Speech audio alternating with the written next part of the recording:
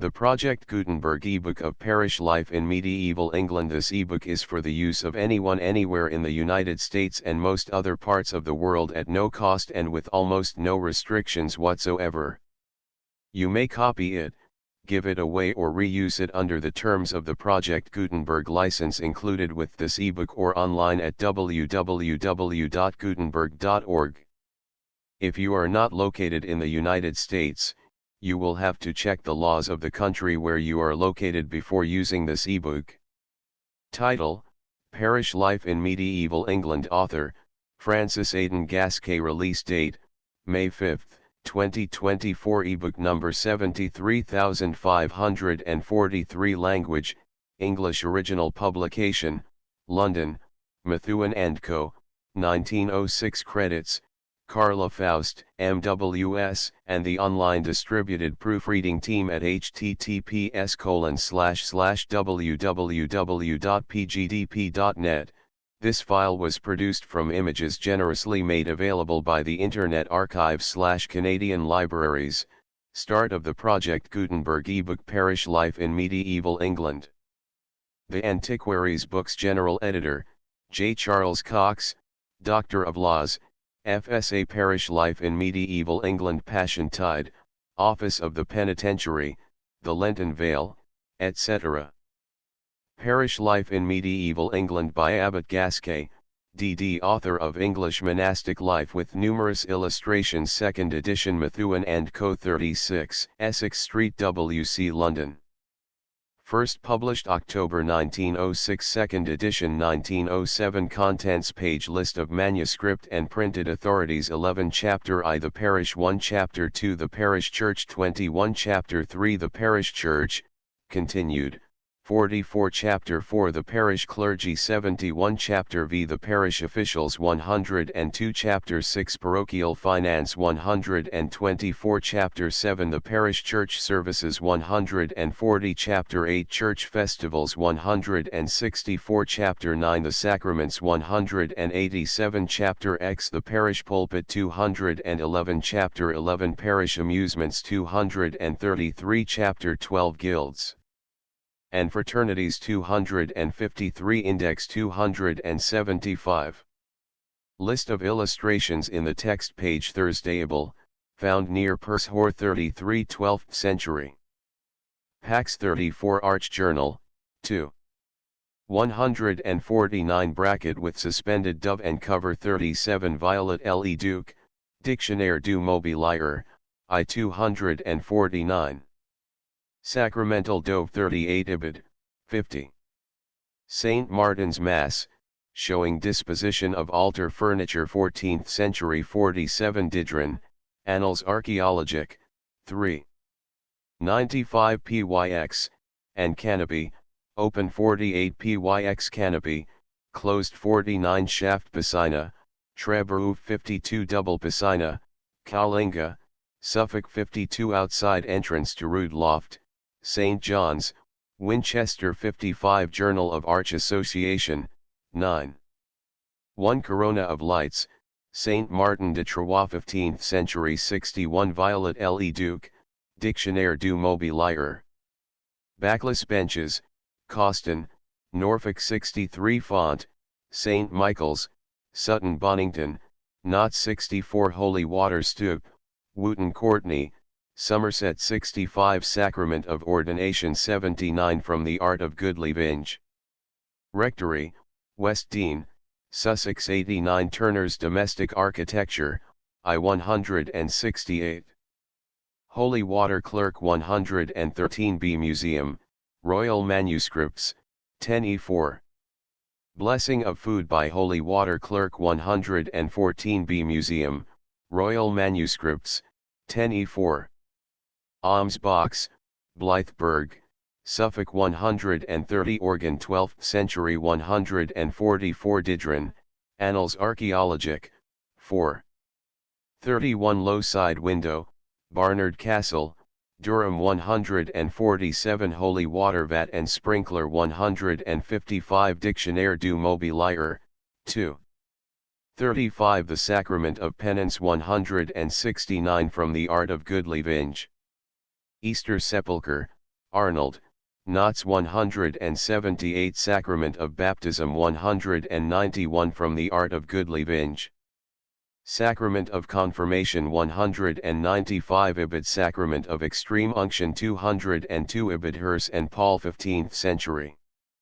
Cantors et Lectern 205 Vita et Pass.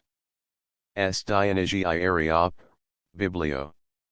Nat Dictionnaire du Mobilier, 2. 127 Sacrament of Matrimony 208 From the Art of Goodly Vinge. Pulpit, 1475, St. Paul's, Truro 212 Stone Pulpit Bracket, Walpole St. Andrew, Norfolk 215 Church House, Lincoln 234 Turner's Domestic Architecture, I-168. List of plates Passiontide Frontispice B Museum, Ad. Ms. 25698, F9. Rood Screen and Pulpit, Hayburton Church to Face page 44 from a photograph by J. Valentine and Sons, Limited Screen, Withicombe, Somerset 56 Acolithes and Baptism 76B Museum, Royal Manuscripts, 6E6, FF40, 171. House Ceiling Cloth for Holy Communion 106 Ibid, 2B7, F260B.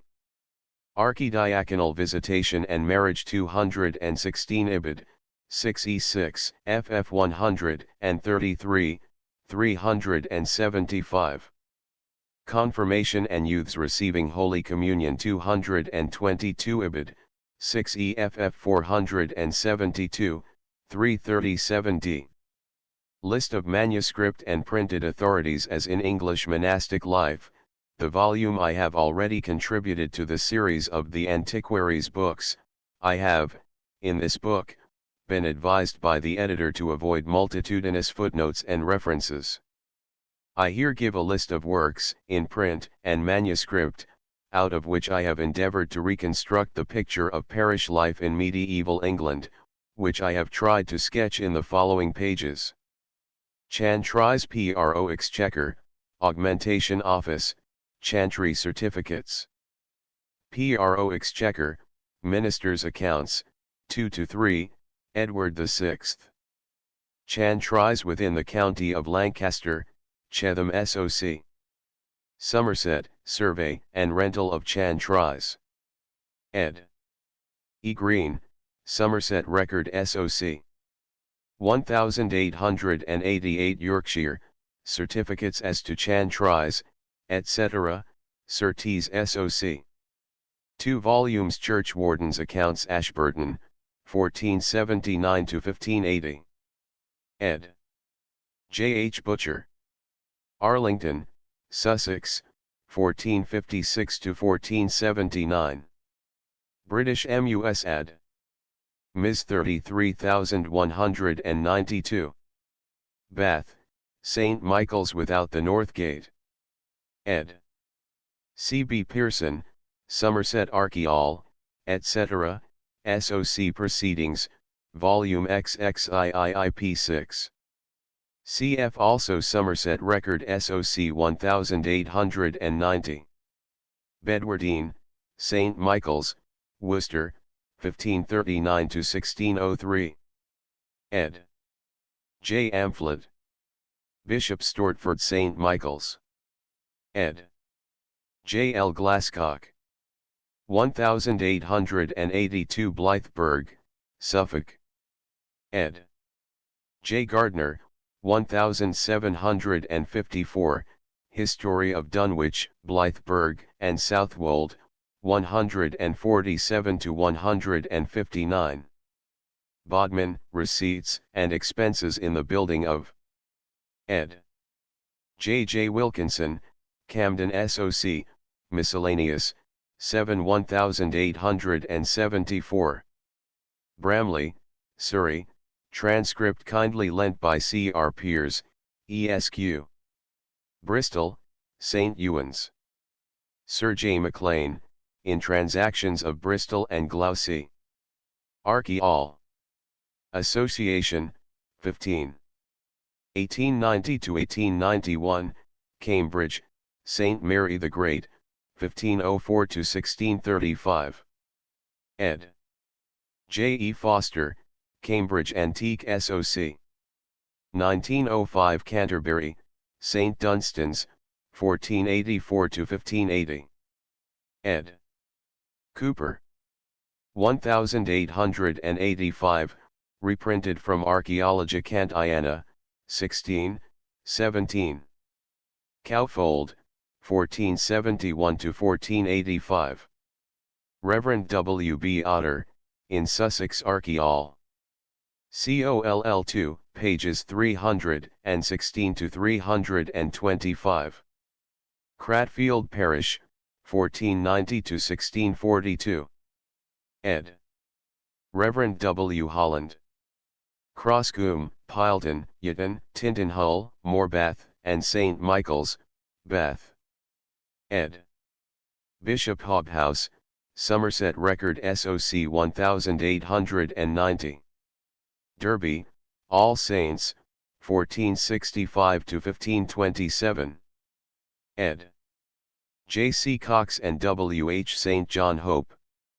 1881 Dover, St. Mary's, 1536.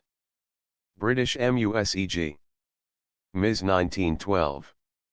Exeter, St. Petrox, 1425 to 1590. R. Diamond, Devon Association for the Advancement of Science, etc. 1902. Hawkhurst. Ed. W. J. Lightfoot, Archaeologia Cantiana, Volume VP 78. Hedon, St. Augustine's, in E. Writing of York's, in Early History of the Town and Port. J. R. Boyle, Appendix, Sciene. Sequentia Hertfordshire. Inventory of Church Furniture. Ed. J. E. Cussons. Hythe, 1412 to 1413, in Archaeol. Cantiana, X pages 242 to 249. Leicester, St. Martin's. Ed. Thomas North. 1884 Laverton, Lincolnshire, in Archaeologia, Volume Slee pages 333 Sequentia. Lincolnshire, in Church Goods, ed. Peacock, pages 202 Sequentia London, St. Martin's, Outwich, 1570, in Sir J. Nichols' Illust. Of Manners, etc., pages 270 Sequentia London, St. Dionysius, Back Church, in London and Mid. Archaeol, 4. Pages 203 Sequentia. London, St. Mary at Hill, 1420 to 1559. Ed. H. Little Hales, 2 parts, 1904 to 1906, Early English Text SOC. London, St. Michael's, Cornhill. Ed. Overall and Waterlow. 1870 London, St. Peter Cheap, Journal of Archaeological Association, Volume XXIV pages 248 Sequentia. Ludlow, 1469 to 1749. Ed. L. L. Jones, in Shropshire Archaeol, etc., SOC, Volumes 1, 2, 4, 5. Melton Mowbray. Ed. Thomas North, in Leicestershire Architect and Archaeol. SOC Transaction 3. 1874, Morbath, Somerset, C. Crosscombe. Norfolk Church Goods, in Norfolk Archaeol, 7. North Elmham, 1539 to 1577. Ed. A. G. Legg. 1891 Norwich Church Goods, in Norfolk Archaeol, 6p 360. Nottinghamshire Church Goods, PROEXCHQR Church Goods, 7/38-7/39. Oxford, St. Peter in the East, 1444. Ed. R. S. Milne, in SOC of Antiquaries Proceedings, 2nd Series, X, 25-28. Pilton, Somerset, C. Cross Coombe. Piltington and Other Parishes in Diocese of Durham. 1580, ed. Surtees SOC 1888. Reading, St. Giles. Ed. W. L. Nash. 1881 Saffron Walden, Extracts, 1439-85, in History of Audley End and Saffron Walden, by Richard, Lord Braybrooke.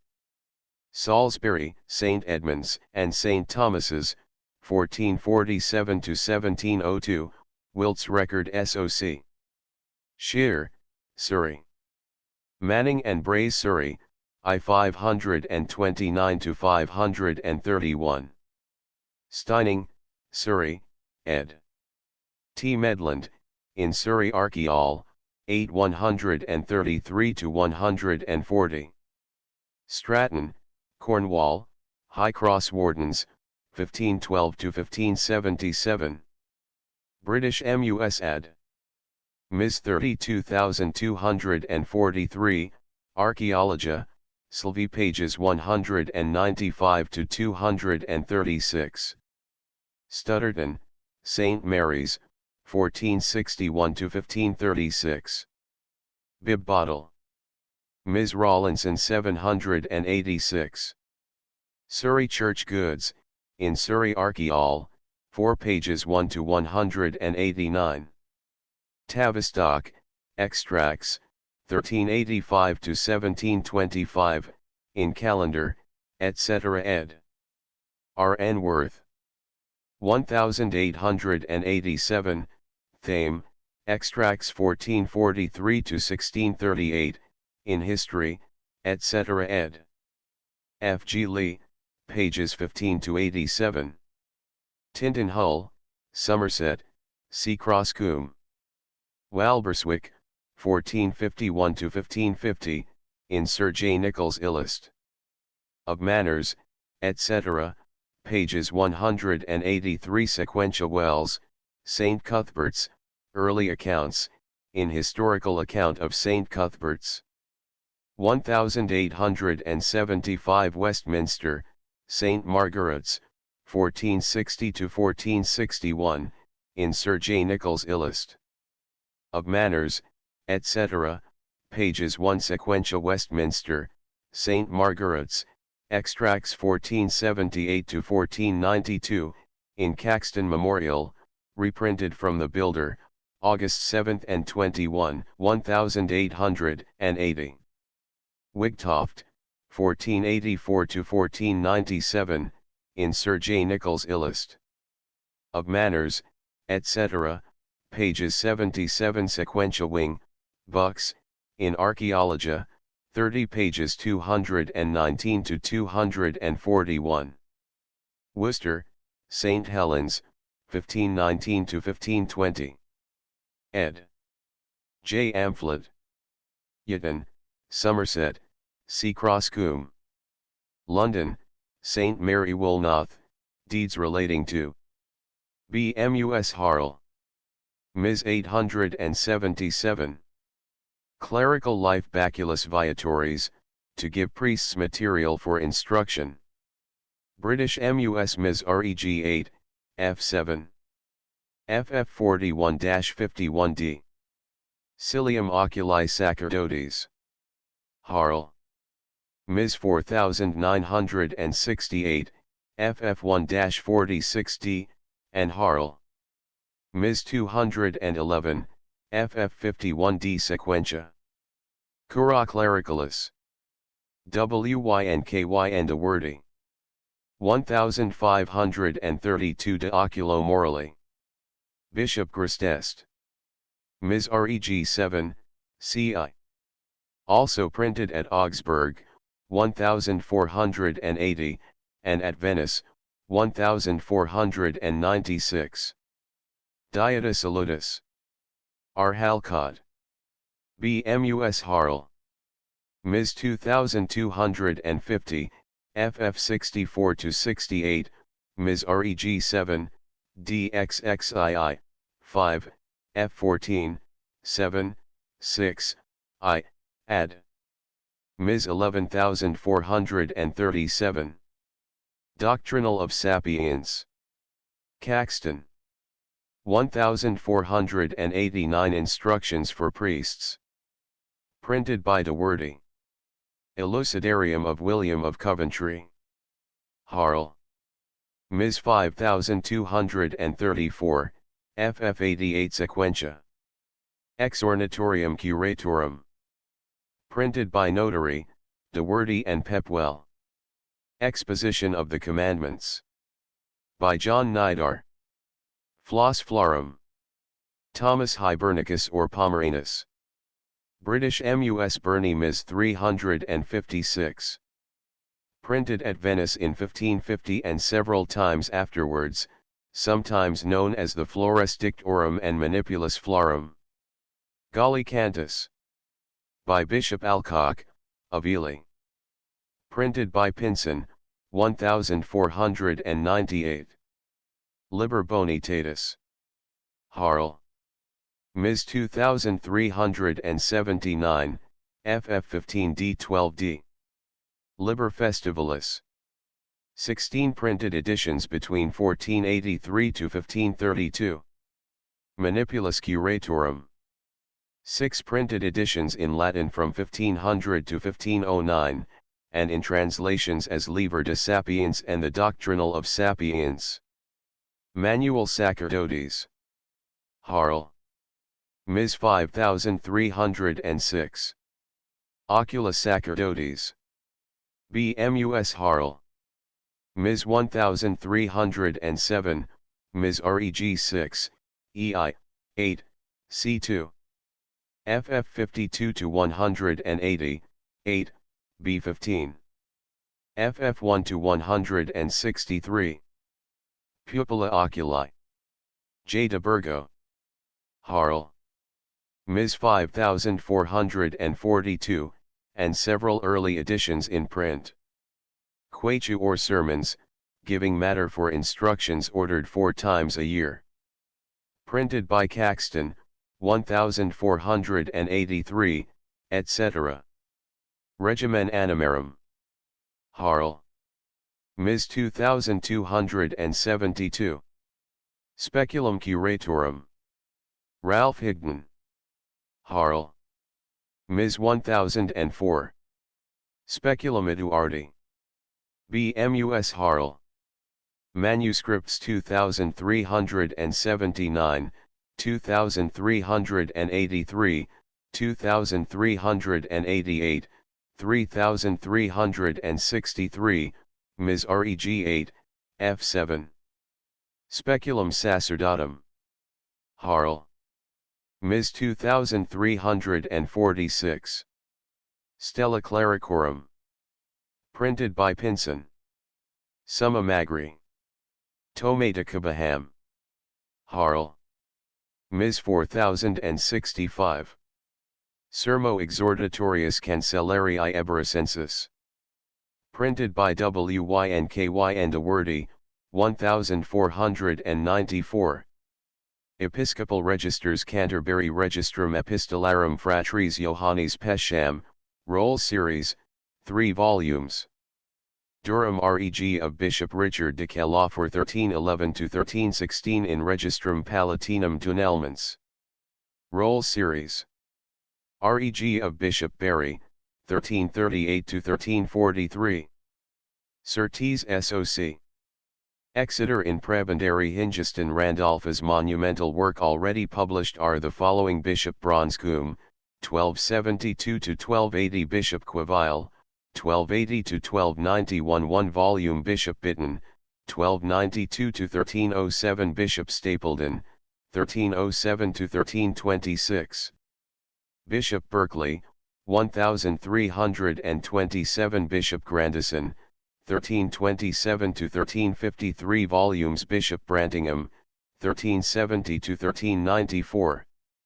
Bishop Stafford, 1395–1419. Bath and Wells. Bishop Walter Gifford, 1265–1266. Somerset Record SOC. Bishop Drokensford, 1309–1329. Ibid, Bishop Ralph of Shrewsbury, 1329–1363. Ibid, Bishop Bowett, 1401–1407. Ibid, Bishop Richard Fox, 1492–1494. Ed. E. C. Batten. 1889 Winchester. The Hants Record SOC has published Bishop John de Sandale, 1316–1321 volume Bishop Regard de Osorio, 1320–1323 Bishop W. of Wickham, 1366–1404. 2 volumes Worcester. The Worcestershire History SOC has published translations and abstracts of Bishop Gifford, 1268–1301. Sed Vacanti, 1301–1435. York. The Surtees SOC has published Archbishop Walter Gray, 1217–1255. Archbishop Gifford, 1266–1279. Statuta Ecclesiae Lichfeldensis. Cod. Ms. Vitell, AX, FF 163–205. Visitations of Churches in Exeter Diocese, AD 1440. Harl. Ms. 862, FF 32–36. Visitation of Archt. Of Norwich, AD 1363. Pro Miscellaneous of Exchequer. QR Volume 30. Visitation of Churches belonging to St. Paul's, London. Ed. W. S. Simpson, Camden SOC. Miscellaneous 9. Pages 1–38. Forms of Letters. Harl. Manuscripts 670, 862, 3378, 2179, 3300. Ad. Ms. 32089, 33089.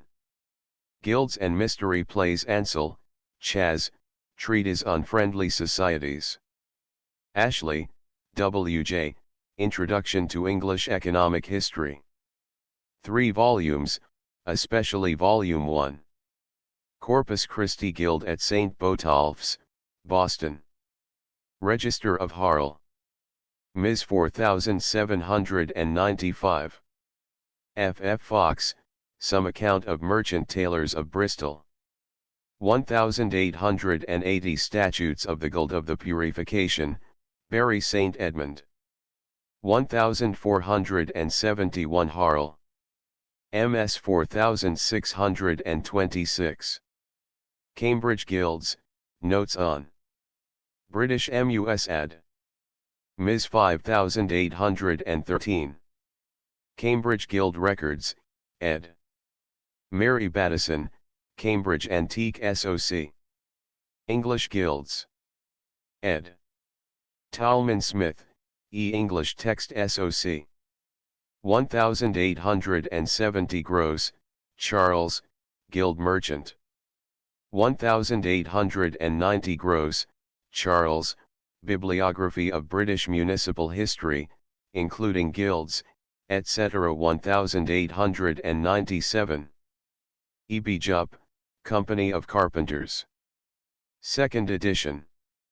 1887 Pinner Guild, London, 1464. British Ms. E.G. Ms. 1142. Vintners Company, Temp. Hen. 8 British MUS E.G. Ms. 1143. Ludlow Palmer's Guild, in Shropshire Archaeol. SOC, I pages 333 sequentia. Sleaford Guild Accounts, 1477 to 1545. British MUS Ad. Ms. 28533. Norfolk Guild Certificates, ed. W. Rye for Norfolk, etc., Archaeol. SOC, 11. 105 to 36 1892. Ed. Smirk, Ancient Ordinances of the Guild Merchant of Southampton, Archaeol. Journal, 16. 283 to 96 and 343 to 82. 1859, Stamford, Annals of, in Peck's Antique, BK 12 pages 18 to 20. The Town Ely Mysteries. Surtees SOC 1836. York, Reg of Guild of Corpus Christi. Ed. Surtees SOC 1872. York, Corpus Christi Guild Register.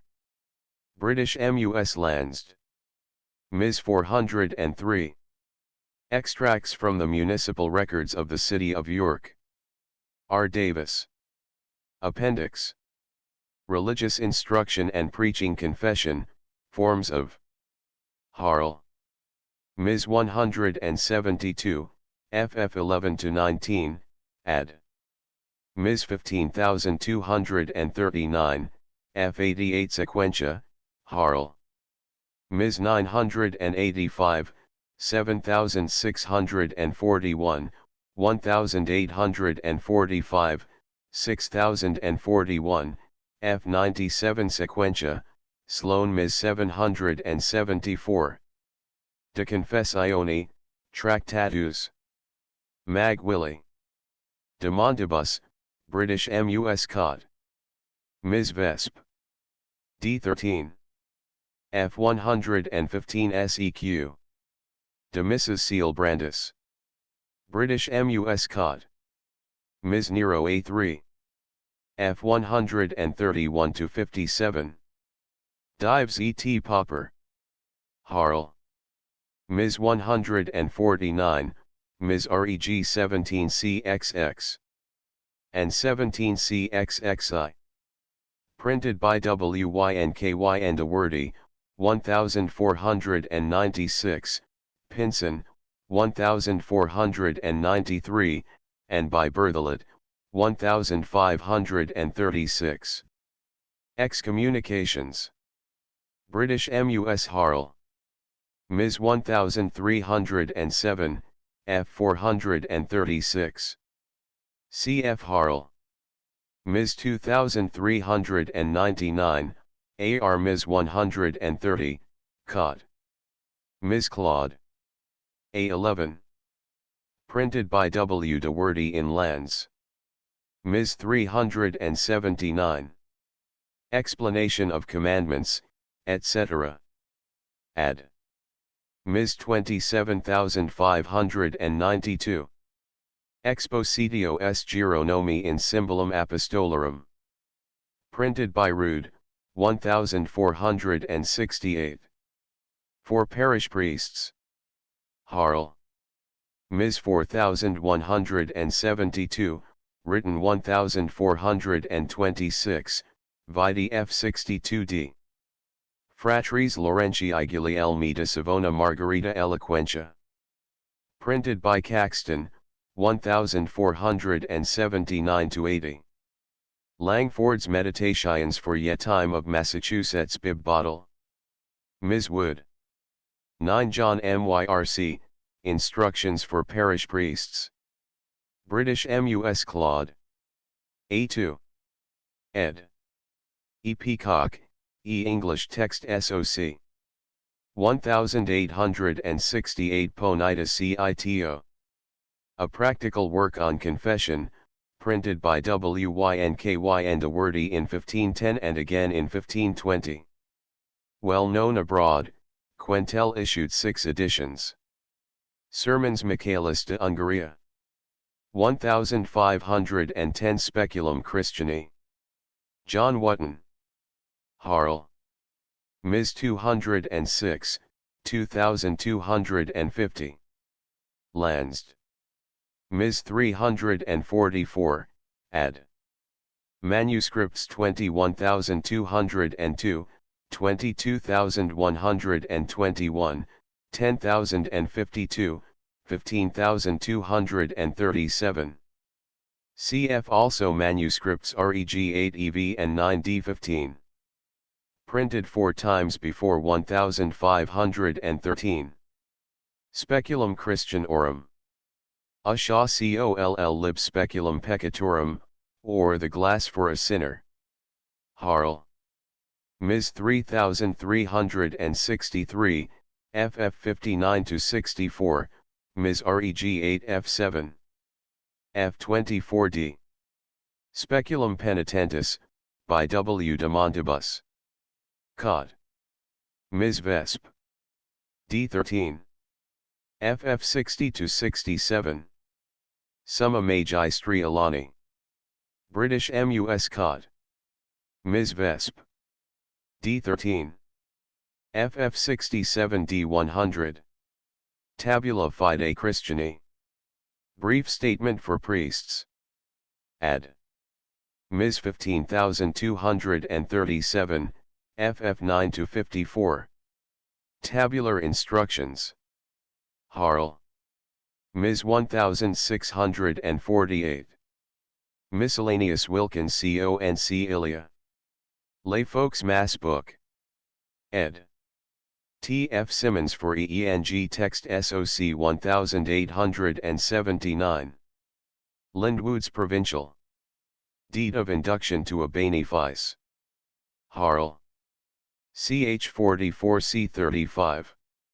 Valor Ecclesiasticus. The Lay Folks Catechism, EENG Text SOC. 1901 Rocks Church of Our Fathers. The Primer or Lay Folks Prayer Book, ed. H. Little Hales for EENG Text SOC. 1897 J. S. Byrne, History of Henley-on-Thames, 1861, particularly Chapter V. H. Swindon, History of Great Yarmouth, Section XXII, St. Nicholas Church. Testamenta Eberecentia, Surtees SOC. 6 volumes Chester Wills, copies. British MUS Harl. Ms. 2067. Calendar of Wills in the Court of Hustings London. Ed. R. R. Sharp. 50 Earliest English Wills, EENG Text SOC. 1882 Wills and Inventories of Northern Counties. 2 points, Surtees SOC. Calendar of Wills. Worcester, ed. E. A. Fry, work. History SOC. Manship, History of Great Yarmouth, 2. p. 114 Sequentia J. J. Raven, The Church Bells of Suffolk. W. A. Scott Robertson, Medieval Folkestone. 1876 J. Gardner, History Account of Dunwich, Blythburgh, and Southwold. 1754 A. Gibbons, Early Lincoln Wills, 1888. C. Bailey, Transcripts from Municipal Archives of Winchester, p. 66, The Corpus Christi Procession. The Babes Book, ed. F. J. Furnival for EENG Text SOC. 1868 R. Whitford, A Werka for Householders. 1533 Archbishop Hamilton, The Catechism. T. C. Smith, Records of Preston Parish and Amounderness. C. Atchley, The Parish Clerk. Dr. Jessop, Parish Life in England Before the Great Pillage, 2 articles in the 19th century, January and March, 1898. J. J. Wilkinson, Receipts and Expenses in Building Bodmin Church. 1469 to 1472, Camden SOC Miscellaneous 6 1874. English Prayers, printed, Sarum Hori, 1527, BMUSC 35, H9. The Primer in English. 1538 Chr. Wordsworth, Notes on Medieval Services in England. 1898 Parish Clerk, Duties of, Vitae in Clifton Antique Club, I 143. The Clerk's Book of 1549. Ed. J. Wickham Legg, H. Bradshaw SOC Volume XXV. T. Sharp, Illustrations of the History of Holy Trinity Church, Coventry. 1818 James Christie, Some Account of Parish Clerks. 1893 O. J. Reichel, The Rise of the Parochial System in England. 1905 H. W. Clark, The History of Tithes. 1887 H. Grove, Alienated Tithes. 1896 Lupset, T. Exhortation to Young Men. 1535. Parish Life in Medieval England. Chapter I. The Parish. Any account of parish life in medieval England must include much more than might at first sight be supposed.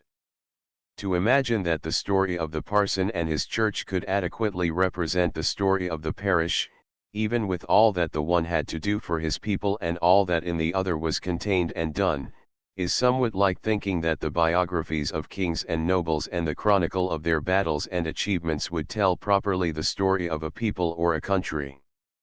The fact is, that in those far-off days the parish church was the center of popular life all the country over, and that the priest and other parochial officials were the recognized managers of many interests beyond those of a strictly ecclesiastical nature. Religion and religious observances then formed an integral part of the English people's very existence in a way somewhat difficult for us to grasp in these days, when the undoubted tendency is to set God and the things of God outside the pale of ordinary worldly affairs, and to keep them out as far as possible. It is unnecessary here, of course, to determine which method is right and which is wrong, but it is useful, to say the least, that the fact of this change of attitude should be borne in mind in any examination into the parish life of medieval England. To fail to appreciate the intimate connection between the Church and the people throughout that period of our national life will cause the observer to misread many of the facts, upon which a correct judgment of that time must depend. A writer in the National Review does not overstate the truth when he says in the Middle Ages the conscious sharing in a worldwide tradition bound the local to the universal life, and through art and ritual the minds of the poor were familiarized with facts of the Christian faith. By our own poor I fear these facts are very dimly realized today. The parish. At the outset it will be well to determine the exact meaning of the word parish, and to establish as far as is possible the origin of the English parochial system.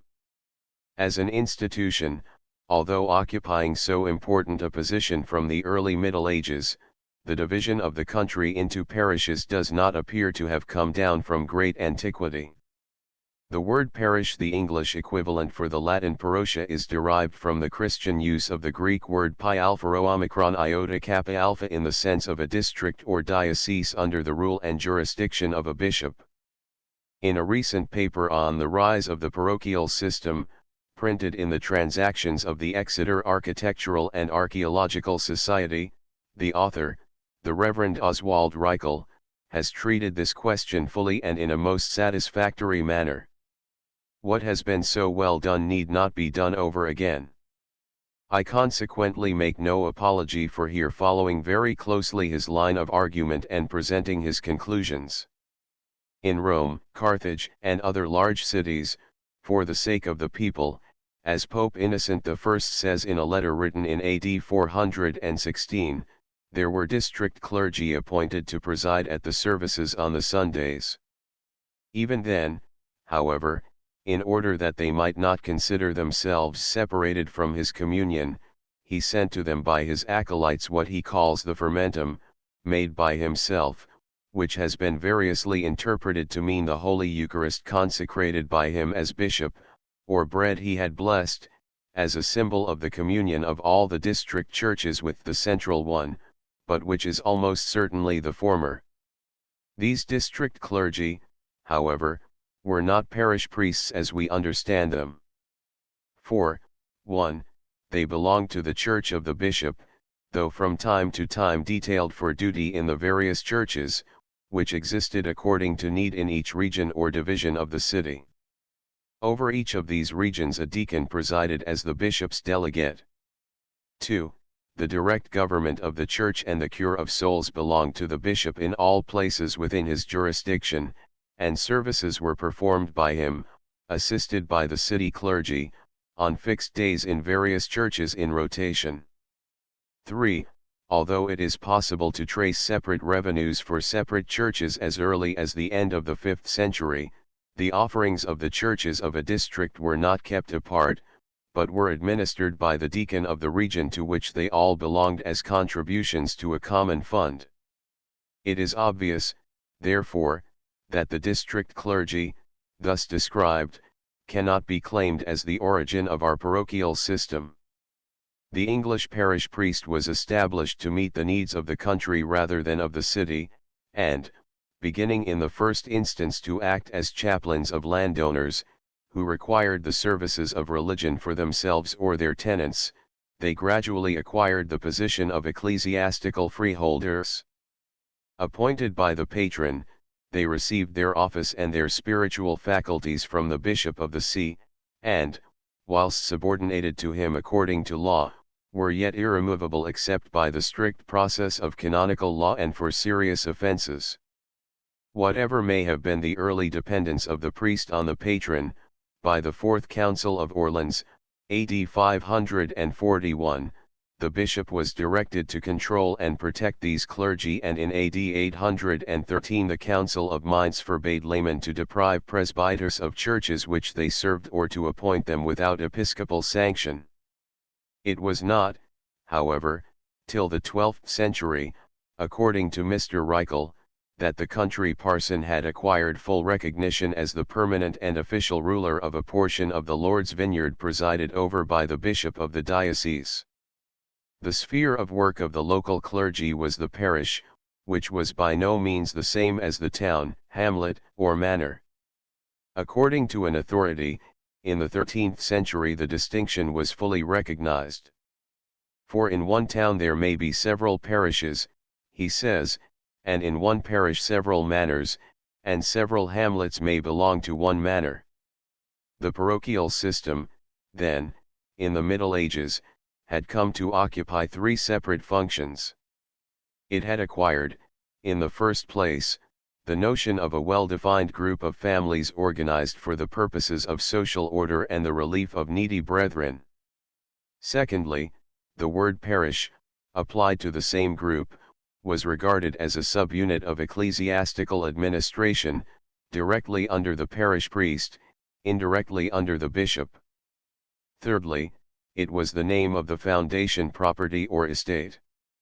From the earliest times in the Christian Church the duty of all to assist according to their means in the support of their poorer brethren was fully recognized. The peculiar method, however, of enforcing this duty by the regular payment of tithes was apparently insisted on in the West by the Second Council of Macon in AD 585, and in the Council of Rouen in AD 650. In England, to speak only of it, by the middle of the 10th century the religious duty of paying tithe was enforceable at law, and this tax was commonly called God's portion, God's consecrated property, the Lord's bread, the patrimony of Christ, the tribute of needy souls. This was undoubtedly the view taken in pre-Reformation days of the duty of all to pay the 10th portion of their goods for the use of the Church. What that use was has frequently been entirely misrepresented and misunderstood. In the words of the author of the tract on the rise of the parochial system in England, it must be always remembered that in the view of the Church, tithes other than first fruits, and tithes of increase, were destined not to provide a maintenance for the clergy, but for the relief and support of the poor, and the rector, whether of a religious house or parochial incumbent, was supposed to administer them for these purposes, he being only a ruler or administrator of them. During the whole of the time that the English Church was ruled as an integral part of the Western Patriarchate, this view of the destination of tithes, and of the rector's or administrator's duty in respect of them, was never lost sight of. In regard, then, to the general notion of a parish, and as to how the parochial system was extended and developed in England, Mr. Reichel's general summary at the end of his tract is important and interesting. It began, he concludes, in Saxon times, and assumed its complete form in the councils of London and Westminster in the 12th century. In the centuries which followed, and with which we are concerned, the administration of tithes was frequently entrusted to the actual incumbent, and in some cases to religious houses or collegiate establishments. But in any case the duty of the administrator was understood and acknowledged, and, it must be supposed, acted upon. The mistaken notion as to this has arisen probably from a neglect to bear in mind what happened at the period of the Reformation. At and since the Reformation, says our author, custom has persistently regarded such administrations as endowments of the parson, clerical or lay, not as gifts to the poor, of which he is only the administrator. Monastic parsons were then simply deprived of them by law, and the administrations they held were granted as property to laymen, whilst, to meet the wishes of a married clergy, parochial incumbents were released from all claims at law for charitable purposes. It is important to bear in mind that a properly organized parish was a corporation, and acted as a corporation, and as such no lords of the manor or political personages had any sort of power or authority over it. They might be, and, in fact, of course always were, members of the corporation parishioners, and their positions entitled them to respect and gave, no doubt, authority to their suggestions. But the records of the old parishes that have come down to our time clearly prove that squire rule over parson and people in medieval parochial life did not exist. Sometimes, no doubt, the great men of a place tried to have their own way, but they were quickly shown that the corporation of the parish was under the protection of a power greater than any they possessed, the power of the Church, and, as a matter of fact, this was so well recognized that it is difficult enough to find individual instances of any great landlords who were willing to try conclusions with the paramount spiritual authority. To Holy Mother Church all were the same, and within God's house the tenant, the villain, and the serf stood side by side with the overlord and master. In fact, at times, as when a feast fell upon a day when work had to be done by custom for the lord of the manor, the law of the Church forbade these servile works, and the master had perforce to acquiesce. In other words, the parish, so far as it was organized, had been the creation of the Church, and was free. The parish, writes Bishop Hobhouse, was the community of the township organized for church purposes, and subject to church discipline, with a constitution which recognized the rights of the whole body as an aggregate, and the right of every adult member, whether man or woman, to a voice in self-government, but at the same time kept the self-governing community under a system of inspection and restraint by a central authority outside the parish boundaries. One thing especially bound the parish together most firmly. The fact that the belief and practice of all was the same, that every soul in the parish worshipped in the same church and in the same way, that all kept the same fasts and feasts and were assisted by the same sacraments, gave a unity to the corporation almost impossible now to conceive.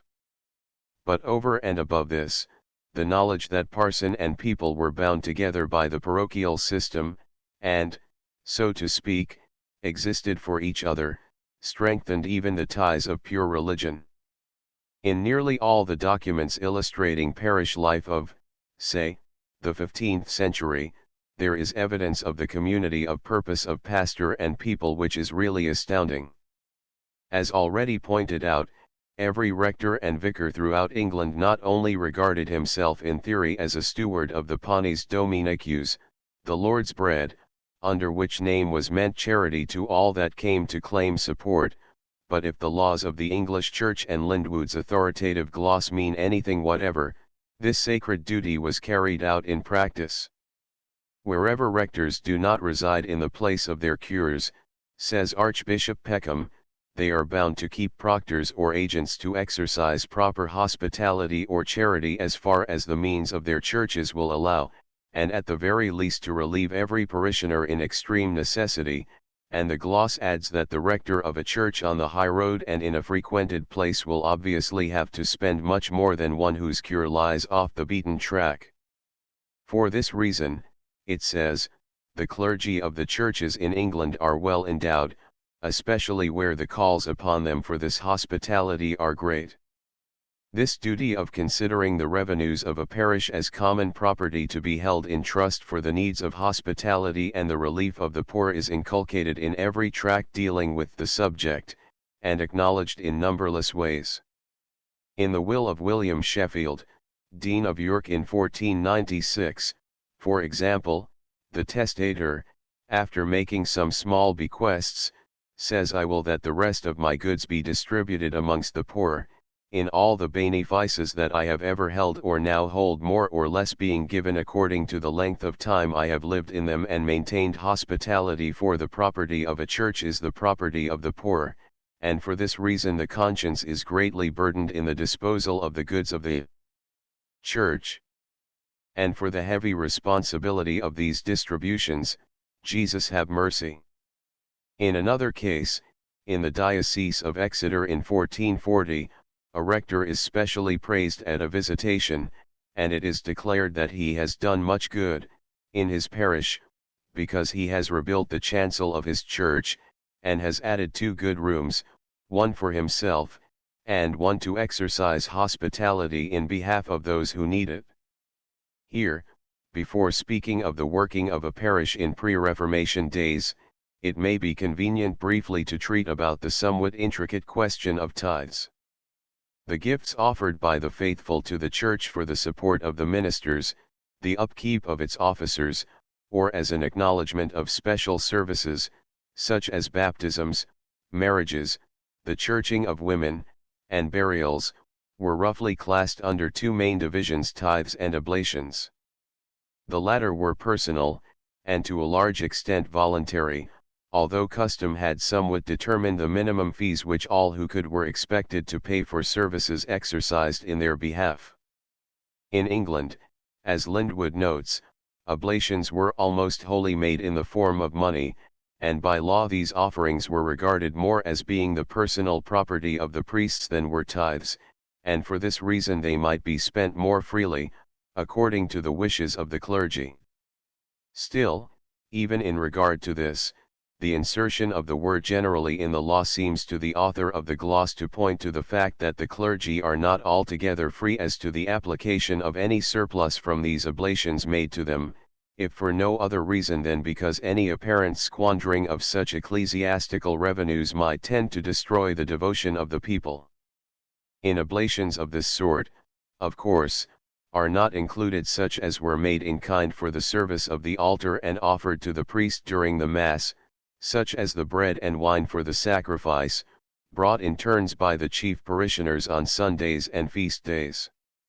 Tithes are commonly defined as the 10th part of all fruits and profits justly acquired, owed to God in recognition of his supreme dominion over man, and to be paid to the ministers of the Church. In the old dispensation this recognition was made by Abraham, promised under vow by Jacob, and legally regulated by Moses. In early Christian times, if there is no evidence of the existence of the practice, it is only because the voluntary offerings of the faithful were ample to supply the needs of the Church and its ministers, whilst the community of goods practiced by the first Christians hardly allowed the existence of real poverty among them. As the Church grew, its needs, and in particular the less obvious needs of the faithful poor, required some more regular and certain resources than the irregular and voluntary alms of its richer members. So in the Council of Macon in AD 585 is found the first express declaration of the Christian obligation of paying tithes, not indeed as a new law, but as the assertion of an admitted Christian principle. In the 8th century these payments began to be regularly made throughout the Western Church, and in England, according to the Saxon Chronicle, in AD 855 the father of King Alfred, Ethelwulf of Wessex, is said to have assigned to the Church the 10th part of his land all over his kingdom for the love of God and his own everlasting will. In this it is almost certain that the Chronicle is wrong in the form of expression, and that what Ethelwulf did was to decree the payment of a tithe of the produce, and not hand over a tenth of the land as an endowment of the Church. And here it may be well to remark that there was obviously nothing sacrosanct about the 10th portion payable for Church purposes. It is merely a portion that is taken to represent what is generally a fair offering to God, and one not too burdensome on those who had to pay. In some cases it might be, and indeed, according to custom, was greater or less in different places. Tithes were usually divided into two kinds, predial and personal, some coming of the earth, says the author of Dives and Pauper, as corn, wine, bistale, that is brought forth by the land, and such thyngs be clepid prediales in Latin. Some thyngs cometh only of the person, as be merchandy and workmanskip, and such bene clepid personals in Latin. In these a man is to account his expenses, and then see whether he has gained, and so pay a tithe of his profit, but this may not be done in the case of the predial tithes. In these he is not to count his expenses, but pay his tithe of all, neither the worst nor the best, but as it comes. The Council of Merton, in 1305, set forth a schedule of the things upon which tithes had to be paid by law.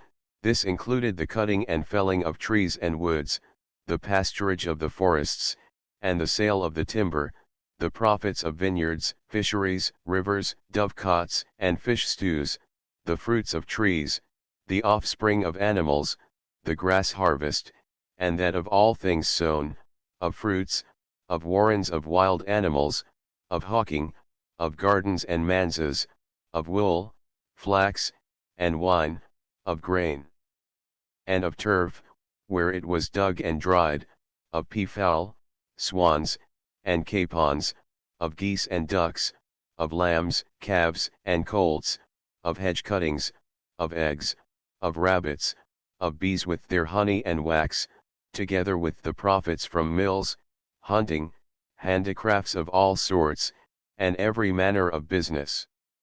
As to these, Dives and Pauper, on the authority of canonists, teaches that people should be reminded that tithe is, in the first place, an acknowledgement to God for what he has himself first given to men. Consequently, all should willingly pay this tribute to him, and thus continue to deserve his blessings. Also, that they should remember that nothing was exempt from this tribute: windmills and water mills, tanneries and fulling mills, all mines of silver and other metals, all quarries of stone, and all profits of the merchant and the craftsman.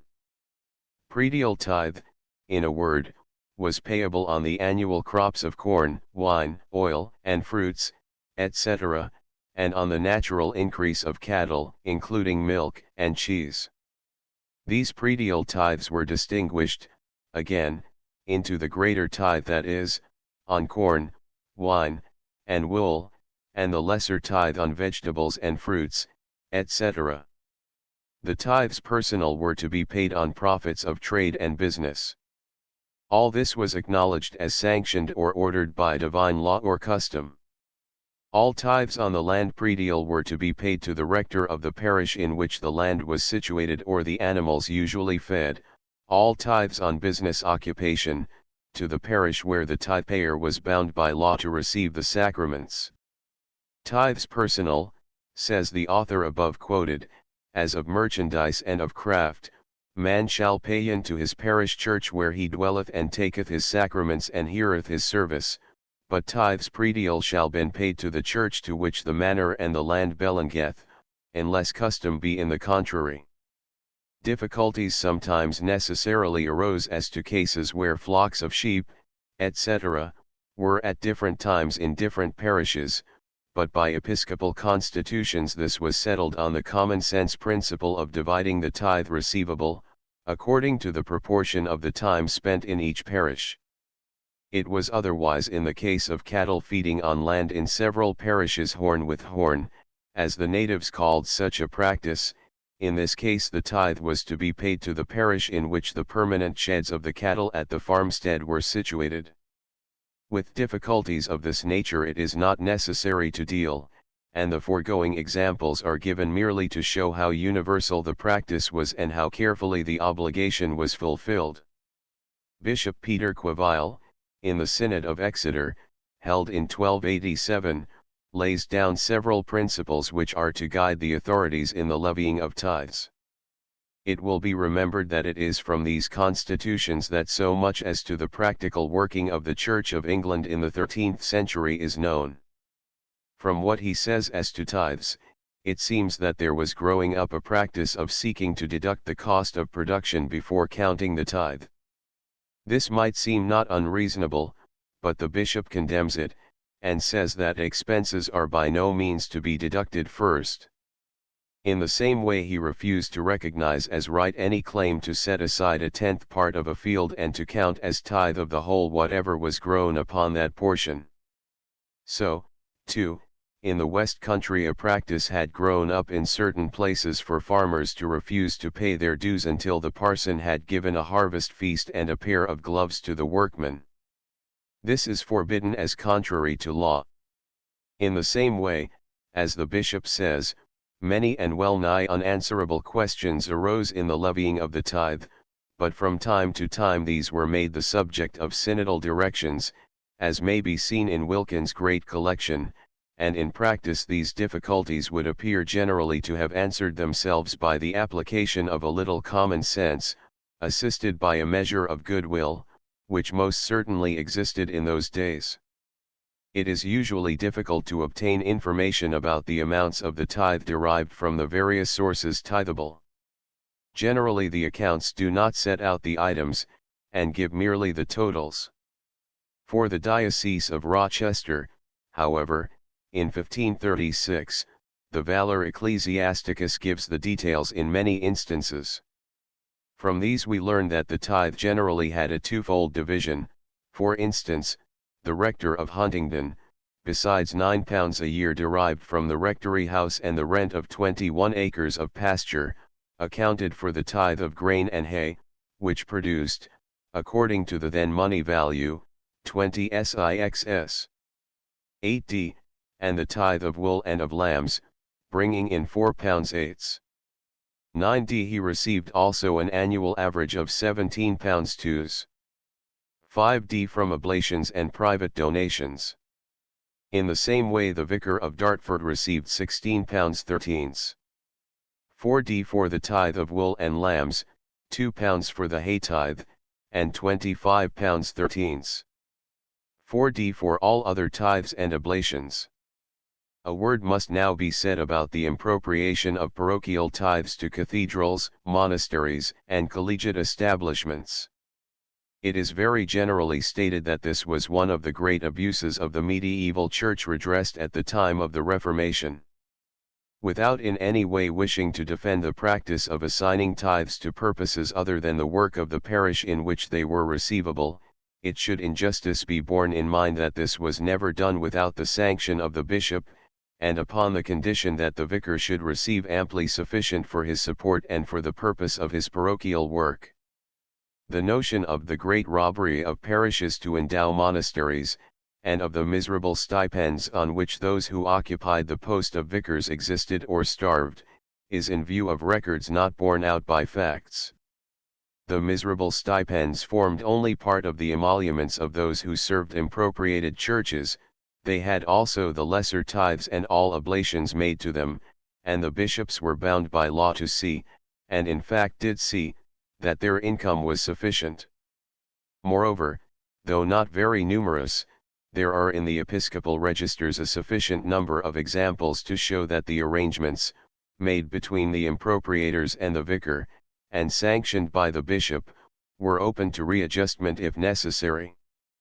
At East Anthony, in the Diocese of Exeter, for example, this is exemplified, and the settlement made by Bishop Grandison is confirmed by Bishop Stapledon, and the principle is laid down that the bishop and his successors have power, should they see fit, to increase, diminish, or change the amount to be paid to the holder of the vicarage and the conditions upon which it is held.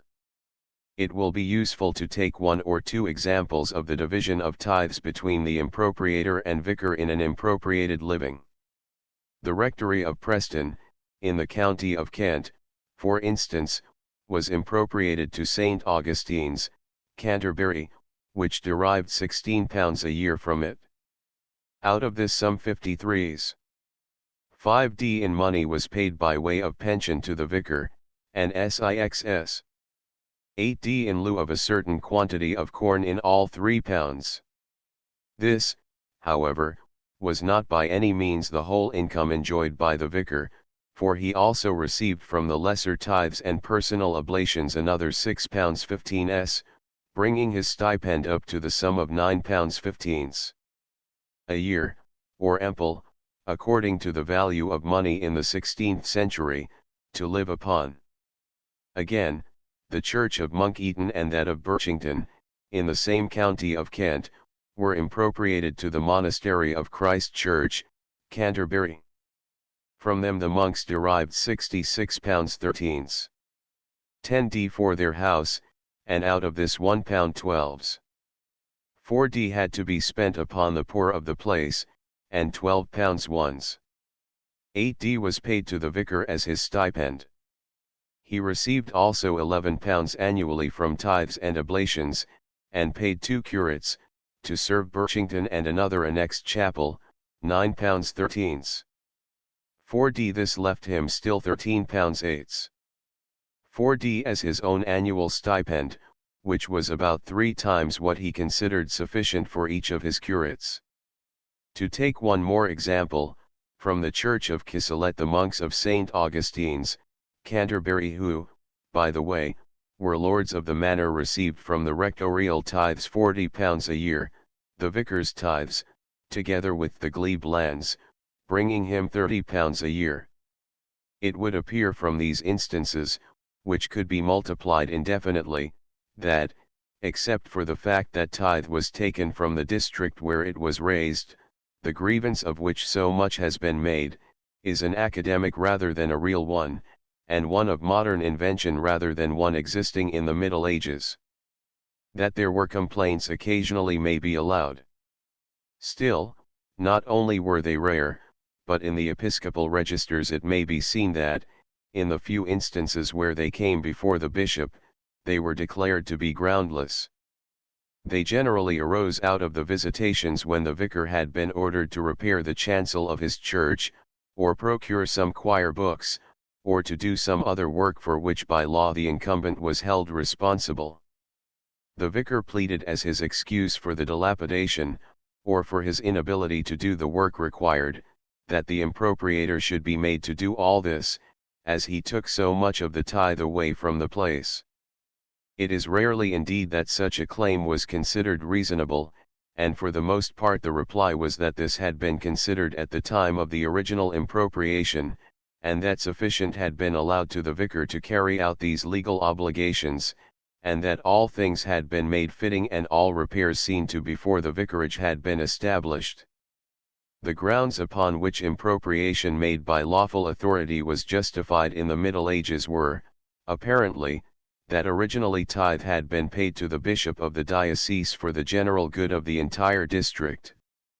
By his administration of these diocesan funds he was enabled to assist good works of every kind at his discretion.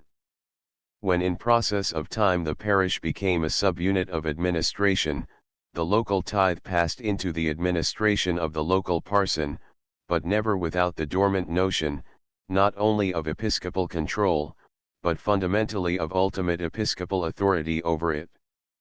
Up to the Reformation it was taught that tithe really ought to be divided into 4 parts, 1 part to go to the bishop, if he needed it, 1 to the ministers, 1 to the poor, and the 4th part for the repair of the church fabric. The notion that it was the great landowners who in the first instance endowed the parish churches with tithes, and subsequently took them, or a portion of them, away and gave them to religious houses and colleges, is for the most part quite imaginary. Tithe was, as already pointed out, the recognition of God's supreme authority over the world, and a public acknowledgement that all things came from his hands, and the idea, which is a product of modern notions, that it was a charge made upon the land for the benefit of religion, is wholly alien to the spirit of pre-Reformation days. The very fact that this does not explain the existence of personal tithes, shows that the giving of tithes generally did not depend upon the generosity of any landowner or lord of the manor. Neither was the tithe ever regarded as the absolute property of the incumbent. Besides his recognized duty in regard to the repairs of the chancel, the poor were regarded as having legal claims upon what was received by him. What seems to us a somewhat strange custom was occasionally practiced in the 14th and 15th centuries. This was the farming out of tithes by the rectors, or, in other words, raising money upon their expected receipts. For this the sanction of the bishop had previously to be obtained, and any pledging of the tithe for more than the current year was illegal. Beyond this, where a rector or prelate put his benefice out to farm, according to the law, he was bound to get 4 of his parishioners, approved by the bishop, to be surety for the faithful payment of the full portion, pinguis portio, of the tithe due to the poor of the parish. I hold, however, says the canonist Lindwood, that this is not necessary in the case of a rector or prelate, who, after farming out his tithes lawfully, continues to live in his benefice, unless he is suspected of not intending to succor those in poverty. The duty of paying lawful tithes was constantly inculcated by synodal decrees, by bishops' letters, and from the pulpit. Thus John Myrc, in his instructions for parish priests, tells them techa hem also vela and greeth how they shall paye hear teeth of all thing that doth hem new they should teeth vela and true after the custom of that country every mon his teething shall pay. The author, however, says that he has no need to speak much of that matter, as priests will see to it that their tithes are paid in due time, and in a Sarum manual it is found set down that by law men of religion, friars, and all other, who go about and preach God's wordy, are commanded to preach 8 times in the year upon the nature of tithes and on the obligation of paying them to the parish priests. That this duty was recognized, and that on the whole it was cheerfully complied with in the Middle Ages, would appear to be certain. It is, moreover, no less apparent that these payments were regarded, not in the light of a charge upon the land, but of a genuine acknowledgement to God of his supreme governance of the world, that all things were his, and that in his hands were the ends of the earth. The general spirit in which the obligation was regarded may be seen in the wills of the period, where the testators not only desired that all lawful tithes might be paid from their estates, but very generally left benefactions to their parish churches for tithes forgotten. Chapter 2 The Parish Church. The parish is described by Bishop Hobhouse as the community dwelling in an area defined by the church, organized for church purposes, and subject to church authority. Within this area, he says, every resident was a parishioner, and, as such, owed his duty of worship and contribution to one stated church, and his duty of confession and submission to the official guidance of a stated pastor, entitled his rector, or to the rector's deputy, entitled vicar. The center of every medieval parish, then, was its church. It was, as it were, the mainspring of the machinery of parochial life, which cannot be understood without a full knowledge of its position in regard to the people generally, and of all that it was to the inhabitants of a district in pre-Reformation days. For our present purposes, we need not, of course, concern ourselves with trying to solve the vexed question as to who it was that first built the parochial churches. About this there is, and probably will remain, much obscurity. In the first instance, in England, very possibly, they were the creation of some nobles or rich landlords, who desired to secure the services of religion for the people dwelling upon their estates as tenants, servants, or serfs, and who, having obtained from the bishop of the district his leave to set up an oratory or church, obtained the ministration of a priest.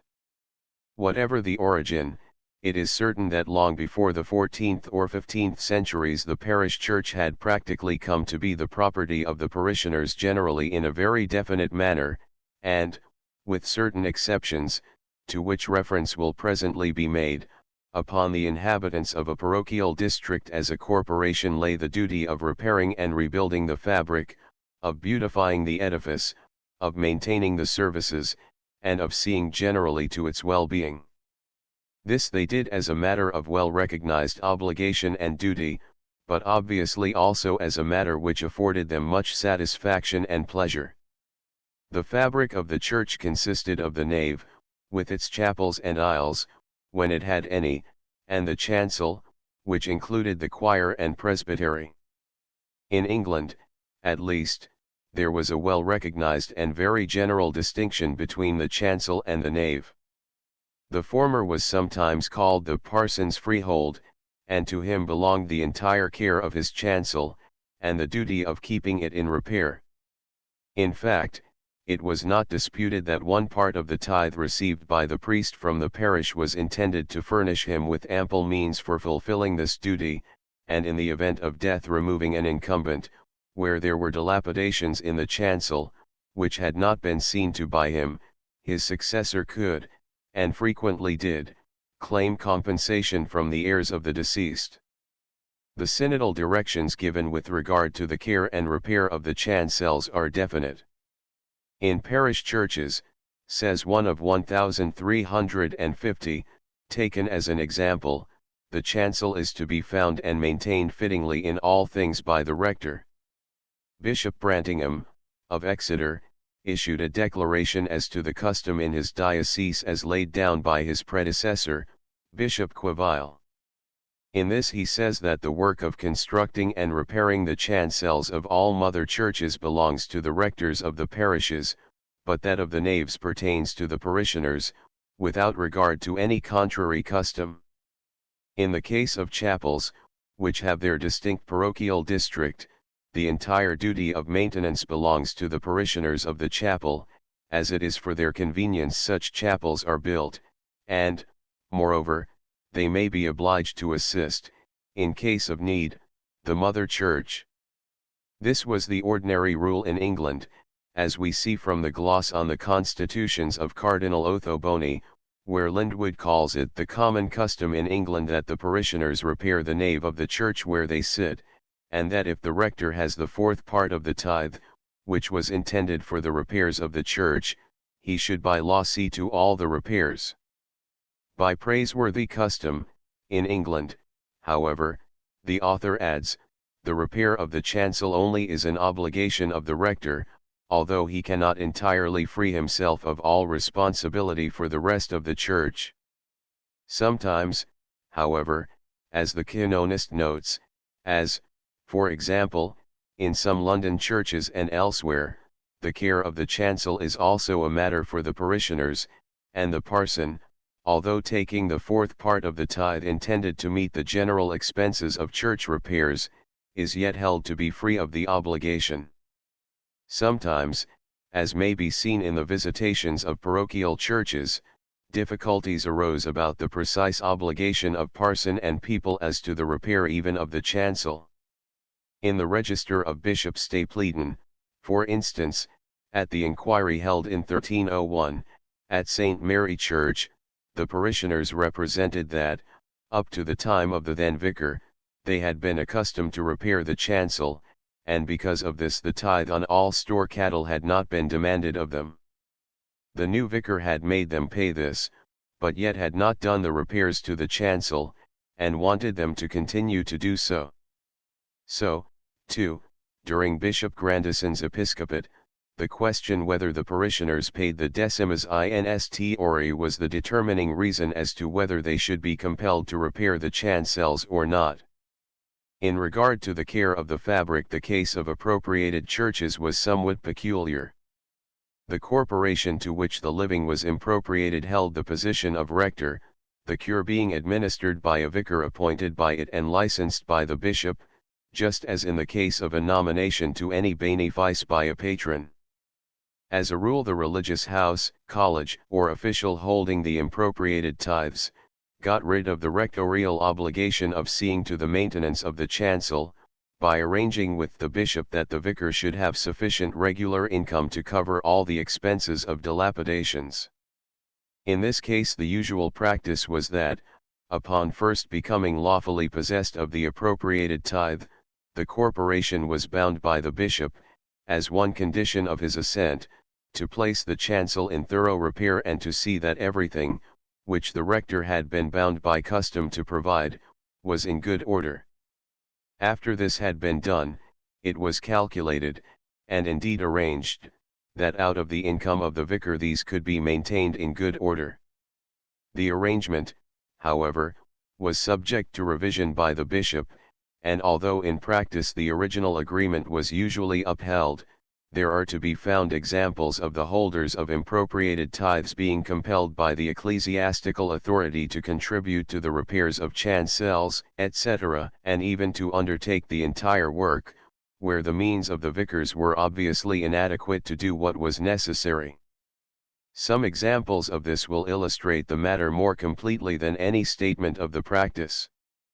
In 1296, Bishop Thomas Tibetan, of Exeter, was called upon to adjudicate upon this question in regard to the vicarage of Morwenstow, the greater tithes of which had been previously appropriated to the Hospital of St. John at Bridgewater by Bishop Peter Queville, with the consent of his canons. The grant had been made with the provision that fitting support should be allowed for the vicarage, the amount to be determined and arranged by the bishop and his successors. This, Bishop Tibetan did, in fact, determined by the document referred to. The vicar, according to the settlement, by reason of his vicarage, was to take certain tithes, which, amongst others, were to include that of all the hay and the mills in the whole parish, as well as the rent of certain crofts, etc.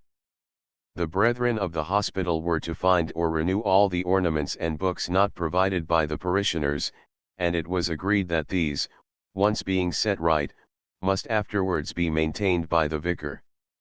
He was also to see to all ordinary repairs, and even extraordinary repairs up to the amount of the fourth part of the tithe received by him. But any other extraordinary expense, together with the upkeep, repair, or rebuilding of the chancel of the church, was to be met by the said religious brethren of the Hospital of Bridgewater. That this settlement was not at all exceptional could be proved by many documents, one must suffice. When Bodmin Church was rebuilt between the years 1469 and 1472, the patrons, the monastery of St. Petroc, defrayed the entire expenses connected with the chancel.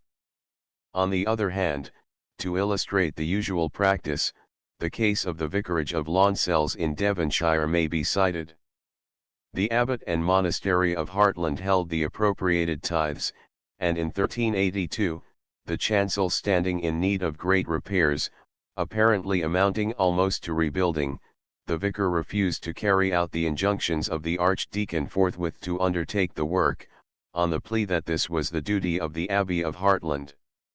The convent denied their obligation, but submitted themselves in the matter to the judgment of the bishop of the diocese. After holding an inquiry, Bishop Thomas Brantingham declared that the vicar received tithes for the purpose of carrying out all repairs to the chancel, and that consequently the monks were free from the obligation. What the material church was to the parishioners of a medieval parish is well described in the synodical constitutions of Bishop Woodlock, of Winchester, at the beginning of the 14th century. If the Israelites, he says, living in the shadow of the law, required specially dedicated places in which to worship the Lord, with how much more reason are Christians, to whom the loving kindness and the humanity of the Savior has appeared, bound by all the means at their disposal to obtain consecrated churches, in which day by day the Son of God is offered in sacrifice. Then, after saying that churches that have not been consecrated are to be solemnly dedicated as soon as possible, he continues the anniversaries of the dedications of parish churches are to be kept by the parishioners, and those attending chapels in the neighborhood not themselves dedicated. The day and the year of the consecration, with the name of the consecrating prelates, are to be entered in the calendar and other books belonging to the church. The dedication of the church to God was the essential condition of its endowment. According to Bracton, the dower made to the church with church lands at its dedication, was a possession of pure and free alms, in distinction from a lay feud, seeing that it is with more propriety called free, since it is dedicated as it were to God. If, says the Constitution of Cardinal Otho for the English Church, if under the Old Testament the temple was dedicated to God for the offering of dead animals, with how much more reason should the churches of the New Law be specially consecrated to Him when on the altars is daily offered for us by the hands of the priest the living and true victim, that is, Christ, the only begotten Son of God. The reverence due to churches, and things once dedicated to the service of churches, was universal in the Middle Ages. Cloths, used as chrism cloths at baptism or confirmation, were to be devoted to ecclesiastical purposes or destroyed, and those who turned anything thus once offered to God to any secular use were considered gravely blameworthy. The gloss upon a constitution of St. Edmund of Canterbury to this effect extends this prohibition of desecration to everything connected at any time with the church. Even the woodwork of a building, once dedicated, was to be destroyed, unless it was capable of being used for another ecclesiastical purpose. So too the cloths used on the altar, the seats, candlesticks, veils, and sacred vestments too old to use, were to be burnt and the ashes buried. The parishioners, as already pointed out, were bound by law and custom to provide for the repair of the nave of their parish church, and for the general upkeep of the church services. There was little need to compel them to fulfill this duty, for the church warden's accounts and other documents, especially during the 15th century, when we have the fullest information, show us that over the entire length and breadth of England the people were gladly rebuilding and beautifying their parish churches. A few examples of this spirit may be of interest as showing what God's house was to the entire people in pre-Reformation days. The labors of Prebendary Hengist Randolph on the diocesan registers of the Exeter Diocese enable the inquirer into parochial manners and customs of the past to find ample material. In the Register of Bishop Stafford of Exeter, 1394–1419, an account of the rebuilding of the parish church of Broadhempston is given.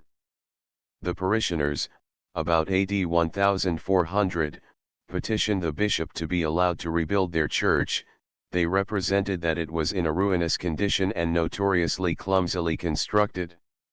It was their wish, they said, to build it on a larger scale, and in a different part of the churchyard. To this the bishop assented, on condition of their promising to complete the new church within 2 years of pulling down the old, and he granted an indulgence to all who should contribute to so great and pious a work.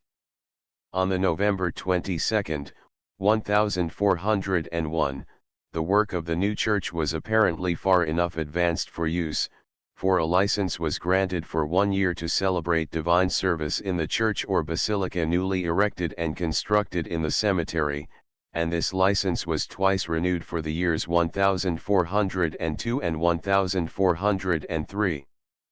The editor of the Receipts and Expenses in Building Bodmin Church, published by the Camden Society, says that there is scarcely a parish in Cornwall that does not bear testimony to the energy displayed in church restoration in the last quarter of the 15th century. He might have added that like activity is manifested at this time in almost every quarter of England, but certainly Bodmin furnishes us with an interesting example of the religious energy displayed by the inhabitants of a medieval parish. For the year 1469 to 70 the wardens account for £196 sevens. For 1/2d collected and £194 threes. 6 1/2d spent large sums considering the then value of money, and specially great when it is remembered that besides this there were the gifts of material, such as windows, trees, etc., and that the labor of the workmen was given without other reward than what came from their love of the work. From the preface of the editor of these accounts we glean some interesting particulars, all the more interesting as we have no reason to think that Bodmin was any exception. The accounts exhibit a remarkable unanimity in the good work. Every one seems to have given according to his means and up to his means. Many who gave money gave labor also, many who could not give money labored as best they might, and others gave what they could. We have gifts of lambs, of a cow, and of a goose. One woman, in addition to her subscription, sold her crock for 20d, and all found its way into the common treasury. No age or sex seems to have kept aloof. We find an old woman contributing threes. For 1/2d, while the maidens in Fore Street and Bore Street gave subscriptions in addition to the sums received from the Guild of Virgins in the same streets. The vicar gave his year's salary, and the parish people who lived out of the town contributed 19s. After an examination of the accounts, the editor attributes the working up of the zeal of the people to the guilds, and he adds that religious life permeated society in the Middle Ages, particularly in the 15th century, through the minor confraternities. Of these societies it will be necessary to write at some length later, and here it will be sufficient to say that almost every inhabitant of Bodmin appears to have belonged to one or more of these societies. From the long list of voluntary subscriptions, it appears that all were eager to have a part in the work of building up their church, a church which should be a credit to Bodmin. All sorts and conditions of men and women are entered as contributors on the roll of parishioners, more than 460 in number.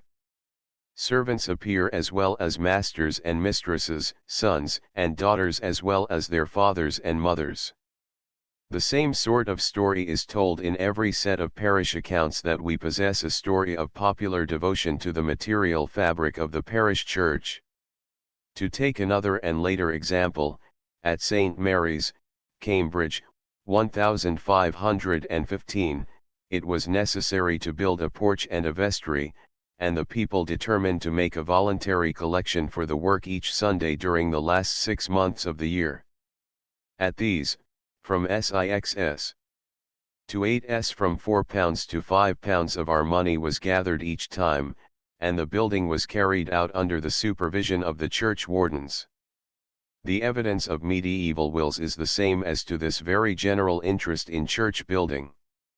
For example, Robert Dacres of Beverley, a weaver, who died in 1498, left £16 for the making of the north aisle of the church, the parish church in which he had worshipped, provided the wardens began the work within a year. If they did not do so, then the money was to be spent on ornamenting the church. So, too, the will of Robert Pinbay, a chantry priest of Hornby, shows that, conjointly with another priest, he had established a chantry, having previously built the south aisle of Hornby parish church. So, too, in 1490, the subdean of York leaves many legacies to assist in the repairs of the various churches with which he had been connected. In the same way some of the chantry certificates of the reign of Edward VI reveal the fact that lands had been left to the church wardens to sell for the purpose of rebuilding certain parish churches, and that they had been disposed of to that end. It must, of course, be remembered that buildings and repairs of this kind were not lightly undertaken by the wardens without the full knowledge and consent of the parishioners generally. For example, in 1512-13 it was proposed to do some extensive works at St. Mariahill in London, and the entry in the churchwarden's book is as follows: it is determined that they shall go in hand with the building of the church at March next. Memorandum, that John Althorp and Stephen Zonderson have promised to take charge and keep reckoning to pay all such workmen as shall make the battlements of our church of brick or stone or lead, as shall be thought best and determined by Mr. Alderman and the parishioners, and Mr. Parson is to assist them with his good diligence and wisdom to the best that he can, for the same, and Thomas Monders is chosen by the said parish to wait upon the said Stephen and Althorp in their absence and at their commandment for the furtherance of the same work. The obligation of all to contribute to the common work of God's house was well understood, and it was taught in many books of instructions popular in those days. For example, in Dives and Pauper the former is made to declare that many say, God is in no London so well served in Holy Church, nor so much worshipped in Holy Church, as he is in this London of England. For so many fair churches, any so good array in churches, any so fair service, as many say is in none other London as it is in this London. Pauper does not deny this, but thinks that it is perhaps done from a spirit of pomp, to have a name and worship thereby in the country, or for envy that one town hath against another. Dives, with this lead, suggests that it might be better if the money thus spent in high churches, in rich vestments, in curious windows, and in great bells, were given to the poor. But Pauper urges that this is just what Judas thought, and declares that it is the common business of all, rich and poor alike, to look to the beautifying of God's house. By law, then, according to the statute of Archbishop Peckham in 1280, which remained in force till the Reformation, the parish, broadly speaking, was bound to find all that pertained to the services such as vestments, chalice, missal, processional cross, paschal candle, etc., and to keep the fabric and ornaments of the church proper in repair. In 1305 Archbishop Winchelsea somewhat enlarged the scope of the parish duties. Thursdayable, found near Pershore for the future, he says, we will and ordain that the parishioners be bound to provide all the following: legend, antiphonal, grail, psalter, tropery, ordinal, missal, manual, chalice, the best vestment with chasuble, dalmatic, and tunicle, and a cope for the choir with all their belongings, that is, amice, girdle, maniple and stole, etc. The frontal for the high altar, with 3 cloths, 3 surplices, a rochath, the processional cross, a cross to carry to the sick, a Thursdayable, a lantern, a bell to ring when the body of Christ is carried to the sick, a pyx of ivory or silver for the body of Christ, the Lenten veil, the Rogation Day banner, the bells with their cords, a bier to carry the dead upon, the holy water vat, the osculatorium for the pax, the paschal candlestick, a font with its lock and key, the images in the church, the image of the patron saint in the chancel, the enclosure wall of the cemetery, all repairs of the nave of the church. Interior and exterior, repairs also in regard to the images of the crucifix and of the saints and to the glazed windows, all repairs of books and vestments, when such restorations shall be necessary. All other repairs, Archbishop Winchelsea adds, of the chancel and of other things not the object of special custom or agreement, pertain to the rectors or vicars, and have to be done at their expense. Paxit did not, however, require any very great rigor on the part of ecclesiastical authorities to enforce this law. The various churchwarden accounts and the church inventories prove beyond dispute that the people of England were only too anxious to maintain and beautify their parish churches, and that frequently between neighbouring churches there was a holy rivalry in this labour of love. To take some examples of this. The inventory of the parish church of Cranbrook, in Kent, made in 1509, gives the details of all gifts and donations, in order that the names of the donors and the particulars of their benefactions might be remembered. The value of the presents varies very considerably, but nothing apparently was too small to be noted. Thus we have a monstrance of silver gilt, which the wardens value at £20, of Sir Robert Egelionby's gift. In regard to this donor, the inventory says, this Sir Robert was John Robert's priest 30 years, and he never had other service or benefice. And it adds, the said John Roberts was father to Walter Roberts, Esquire. Again, one John Hindley gave 3 copes of purple velvet, whereof one was of velvet upon velvet, with images broidered, and, ad perpetuum rei memoriam, adds the inventory, he was grandfather of Gervas Hindley of Kishern, and of Thomas, Hindley, of Cranbrook Street. And again, to take another example of these entries, it is recorded that the 2 long candlesticks before Our Lady's altar fronted with lions, and a towel on the root of Our Lady's chancel, were the gift of old Motor Hopper. In the same way, the church warden's accounts of Laverton, a parish situated in the county of Lincoln about 6 miles from Boston, evidence the same voluntary effort on the part of the people to adorn their church. In 1492 William Murr left money for work at the Great Crucifix and to several of the altars. In 1495 a great effort was made to procure another bell, and we find the expenses for preparing the bell chamber, for the carriage of the great bell, and for the hanging of it by one William Wright, of Bennington. All the parish apparently contributed, and the parson promised 10s. towards the expenses, but when he came to settle, it was found that someone had paid for him. This was the above-named William Wright, and as the clergyman's name was John Wright, perhaps the kindly thought which prompted the payment came from some bond of relationship.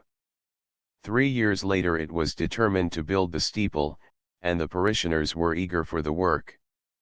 The owner of a neighboring quarry gave leave to take whatever stone was required. A tree was bought at Tomb Wood, and a carpenter was engaged for the scaffolding and timber work.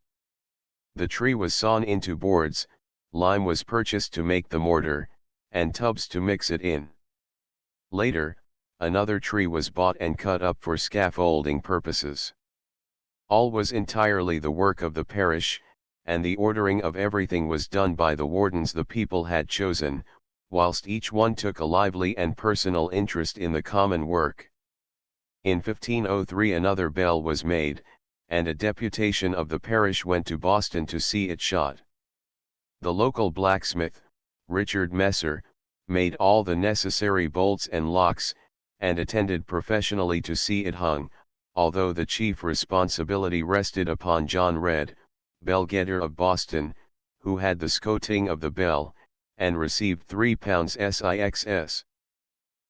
for his work.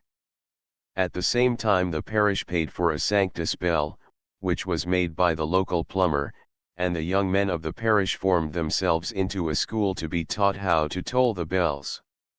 In the same year a new font was made for the church at Freeston, about 3 miles away, and a committee of the parish made 2 journeys, one to look at the progress of the work and another to pass and approve it.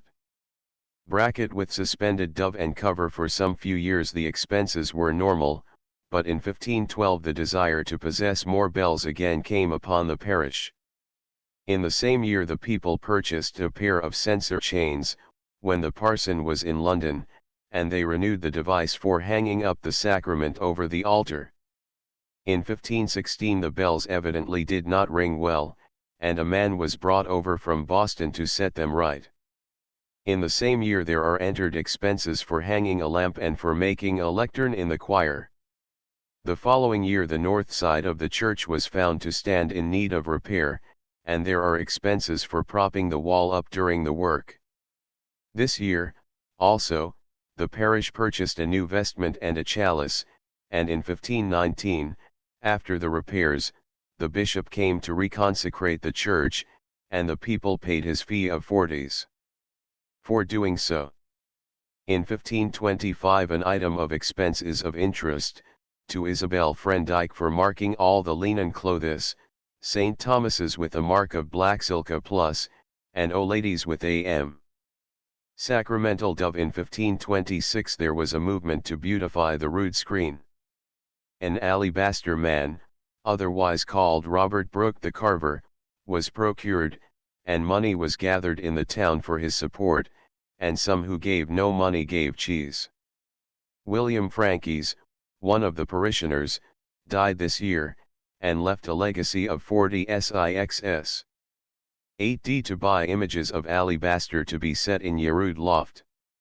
There were apparently in all 17 images, and in earnest thereof the carver was paid a shilling on account, but when he got to work he found that he could only do 16 of the figures for the 40 six. 8d, at 3s. 4d each. Apparently, however, William Francis had provided for contingencies. He had probably looked at the vacant niches during the many Sundays he had knelt in front of the rood, had determined that they must be all filled, and so had charged his wife Janet to see to it. At any rate, the widow found the other 3s. 4d, that every stage might be filled. And so the parish life at Laverton went on without much change. The ordinary expenses were met out of the ordinary receipts, and when anything extraordinary was required the people were apparently ever ready to come forward to provide it. In 1528 there is a note to say that John Bell, quondam rector, on his deathbed gave to the wardens the sum of £6 13. 4d to be used upon the church. In 1531 a curious memorandum is worth recording.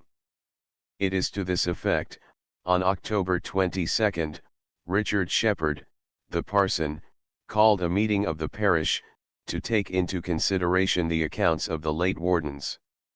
The meeting showed their entire confidence in the priest and their cordial unanimity with him by asking him to appoint the wardens for the following year, which he did.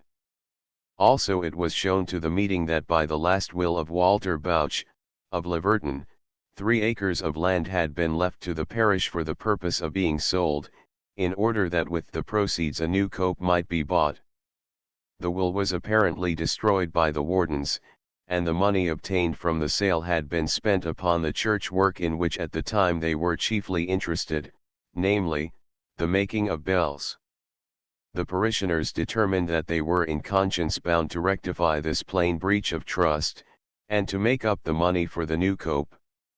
Lastly, in 1540, the parson, John Wright, presented the parish with a suite of red-purple vestments, and in recording this gift the wardens note in their account book, "For the which you shall all specially pray for the souls of William Wright and Elizabeth his wife, the father and mother of the donor, and other relations, as well them as be alive as them that be departed to the mercy of God, for whose lives and souls these vestments are given for the honor of God, his most blessed Mother, Our Lady Saint Mary, and all his saints in heaven, and the blessed matron Saint Helen, his patron, to be used at such principal feasts and times as it shall please the curates so long as they shall last."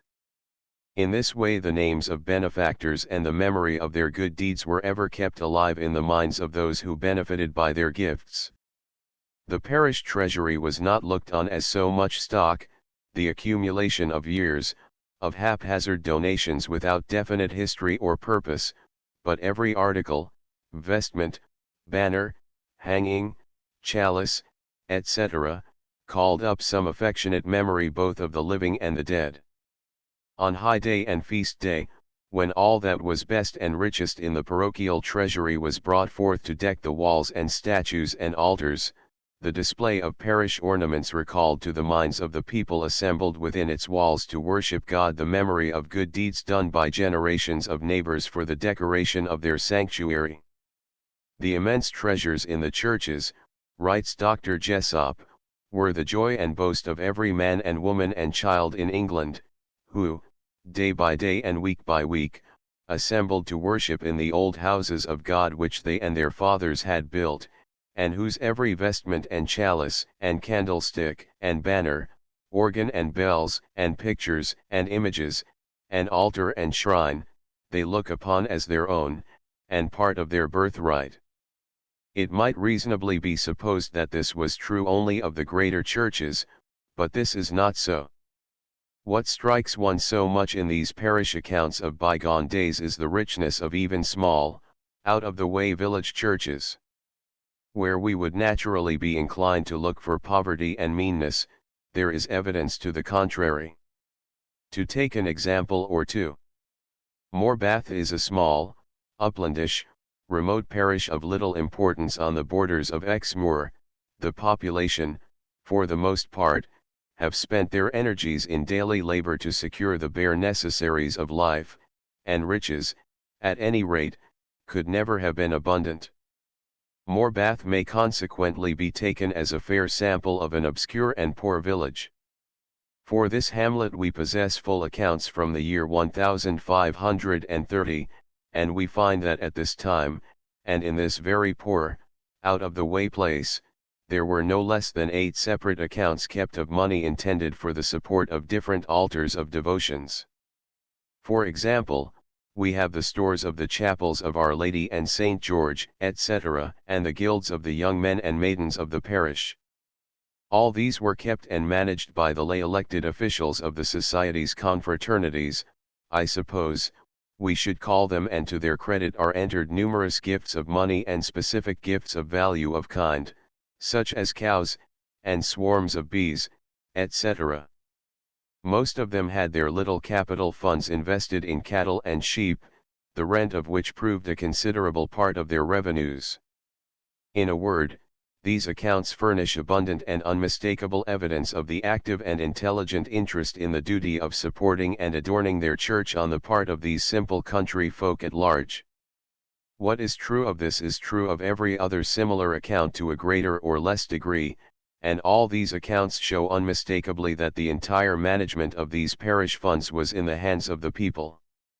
Voluntary rates to clear off obligations contracted for the benefit of the community, such as the purchase of bells, the repair of the fabric, and even for the making of roads and bridges, were raised by the wardens.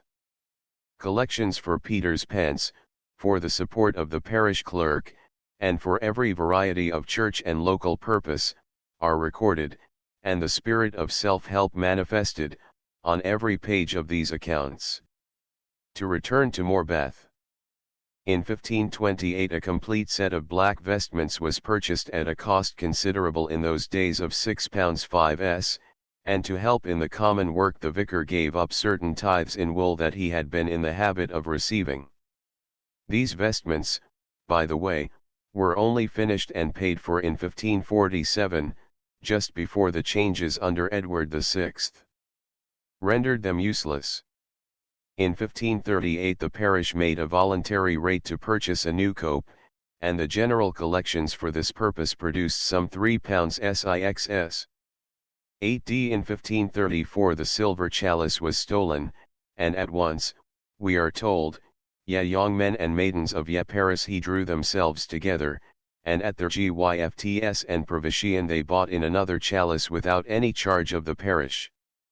Sums of money, big and small, specific gifts in kind, the stuff or ornaments needed for vestments, were apparently always forthcoming when needed. Thus at one time a new cope is suggested, and Anne Timewell, of Hayne, gave the church wardens her gown and her ring, Joan Timewell a cloak and a girdle, and Richard Norman, 7 sheep and 3 shillings and 4 pence in money, towards the cost. These examples could be multiplied to any extent, but the above will be sufficient to show the popular working of medieval parishioners in support of their church. The same story of local government, popular interest, and ready self-help, as well as an unmistakable spirit of affection for the parish church as theirs their very own, is manifested by the people in every account we possess. Every adult of both sexes had a voice in the system, and the parson was little more in this regard than chairman of the village meetings, and, as I have more than once seen him described, chief parishioner. In the management of the fabric, the service, and all things necessary for the due performance of these, the people were not merely called upon to pay, but it is clear the diocesan authorities evidently left to the parish a wise discretion. No doubt the higher ecclesiastical officials could interfere in theory, but in practice interference was obviously and wisely rare. It will be necessary in a subsequent chapter to describe the various methods employed to replenish the parochial exchequer. There was apparently seldom much difficulty in finding the necessary money, and it will be of interest to see how it was expended by some further examples. Chapter 3 The Parish Church, continued, rood screen and pulpit. Hayburton Church. In the previous chapter the attention of the reader was directed mainly to the relations of priest and people to their parish church. The division of obligation for the upkeep of chancel and nave by general law and custom between the parson and his parishioners has been stated and explained, and the devotion of the people to the work of maintaining and beautifying God's house has been illustrated by various examples.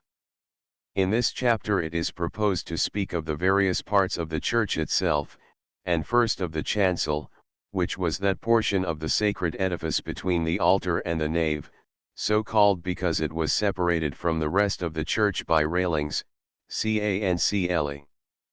Frequently in England there was at this point a screen supporting a figure of our Lord upon the cross, with images of Mary and John on either side, and from this called the rood screen.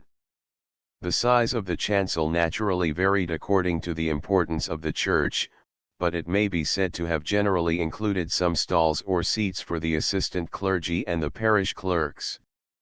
When, as in cathedral and conventual churches, this portion was made larger, it was known as the choir, chorus, from the band of singers, who were originally accommodated in the space between the people in the nave and the clergy in the presbyterium, or were grouped round the altar, or perhaps more frequently in an apse behind it. In process of time this body of clergy migrated to more convenient positions in the choir. As already pointed out, the care of the chancel by law belonged to the rector or vicar, and a portion of the tithe received by him was supposed to be devoted to this purpose. The chancel was reserved entirely for the use of the clergy and for those who ministered at the altar or took part in the ecclesiastical chant. The prohibition against lay people sitting in that part of the church was not unfrequently a cause of difficulty. Simon Langham, of Ely, in his synodical decrees of 1364, prohibits the practice. Lay people, he says, are not to stand or sit amongst the clerks in the chancel during the celebration of divine service, unless it is done to show reverence to some person, or for some other reasonable and obvious reason, but this is allowed for the patrons of the churches only. A letter on the subject, addressed to one of his clergy by the Bishop of Coventry and Lichfield, somewhere in the 14th century, shows that it was difficult sometimes to enforce this law. Not only the decrees of the Holy Fathers, he says, but the approved existing customs of the church order that the place in which the clerks sing and serve God according to their offices be divided by screens from that in which the laity devoutly pray. In this way the nave of the church, which is called the Sancta Sanctorum, is alone to be open to lay people, in order that, in the time of divine service, clerics be not mixed up with lay people, and more especially with women, nor have communication with them, for in this way devotion may easily be diminished. Nevertheless, the bishop continues in this letter, written to a rector, in your church report says that some laymen have taken the seats of the clergy in your chancel and still obstinately refuse to give them up. If this be so, the names are to be published from the pulpit, and if after that they still persist, the delinquents are to be punished according to the statutes.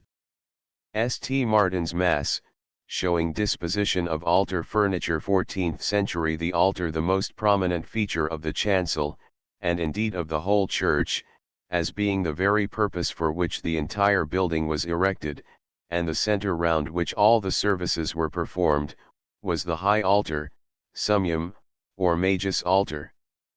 It is that, says the gloss upon a constitution of Archbishop Winchelsea, to honor which the church is dedicated, and it is placed in the choir as in the most solemn part of the building. Originally, if we may judge from existing illuminations, the altar in English churches stood a little away from the eastern wall of the church, and had over it a canopy supported on pillars, between which curtains were suspended on rods, and drawn during the celebration of the sacred mysteries. Sometimes, as at West Grinstead, for example, behind the altar in the wall of the church was an ambry, or cupboard, to contain the consecrated vessels and the missal, etc., for Mass. Over the altar was generally suspended some covering or canopy as a manifestation of the reverence due to the place of sacrifice, and the churchwarden's accounts contain frequent mention of expenses to repair and renew the scillatura, for by custom, if not by law, this was done at the cost of the parish. Under this canopy was suspended a vessel of ivory or silver, covered by a cone-like tabernacle or by a silken veil, hanging frequently from a crown of metal, in which was the reserved blessed sacrament. To this ancient practice Bacon, in the displaying of the Popish Mass, alludes, when he says, "Ye go unto the midst of the altar, and looking up to the pyx, where ye think your God to be, and making solemn courtesy, like womanly Joan, ye say the Gloria in excelsis. And again, ye make solemn courtesy to your little idol that hangeth over the altar." This was one of the practices which were done away by the changes under Edward VI, and which the insurgents in Devon, in their 4th article, demanded should be restored. "We will have the sacrament hang over the altar, and there to be worshipped." Pyx, and canopy, open in the wills of the 15th century. We have instances of rich stuffs and silks being left for the covering of the sacred vessel, and of gold and jewels for the pyx itself. In a will of Elizabeth Bigod, for instance, is the following item: "To the monastery of Croxton my chain of gold to make a pyx for the sacrament of the altar, and there to be graven about the said pyx this, abbot and convent of the same place, pray for the soul of Dame Elizabeth Bigod." In 1496 Mr. Dr. Hatcliffe, parson, of St. Mary at Hill in London, gave into the hands of the wardens a pyx cloth for the high altar, of cypress fringed with gold, with nappies of gold and silka of Spanish she-making. And at the same time 2 other coverings were made for this pyx, one of green sylk and red, with nappies silver and gylt with corners going, of Mistress Tookling's gift, and the other of red velvet with 3 crowns of laton. How carefully these presents were preserved may be judged by an entry of 2d. In the accounts of 1513, 17 years later, for mending the pyx cloth that Mistress Tookling gave the high altar. Pyx canopy, closed the frontal of the altar made of silk or velvet, or in some instances of metal with jewels, was by law to be found by the parishioners, and numerous gifts are recorded of rich stuffs and velvets to vest the altar with becoming honor. The same in practice may be said of the other ornaments, which, although perhaps in strict law the parishioners were not bound to provide, they nevertheless did find very generally and very generously. The fee payable to the bishop for the consecration of an altar after rebuilding or reconstruction is found as an item of expense in the accounts of the parish wardens. So, too, are the more constant fees, for the blessing of altar cloths and other altar linen and the hallowing of vestments, paid to the parson by the parish, as well as the occasional payment to a bishop for the consecration of the parish chalice. On the altar between the 2 big candlesticks stood the crucifix. The author of Dives and Pauper explains why this should be upon the table of every altar in the following dialogue: "When a priest saith his mass at the altar, commonly there is an image before him, and commonly it is a crucifix, stone, or tree, or portrayed, that is, of course, in stone, wood, or painting. Dives why more a crucifix than another thing? Pauper for every Mass saying is a special mind-making of Christ's passion. Dives the skyle is good, say forth. Pauper before the image the priest says his Mass and make the highest prayer that Holy Church can desire for salvation of the quick and the dead, he holds up his hands, he leaneth, i.e. bows down, he kneels, and all the worship he can do, he does. Overmore, he offereth up the highest sacrifice and the best offering that any heart can devise, that is Christ, God's Son from heaven, under the form of bread and wine. All this worship doth the priest at Mass afore the thing, and I hope there is no man nor woman so lewd that he will say that the priest singeth his Mass nor maketh his prayer, nor offers up God's Son, Christ himself, to the thing. Dives God forbid. On the altar, besides the two big candlesticks and the crucifix, were, as we learn from some inventories, 3 smaller candlesticks for low Mass, 2 to hold the tapers lighted during the whole service, and 1 for that which was ordered to be burning during the canon, or more solemn part of the Mass. Most frequently hangings were suspended at the back and sides of the altar, and this was a favorite form of gift left to the churches in the wills of ladies in the 15th century. In some accounts and inventories mention is made of an altar beam, evidently used for the purpose of placing candles upon it, and possibly also images and relics. Whether it was behind the altar, or supported by columns in front, or serving to bear up the canopy, is not certain.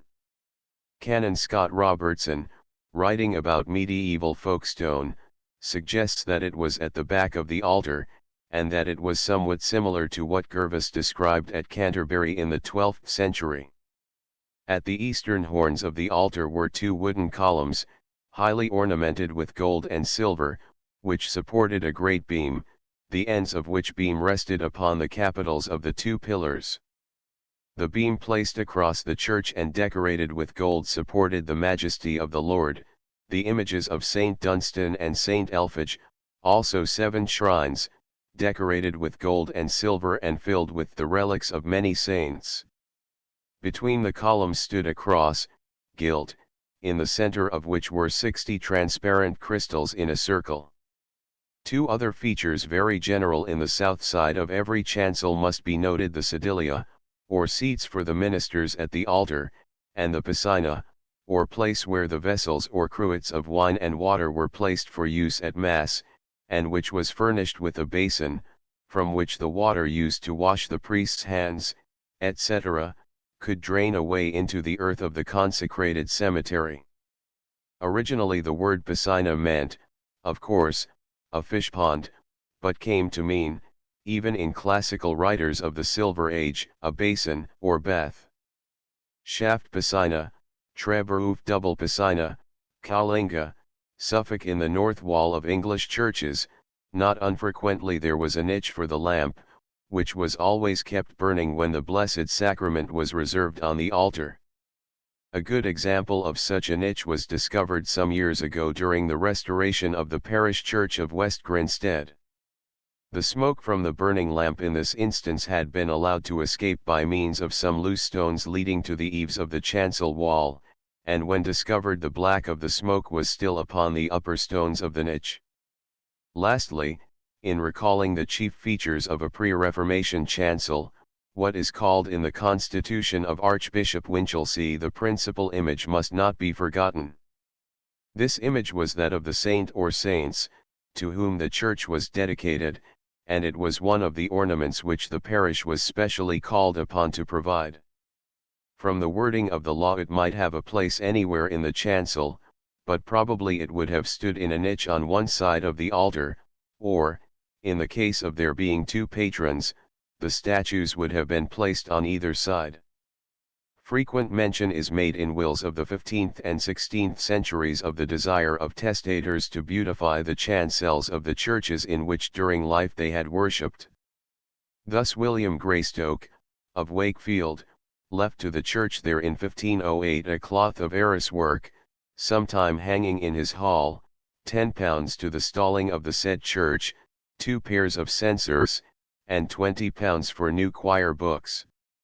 Another testator, Thomas Wood, of Hull, who had been a draper and sheriff and mayor of his city, on his death bequeathed to Trinity Church one of my best beds of Aries work, upon condition that after my decease I will that the said bed shall yearly cover my grave at my dirge and masse, done in the said Trinity Church with note for evermore, and also I will that the same bed be hung yearly in the said church at the feast of Saint George the Martyr, among the other worshipful beds, and when the said beds be taken down and delivered, then I will that the same bed be redelivered into the vestry and there to remain with my cope of gold. Another testator, in 1504, this time a priest, and the rector of Lothrop in Yorkshire, leaves to the church of Catton a bed cover with big figures on it, to lie before the high altar on the chief feasts, and another bed cover with the figure of a lion, to lie before the high altar of Lothrop, on all the great festivals.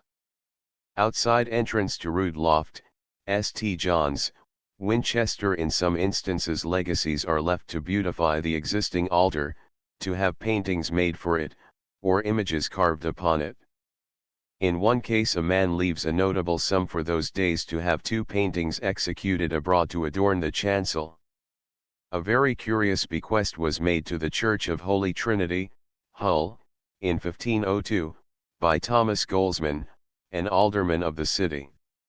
I leave, he says, £10 in honor of the sacrament, to make at the high altar angels to descend and ascend to the roof of the church at the elevation of the body and blood of Christ, as they have at Lynn, that is, the angels descend until the end of the singing of the Nos Inducas in Tentationem of the Pater Noster, when they ascend. The chancel was very frequently, if not generally in England, divided from the nave by the rood with its screen. The rood, meaning a gallows, or cross, or crucifix, probably consisted originally of the crucifix, which stood over the entrance into the choir, while the screen was the developed low walls which shut in the chancel, in or on which on either side were the pulpits or embos, from which the epistle and gospel were chanted in solemn masses. The rood beam, or rood screen, or rood loft, was probably the introduction of the 12th century.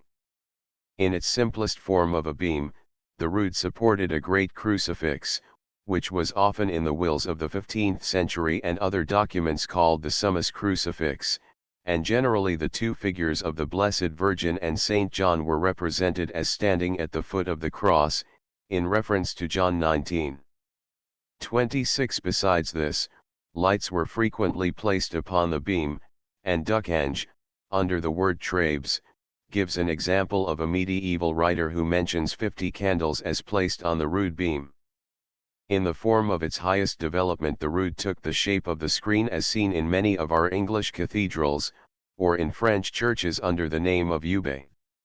In parish churches in England it was usually called a rood loft, and took the shape of a light screen, generally of wood, supporting a wooden gallery, on which was the great crucifix, etc., and to which access was obtained by a flight of steps, often in one of the piers of the chancel arch and entered by a door generally from within the church, but certainly sometimes from without.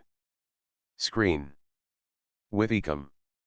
Somerset. The work of carving and ornamenting the rood lofts in the parish churches was constant up to the very eve of the Reformation, and bequests are very frequently met with in the wills of that period for this end, and to keep up the rood lights. At St. Mary at Hill, for instance, in 1496-7 there are a set of accounts headed costs paid for the pyntyng of the rood, with carving, and other costs also, and amongst the items is to the carver for making of 3 diadems and for mending the rood, the cross, the Mary, and John, the crown of thorn, with all other faughts, some at 10 shillings, and yet another item was for the painting and gilding. Towards these and other expenses of settling up of the rood the parishioners contributed in a special collection. The legacy for beautifying and completing the rood at Laverton has already been noticed. To the rood in one parish church a lady in her will leaves my heart of gold with a diamond in the midst. In 1510, at St. Margaret's, Westminster, £10 was left towards making a new rood loft, and the work was still apparently going on in 1516, when another donor left £38 for the same object. Lastly, in the churchwarden's accounts of St. Edmund's, Salisbury, there are entered expenses for the light kept burning before the rood, at which place, for example, in 1480 the candle maker was specially employed in making the rood light. A curious entry in the accounts of the parish church of St. Petrox, Exeter, shows how this light at the rood was kept up, ordinands made by the 8 men for gathering to the wax silver for the light kept before the high cross, which says, that every man and his wife to the wax shall pay yearly 1 penny, and every hired servant that takes wages a halfpenny, and every other persons at Easter, taking no wages, a farthing. In some places, as, for example, Cratfield, there was a rowel, or will or corona of candles, kept burning on feast days before the rood. The special destruction of the roods of the English churches in the early stages of the Reformation under Edward VI, and again under Elizabeth, causes many to think that the reverence shown to this representation of our crucified Lord, probably the most prominent object visible in the churches, was not only excessive, but mistaken in its kind. If that were so, it must at least be allowed that the Church's teaching on the matter was clear and definite. The author of Dives and Pauper, for example, says that the representations of the crucified Christ ben ordained to staren men's minds to thinky on Christ's incarnation and on his passion and on his loving, for oft man is more starried bsyght than be herring or reading also they ben ordained to ben a ton and a boke to the luid people that they mon readin in imagery and peinture that clerks readin in boke. Then, after describing what thoughts the sight of the crucifix should bring to the mind of the beholder, Pauper goes on in this manner: I pray thee read thy book and fall down to the ground and thank thy God that would do so much for thee, and worship him above all things, not the stock, stone, nor tree, but him that died on the tree for thy sin and thy sake, so that thou kneel if thou wilt afore the image, not to the image, do thy worship afore the image, afore the thing, not to the thing, make thy prayer afore the thing, not to the thing, for it seeth thee not, heareth thee not, understandeth thee not. Make thy offering if thou wilt afore the thing, but not to the thing, make thy pilgrimage not to the thing nor for the thing, for it may not help thee, but to him and for him that the thing representeth. For if thou do it for the thing or to the thing thou doest idolatry. We now pass from the chancel to the body of the church. The nave and aisles, if there were any, were in a special way under the care of the wardens chosen by the people. There seems to be little doubt that very generally, although perhaps not universally, the walls of the parish churches were painted with subjects illustrating Bible history, the lives of the saints, or the teaching of the sacramental doctrine of the Church. In the same way, although of course in a lesser degree, the windows were often filled with glass stained with pictures conveying the same lessons to the young and the unlettered. These were, as they were called, the books of the poor and the illiterate, who, by looking at these representations, could learn the story of God's dealings with mankind, and could draw encouragement to strive manfully in God's service, from the example of the deeds of God's chosen servants. The work of beautifying the parish churches by wall decorations and painted windows was the delight of the parishioners themselves, for it all helped to make their churches objects both of beauty and interest. To take but one example, the Church of St. Neots possesses many stained glass windows, placed in their present positions between 1480 and 1530. The inscriptions inserted below the lights testify that most of them were paid for by individual members of the parish, but in the case of 3 it appears that groups of people joined together to beautify their church. Thus, a Latin label below one says that the youths of the parish of St. Neots erected the window in 1528, A second says that, the following year, the young maidens emulated the example of their brothers, and the mothers of the parish finished the third window in 1530. Besides the high altar in the chancel, there were, from early times, few churches that did not have one or more, and sometimes many smaller or side altars. These were dedicated to various saints, and from the 15th century, and even earlier, they were used as chantries or guild chapels.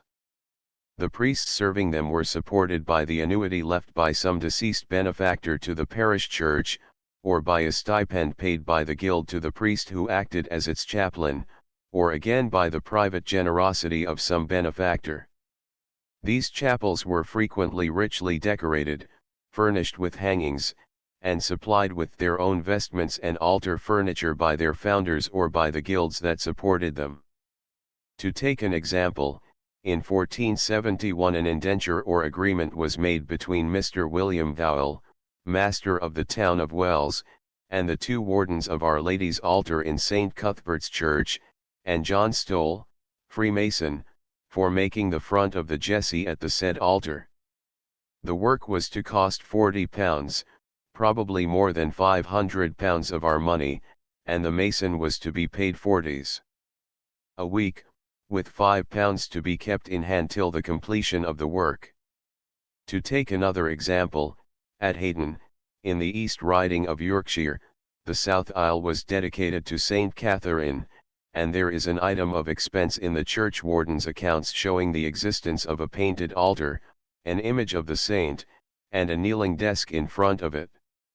In the accounts of St. Mary at Hill, where there were many such side chapels, there is an order of the wardens, made in 1518, that every priest shall sing with his founder's vestments, and that their chest is to be at the altar's end, next where they sing.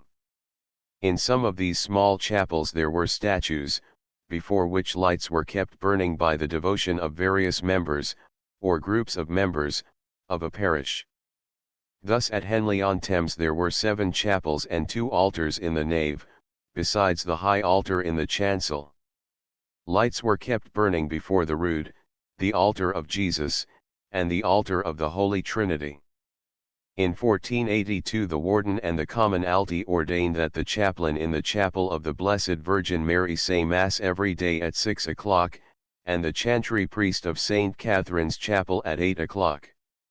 In these accounts are entered the receipts and expenses of the Guild of the Holy Name, and amongst the rest is an entry for painting the image of Jesus and gilding it. The most curious entry, however, in this book of accounts is that of a gift to secure the perpetual maintenance of Our Lady's light. This was a set of jewels, given to the church wardens in 1518 by Lady Jones. They were apparently very fine, and were to be let out by the wardens for the use of brides at weddings. The sum charged for the hire was to be 3s. 4d for anyone outside the town, and 20d for any burgess of Henley. Portions of what is called the brideger were let at lower figures, but in 1 year the wardens received as much as 40 sixs. 6d from this source of income. At the Reformation the jewels were sold for £10 sixs. 8d corona of lights, St. Martin de Troyes 15th century. The floors of our churches, until late in the 15th century, were not generally so encumbered with pews or sittings, as they became later on, but were open spaces covered with rushes. The church accounts show regular expenses for straw, rushes, or, on certain festivals, box and other green stuff wherewith to cover the pavement.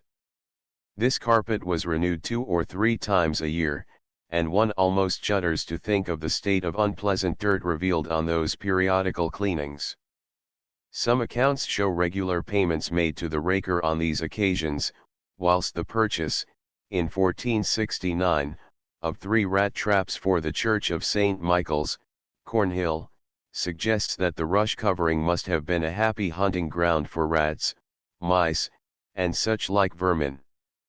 In some places, however, mats were provided by the wardens, as at St. Margaret's, Westminster, where, in 1538, 4d was paid to provide mats for the parishioners to kneel on when they reverenced their Maker. So too, at St. Mary at Hill, London, there was a mat in the confession pew, and others were provided for the choristers, whilst we read of the expenditure of 4d. For 3 mats of wick ears, booked for prestus and clerkis. The provision of fixed seats in parish churches, for the use of the people generally, was a late introduction. The practice of allowing seats to be appropriated to individuals was in early days distinctly discouraged. In 1287, for instance, Bishop Queville, of Exeter, in his synodical constitutions, condemns the practice altogether. "We have heard," he says, "that many quarrels have arisen amongst members of the same parish, 2 or 3 of whom have laid claim to one seat. For the future, no one is to claim any sitting in the church as his own, with the exception of noble people and the patrons of churches. Whoever first comes to church to pray, let him take what place he wishes in which to pray." This, of course, refers to a few seats or benches, and not to regular sittings or pews, which were begun to be set up in the English churches only in the middle of the 15th century, and in some not till late in the 16th. At Bramley Church, for example, the wardens did not begin to seat the nave before 1538, at Folkestone some pews were in existence as early as in 1489, in 1477-8 the wardens of St. Edmund's Parish Church, Salisbury, assigned certain seats to individuals at a yearly rent of 6d, and even before that time, in 1455, seats were rented at St. Ewan's Church, Bristol. Apparently, once introduced, the church wardens soon found out the advantages of being able to derive income from the pew or seat rents, especially as from some of the accounts it is evident that the seats were first made with money obtained at special collections for the purpose, as at St. Mary's the Great, Cambridge, in 1518. In the first instance, apparently, the seats were assigned only to the womenfolk, but the great convenience was, no doubt, quickly realized by all, and the use became general after a very short time. Backless benches, Cawston, Norfolk Font, St. Michael's, Sutton Bonington, Notts. One of the most conspicuous objects in every parish church was its font. This stood at the west end of the church, and frequently in a place set apart as a baptistery. From the 13th century it was ordered, in the constitutions of St. Edmund of Canterbury, that every font must be made of stone or some other durable material, and that it was to be covered and locked, so as to keep the baptismal water pure, and prevent any one except the priest from meddling with what had been consecrated on Easter Eve with holy oils and with solemn ceremony. Great care was enjoined on the clergy to keep the Blessed Sacrament, the holy oils, and the baptismal water safe under lock and key.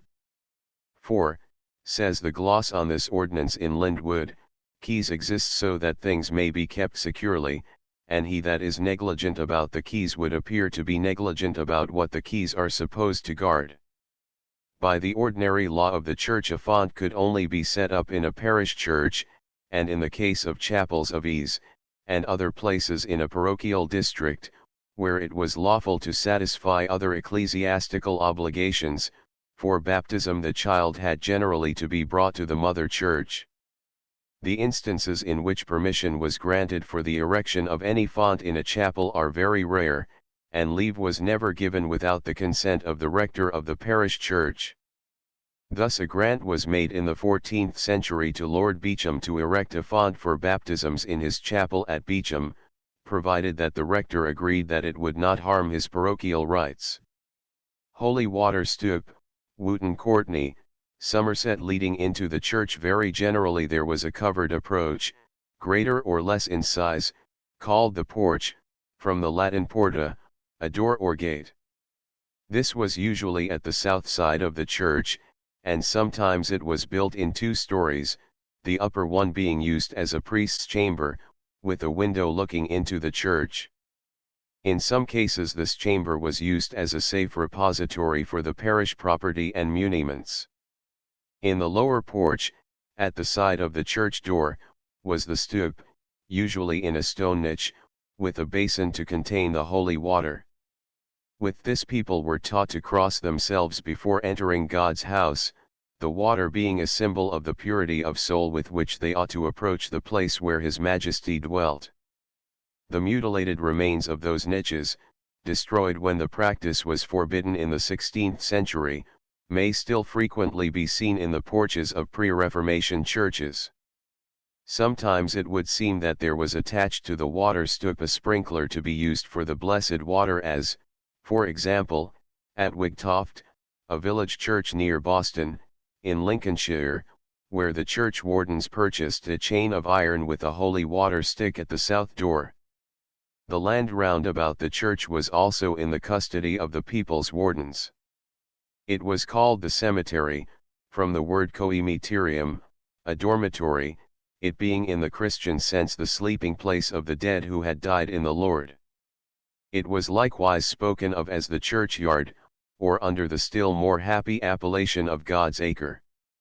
From an early period attempts were made from time to time to put a stop to the practice of holding fairs in the cemetery, or to prevent anything being sold in the porches of churches or in the precincts. Bishops prohibited the practice by constitutions, and imposed all manner of spiritual penalties for disobedience. By the Synod of Exeter, in 1267, Bishop Queville ordered that all the cemeteries in his diocese should be enclosed securely, and that no animal was to be allowed pasturage on the grass that grew in them, and even the clergy were warned of the impropriety of permitting their cattle to graze in the holy places, which both civil and canon law ordered to be respected. For this reason, the bishop continues, all church cemeteries must be guarded from all defilement, both because they are holy, in themselves, and because they are made holy by the relics of the saints. The reason for this belief in the holy character of cemeteries is set out clearly in a letter of Bishop Edendon, in 1348, where he says that the Catholic Church spread over the world believes in the resurrection of the bodies of the dead. These have been sanctified by the reception of the sacraments, and are consequently buried, not in profane places, but in specially enclosed and consecrated cemeteries, or in churches, where with due reverence they are kept, like the relics of the saints, till the day of the resurrection. The trees that grew within the precincts of the cemetery were at times a fertile cause of dispute between the priest and his people. Were they the property of the parson or of the parish? And could they be cut down at the will of either? In the 13th century, when the charge of looking after the churchyards was regarded as weighing chiefly on the clergy, it was considered that to repair the church either chancel or nave the trees growing in them might be cut. Otherwise, as they had been planted for the purpose of protecting the churches from damage by gales, they were to be left to grow and carry out the end for which they had been placed there. Archbishop Peckham had previously laid down the law that, although the duty of keeping the enclosure of the cemetery rested upon the parishioners, what grew upon holy ground being holy, the clergy had the right to regard the grass and trees and all that grew in the cemetery as rightly belonging to them. In cutting anything, however, the Archbishop warned the clergy to remember that these things were intended to ornament and protect God's house, and that nothing should be cut without reason. However, the question of the ownership of the trees growing in churchyards may have been regarded by the parishioners, there are evidences to show that they did not hesitate to adorn their burial places with trees and shrubs when needed. At St. Mary's, Stutterton, for instance, in 1487, the church wardens purchased 70 of plants from one John Fall, of Kirton, and paid for expenses of setting of ye plants, 16d. The sacred character of consecrated cemeteries was recognized by the law. Bracton says that they are free and absolute from all subjection, as a sacred thing, which is only amongst the goods of God whatever is dedicated and consecrated to God with rites and by the pontiffs, never to return afterward to any private uses. And amongst these he names cemeteries dedicated, whether the dead are buried therein or not, because if those places have once been dedicated and consecrated to God, they ought not to be converted again to human uses. Indeed, even if the dead are buried there without the place having been dedicated or consecrated, it will still be a sacred place. The ceremony by which the medieval churchyard was consecrated was performed by the bishop of the diocese, or some other bishop, by his authority and in his name. The fees were to be paid by the parish, and the parochial accounts give examples of this expense having been borne by the wardens. Thus at Yutton, in 1486, the churchyard was greatly enlarged, and, when the new wall had been constructed, the bishop came over and consecrated the ground. The parish entertained him and his ministers at dinner, and paid the episcopal fee, which was 33s. 4d. One of the expenses of this ceremony, noted down by the church wardens, was, we paid the old friar that was come to sing for the parish. 8d. In the churchyards thus dedicated to God were set up stone crosses or crucifixes, as a testimony to the faith and the hope in the merits of Christ's death, of those who lay there waiting for the resurrection. The utmost reverence for these sacred places was ever enjoined upon all. Children, according to MYRC, were to be well instructed on this point also with YNN Church and Saintory do RYGT thus as I the say. Sanjay and cry and such fare for to stynt thou shalt not spare, castinge of Axter and eke of ston so for a hem there to use non, bal and bears and such play out of churchy ord put away. And the penitent soul was to inquire of itself whether it had done its duty in ever offering a prayer for the dead when passing through a cemetery. Hast thou I come by churchy ord and for ye dead I prayed no wordy. In concluding this brief survey of the material parts of pre-Reformation churches, it is impossible not mentally to contrast the picture of these sacred places, as revealed in the warden's accounts, the church inventories and other documents, with the bare and unfurnished buildings they became after what Dr. Jessop has called the Great Pillage. Even the poorest and most secluded village sanctuary was in the early times overflowing with wealth and objects of beauty, which loving hands had gathered to adorn God's house, and to make it, as far as their means would allow, the brightest spot in their little world, and beyond doubt the pride of all their simple, true hearts. This is no picture of our imagination, but sober reality, for the details can be all pieced together from the records which survive. Just as a shattered stained glass window may with care be put together again, and may help us to understand something of what it must have been in the glory of its completeness, so the fragments of the story of the past, which can be gathered together after the destruction and decay of the past centuries, are capable of giving some true, though perhaps poor, idea of the town and village parish churches in pre-Reformation days. There is not a parish church in the kingdom, writes a Venetian traveller of England in 1500. There is not a parish church in the kingdom so mean as not to possess crucifixes, candlesticks, censers, patens, and cups of silver. What is most remarkable about the documents that have come down to us, and which are mere chance survivals amid the general wreck, is the consistent story they tell of the universal and intelligent interest taken by the people of every parish as a whole in beautifying and supporting their churches. In a real and true sense, which may be perhaps strange to us in these later times, the parish church was their church. Their life, as will be seen in subsequent chapters, really centered round it, and they one and all were intimately connected with its management. The building was their care and their pride, the articles of furniture and plate, the vestments and banners and hangings, all had their own well-remembered story, and were regarded, as in truth they were, as the property of every man, woman, and child of the particular village or district. Chapter 4. The parish clergy. The head of every parish in pre-Reformation days was the priest. He might be a rector or vicar, according to his position in regard to the benefice, but in either case he was the resident ecclesiastical head of the parochial district. The word parson, in the sense of a dignified personage, the person of the place, was, in certain foreign countries, applied in the 11th century, in its Latin form of persona, to anyone holding the parochial cure of souls.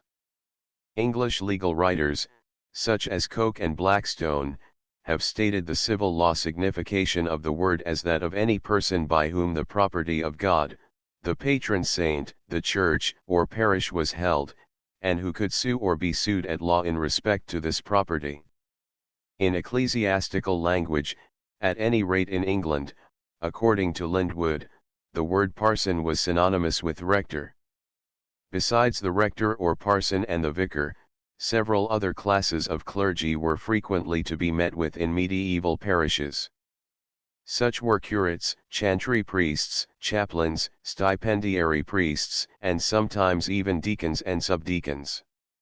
About each of these and their duties and obligations it will be necessary to speak in turn, but before doing so something may usefully be said about the clergy generally, and about their education, obligations, and method of life. From the earliest times the clerical profession was open to all ranks and classes of the people. Possibly, and even probably, the English landlords of the 14th or 15th centuries were only too glad to bestow livings, of which they had the right of presentation, upon younger sons or relations, who had been educated with this end in view. But in those same centuries there is ample evidence that the ranks of the clergy were recruited from the middle classes, and even from the sons of serfs, who had to obtain their overlord's leave and pay a fine to him for putting their children to school, and thus taking them from the land to which they were by birth adscripti, or bound. Mr. Thorold Rogers has given instances of the exaction of these fines for sending sons to school. In one example 13s. 4d was paid for leave to put an eldest son ad scholas with a view of his taking orders, in another 5s. Was paid, in 1335, for a similar permission for a younger son. In the diocesan registers, also, episcopal dispensations de defectionatalium are frequent, and show that a not inconsiderable number of the English clergy sprang from the class of natives of the soil, or serfs, upon whom the lord of the manor had a claim. Examples also could be given of a bishop allowing his nativus meus, permission to take sacred orders and to hold ecclesiastical benefices, acts of kindness on the bishop's part shown to some promising son of one of the serfs of the episcopal domains. The practice of introducing into the body of the clergy even those sprung from the lower ranks of life was not altogether popular, and the author of the Vision of Piers Plowman has left a record of the existing prejudice on the subject. He thinks that bondmen and beggars' children belong to labor, and should serve lords' sons, and that things are much amiss when every cobbler sends his son to scully and each beggar's brat learns his book, so that beggar's brat a bishop that worthen among the peers of the land priest to Sighton, and his sire a souter, cobbler, why soiled with grease, his teeth with toiling of leather battered as a saw. In 1406 the more liberal spirit of encouraging learning wherever it was found to exist asserted itself, and by a statute of the English Parliament of that date it was enacted that every man or woman, of what state or condition he be, shall be free to set their son or daughter to take learning at any school that pleaseth them within the realm. That such schools existed in the past in greater numbers than has been thought likely does not now appear open to doubt. Besides the teaching to be obtained at the cathedrals, religious houses, and well-known grammar schools, the foundations of education were furnished by numerous other smaller places, taught by priests up and down the country. This is proved by the numbers of students who came up to the universities for their higher work at the age of 14 or so, after they had been prepared elsewhere, and the numbers of whom fell off almost to a vanishing point on the destruction of the religious houses, and the demolition of the smaller schools, under cover of the Act for dissolving chantries, etc. In the chantry certificates mention is made of numerous parochial schools taught by priests, who also served the parish in other ways, or by clerks supported by money left for the purpose of giving free education. These proofs appear on the face of the certificates, in order that a plea might be made for their exemption from the operation of the general dissolution of chantries and guilds. It is needless to add that the plea had no effect. In some places, too, as for example at Morpeth and Alnwick and Durham, a second school of music, called the Song School, was kept. At the latter place a chantry was founded in the cathedral for 2 priests to pray and to keep free schools, one of grammar and one of song, in the city of Durham, for all manner of children that should repair to the said schools, and also to distribute yearly alms to poor people. At Lavenham, in Suffolk, a priest was paid by the parish to teach the children of the town and to act as secondary to the curate. By the will of Archbishop Rotherham, in 1500, the foundation of a college in his native place was laid. In this will the Archbishop, after saying that he had been born at Rotherham, gives an interesting biographical note about his early years to this place, a teacher of grammar coming, by what chance, but I believe it was God's grace that brought him thither, taught me and other youths, by which others with me attained to higher paths of life. Wherefore, wishing to show my gratitude to our Saviour, and to celebrate the cause of my success in life, and lest I should seem to be ungrateful and forgetful of God's benefits and from whence I came, I have determined in the first place to establish there a teacher of grammar to instruct all without charge. Archbishop Rotherham's case was not singular. Bishop Latimer, in one of his sermons before Edward VI, gives an account of his early life. My father, he says, was a yeoman, and had no lands of his own, only he had a farm of 3 or 4 pounds by the year at the uttermost, and hereupon he tilled so much as kept 6 men. He had a walk for 100 sheep, and my mother milked 30 kine. He was able and did find the king a harness and his horse. I remember that I buckled on his harness when he went to Blackheath Field. He kept me to school, or else I had not been able to have preached before the King's Majesty now. An ordinance of the Diocese of Exeter in the Synod of Bishop Queville seems also to suggest that schools of some kind existed in most cities and towns. He had always understood, he says, that the benefice of the holy water bearer was in the beginning instituted in order to give poor clerks something to help them to school, that they might become more fit and prepared for higher posts. In this belief the bishop directs that in all churches, not more than 10 miles distant from the schools of the cities and towns of his diocese, the benefices of the holy water bearers should always be held by scholars. Seeger's School of Virtue, although written in Queen Mary's reign, refers, no doubt, to a previous state of things. The author seems to take for granted that attendance at school is a very common, if not the ordinary thing, and that it is in the power of most youths to make their future by study and perseverance. Experience doth teach it, and should to the plain that many to honor, by learning attain that were of birth but simple and base, such is the goodness of God's specially grace. For he that to honor by virtue doth ris is doubly happy, and counted more wise. The writer then warns the boys he is addressing to behave themselves when leaving school. On their way home they would do well to walk 2 and 2, and not in heaps, like a swarm of bees. Another educator, old Simon, in his lesson of wisdom for all Monaire Chyldryn, urges diligence and plodding upon his pupils, with a jest as to possible positions to which the student may in time attain. And learn as fast as thou can, for our bishop is an old man, and therefore thou must learn fast if thou wilt be bishop when he is past. It is unnecessary to pursue the subject of the education of the parochial clergy further. After his elementary education had been received in the schools, the student's preparation for the reception of orders was continued and completed at the universities. The ordinary course here was lengthy.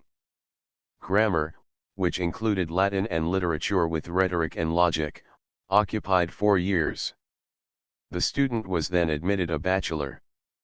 In the case of clerical students, this was followed by 7 years training before the bachelor's degree in theology was bestowed, and only after a further 3 years study of the Bible, and after the candidate had lectured at least on some one book of the Scriptures, was he considered to have earned his degree of doctor in theology.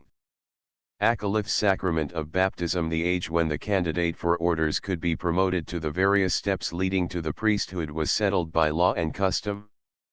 A boy of 7, if he showed signs of having a vocation to the sacred ministry, might be made a cleric by receiving the tonsure. In rare instances and under special circumstances he might then receive an ecclesiastical benefice, and so get the wherewith to live while he was studying to fulfill the duties attached to his office.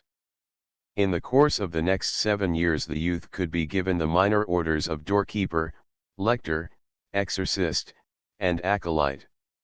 He would then be at least 14 years of age, and thus at the time of life at which in those days students were supposed to begin their university course. At 18 the candidate to the priesthood might be ordained subdeacon, at 20 he could take the diaconate, and at 25 be ordained priest. It will be noticed that these ages in some way generally correspond to the academic degrees. Going to the university at 14, a clerical student might have, and no doubt frequently had, received the various steps of minor orders.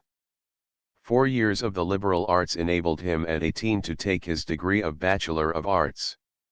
It was at this age that he could be ordained subdeacon. Then 7 years of theological study enabled him to become a Bachelor of Divinity at 25, at which time he was of the right age to receive the priesthood. This was the regular course, but without doubt the greater number of candidates for the ministry did not pass through all the schools. Some, no doubt, after entering sacred orders, became attached to cathedrals, colleges of priests, and even parochial churches, where, in the midst of a more or less active life, they prepared themselves for further ecclesiastical advancement. Wherever they were, however, they would have to prove themselves to be sufficiently lettered and of good life before they would be accepted for ordination, and their examination and proof was put as a conscientious duty upon the bishop before he determined upon accepting and ordaining them. For a candidate to become a cleric there was not much difficulty, if he showed sufficient diligence and goodwill, and the various minor orders were also bestowed without any serious question as to the likelihood of failure, etc., in the ecclesiastical career. With the subdiaconate, however, this was in no sense the case, and no one was allowed to be ordained without what was called a title, that is, he was required to show that he had been nominated to a benefice sufficient for his proper maintenance, or had been given a responsible guarantee of adequate support for one in sacred orders. In the case of sons of well-to-do parents the bishop might accept the possession of sufficient property as guarantee under the title of patrimony. Moreover, the episcopal registers show for what large numbers of clergy the religious houses became surety for a fitting maintenance in the event of failure of health or withdrawal of ecclesiastical resources. A certificate of orders received was to be furnished by the bishop's official, the fee for each of which was settled in the English Church by Archbishop Stratford at 60. Sacrament of ordination. The entry into the clerical state, with its duties and privileges, was outwardly manifested by the tonsure and corona. The former, as the gloss upon the Constitution of Cardinal Otho declares, was the shaving of a circle on the crown of the cleric as a sign of the laying aside all desire for temporal advantages and avaricious thoughts. And, says the author, in the proper tonsure of clerics, I believe, is included the shaving of beards, which, contrary to the law, many modern clerks grow with great care. The corona, although apparently in time it became synonymous with the tonsure, in its original English meaning certainly signified the close crop of the hair, on the upper part of the head, as a sign that clerics sought only the kingdom of God. One curious instance of a bishop giving the tonsure in a parish church may be mentioned. In 1336, Bishop Grandison, of Exeter, went to St. Berrien to terminate a serious quarrel between the inhabitants and himself, in which they had practically rejected his jurisdiction. He was attended by many of the gentry and the clergy, one of whom translated the bishop's address into Cornish, for those who only understood that language. The parish then renewed their obedience in English, French, and Cornish, and the bishop absolved them from the penalties of their disobedience. After which, says the record, he gave the first tonsure, or sign of the clerical character, to many who were natives of that parish. The dress of clerics was legislated for by the constitutions of Cardinal Ottoboni, to which subsequent reference was constantly made by the English bishops. Thus the same Bishop Grandison, in 1342, issued a monition to his clergy on the subject, in which he speaks of the sensible legislation of the cardinal. All clerics were directed to follow this law as to their dress. It was not to be so long or so short as to be an object of ridicule or remark. The cassock or clerical coat in length was to be well above the ankles, ultra tibiarum medium adding ends, and the hair was to be cut so that it could not be parted and showed the ears plainly. In this way, by their corona and tonsure, and by the exterior form of their dress, they might be clearly known and distinguished from laymen. Cardinal Otho likewise enforced the regulation about clerical dress, and declared that some of the English clergy looked rather like soldiers than priests, an opinion which the author of the gloss endorsed with the saying that it is not only in their dress that some offend, but in their open-mouthed laugh, resistentium, and their general gait. The cardinal directs that all clerics shall use their outer dress closed, and not open like a cloak, and this in particular in churches, in meetings of the clergy, and by all parish priests, always and everywhere in their parishes. The status of the English clergy, generally from a legal standpoint, is thus described in Pollock and Maitland's History of English Law taken individually. Every ordained clerk has as such a peculiar legal status. He is subject to special rules of ecclesiastical law and to special rules of temporal law. Every layman, unless he were a Jew, was subject to ecclesiastical law. It regulated many affairs of his life, marriages, divorces, testaments, state succession. It would try him and punish him for various offenses, for adultery, fornication, defamation. It would constrain him to pay tithes and other similar dues. In the last resort it could excommunicate him, and then the state would come to its aid. The ordained clerk was within many rules of ecclesiastical law which did not affect the layman, and it had a tighter hold over him, since it could suspend him from office, deprive him of benefice, and degrade him from his orders.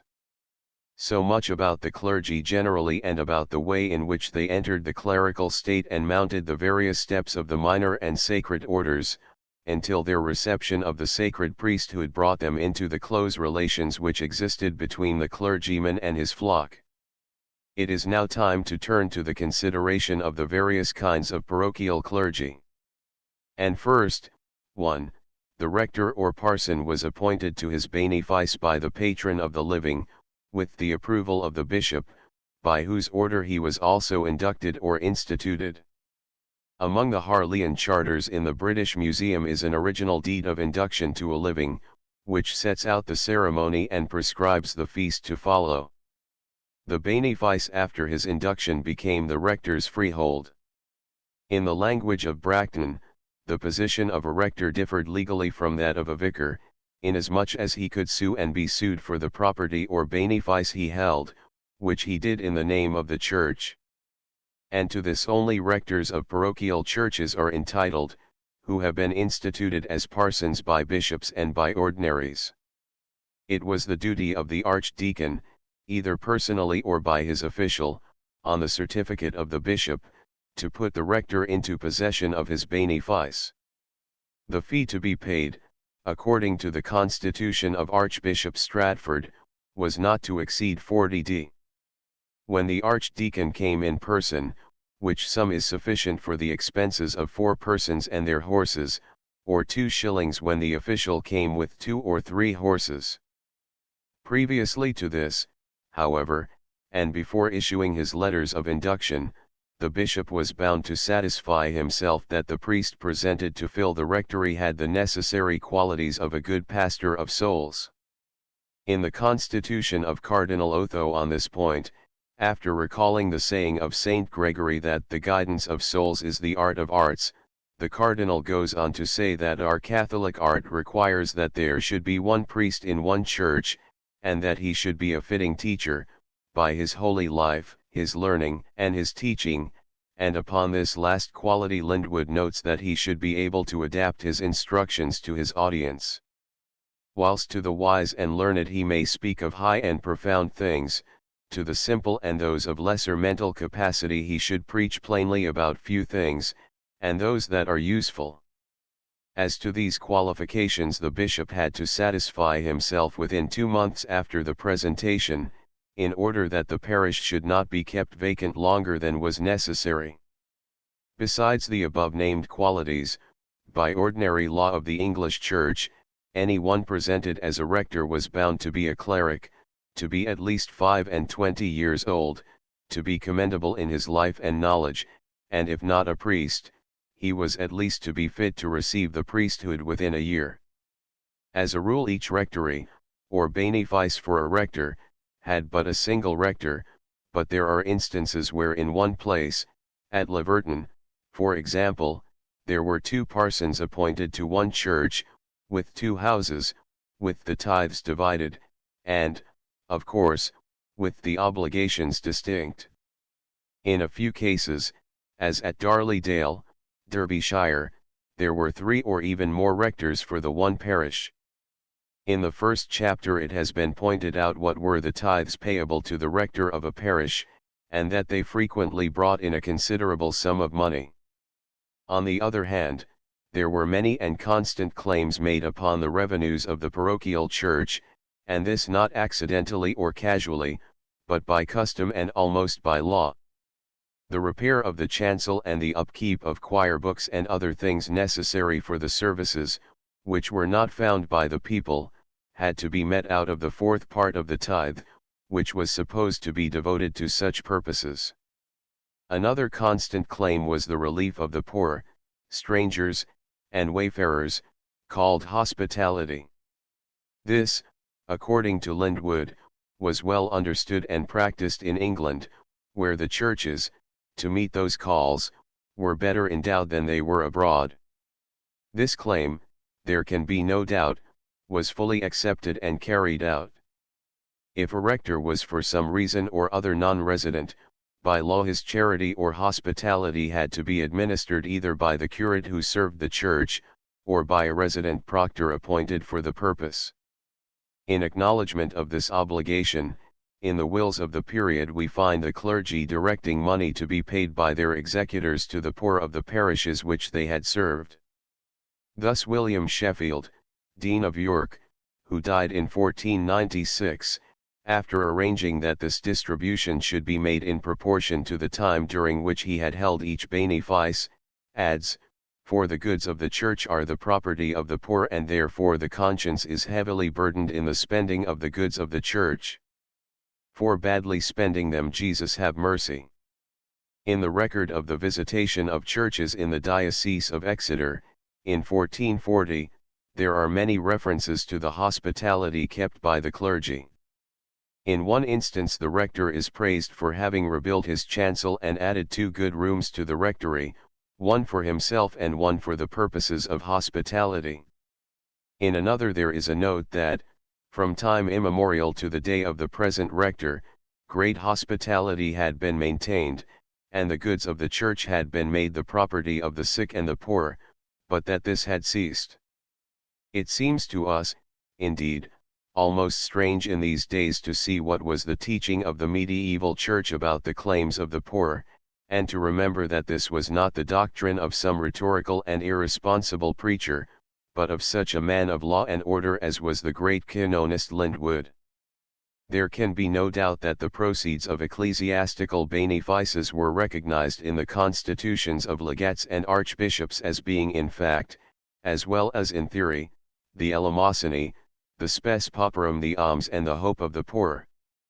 Those ecclesiastics who consumed the revenues of their cures on other than necessary and fitting purposes were declared to be defrauders of the rights of God's poor, and thieves of Christian alms intended for them, whilst the English canonists and legal professors, who glossed these provisions of the church law, gravely discussed the ways in which the poor of a parish could vindicate their right, they call it to a share in the ecclesiastical revenues of their church. This jus pauperum, which is set forth in such a textbook of English law as Lindwood's Provincial, is naturally put forth more clearly and forcibly in a work intended for popular instruction, such as Dives et Pauper. To them that have the benefices and goods of Holy Church, writes the author, it belonged principally to give alms and to have the cure of poor people. To him who squanders the alms of the altar on luxury and useless show, the poor man may justly point and say, it is ours that you so spend in pomp and vanity.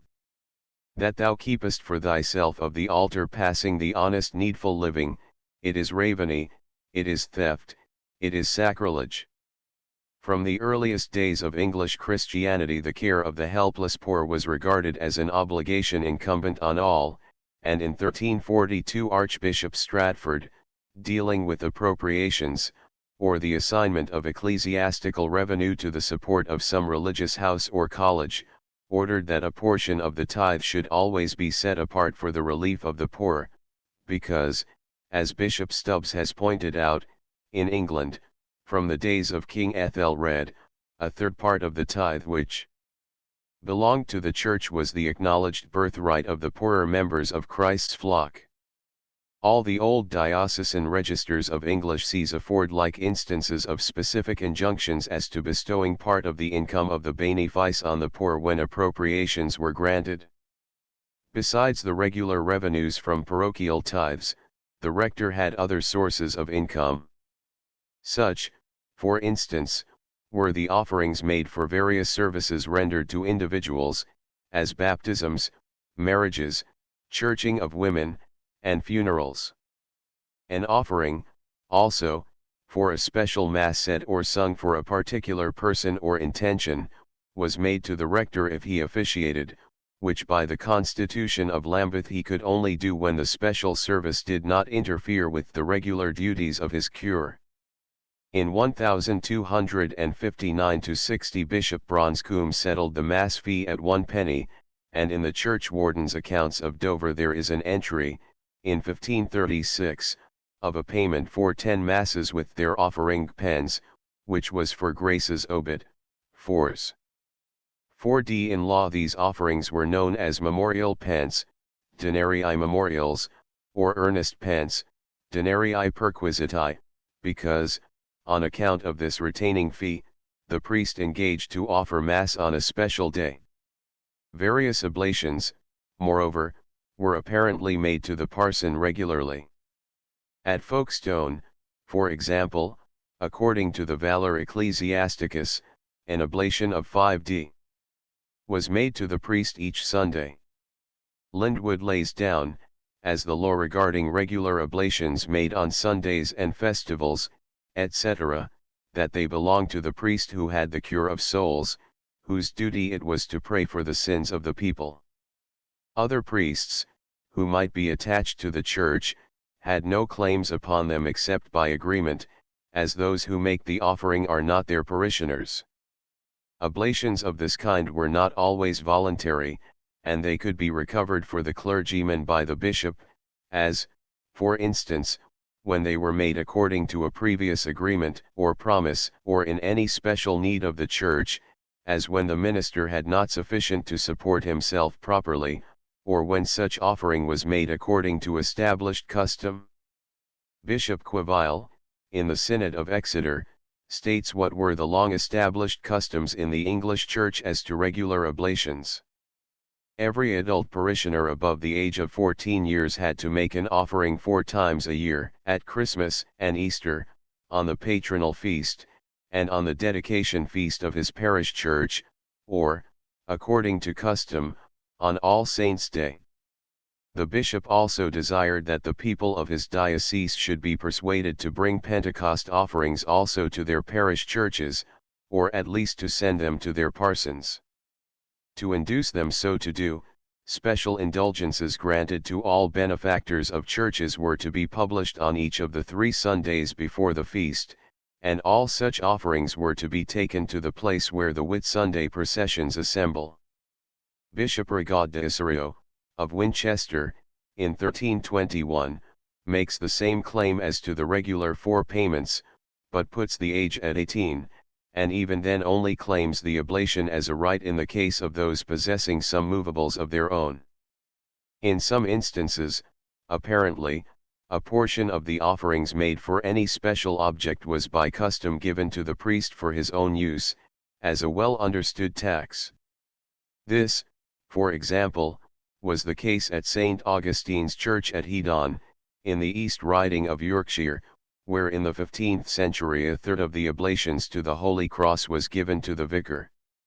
The rectory house, which was situated near to the church, would no doubt in these days be considered very poor. A living room and a bedroom, with perhaps a room in which to exercise hospitality, with some necessary offices and a kitchen, were all that, as far as can be ascertained, constituted the dwelling place of the parochial priest. Religious feelings, says Dr. Rock, sweeten the homeliness of everyday life. Over the parlour chimney-piece in the vicarage house at Bisthorpe, Norfolk, built by Sir Thomas Downing, priest, are these lines: "All you that sit by these fire warm pray for the soul of Sir Johan Downing."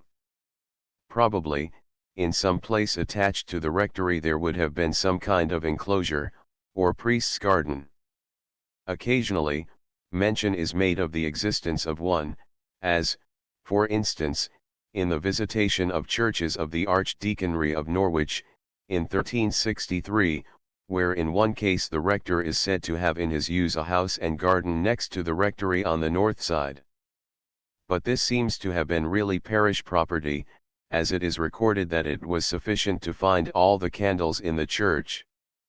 Sometimes, no doubt, the priests' houses would have been larger than they usually appear to have been from the examples that survive or the records which are available.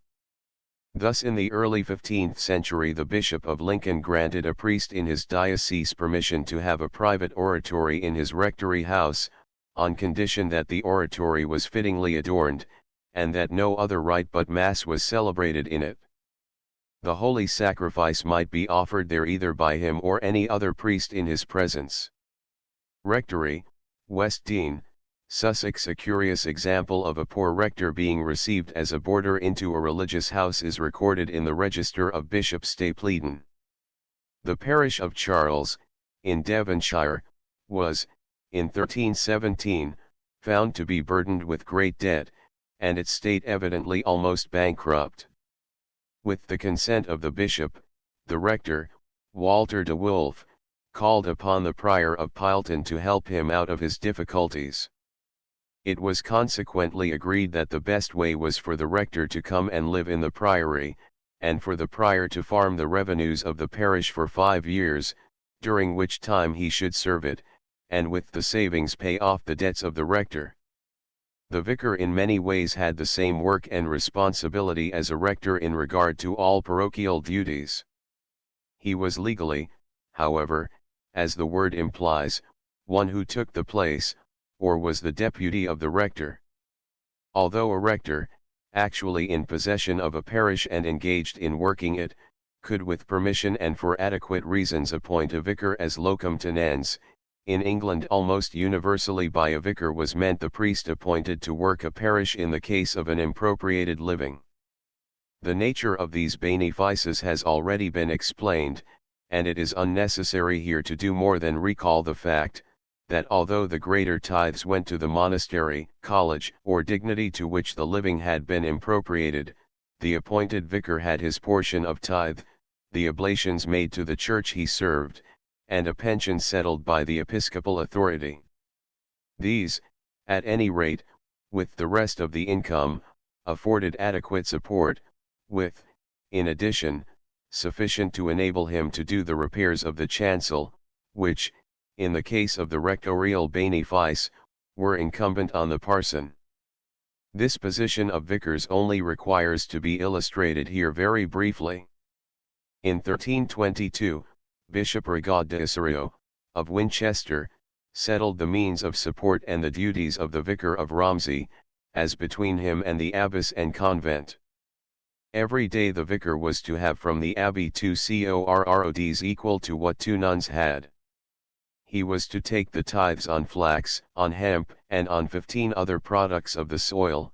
He was to have all funeral dues, and all legacies of dead people, except those specifically left for the repair, etc., of chancel. He was also to have certain lands to work for his own purposes, and to take all oblations made in the church. On the other hand, besides his ordinary duties, he was to pay all ecclesiastical dues and taxes, to find all books and ornaments of the church, and to repair and maintain them, as well also as to keep up and repair the entire chancel of the church.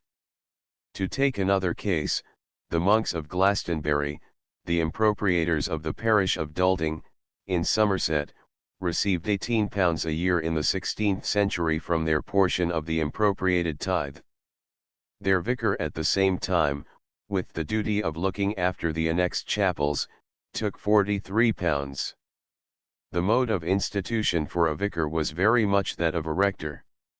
He was appointed by the impropriator of the living, acting as patron, and he had to receive the assent of the bishop of the diocese.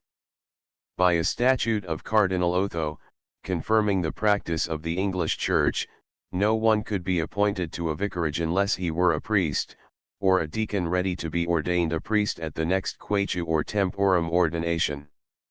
On his appointment, he had to surrender every other ecclesiastical benefice, and to take an oath that he would reside continually in his vicarage, so that any absence beyond the space of 3 weeks was unlawful. The above legislation, of course, regarded only what were known as perpetual vicars, those, namely, that were appointed to impropriated livings with a tenure of office similar to that of rectors. The author of the gloss on the Constitution of Otho notes that in England there were really 4 kinds of vicars, or 4 classes of priests who were accounted or known as vicars. 1. Those who for a stipend took the cures of rectors, or of perpetual vicars, temporarily, and at the will of those who engaged them. These did not require the license of the bishop, unless under special diocesan law. 2. Those sent by the Pope, etc., to certain parts of the world were called vicars. 3. Vicars appointed by the bishops, and known as vicars general, and 4. The perpetual vicars of churches, instituted to the cure of souls by the bishop, and by his license installed. These were most properly called vicars. It is evident, from what is set out in the Valor Ecclesiasticus, that the vicar proper, if he found it necessary, had to provide help in the way of a curate. In this there was no distinction between a rector and a vicar, and it is obvious that, where this was required, provision for it had been made in the arrangement which had been come to in the first instance between the impropriators and the bishop, or that arrangement had subsequently been modified to enable the vicar to meet the expense of extra help. Curates. Next in importance among the parochial clergy come the assistant priests, known as curates, curati, or those entrusted with the cure of souls. They are called in canon law vice curati, or capellani, who administer the sacraments, not in their own name, but in the name of another, that is, in the name of the rector or perpetual vicar. They were also, as previously pointed out, in England occasionally called vicars, in the sense of taking the place of the rector, etc. Every curate by law was to receive from the rector or vicar who employed him a fixed and sufficient salary, and all manner of bargains as to payment or contracting out of obligations were prohibited. Thus in the Acts of the Synod of Ely, in 1364, Bishop Simon Langham says, "We strictly prohibit any rector from making a bargain with his assistant, priest of this kind, that besides his fixed stipend he may take offerings for anniversary masses, etc., since such a bargain is a clear indication that the fixed stipend is too small, and to make it up, these fees are looked for, and the parish masses may be neglected." In fact, by the constitution of Archbishop Courtney, in 1391, the curates were to receive none of the oblations, fees, or offerings made in a parish, for services for which they received a sufficient payment from those who employed them. According to the same constitution, the curate was admitted to his office by the rector or vicar on any Sunday or feast day before the parishioners at the parochial Mass.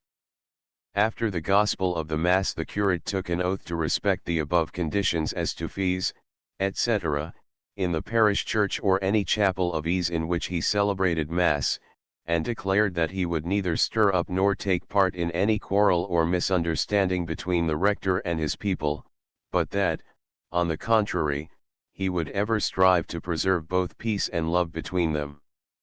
A curate thus instituted could only hear the confessions of parishioners in the church or chapel where he said Mass according to the leave and permission he had received. He was bound to be present in the choir of the parish church, vested in a surplice, at Matins, High Mass, Vespers, and other divine service at the appointed hours on Sundays and festivals, together with the other ministers of the church, who were legally bound to assist at and increase the numbers of those present at these services, and not to remain in the nave or walk about in the cemetery, etc. On Sundays and feast days, when a funeral Mass had to be said, the curate, unless with leave of his rector, was not allowed to begin this Mass until after the Gospel of the High Mass. In their private lives, curates were warned always to act as priests, and not to frequent taverns, plays, or illicit spectacles. In dress and carriage they were ever to uphold the credit of the ecclesiastical state, and not to bring scandal upon their rectors or upon themselves. Sometimes the need of extra assistance in the parish was felt by the people, and very frequently they contributed the sum necessary for a curate's sufficient stipend. At times the people even appealed to the bishop to force the parson to seek additional help. Thus in the Diocese of London, in the 14th century, there is recorded the complaints of the inhabitants of a parish that their vicar would not allow the services of a priest for whom they had paid, and that thus they were deprived of daily Mass, and other divine service, with the sacraments and sacramentals. At times, indeed, the need of an assistant in a parish was so obvious that the bishop felt bound to interfere in order to secure the appointment. Thus Bishop Rigaud de Osorio, of Winchester, in 1323, appointed a curate to the vicar of Twyford, who was suffering from an incurable disease and unable to do the work of his parish. In the same way, in 1313-14, Bishop Stapleton, of Exeter, appointed a curate coadjutor to the vicar of St. Neots, who was found to be suffering from leprosy. The vicar was to have a certain stipend, was to keep the best room in the parsonage, with the adjoining parts of the house, except the hall. The door between this room and the vicar's chamber was to be built up, and the newly appointed curate was to have the whole administration of the vicarage. The chantry priest. Next in order of importance among the priests of a medieval parish come the clergymen serving any chantry attached to the church. These chantry chapels were, as is well known, very numerous in pre-Reformation days, particularly in towns, but it has hitherto not been sufficiently recognized that the priests serving them in any way helped in parochial work. This is simply because the purpose, for which those adjuncts to parish churches existed, has not been understood. We have been taught to believe that a chantry only meant a place, chapel or other locality, where masses were offered for the repose of the soul of the donor, and other specified benefactors. No doubt there were such chantries existing, but to imagine that they were even the rule is wholly to mistake the purpose of such foundations. Speaking broadly, the chantry priest was an assistant priest of the parish, or, as we should nowadays say, curate of the parish, who was supported by the foundation fund of the benefactors for that purpose, and indeed not unfrequently even by the contributions of the inhabitants. For the most part their raison d'être was to look after the poor of the parish, to visit the sick, and to assist in the functions of the parish church. Moreover, connected with these chantries were very commonly what were called obits. These were not, as we have been asked to believe, mere money payments to the priest for some anniversary services, but they were for the most part money left quite as much for annual alms to the poor, as for the celebration of any anniversary offices. Let us take a few examples. In the city of Nottingham there were two chantries connected with the parish church of St. Mary's, that of Our Lady, and that called Emmaus Chantry. The former, we are told, was founded to maintain the services and to be an aid to the vicar, and partly to succor the poor, the latter for the priest to assist in God's service, and to pray for William Emmaus, the founder. When the commissioners in the first year of Edward VI came to inquire into the possessions of these chantries, they were asked by the people of the place to note that in this parish there were 1,400 house-ealing people, and that the vicar there had no other priest to help but the above two chantry priests. It is not necessary to say that these foundations were not spared on this account, for within 2 years the property, upon which these two priests were supported, had been sold to two speculators in such like parcels of land John Howe and John Broxholm. Then, again, in the parish of St. Nicholas, at Nottingham, we find from the returns of the commissioners that the members of the Guild of the Virgin contributed to the support of an extra priest. In the parish there were more than 200 house-ealing people, and as the parish living was very poor, there was no other priest to look after them but this one, John Chester, who was paid by the guild. The king's officials, however, did not hesitate on this account to confiscate the property. It is useless to multiply instances of this kind, some hundreds of which might be given in the county of Nottingham alone. It may be interesting, however, to take one or two examples of obits in this part of England. In the parish of South Wheatley there were parish lands let out to farm, which produced 18d a year, say from £1 to £1 of our money. Of this sum, 1s was for the poor and 6d for church lights, that is, 2/3, or, say, 16ths of our money, was for the relief of the distressed. So in the parish of Tuxford the church obit lands produced £1 4d, or more than £16 a year, of this 16ths. 4d was intended for the poor, and 9s for the church expenses. It is almost unnecessary to add that the crown took the whole sum, that intended for the poor, as well as that used for the support of the ecclesiastical services. Neither can it be held, I fear, that the robbery of the poor was accidental and unpremeditated.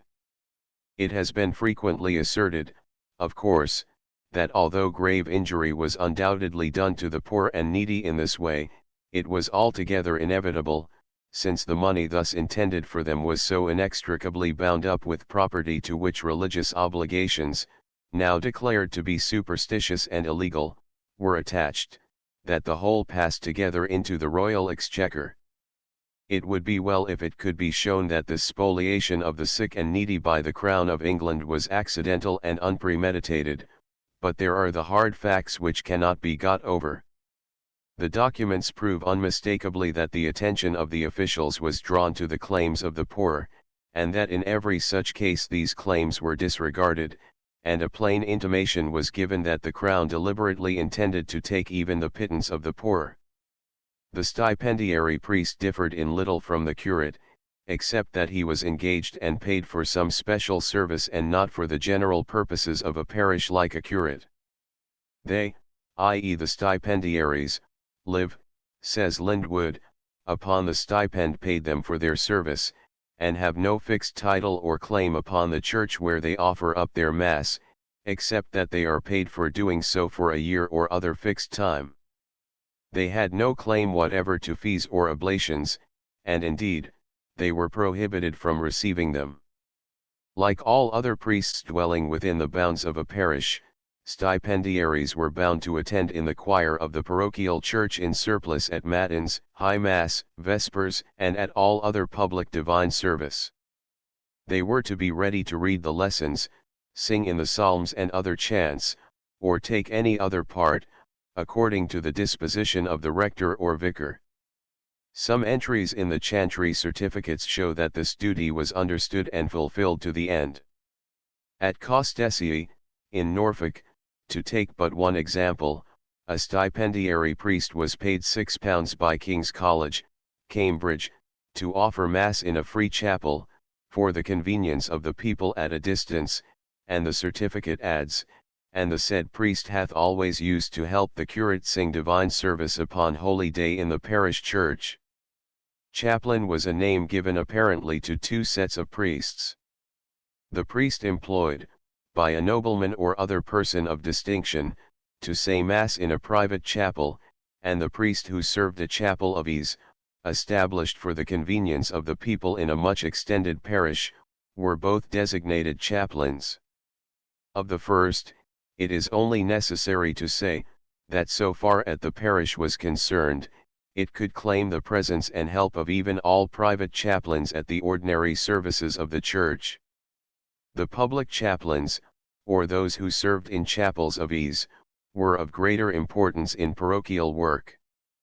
The necessity for these chapelries appears clearly in the chantry certificates, under color of the act for suppressing which most of the chapels were destroyed. Thus, to take a few examples, the Free Chapel of Tulne, in the parish of Hayton, in Cumberland, had been founded by a priest named Robert Poore. It had always been accustomed to have all manner of sacraments ministered by the chaplain there to the inhabitants of North and South Tulne. By reason that many times in the year such influence of waters and snow doth abound so much within the said hamlets, the inhabitants thereof can by no means resort unto their parish church of Hayton, being 2 miles distant from the said chapel, neither for christening, burying, or other rites.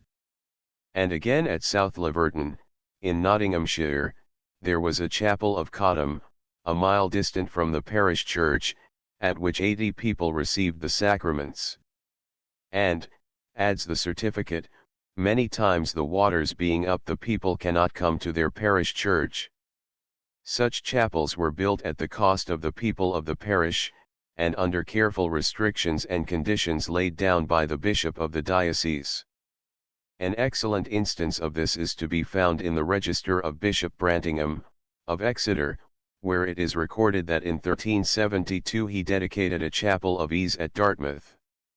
Up to this time Dartmouth was in the parish of Townstall, which was a vicarage, the benefice being appropriated to the Premonstratensian Abbey of Torre. The people living at Dartmouth, failing to obtain permission to have a chapel, proceeded to build one without leave of the abbey or of their vicar. After considerable difficulty, and upon the intervention of the bishop, it was allowed that the people on the seashore, many of them old and infirm and women, frequently were unable to get to their parish church, especially in stormy winter weather. For this reason the erection of the chapel with the baptistery and cemetery was finally allowed, and they were permitted to find a chaplain to serve it, who was to be licensed from year to year, and admitted by the vicar of Townstall. In the same way Bishop Stafford allowed the establishment of a chapel at Kingsbridge, in Devon, in 1414. The people who used the chapel had to maintain it, and even the chancel, as well as all the necessary books and ornaments. They were not charged, however, with the payment of their own chaplain, or with the provision of bread and wine for the Blessed Eucharist, which fell upon the rector of the parish of Chiston. Burials of the dead had up to this time taken place at the mother church, but this, in view of circumstances adduced, the bishop thought unreasonable. On the feast of the dedication of the parish church, however, every adult was bound to attend there at the service and to make an offering. Certain other dues also were ordered to be paid in acknowledgement of the tithes of the chapel to the mother church. At one place, a chaplain was employed by the rector to say Mass for the convenience of the people in a chapel attached to a house some distance from the parish church. In another chapel of ease, a parishioner left money for a foundation of 3 Masses weekly for the people, and at Tatton, near Bristol, the church wardens, in 1506, were paying Sir Richard York, chapel priest, 27s. 4d a quarter for his services. Besides the above-named priests, all more or less connected with the working of a medieval parish, it was ordered that, wherever the means of the place would allow it, there should be always a deacon and subdeacon to assist in the due celebration of the divine service. Chance references in accounts and other documents seem to show that they were often so employed. In one set of church wardens' accounts there is a curious entry of receipt from a deacon, who pays for damage done to certain vestments at the time of his ordination. In another, a collection was made from the parishioners for the support of the deacon, and in a book of directions for clerics, it is laid down as part of the deacon's office to bring the pyx containing the Blessed Sacrament from behind the altar, where it had been hanging, and to place it on the table of the altar for the priest to communicate the faithful. Chapter v. The parish officials. If the parish priest, rector, or vicar was undoubtedly the admitted center of life in the district, the father of his people and the pastor of his flock, neither on his part nor on that of the parishioners was there any mistake about the rights and duties of the people to the parish church and towards parish matters generally. Within well-defined limits, the parish, which included both parson and people, managed its own affairs. Every adult of both sexes had a voice in the self-government, and, as Bishop Hobhouse has pointed out, in pre-Reformation days a wise freedom in the management of the fabric of the church and its accessories seemed to have been left to the parish by the diocesan authorities. They, the people, encouraged by every means in their power, and indeed frequently initiated, those manifestations of zeal for beautifying God's house which form so remarkable a feature in the architectural history of the 15th and early 16th centuries. Moreover, it is impossible to turn over the church accounts of that period which have come down to us, without acknowledging that the love of the people for their parish churches was supported and intensified by the feeling that it was their work, and that upon each of them in conscience lay the duty of assisting to maintain the sanctuary, where, according to their strong and simple faith, God dwelt in their midst, and of helping to keep up within this holy place the round of prayers and praise and sacrifice. This common purpose of all within a parish was in those days not left to be carried out by chance or by mere individual effort. It was highly and intelligently organized to secure the cooperation and the continual contributions necessary for successfully carrying out the work. For this end certain officials were chosen by popular election as the people's representatives, others were appointed in various ways and others, again, were employed as their services were required. The church wardens, the representatives of the people in all parochial work, were their wardens, or the church wardens, as they are generally called.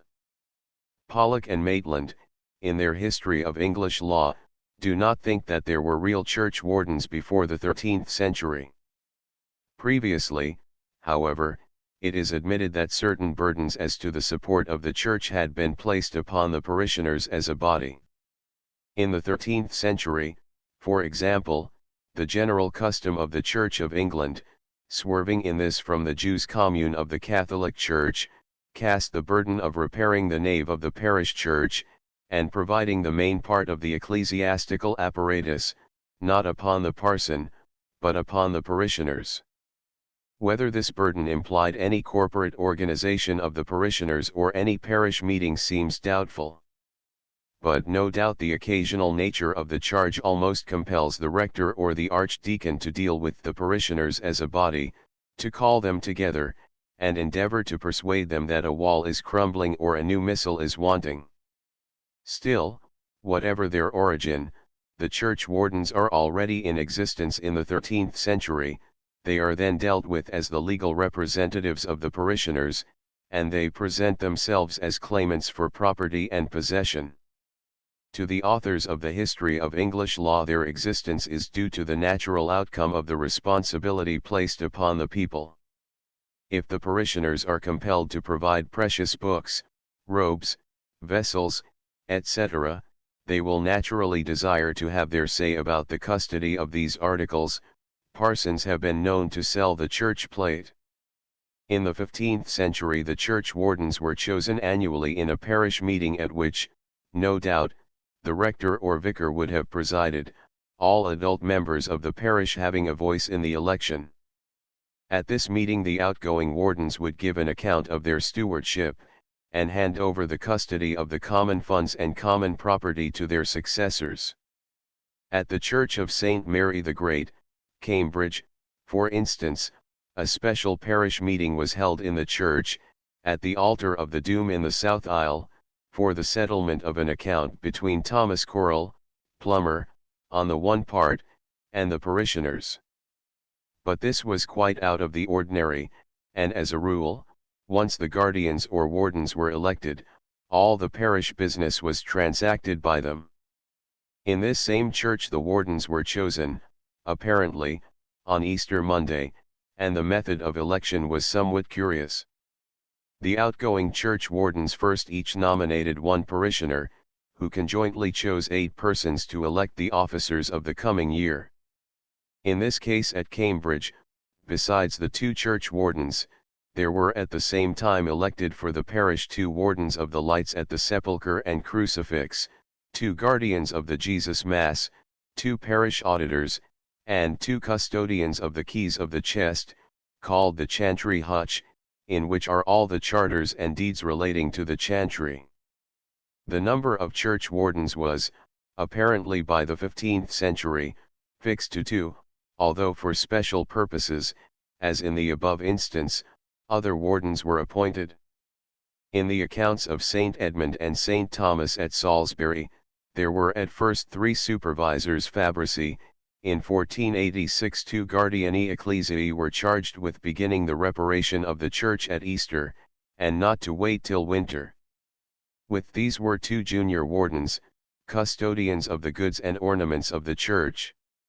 Apparently, in times when considerable work was going on, 1 or more additional wardens were appointed to give advice and share responsibility, and once, at least, in the time of some great repairs to the fabric, the parish meeting stood adjourned from Friday to Friday until the works were finished. In 1510 2 wardens were appointed, and it is curious to note that one held the purse, and the other, who did not, became his surety. At St. Mary at Hill, in London, the name for the official church wardens was, apparently, the Wardens of the Gods, Rents, and Works, or, the Wardens of the Gods, Ornaments, Works, Livelihood, and Rents, etc. Although the wardens were usually chosen from the men of a parish, there are examples to show that this need not necessarily be the case. Thus the accounts of St. Petrox, Exeter, show that in 1428 a woman, named Beatrice Bray, was people's warden, and in the same way, in 1496-7, Dame Isabel Norton held the office at Yetton, in Somerset.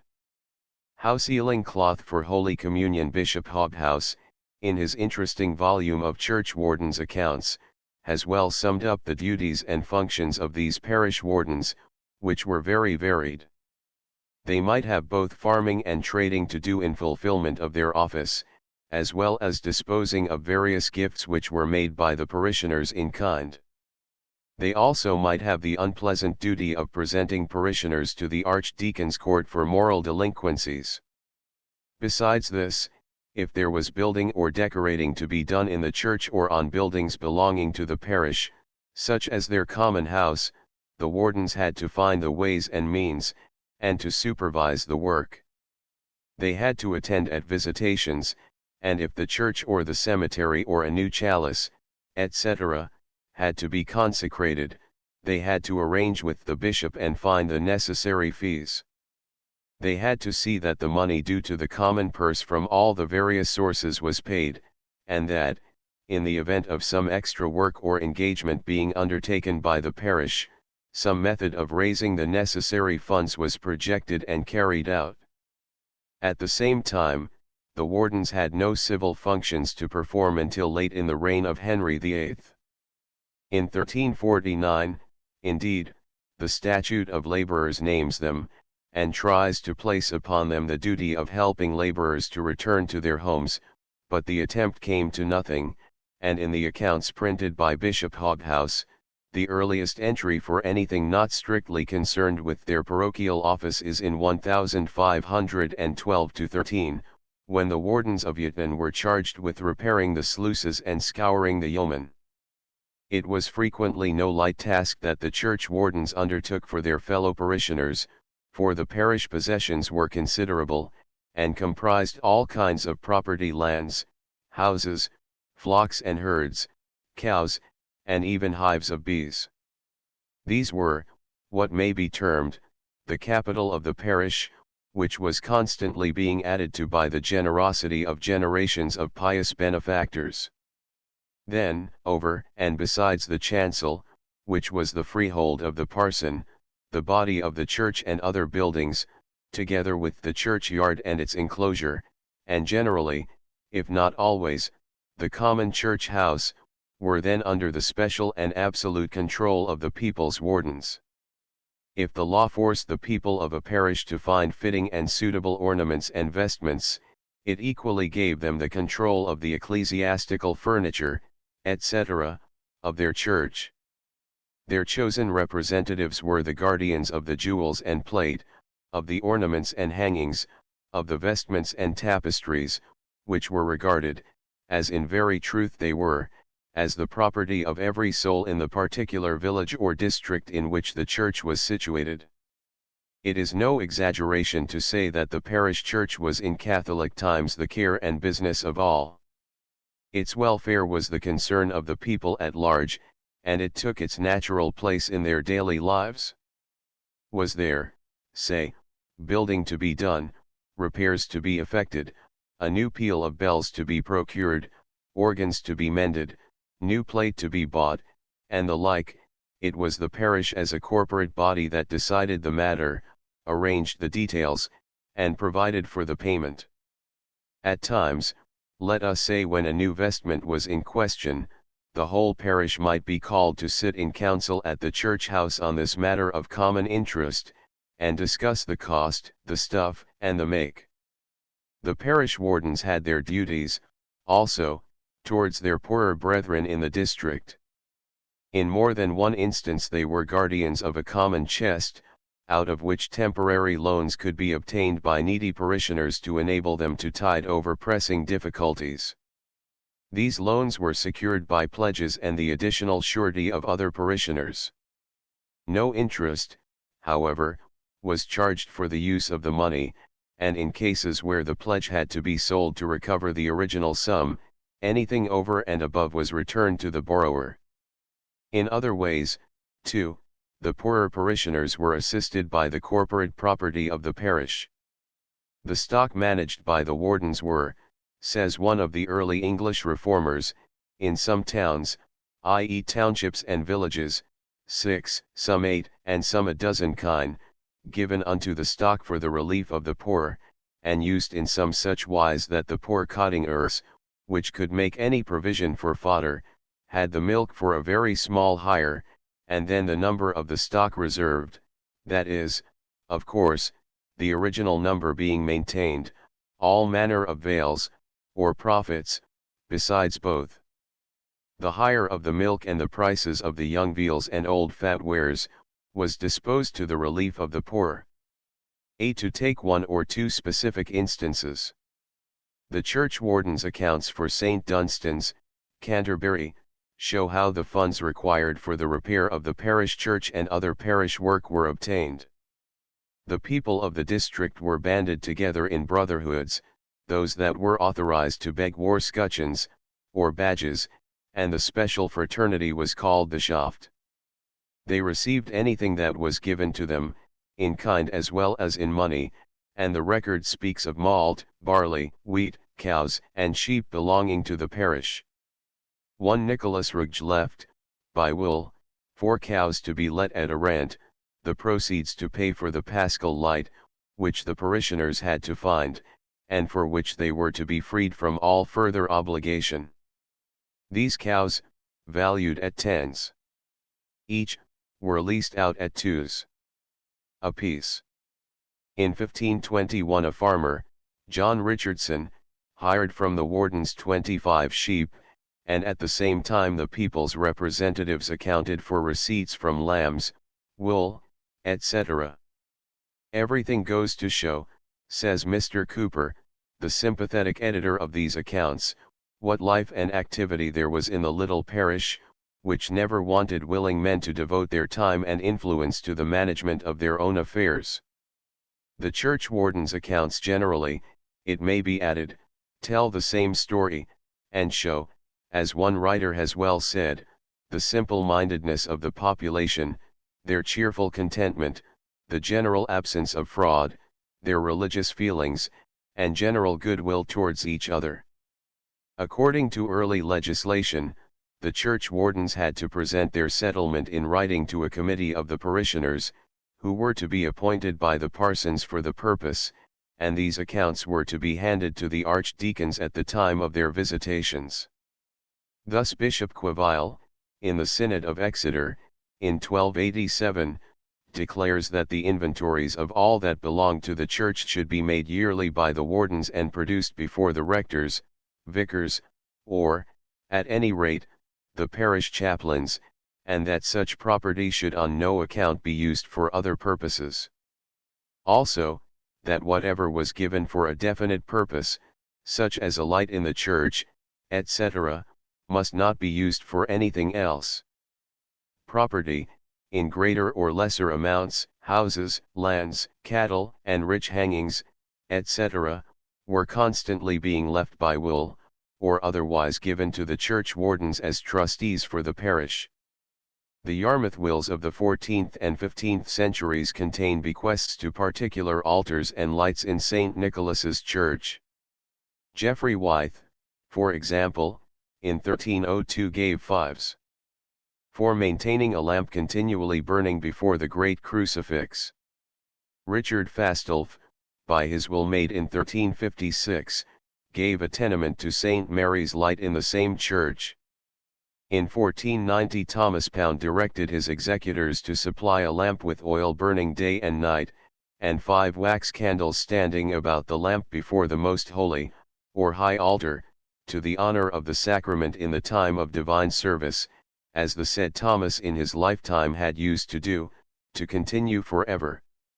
In the same way, in 1486, Rose Retell, a parishioner of St. Mary at Hill, left to the churchwardens, as trustees, certain houses to find the stipend for a chantry priest, who was to be appointed by the parishioners, and who was to assist at all the services.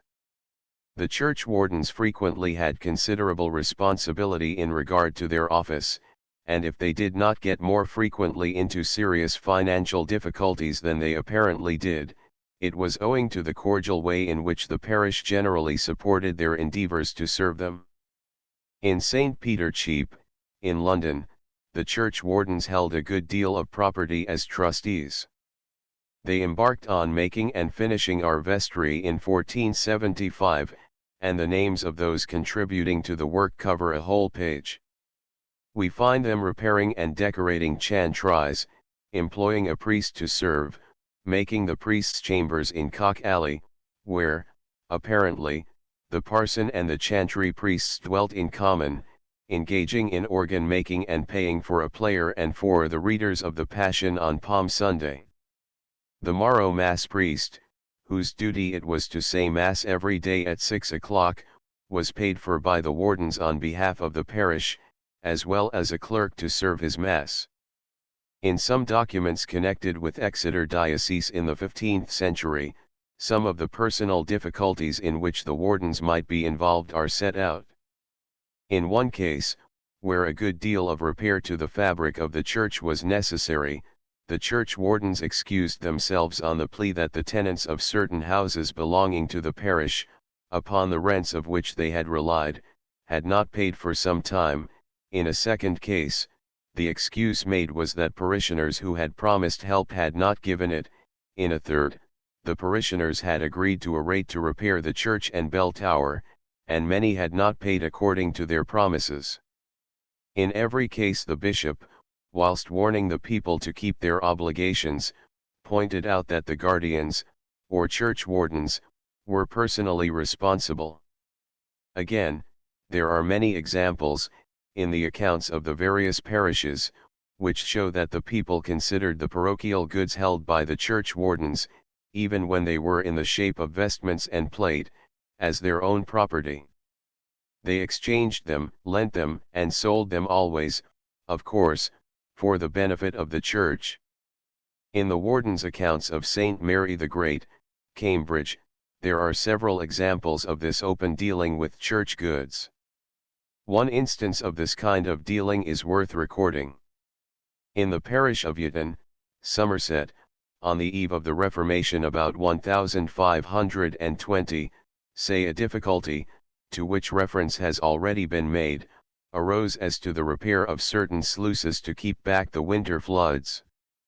To make a long story short, in the end, the parishioners were ordered to make good the defect.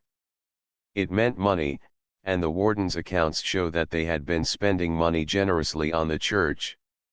It was consequently decided that to raise the necessary cash they should sell a piece of silver church plate, which had been purchased some years before by the common contributions of the faithful.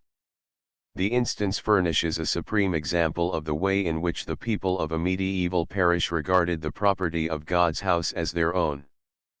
Parish clerk, or holy water bearer, Aquibagularius, second only in importance to the church wardens was the parish clerk, or, as he was frequently called from one of his chief duties, the water bearer. Originally, as the name clerk implies, he was a cleric, and his office was considered to be a regular ecclesiastical benefice. In the 14th century the clerk was married, but one such was fined for the offence in a visitation in that century in the Salisbury diocese. In process of time, however, owing to the scarcity of clerics, the office was often held by a married layman. Holy water clerk. The English law as to this official was laid down in the constitution of Archbishop Boniface of Savoy, in the 13th century. The benefice was, according to this, to be bestowed upon poor clerks. And as there had been many disputes about the bestowal of the office, the Archbishop decreed that henceforward the rectors and vicars, of parish churches, who know better than parishioners those that are fit for the office, shall institute such clerics in these benefices as they know in their hearts can and will properly serve in the divine offices, of the Church, and will obey their directions. Upon which Lawlandwood remarks, that it is always the privilege of the ecclesiastical superior to appoint his inferiors in his own church, and that it is no part of the right of any patron, which, in this instance, may be taken to include the parishioners, who were supposed to find the salary. In the manuscript accounts of the wardens of St. Botolphus, Aldersgate Street, a payment of £4 a year was made to the clerk, and this sum was specially collected for the purpose. A note of clerk wage owing in the accounts of St. Michael's in Bedwardine, Worcestershire, makes it appear that there, ordinarily, each householder paid 1d. a quarter for the clerk, although one person, to whom is prefixed the title of Mr., evidently pointing to a man of class, paid a shilling each time. St. Mary at Hill, in London, paid its clerk at the rate of £6 13s. a year, and he also received certain offerings at obits, etc., kept in the church. The regular wage was specially, although apparently not very regularly, collected by the wardens. Blessing of food by holy water clerk. The actual payment of the clerk was sometimes a difficulty, and Archbishop Boniface anticipates this possibility by asserting the English custom of the parish paying for his services. It was in consequence of this, he says, that parishioners had asserted their right to make the appointment. He directs that, should there be objection made to this payment by any parish, the people should be compelled to do their plain duty by ecclesiastical censures. On the other hand, Archbishop Peckham seems to have thought it reasonable that those who paid the money should elect to the office, and held that the parishioners ought to appoint the parish clerks to their offices. Lindwood speaks of a praiseworthy English custom, according to which every father of a family made an offering on the Sundays to the cleric who brought the holy water to him, and that at Christmas the officer should have from each household a loaf, at Easter a certain number of eggs, and in the autumn so much of the harvesting. It may also be taken as an established custom that each quarter of the year the clerk received a sum of money for his support levied upon the entire parish. A curious entry in the accounts of the Church of St. Mary the Great at Cambridge, shows a payment made by the parish in reward to a young man that should have been a parish clerk, suggesting that the church wardens wanted him, but the rector made another appointment. The Synod of Exeter, in 1287, so frequently referred to in regard to the laws and customs of the English Church, declares that, according to tradition, the benefice of the blessed water was at first instituted to help poor clerks, whilst they were studying and thus fitting themselves for higher dignities. To this end Bishop Queville directs, as already pointed out, that in all churches not more than 10 miles distant from any school of a city or town, this purpose should be borne in mind, and the office given to a poor scholar to help him whilst at his studies.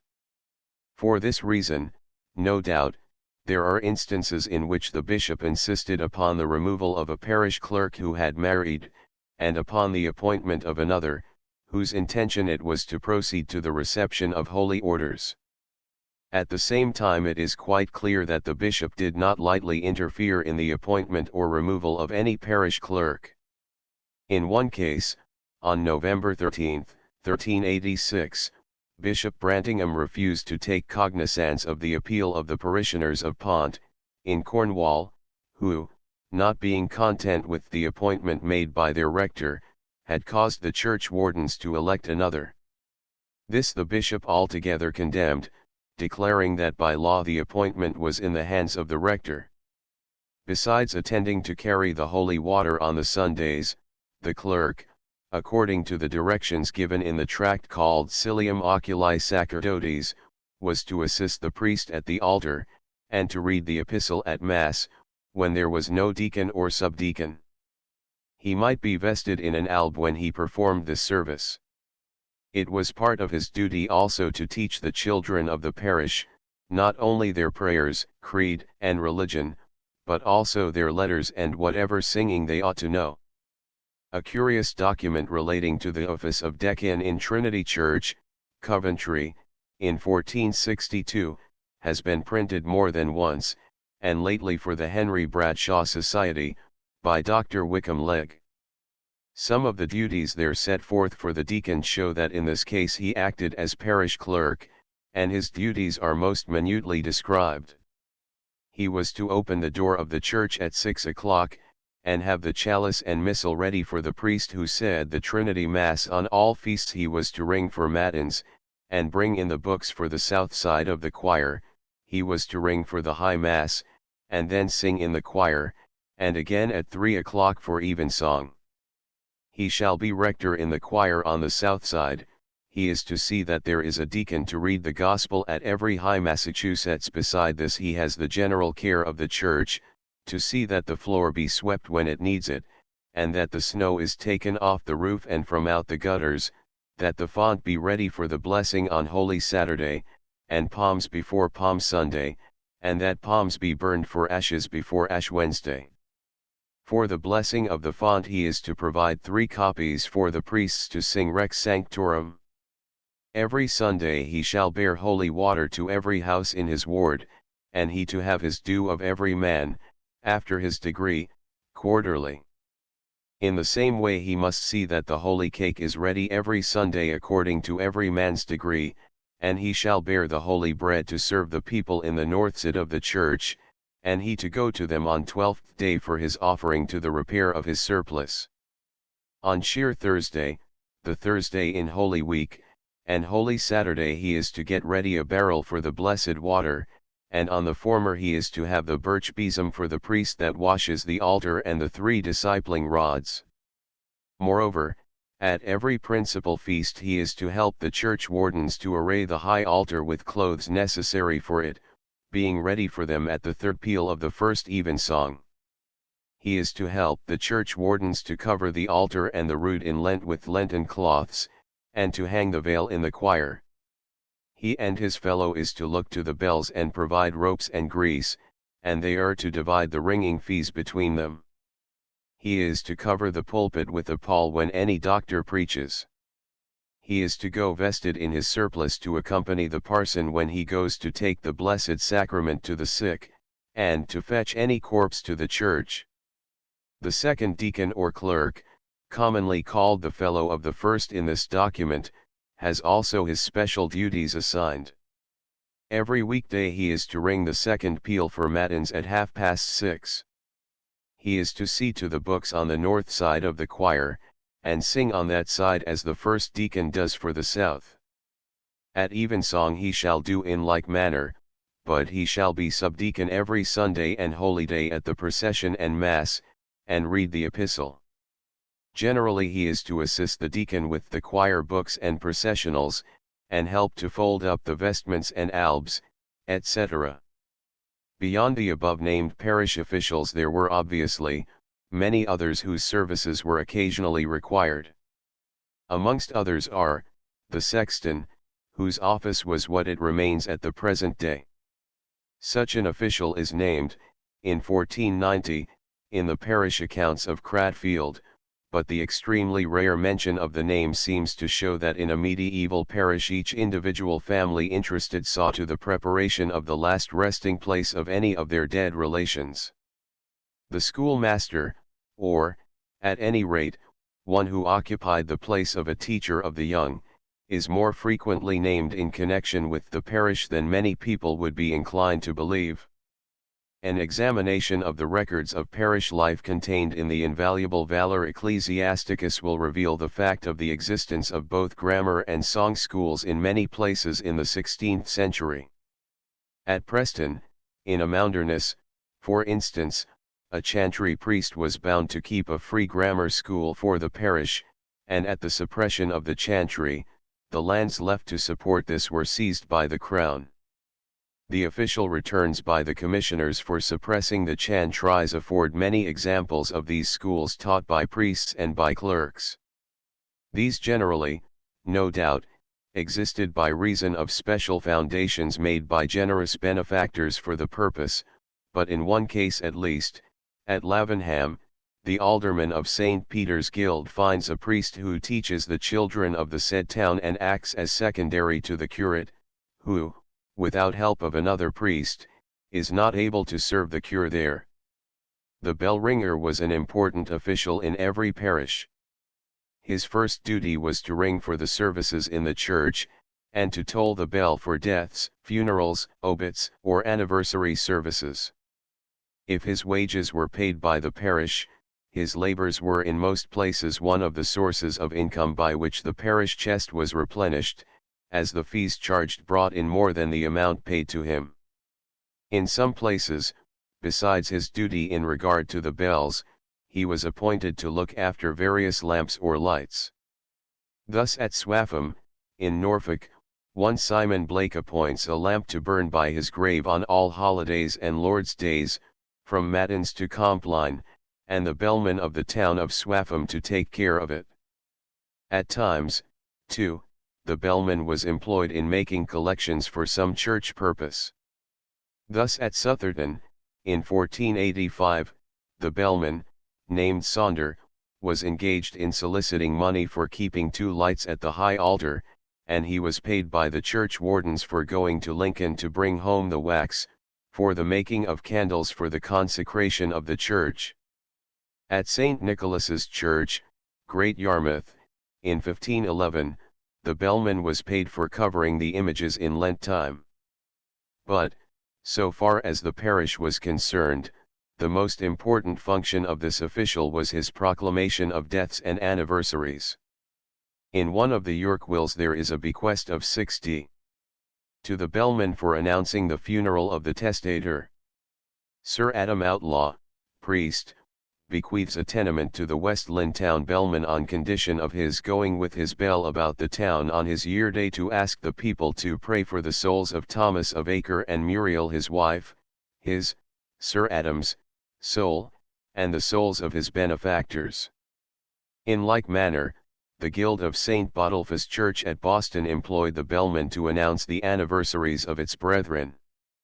Thus, in January the sacrist was to remember to send him round about the city to proclaim the obit day of Richard Chapman, and proclaim each year his will. At each street he was to ring his bell and say, for the souls of Richard Chapman and Alice his wyf, brother and sister of Corpus Christi Juld to morn, i.e. tomorrow, shall be their year day, for which service he was to receive a penny.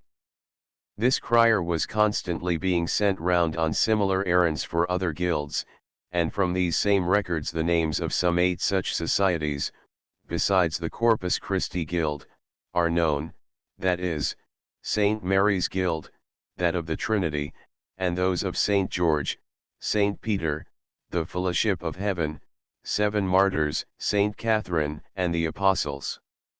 The object of these constant proclamations was, of course, to call the various members of fraternities and societies to attend at funerals and anniversary masses and pray for the souls of the brethren and sisters who had gone before them to that future life, which in those days of simple faith was hardly less a reality to all Christian folk than the present world which their senses told them about. The bells used by the bellmen seem, from some inventories, to have been the property of the parish. They are called rogation bells, from their use in calling people to the church, and they were rung in the funeral procession from the house of the deceased parishioner to the church. In 1463, John Barrett, of Bury St. Edmunds, directs that the 2 bellmen, who go about the town on his death announcing his funeral, are to have gowns given them. And at my year day, he adds, they are to have each 4d. For going about the town to call on the inhabitants to pray for my soul, and for my Fateris and Madris, and the same for ringing on the month's mind. Another remarkable custom, which seems to have been no novelty in the middle of the 15th century, was the use of a chime barrel set with the tune of the Requiem Aeternam, the introit of the Mass for the dead. This, as it only ranged over 5 notes, was easily managed, and the instrument was wheeled throughout the town, grinding out this lament for some departed inhabitant. The John Barrett named above makes special arrangements for this to be done at Bury on his decease, for 30 days after, and during the following Lent time. Of people employed at various times and for diverse purposes by the parish, there were a great many about whom very little need be said. Over and above masons and carpenters and women to wash surplices and albs and repair vestments, who may be called regular employees, the accounts of the church wardens show that many others were, from time to time, paid by the parish funds. One of the most regular, naturally, when lights were so much used, was the candle maker, who apparently travelled about from place to place exercising his art. At Cowfield, in Sussex, for instance, in the years 1471 to 85, the church warden's payments for candle making were at regular intervals, and besides finding the wax and the wages, the wardens supplied also the board and lodging for the master workmen. At Great St. Mary's, Cambridge, the wardens, in 1537, bought 35 pounds of wax, at 7d. a pound. For the sepulchre and rood lights, they paid 5s. For making it up, and 2s. 3 1/2d for a dinner at the making. At St. Mary at Hill, London, Roger Middleton, wax chandler, was paid for making of the said Rivelone, 92 pounds, and old wax, made in tapers for the bimelite and other tapers, prickets, and tenebra candles, for every pound a halfpenny 11 shilling 9d. In the same way parishes employed travelling bookmakers, that is, scribes and bookbinders and illuminators. Thus, as an instance, at the beginning of the 15th century, the wardens of St. Augustine's Church, at Hedon, in the East Riding, paid 10s. 8d for parchment to make a book, to Adam Skelton, a scribe, for writing it, 4d, to John Painter for a picture, 10s, and 6d. For the breakfasts of the scribes. There is evidence that sometimes the curate of a parish acted as a scribe, and received a fee for so doing. Sometimes clerics at other places were employed, as a clerk at the Almonry at Canterbury, who wrote a book for the Church of St. Dunstan in that city. The same applies also to the bookbinder, who used to ply his trade from place to place, repairing the old and making new bindings for new and old manuscript service and music books. So too the same evidence of the accounts of church wardens shows the painter, the carver, the silversmith, the gilder, and the tinker constantly at work in various places, according to the needs and means and enterprise of the English parochial authorities. In all cases it was the work of the people. Through their wardens they arranged, superintended, and finally settled the accounts of these various travelling workmen and artists. How they raised the money required for all the work that was carried out during the last half of the 15th century must always remain a mystery. Some account of their ways of collecting funds for parochial purposes will appear in the next chapter, but when all is said, the mystery remains. Footnotes: A Lever, Sermon Before the King, 1550, Arber's reprint, p. 82. Chapter 6 Parochial Finance. In view of the many expenses which devolved upon the wardens in the working of a medieval parish, it is important to try to understand how they were able to raise the necessary funds. In the first place, of course, it must be understood that the church wardens had nothing to do with the tithes, that is, with the regular charge on the produce of the land, which was from the first intended for the support of the clergy, for the poor, and for the maintenance of the chancel portion of the church's fabric. These were received in due course, according to the law, by the parson or vicar or by their agent, without any reference to the popular representatives of the parish as such, and except for an occasional donation from the priest to the common fund for some special purpose, the parish exchequer took nothing whatever from the tithe due to the clergyman. The methods by which the people of a parish raised money for their works were many and various, and some of them curious. Some few of them must needs be touched upon briefly in any account of the life of a medieval parish. In the first place, then, may be mentioned the occasional voluntary assessment of the people of a parish, according to their possessions, sometimes called cets, or cess. This, however, was not a very common way of raising money, and recourse was had to it, apparently, only in the case of extraordinary repairs upon the church becoming necessary. From the many examples that are to be found in the extant accounts, the voluntary rate was evidently difficult to enforce, especially when the amount claimed had, more or less, to be proportioned to the property of individuals. Still, in some places, it was clearly very successful as a means of raising money, as, for instance, at Wigtoft, in Lincolnshire, where, in 1525, the accounts show that the church was completely repaired by money obtained by a voluntary rate. Here a list of 86 inhabitants is given, who are assessed at sums varying from 1d to 3s. 4d. Although the unequal incidence of the tax was evidently admitted by all, it was apparently held that when the parish had made the rate, its vote was binding upon every one. At St. Dunstan's, Canterbury, in 1485, a church rate, or cess, produced £4 fives. 1/2d, in sums varying from John Roper's Sixs. 8d to Richard Crane's 4d, whilst at the same time extra gifts of devotion are recorded of sums varying from 1/2d to 4d. Between 1504 and 1508 another parish cess, in the same place, produced nearly £6. Closely allied to a parochial rate, although not so universal, nor, of course, possessing the binding force of a public assessment, were joint voluntary gifts for special purposes. Something in the way of decoration, or of a bell, a window, a vestment, or a piece of plate was wanted, and the people, as one account expresses it, immediately drew themselves together to pay for it, or to purchase it. For instance, at Morbath, a small uplandish parish in Somerset, on the borders of Devon, in 1538-9, some of the inhabitants bought a new cope for their church at the cost of £3 Sixs.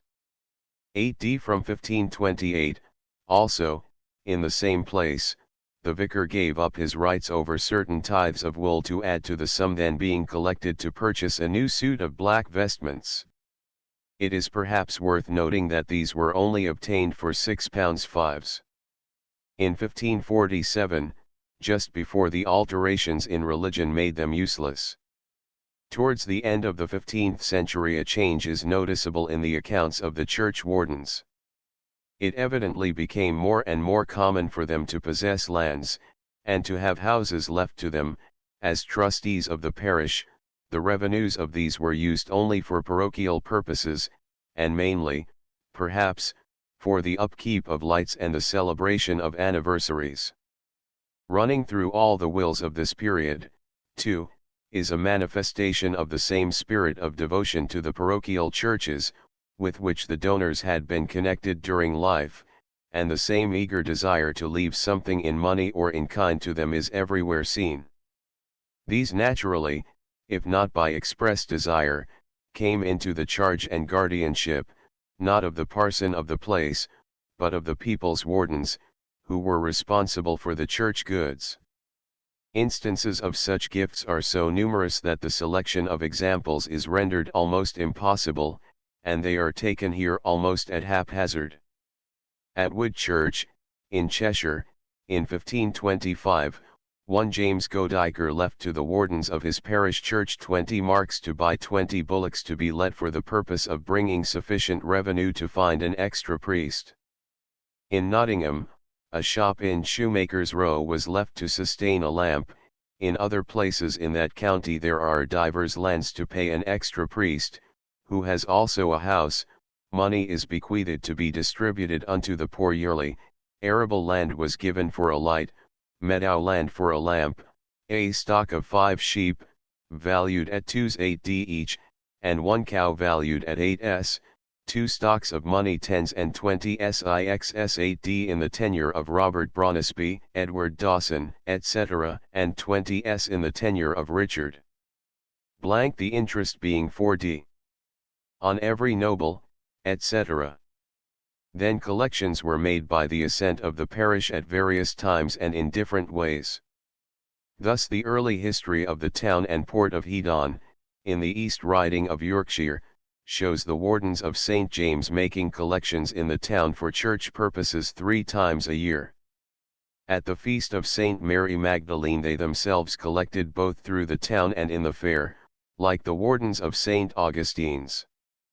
On the feast of St. John, during Christmas week, boys were sent round with collecting bags, and each boy received 1d for his pains.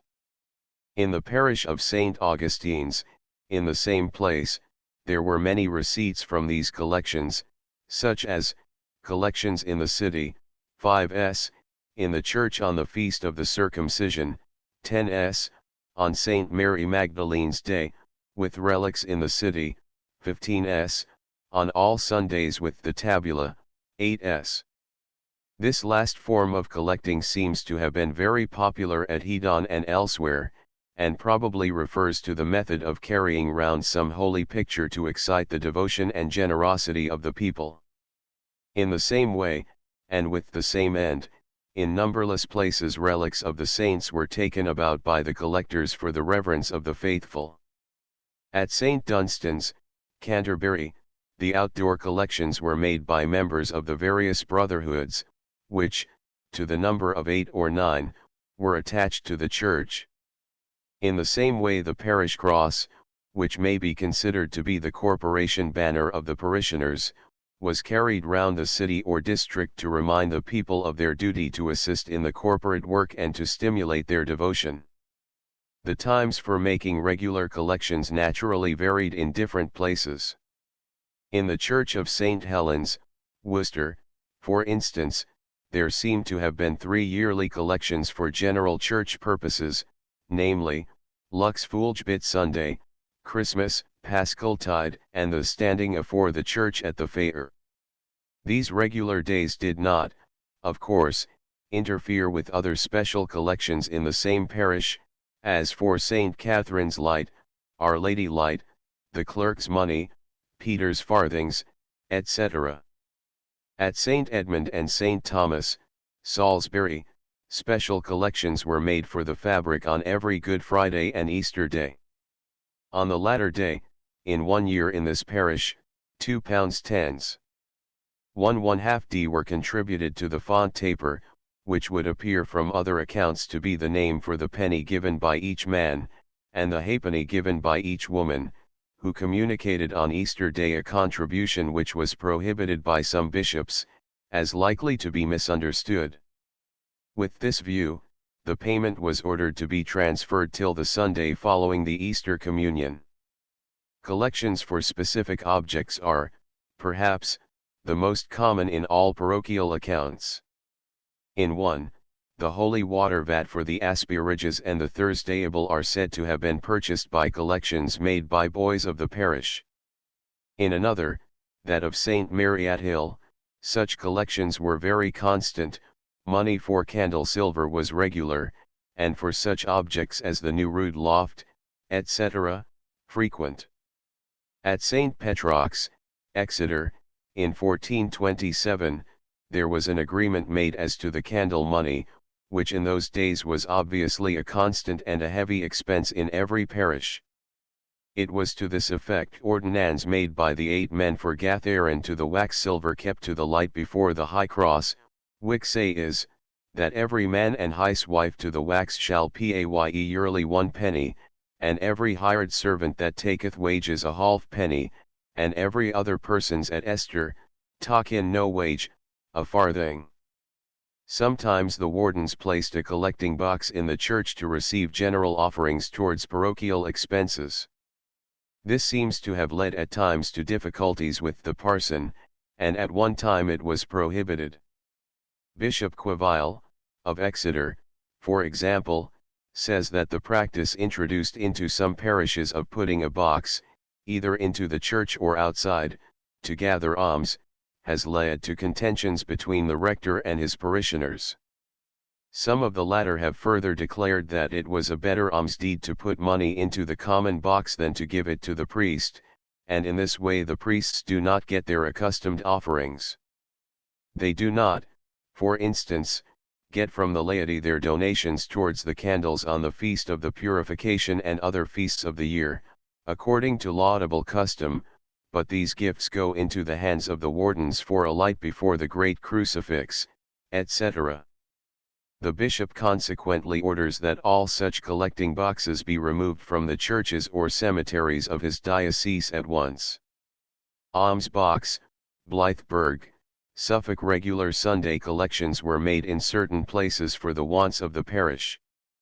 The Hythe church wardens, although depending mainly upon gifts and legacies for the money necessary to satisfy their obligations, had public collections on 26 Sundays in the year. The people were apparently few, and the collections did not produce much, the total being only 34s. 4d for the 6 months, and the individual collection varying from 6d to 1s. 6d, except on Easter Sunday, when the collectors seem to have gathered 10s.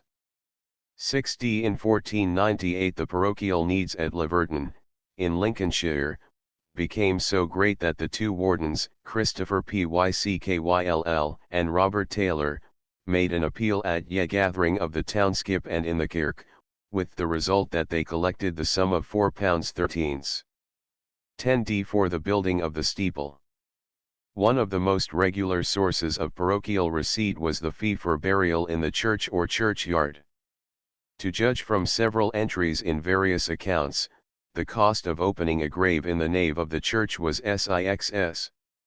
8d, which belonged to the parish. Thus at St. Mary's, Cambridge, in 1515, in the churchwarden's receipts there are two such items, one for the burial of Colo Fermeston, and the other for that of a Mr. Wise. In London, as we might perhaps expect, the fee was greater. In fact, in the accounts of St. Mary at Hill, in 1522-3, among the casual receipts are entered those for the burial of John Kohlers in the church, 13s, for the burial of William Hollingworthy's child, 2s, for the burial of a stranger in the great churchyard, 12d, for the burial of a priest in the Pardon churchyard, 2s, for the burial of Robert Hickman in St. Anne's Chapel, 13s 4d. This same year a regular table of fees to be paid to the parish for burials in the church, churchyard, or Pardon churchyard attached to the Church of St. Mary's was drawn up. From this we learn that for every grave opened, in either of the two chapels of St. Stephen and St. Catherine, 13s. 4d was to be paid, for every man, woman, and child buried without the choir door of any of the said chapels, unto the west door of the aisle going south or north, 10s. Was to be paid, and for any burial from the cross aisle to the west end of the church, 6s. 8d the price of the ground thus varied according to the position, and similarly the clerk's fee varied for breaking the ground, it was 3s. 8d in the first case, 2s. 6d in the second, and 1s. 8d in the third. These payments, of course, had nothing to do with the fee of the clergyman, this was fixed at 1d. As a minimum, but generally more was given according to the means of the family. The smallness of the fee may perhaps be explained by the English custom of mortuaries, that is, the gift of the best or second best possession of the deceased to the church. In some places, says Bracton, the church has the best beast, or the second or the third best, and in some places nothing, and therefore the custom of the place is to be considered, and although no one is bound to give anything to the church for burial, nevertheless, where the laudable custom exists the Lord the Pope does not wish to break through it. Immediately connected with the subject of burials were two practices, which brought some additions to the parochial exchequer. The first was the custom of special payments made for the use of the best cross, etc., if the parish was possessed of one. It would seem that generally, besides the processional cross, every parish had a second cross used at funerals, but occasionally they had either purchased or in some way become possessed of a more magnificent and elaborate crucifix. For the use of this last the wardens as a rule made a charge, and this payment brought some money into the common purse. Thus the churchwarden's accounts of St. Ewan's, Bristol, show that, about the middle of the 15th century, the parish made a precious crucifix of this kind. People contributed all manner of broken silver and jewels for the work, and all sorts and conditions of men and women gave of their riches or their poverty to it. Alice Silkwoman, for instance, gave a ring, and Thomas Fisher an old spoon, etc. When the work of art was finished it was weighed before the parson and the parishioners, and, not counting the bar of iron in its center, it was found to be 116 ounces of clear silver and gold. No sooner was it made than it was arranged to charge a special fee for its use, and in 1459 to 61 of the parishioners, Thomas Flipe, barber, paid the fee for the best cross at his Wyf Spariang. In the same way the church wardens appear to have let out the beer and lights to be used at funerals for the payment of a fee. The parish lights especially are very frequently named in the accounts of the church wardens, although not infrequently the torches were furnished by the various guilds, the members of which had sometimes the right of hiring them for the burials of friends. In this way, to take but one example, the wardens of the parish of Ashburton in 1523-24 let out the best cross and parish tapers to a neighboring parish, and received 21s. 8d for the transaction, a very notable addition to the parochial income. Parishioners also paid for the use of the parish cross and candlesticks at funerals in their own church. In the same way, the vestments and plate and hangings were lent for a payment to other parishes for a great funeral or festival. In the accounts of St. Mary at Hill, for instance, 4s. 8d were paid by the church wardens of All Hallows in Lombard Street for hyryng of the church stuff. A further source of income was found towards the beginning of the 16th century when the letting of pews or seats in the church became a custom. The revenue from this was always successfully claimed by the wardens in behalf of the parishioners, on the ground, no doubt, that the nave of the church where these seats had been erected was their property, and that the fee for the exclusive right of any special portion belonged to them, on the same principle as the money for the sale of any particular part for a grave. This practice of letting pews for the use of individuals has already been sufficiently illustrated by examples. The practice of leaving sums of money by will to the wardens for definite purposes was almost universal in the last half of the 15th century and at the beginning of the 16th.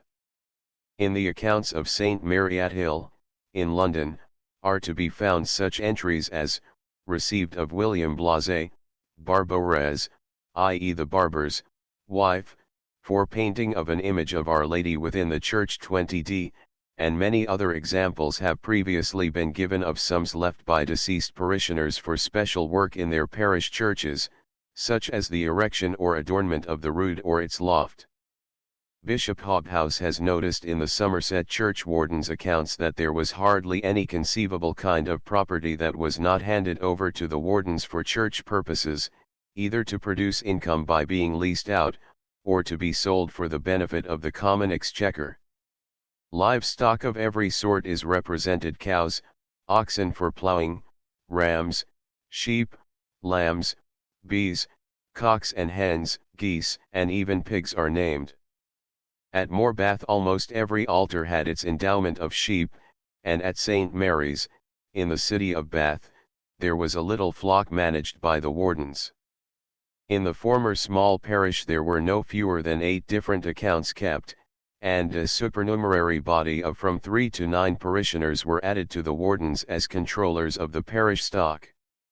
At Bromley, Margaret White, widow, who died in June, 1538, by her will gave to the church 1 hive of bees to support the light of All Hallows, 1 hive to support the light of the Sepulchre, and a third to the light of St. Anthony. Also to the keeping of her obit she gave 2 kine, and directed that the obit should be kept out of the increase of the said kine, and her name placed on the bead roll, and that mass be said and bread and cheese and drink given to 4 poor people. In other places gifts in kind appropriate to the locality, such as malt, barley, wheat, etc., appear on the roll of accounts.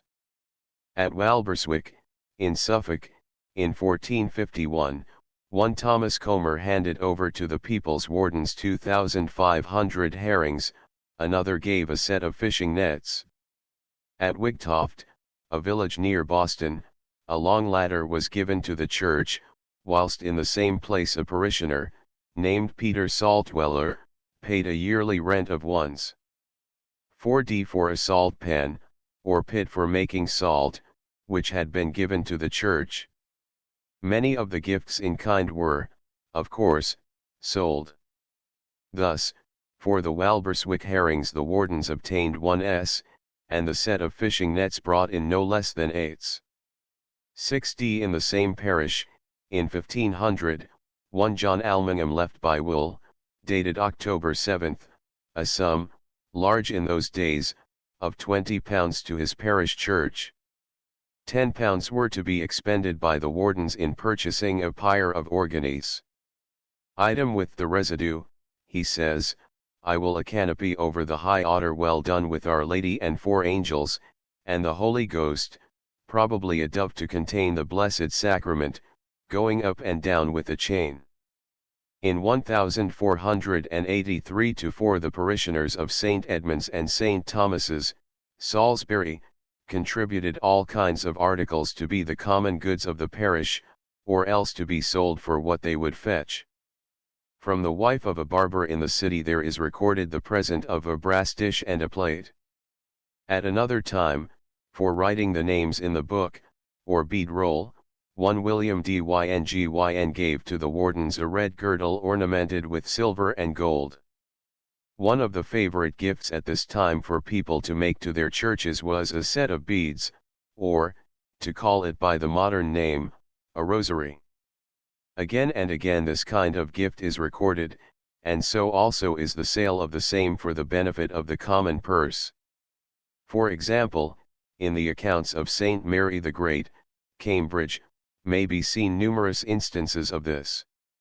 In 1540, for example, there is entered the following memorandum, that at the feast of Saint John the Baptist, a pair of silver beads and 2 other pair of coral, gauded with silver, were sold by the church wardens to James, goldsmith of St. Benet's parish, by the consent of most part of the parishioners.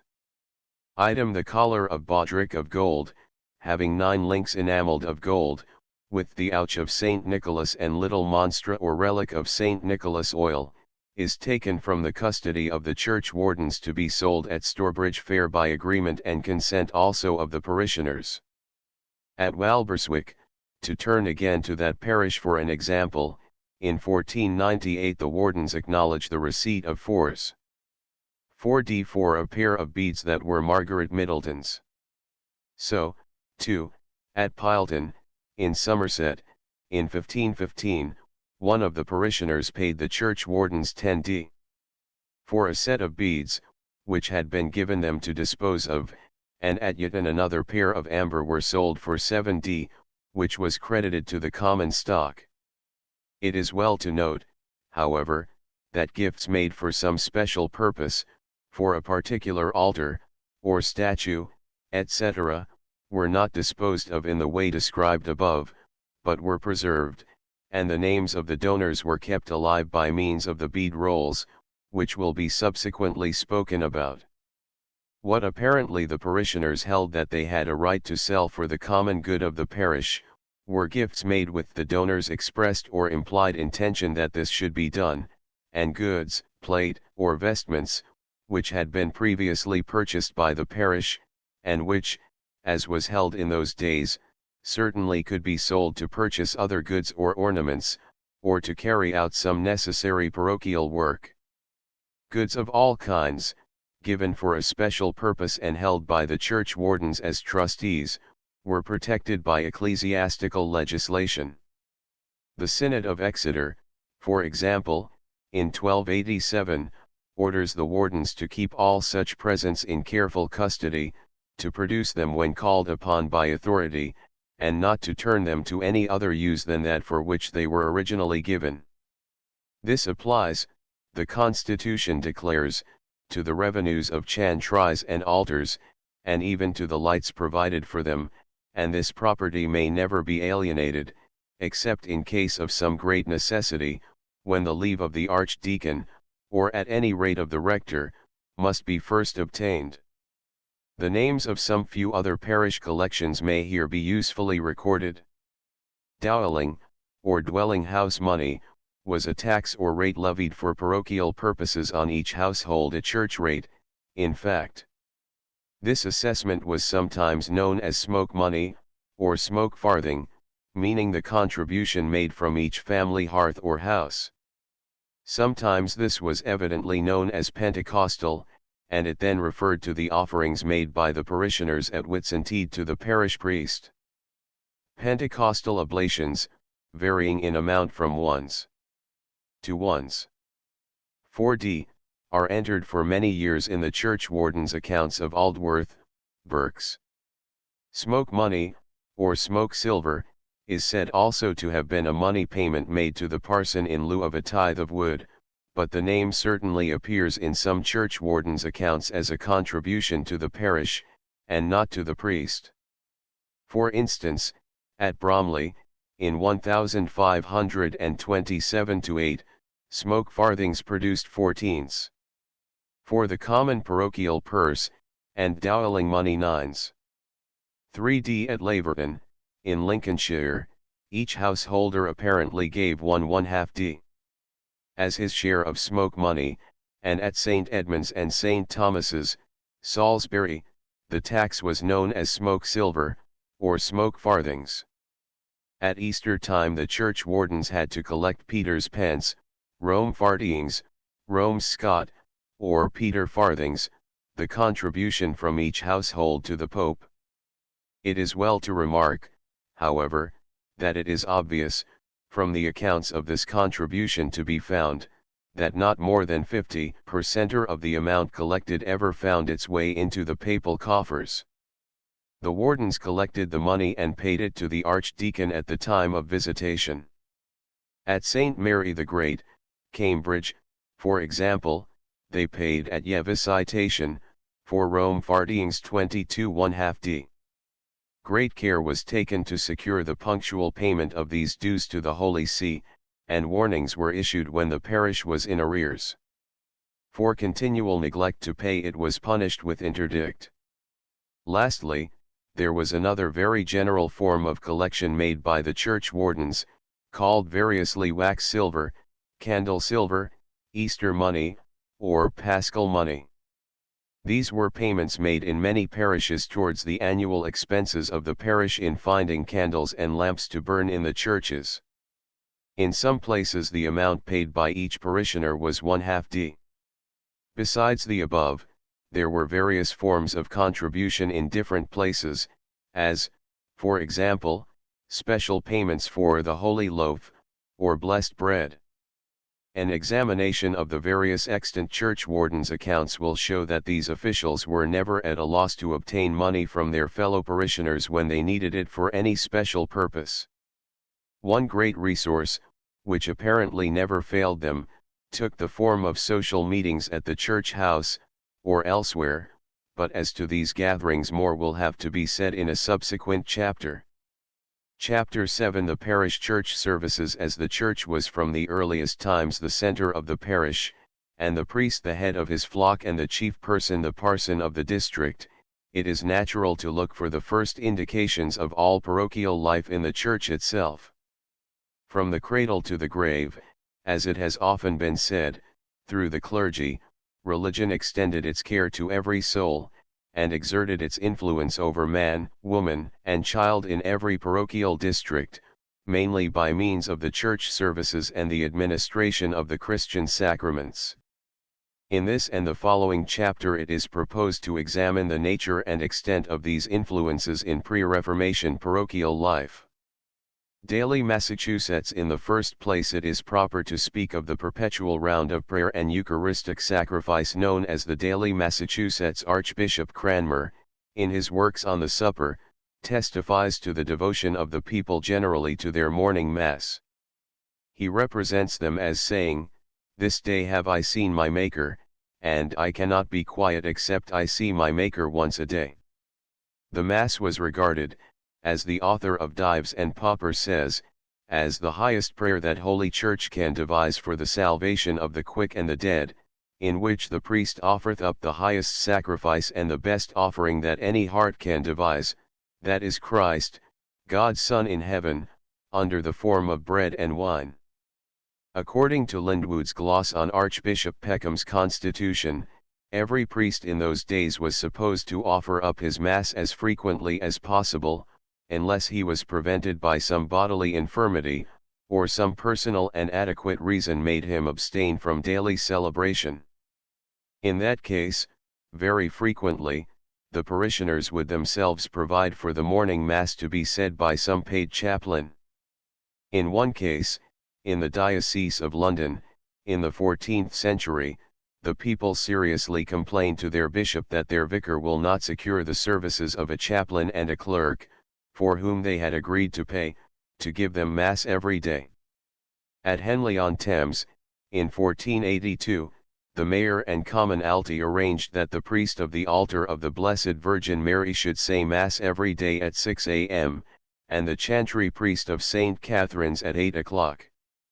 In large churches, where there were many chaplains and chantry priests, the Masses followed one another continuously.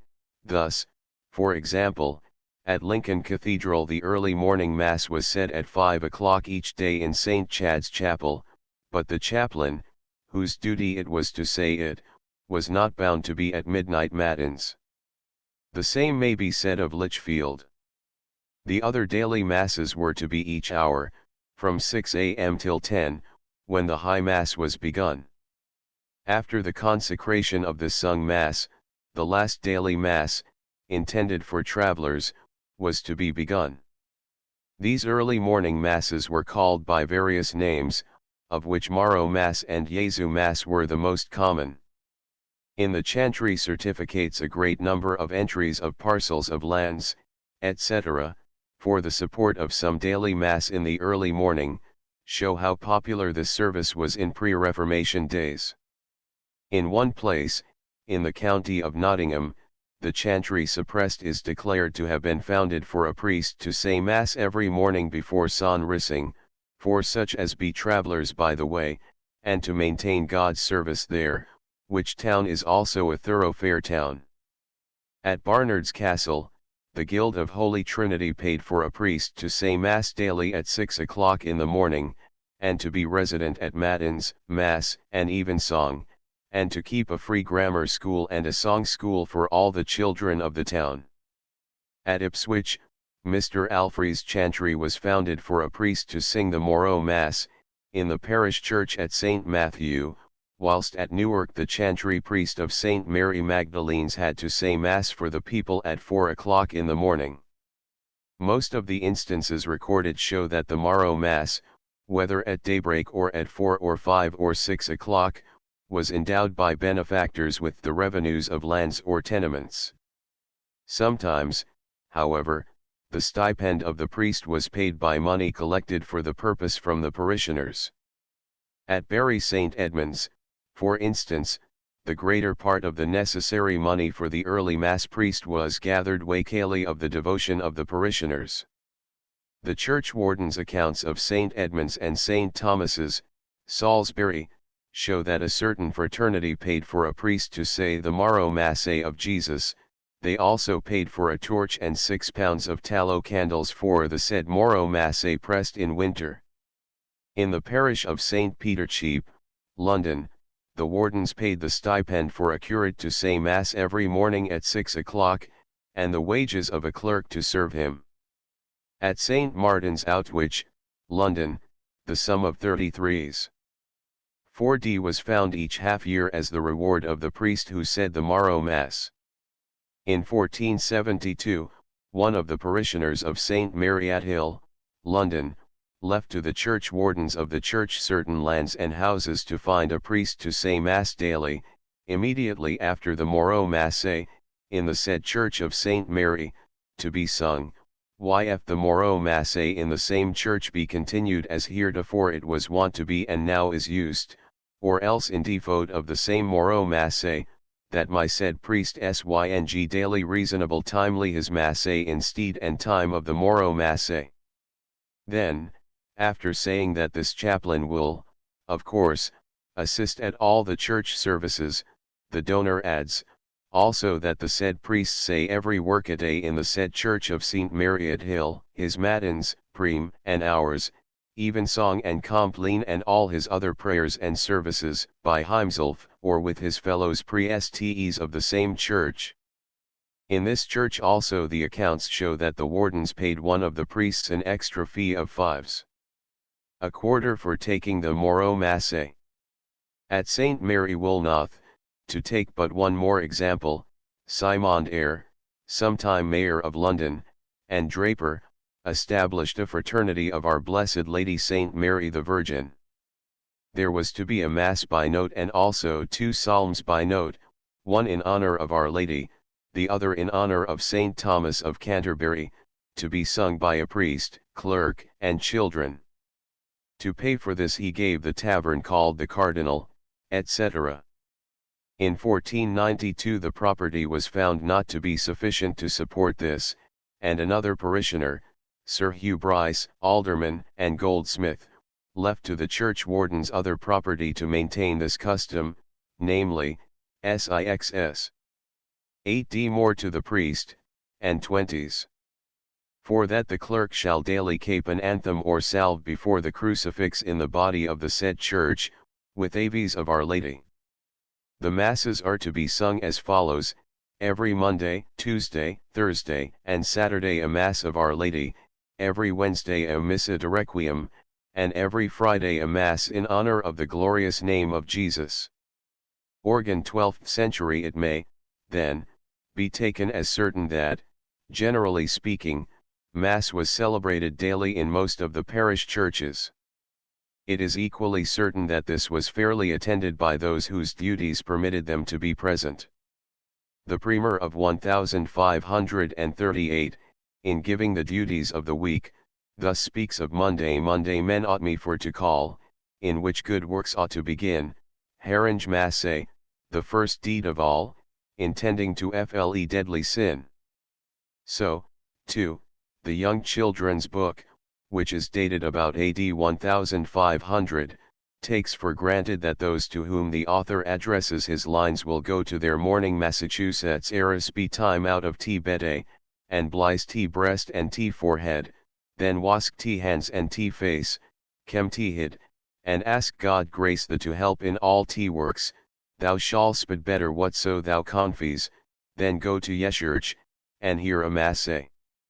Andrew Board also, in his regiment, says that after rising and dressing, then great and noble men doth use to hear Masse, and other men that can not do so, but must apply their busyness, doth serve God with some prayers, sarongdringe thanks to Hym for his manifold goodness, with askinge mercy for their offences. In the introduction to the Layfolk's Mass book, Canon Simons has gathered together a considerable number of authorities for holding that people were supposed to hear their daily Mass, with the exception of those common people, who were employed on work and could only be present on the Sundays and holidays. In Wynky and the Wordy's Book of Curvinge the Chamberlain is instructed at morn to go to the church or chapel to your sovereign's closet and lay carpents and questions and put down his book of prayers, then draw the curtains. And so, too, Robert of Gloucester says of William the Conqueror, reflecting the manners of the time in which he himself wrote, in church he was devout in for Hym non deobid that he na herdy Masse and matines and Evanson G and Eshtide. And Canon Simmons adds but that the rule of the church was not a dead letter is perhaps most unmistakably shown by the matter of course way in which hearing Mass before breaking fast is introduced as an incident in the everyday life of knights and other personages in works of fiction, which, nevertheless, in their details were no doubt true to the ordinary habits of the class they intended to portray. For example, in Sir Gawain and the Green Knight Gawain, after the lady has kissed him does here forth at Yedori, withouten dine more and he ricks him to ris and rapes Hym sown, cleeps to his chamberlain, shows as his wade bozes forth, quen he what's bound, blithely to Masse and the nay he may ood to his meat, that menskly Hym kept. And so again the Lord hears Mass before he eats, and goes hunting at daybreak at Aesop hastily, when he had heard mass with bugle to Bentfelde he busques byleave.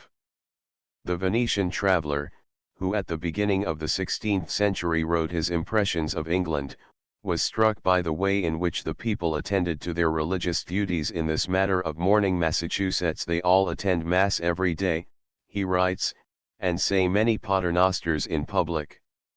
The women carry long rosaries in their hands, and any who can read, take the office of Our Lady with them, and with some companion recite it in church verse by verse, in a low voice, after the manner of churchmen. This story of English people going to a daily mass might perhaps be considered as one of the proverbially curious stories told even by otherwise intelligent strangers from foreign countries, were it not that it is confirmed by the assertion of another Venetian some years later. This latter declares that every morning at daybreak he went to mass arm in arm with some nobleman or other.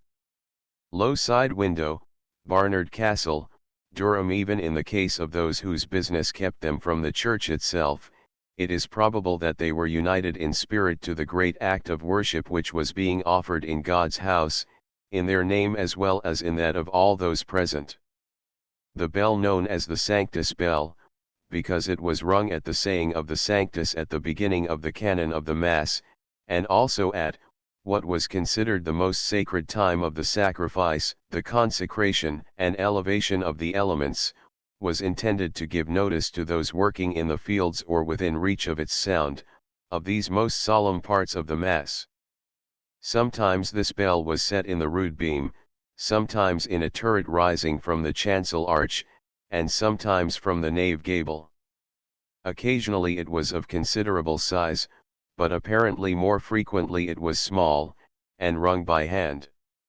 Even then, however, according to some antiquaries, the clerk or server rang the handbell out of the low side window, which is frequently still existing in parish churches, in order to warn people outside that the Mass was going on. That this was really the practice is hardly doubtful in view of a constitution of Archbishop Peckham, in 1281. He directs in this, that at the time of the elevation of the body of our Lord, a bell be rung on one side of the church, in uno latera, that the people who cannot be at daily Mass, no matter where they may be, whether in the fields or in their homes, may kneel down, and so gain the indulgences granted by many bishops for this act of devotion. The behavior of the people in the church, and in particular during Mass time, was a matter upon which in medieval times all were carefully instructed. Myrc, in his instructions for parish priests, bids the clergy tell their parishioners that on entering the house of God they should leave outside many words and idle speech, that they should put away all vanity and say their Pater Noster and Ave. They are to be warned not to stand about or loll against the pillars or the wall, but kneel on the floor and pray to God without make to give them grace and mercy eke. When the Gospel is read they are to stand up and, blessing themselves at the Gloria Tibi, Domini, they are to continue standing until the reading is finished, and then they are to kneel down again. When they hear the bell ring for the consecration, all, both young and old, are to fall on their knees, and, holding up both their hands, pray softly to themselves thus: Jesu, Lord, welcome thou be in form of bread as I thee see. Jesu, for thy holy name shield me today from sin and shame, etc., or in some similar way. The most ordinary prayers to be used at this time, according to the books of religious instruction then in vogue, were the Salve Lux Mundi, Hail, Light of the World, Word of the Father, Hail thou true Victim, the living and entire flesh of God made true man, and the Anima Christi, Sanctifica me, supposed by many people to be a devotional prayer of more modern origin. Besides attendance at the morning Mass, there is little evidence of any other ordinary daily use of the Church. It would be altogether wrong, however, to conclude that God's house, standing open as it did all the day through, did not attract people to it for private and unrecorded devotion. One or two chance references in documents, such as proofs of age and depositions, seem to point to the fact that the churches were, in fact, used during the day by people seeking Almighty God's guidance and help, by passing strangers, and by laborers returning from their daily toil. It has already been pointed out that in the case of a chantry, the benefactor who founded it made it a condition that the priest should recite his breviary in the church either by himself or with others. This practice was recommended to priests generally, and there is no reason to suppose that it was not carried out by them. Let all the ministers of the Church, says Bishop Queville, in 1287, be diligent and careful in saying the divine office. In the name of the Holy Trinity we order every minister of the Church, carefully, devoutly, clearly, and entirely, without any cutting down, to sing or say the night and day divine office appointed by General Council.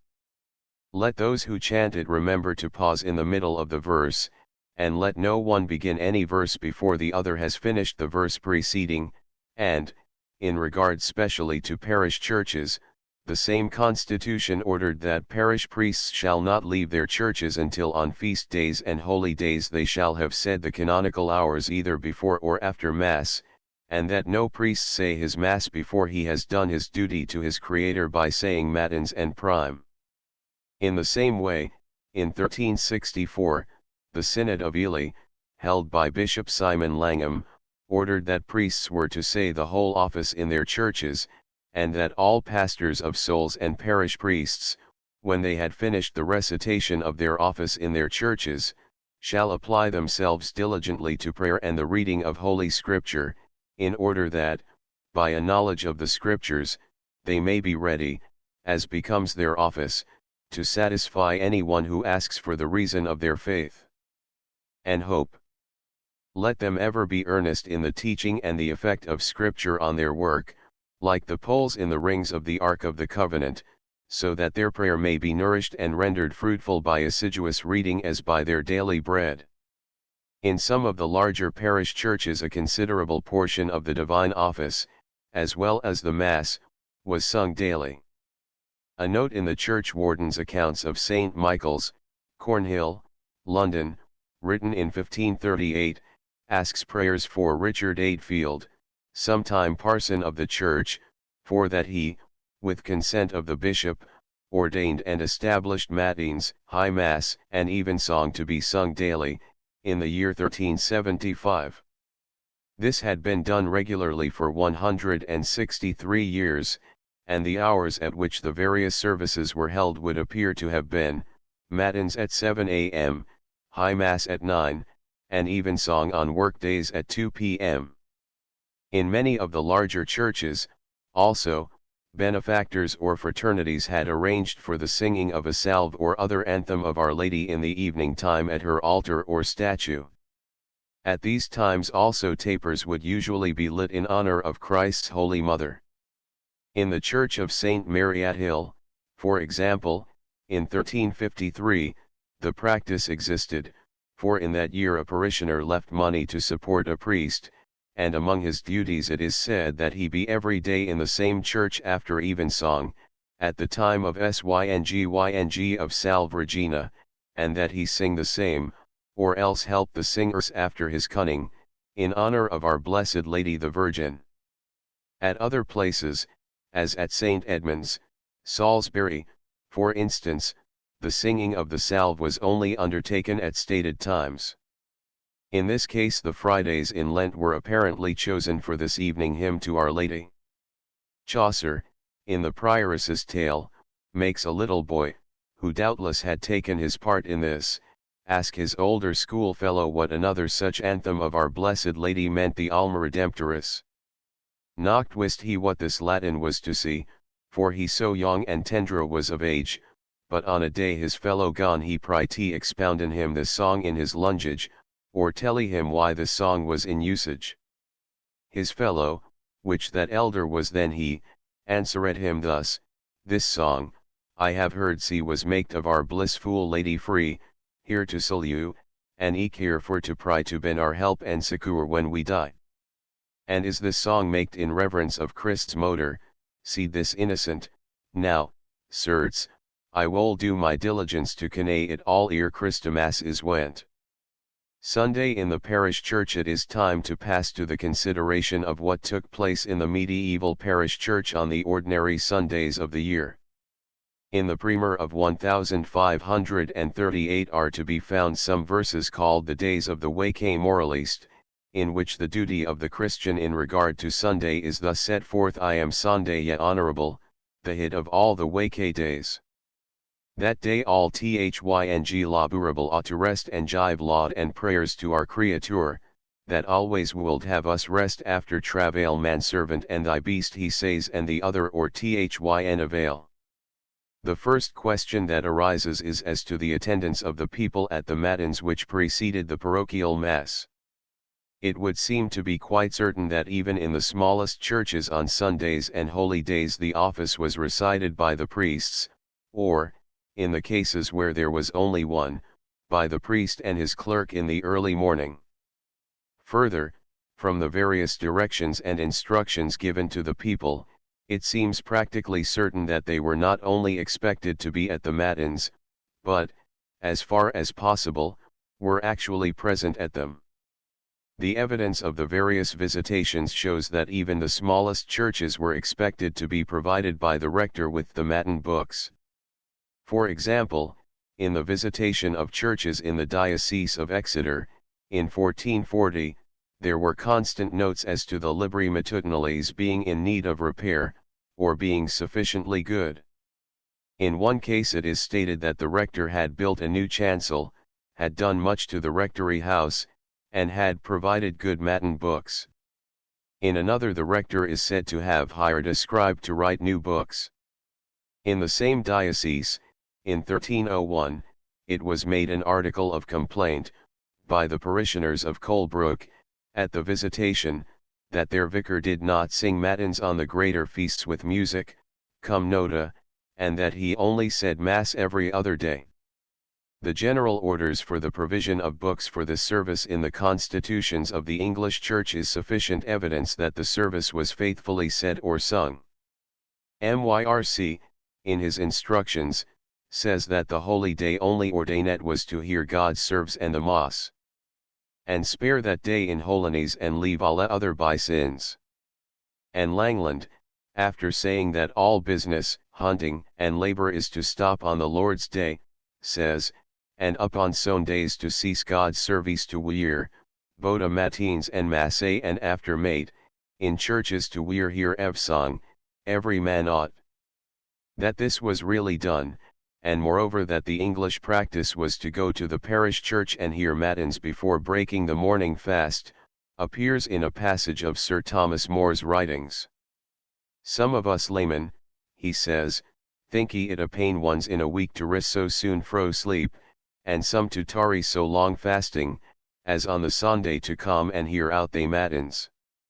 And yet is not matins in every parish, neither, all things so early begin nor fully so lunge in doing, as it is in the Charter House, yet what wel.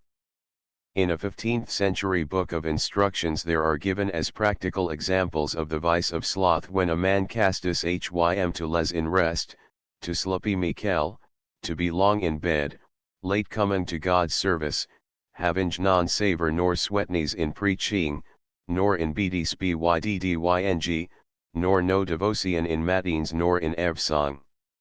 It is somewhat difficult to obtain any exact information as to the time when matins were said or sung in the English parochial churches. That the service was begun at an early hour we must suppose, even if we had not the authority of Sir Thomas More for the fact. To conclude from the case of St. Michael's, Cornhill, just quoted, it may be judged that the hour for matins was at 6 or 7 in the morning, and that high mass would commence at 9 or 10. An interval between was thus left, during which the parishioners would have time to return home and break their fast. If the occupation of 2 hours or so on a Sunday morning, and another service in the afternoon, may appear somewhat excessive to our modern notions, we must bear in mind that it was in those days clearly understood and accepted as a first principle of religion that the meaning of the Sunday rest and freedom from work was, in the first place, that the Christian, who was occupied all the rest of the week mainly in temporal affairs, might have time to attend to the things of his soul.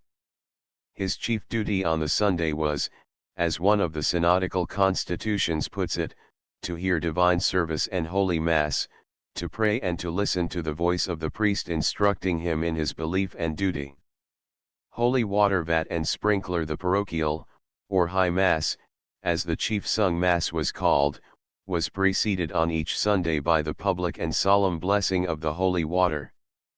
For this ceremony the priest, who was about to celebrate the mass, came to the entrance of the chancel, accompanied by the deacon and subdeacon if there were any such ministers, if not, by the clerks and servers carrying the platter of salt and the manual, and by the aquibagularius holding the vat of water to be blessed.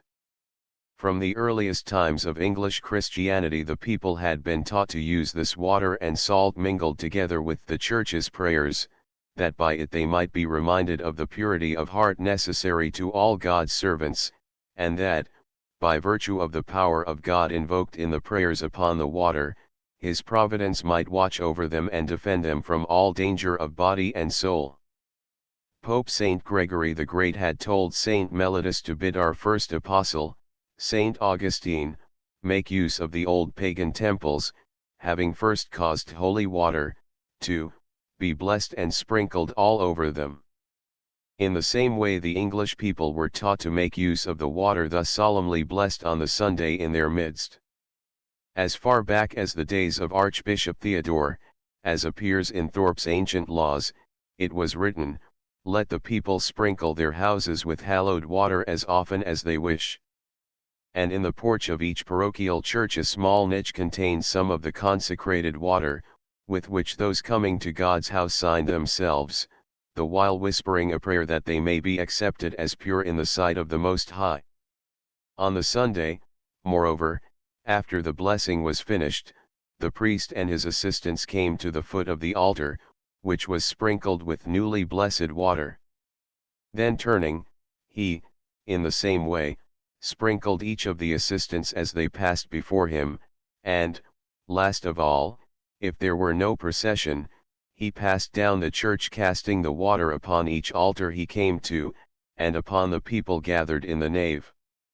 If there was a procession, as seems generally to have been the case, the assistants and clerks, with the servers, followed the celebrant singing the anthems proper for the day. The parish processional cross was carried first, with 2 servers bearing candles, and with the Thursday ephah and the clerk water bearer. In the smaller churches, when the weather permitted, no doubt the procession would wend its way outside, and pass along, followed by the people, amidst the graves of those former parishioners who had gone before, and who were taking their long rest in God's acre. It was during this Sunday visit, in all probability, that the living offered their prayers for their dead, and cast the blessed water upon their graves. Some of the wills of the 15th century show how this practice was prized. In one will, for instance, a citizen of York leaves a bequest to 3 priests to say masses for his soul, and asks that each after his mass should proceed to his grave, say a de profundis over it, and sprinkle it with holy water. Another citizen of the same city, and a merchant, provided for a priest to visit his grave daily and to cast the blessed water upon it. To return to the procession. On coming back to the church, or, if there had been no procession, when the sprinkling of the church had been finished, the clergy and assistants in cathedrals, gathered round the celebrant in front of the great rood at the entrance of the choir for the bidding prayer. This was, in smaller parochial churches, however, given out from the pulpit after the Gospel of the Mass, and will be spoken of in connection with the Sunday sermon, to which a special chapter must be devoted. It is unnecessary to follow the Sunday congregation of a pre-Reformation church through the singing of the parochial Mass. The church itself, as the bequests in the wills of the 15th century and other documents show, will have been gay with a profusion of candles burning on the rood beam, on the altars, and before each picture or shrine or image, whilst in many places the great rowel, or candle wheel, would have been lit up, and with its crown of candles have added to the general appearance of festivity, which the people of medieval England loved so much to see in their churches. At the end of the Mass a loaf of bread, called the Holy Loaf, or Holy Bread, was brought into the chancel, and, after being blessed by the priest, was cut into small pieces and distributed to the people. Then all came up to the chancel steps and received the morsel from the celebrant, whose hands they kissed. This blessed bread signified the fraternal love that always ought to bind Christians together, and the practice of distributing it at the principal Sunday Mass continued until the religious changes in the reign of Edward IV. That the custom should be restored to them was one of the demands of the Devonshire insurgents in that reign. The churchwarden's accounts contain many references to this pious practice. The purchase of baskets for the distribution of the bread, for instance, is recorded at St. Michael's, Cornhill, St. Mary the Great, Cambridge, at Cratfield, and elsewhere. At Bromley, in Surrey, the churchwardens collected from the people the money to furnish the bread. In 1523, for instance, they acknowledge a collection of 2s for this purpose, and double that amount the following year. Evidently, however, the custom which still prevails in France, of families taking it in turn to give the bread to be blessed, was not unknown in England in pre-Reformation days. Dr. Rock quotes from some churchwardens' accounts of Stamford in the Vale, Berks, to show that the custom was revived in Queen Mary's days. A piece of land there, called Ganders, provided at least a portion of the expense. The whole value of the charges, says the document, cometh to 2½ d, and it is thus divided. They offer to the curatus hand 2 pennyworth of bread with halfpenny candle brought up to the priest at the high altar. Of the 2 pennyworth of bread they reserve a halfpenny loaf whole for to be delivered to the next that shall give the holy loaf, for a knowledge to prepare against the Sunday following.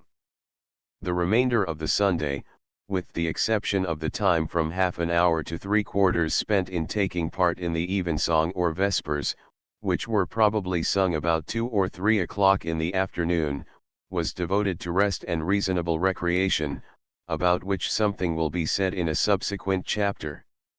For the priest's Sunday was the day when by law he had to visit the aged, infirm, and sick in his parish. Let the priests, says the Constitution of Gilbert, Bishop of Chichester, in 1289, see the sick every Sunday and feast day, and let them visit them with diligence. Let them take heed that they make no difficulty about attending to the sick at whatever hour they may be asked for. This same order is repeated in the constitutions for the province of York in 1518, more than 2 centuries after. From the earliest times work was prohibited on Sundays and holy days. Lindwood, in his gloss on the Constitution of Archbishop Sheik Heli prohibiting on such days all servile work in any city or place of the province of Canterbury, explains at some length the nature of the prohibition.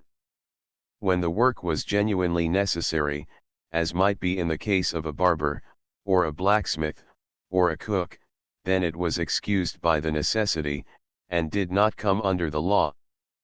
But where the work could be done on another day, or could have been easily anticipated or postponed, then it was prohibited by ecclesiastical law. This applied to the fairs and markets, which were so often held on feast days, and which the authorities in the 14th century were so much concerned to suppress, and the prohibition affected as well those who sold as those who bought at them.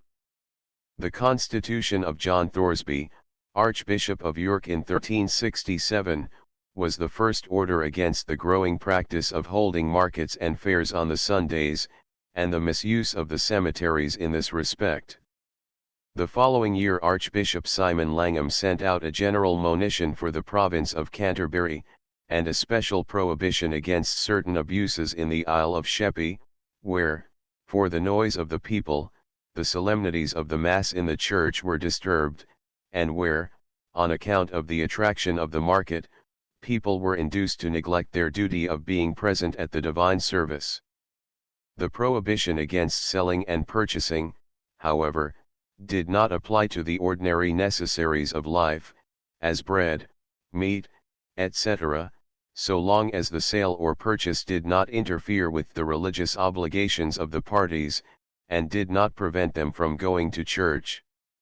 In another place the same canonist states, as he says, briefly, what kind of work was to be considered servile, and as such was prohibited to the people in medieval England. This includes all mechanical, agricultural, and mercantile work, as well as the holding of courts or legal inquiries of every kind, unless reasonable necessity or charity required that any such work should be undertaken. In the cause of charity, however, it was held to be lawful on the holy days to assist to till, etc., the lands of the really poor, after all religious duties had been fulfilled. The obligation of resting from servile work on the Sunday or festival was reckoned from the vesper hour on the Saturday, or the eve. The instruction given to the people as to servile work was very clear and well understood. In Dives and Pauper it is thus put: every deadly sin is servile work, and such servile work God defendeth every day, but most on the holy day. For he that doth deadly sin on the holy day he doth double sin, for he doth sin and thereto he break the holy day against God's precept. Also servile work is called every bodily work done principally for lucre and worldly winning, as buying, selling, sowing, mowing, reaping, and all craft of worldly winning, also markets, fairs, sitting of justices and of judges, shedding of blood and execution, of punishing by law, and all works that should draw men from God's service. Nevertheless, if sowing, reaping, mowing, carting, and such other needful works, are done, purely for alms, and only for heaven made, and for need of them that they are done to on holy days, then are they not servile works nor the holy day broken thereby. Nevertheless, on Sundays and great feasts, such works should not be done, but if great need compel men thereto and deeds of great charity. Then, after saying that certain tradesmen and merchants are permitted the preparation of wares and foods that must be ready on the Monday, the author of Dives and Pauper proceeds, also messengers, pilgrims, and wayfarers that might well rest without great harm are excused, so that they do their duty to hear matins and mass, if they moan, for long abiding in many journeys is costful and perilous. Any tendency to grow slack in the observance of the Sunday was noted, and strictly repressed by the authorities. In one instance a bishop directs the priest to put a stop to the shoemakers in his parish working on the Lord's Day, as he has heard they did. In another an inquiry is ordered upon a denunciation being made against an individual, and in a third a parson is directed to denounce a parishioner from the pulpit for having been proved to have worked without reason on a holy day. Before concluding this brief sketch of the Sunday and weekday in an English medieval parish from the point of view of religion, notice must be taken of one regular feature of that life: the Angelus. The Angelus bell, the Ave bell, or the Gabriel bell, as it was variously called in England, probably grew out of the curfew, which originally was a civil notification of the time to extinguish all lights, but in the 13th century it was turned into a universal religious ceremony in honor of our Lord's incarnation and of his Blessed Mother. In 1347 Ralph de Salopia, Bishop of Bath and Wells, desired the cathedral clergy to say, the first thing in the morning and the last thing at night, 5 Aves for all benefactors living or dead. Some few years before that time, Pope John XXII had urged the habit of saying 3 Aves at curfew time. The practice soon spread to England, and grew as it spread, and Archbishop Arundel of Canterbury, in 1399, at the earnest request of King Henry IV, ordered the usage of saluting the Mother of God the first thing in the early morning and the last thing at night, to be universally adopted in the province at daybreak and at the curfew, and the bell that was then rung was called by our English ancestors the Gabriel bell, in memory of that archangel's salutation of our Blessed Lady. By a fortunate chance we are able to know the actual time at which this Angelus bell was rung, for a casual note in a Bury St. Edmund's book gives the times of the tolling in that city as at 4 a.m. and 9 p.m. in summer, and 6 a.m. and 8 p.m. in the winter. Of this religious ceremony a writer says, in accordance with the practice of the early church at morning and evening, the Angelus bell, as it was called, pealed forth from every steeple and bell turret in the kingdom, and as the sound floated through the surrounding neighborhood, the monk in his cell, the baron in his hall, the village maiden in her cottage, and the laborer in the field, reverently knelt and recited the allotted prayer in remembrance of Christ's incarnation for us. Chapter 8 Church Festivals. The round of church festivals was followed with a lively interest by the people of every English parish. From Advent to Advent the sequence of ecclesiastical feasts was calculated to bring before the minds of practical Christians the great drama of the redemption of mankind, and the joyous participation of the people in the various celebrations was outwardly marked by the decoration of their churches for the greater solemnities with hangings and banners, with garlands of flowers, and with the multitude of lights which on those days were set burning before altars and statues. The ecclesiastical year began always with Advent, the time of preparation for the coming of our Lord into the world, when the old world yearning of the nations for the promised Redeemer was ever brought prominently by the Church before the Christian people in the words of the liturgy, from the Ad te levavi, to thee have I lifted up mine eyes, of the introit for the first Sunday, to the Hodiceides, know yet today that the Lord will come, and will bring you salvation, of the Christmas Eve. In a 15th century English book of instructions for parish priests, it is said that fasting during Advent was counselled, though not ordered by the Church. The Church of Rome kept this practice of preparing strictly for the festival of Christmas, and priests, in the opinion of the writer, ought to follow this example. Lay people were free of any obligation, but those who intended to receive Holy Communion on the Nativity were to be strongly urged to prepare by this salutary fasting. The festival of Christmas was celebrated with the customary 3 masses, the first at midnight, preceded by matins, the second in the early morning, and the third at the usual time of 9 or 10. In many places in the time of Christmas, a religious play suitable to the season enlivened the winter evenings, and impressed on the minds of the people the chief incidents in the history of our Lord's birth. The coming of the kings on the Epiphany was also a subject lending itself to picturesque illustration, which never failed to delight the simple-minded parish audience of pre-Reformation days.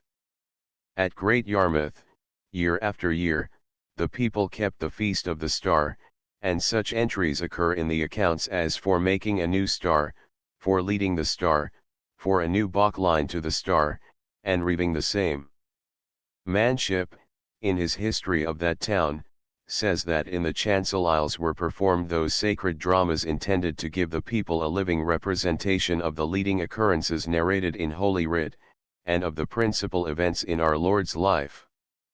On the Feast of Holy Innocents, or, as it was called frequently, Childermas, there was kept a feast which may seem somewhat strange to our notions, but which our forefathers evidently loved well.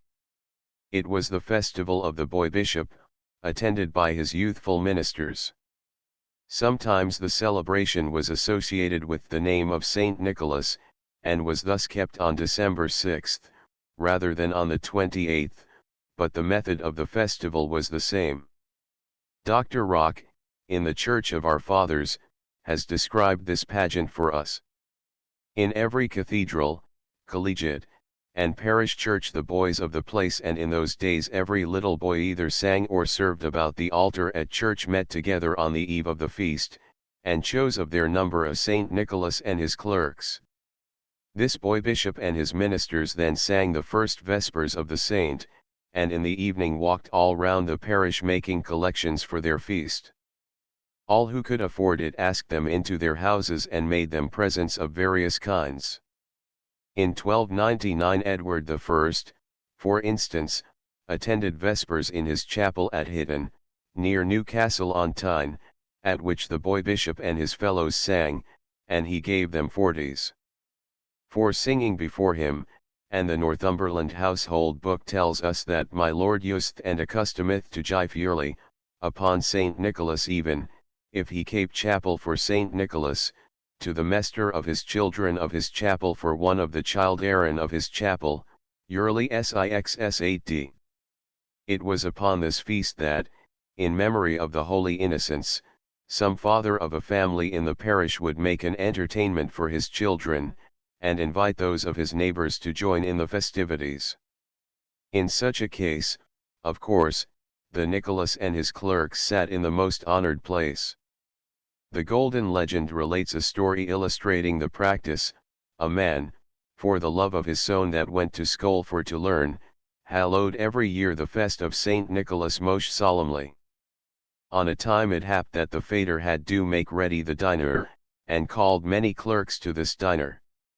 It was, however, on Holy Innocents' Day that the boy bishop, chosen on the feast of Saint Nicholas, played his part in a set of pontificals provided for him. At St. Paul's, at York Minster, and at Lincoln, we find recorded in the inventories pontificals provided for his use.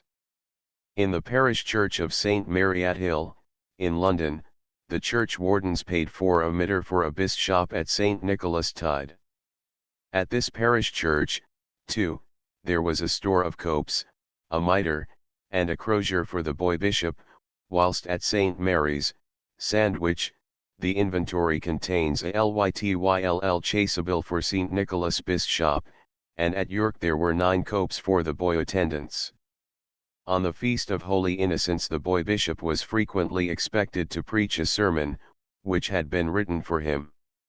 One such, written for a boy in St. Paul's School by Erasmus, is still extant.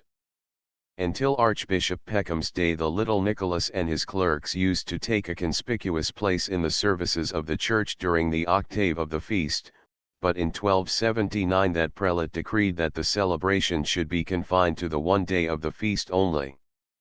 That this feast was popular, and that our forefathers delighted in coming to their parish churches to witness their children associated in the ceremonial around God's altar, may be judged from the statute of Roger de Morteville, Bishop of Sarum in 1319, in which he forbids too much treating of the children, and orders that the crowd at the procession are not to hustle or hinder the boys as they do their ceremonies.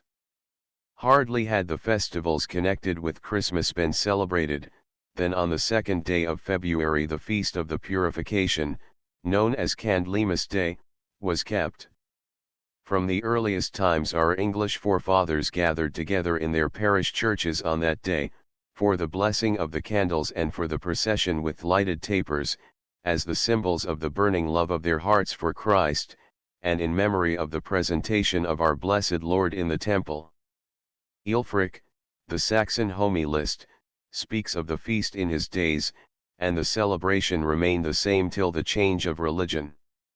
Be it known also to every one, he says, that it is appointed in the ecclesiastical observances, that we on this day bear our lights to church and let them there be blessed, and that we should go afterwards with the light among God's houses and sing the hymn that is thereto appointed. Though some men cannot sing, they can, nevertheless, bear the light in their hands, for on this day was Christ the true light born to the temple, who redeemed us from darkness, and bringeth us to the eternal light, who liveth and ruleth for ever. Ash Wednesday, the great fast of Lent, which was a time devoted to penance for sins, and in which sorrow for offences was increased by the continual memory of Christ's suffering and death for mankind, was ushered in by what was known as Shrovetide. This was the week that followed Quinquagesima Sunday, the Sunday before Ash Wednesday. As its name imports, it was the time when Christians were urged to prepare their souls for the weeks of Lenten penance by confessing their sins to God through their parish priest, or, as they said, shriving themselves. Now is a clean and holy tide drawing nigh, said a homilist, in which we should make amends for our heedlessness. Let, therefore, every Christian man come unto his confessor, and confess his secret guilt. The sacrament of penance on Ash Wednesday in each parish church, before the celebration of Mass, ashes were blessed, and each man, woman, and child came and knelt before their priest to have them strewn upon their heads, whilst his words reminded them that they were dust, and unto dust they would return.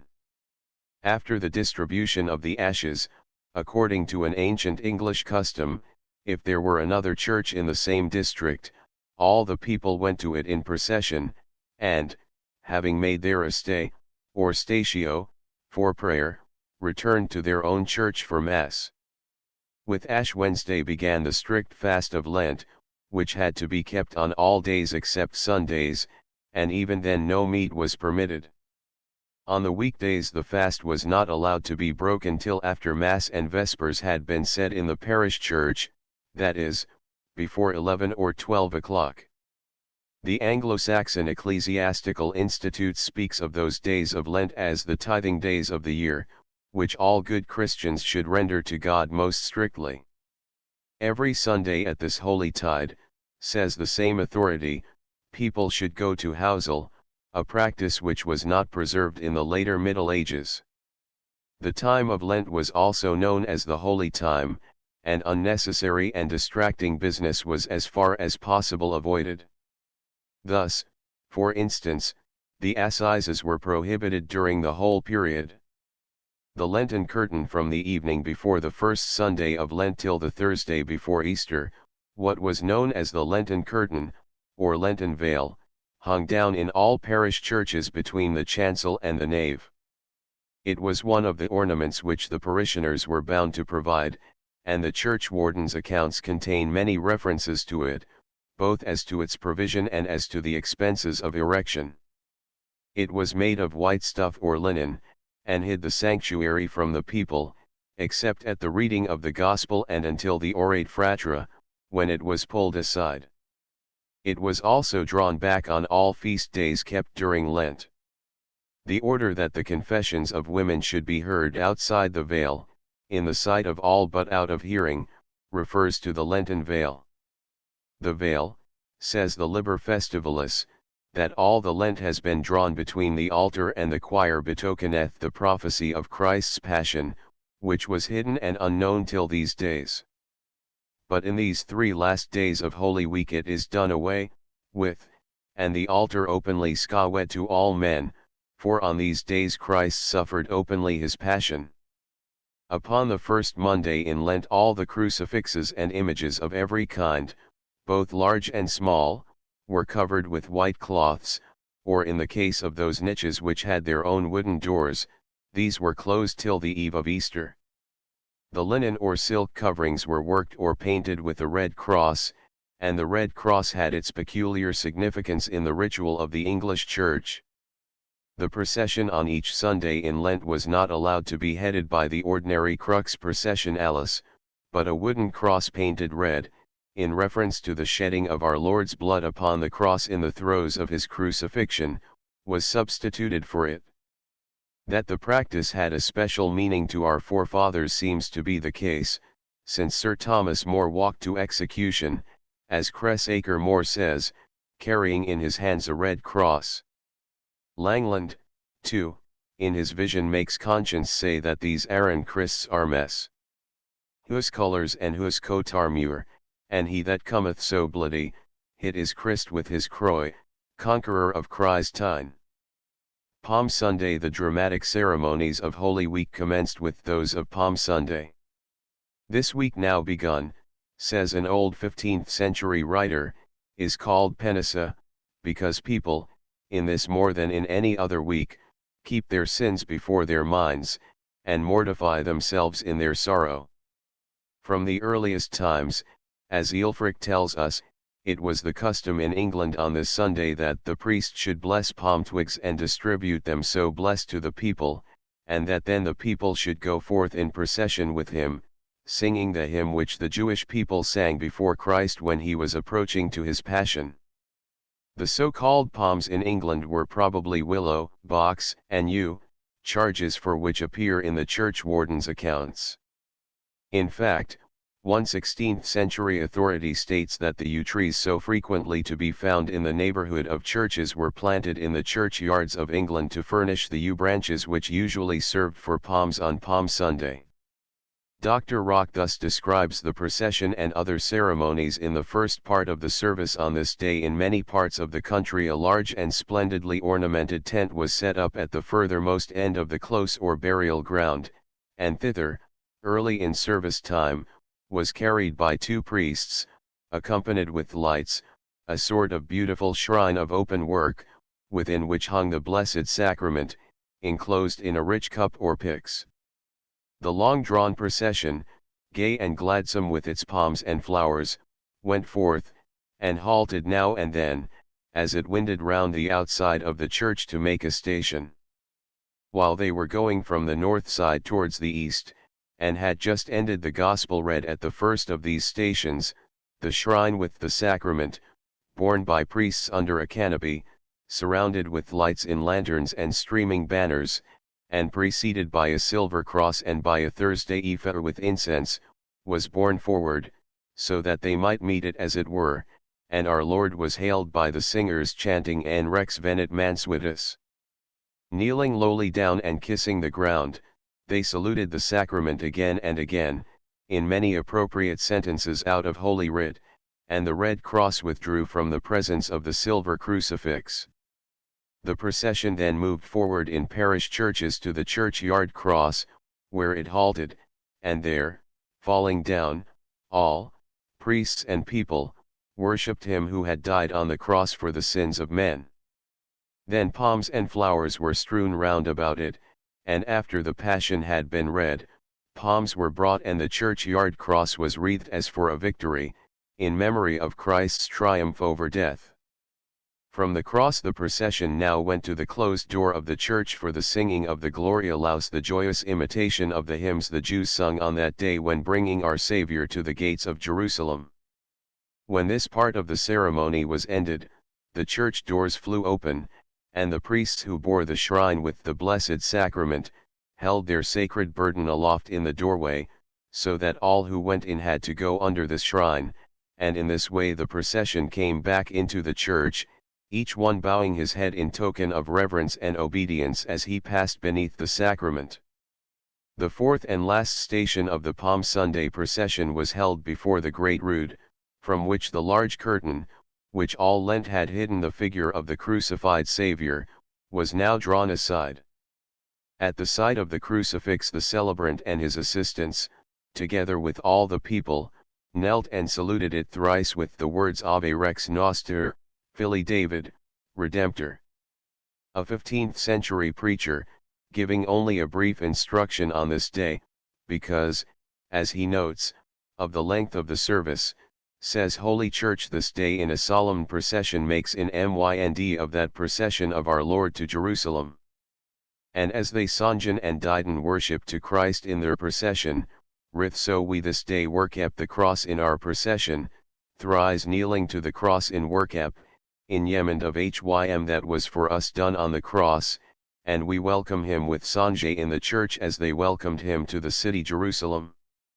The true inward meaning of this great act of worship done to the cross at this time was carefully taught to the people. The author of Dives and Pauper has the passage which follows, about the worship of the Rood on Palm Sunday. Dives on Palm Sunday at the procession the priest draweth up the veil before the road and falleth down to the ground with all the people, and saith thrice thus, Ave Rex Noster, hail be thou our King, and so he worships the thing as King. Pauper absit. God forbid. He speaks not to the image that the carpenter hath made and the painter painted, unless the priest be a fool, for the stock and stone was never king, but he speaketh to him that died upon the cross for us all, to him that is King of all things. For this and the other ceremonies of Holy Week in many parishes additional help was, if possible, obtained by the clergy and people, and the church warden's accounts frequently show items of expense under this head. In one case we have the sum of 8d. charged for the old friar who came to sing for the parish. At St. Michael's, Cornhill, the wardens paid for 2 clerks for singing at this time, and at St. Peter Cheap, in 1447, there is an entry, item paidi on Palmas Sunday for bread and wine to the readers of the Passion, 3d. This refers, of course, to the chanting of the Gospel according to St. Matthew, which took place during the Mass, that on this day followed the unveiling of the Rood. Before evensong on Palm Sunday the great crucifix was again covered with the veil, and it so remained hidden until the morning service of Good Friday. Tenebrae on Wednesday, Thursday, and Friday you shall come, says a 14th century writer, to Matins, which we call tenebrae. At this service a triangular candlestick with 25 candles was placed in the choir. This candle stand was called in England the tenebrae, or Lenten hearse, and it is so named in many church accounts. It was one of the ornaments which had to be paid for by the parish, and it was sometimes known as the Judas candle. In a sermon intended to explain the meaning of the peculiar ceremonies of tenebrae, the preacher says God men and mean, as ye see these thre days for to service ye go in ye avanted in darkness. Wherefore it is called with tenebules, but Holy Church calleth it tenebras, that is to say, darkness. Then why this service is done in darkness Holy Fathers reduce to us thre skiles. Then, after giving these reasons, he continues, wherefore to this service is no bell iron gone, but a sonda makuth of tray, whereby each Christian man and woman is informed for to come on to this service without in was making, and Allah that they spec on going, shall sown of ye tree that Christ was done on. Also at this service is set on hers with candules brenning after as ye use is, why and some place more, why and some place less, the which bany quenchet uke one after at her in showing how Christ's disciples staln from hym. Yet when all be quenched one loveth late, the which is borne away a while yt the clerks sin Joan hymns and ye verses, ye which betokeneth ye women yt made lamentation at Christus sepulchre. Then after this, ye candle is brogd again and all at her at that ben liged, ye which betokeneth that Christus yt was for a while deed and hid in high sepulchre, but soon after he was from dead to life and gave the light of life to all them that weren quenched. The strokees that ye prescaveth on the boke betokeneth the clappus of thunder yt Christ brake heli gatis wyth when he comtheger and spwallet heli. Maundy, or Sheer Thursday on Thursday in Holy Week was commemorated the institution of the Blessed Eucharist by our Lord in his Last Supper. The Liber Festivalis makes the following explanation of the feast, for the benefit of those who ask for the reason of such things. First, if men ask why Skura Thursday is so called, say yt in Holy Church it is called our Lord's Soper Day. For that day he supped with his disciplepenly. It is also in English tongue Skura Thursday, for in our Eldfodger days men wold on yt day makon skiren hem honest, and doed hier heads und clip on hier beardes and pole hier heads, on so makon hem honest agen Esther day, for on ye morrow, Good Friday, ye wolden done hier bodies non ease, but so fewer penons, inmend of hymyt suffrud so hard for hem. On Saturday they migged mode wily, what for lunch service, what for other occupation that they hadn't for the wake coming and after mode was no time for holiday. Therefore as John Billet telleth and techieth, on Skura Thursday a man shall doden his hayrace and clipend his bearde, and a priest shall shave his crown so that there shall no thing bany between God Almighty and hym. The Maundy on this day in all cathedral churches, in the greater parish churches, and even in some of the smaller ones, the feet of 13 poor people were washed with great solemnity, and they were fed and served at their meal by the dignitaries of the place, in memory of our Lord's act of humility in washing the feet of his disciples. This Maundy was kept also in England by kings and nobles, and even by private individuals, who on this day entertained Christ's poor in their houses.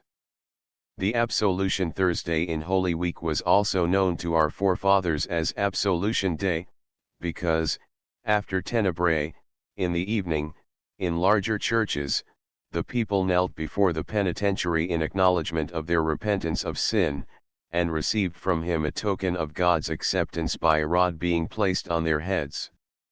Sometimes this voluntary humiliation and discipline was performed on Good Friday, and the rods touched the hands of the penitent. It was to this rite Sir Thomas More refers in his book Against Tyndale, where he says Tyndale is as lithe, good, tender pernell, to take a little penance of the priest, as the lady was to come any more to dispy lying that wept even for tender heart 2 days after when she talked of it, that the priest had on Good Friday with the dispelling rod beaten her hard on her lily white hands. The church accounts sometimes refer to the purchase of rods for this purpose by the wardens. The sepulchre. The service of Maundy Thursday morning included the consecration of 2 hosts, besides that which the celebrant received at the communion of the Mass.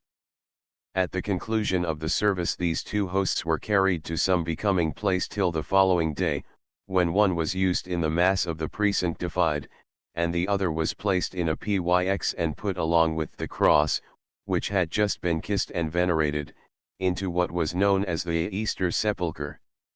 On the afternoon of Good Friday it was customary for people in the towns to make visits to the various churches to pray at these sepulchres.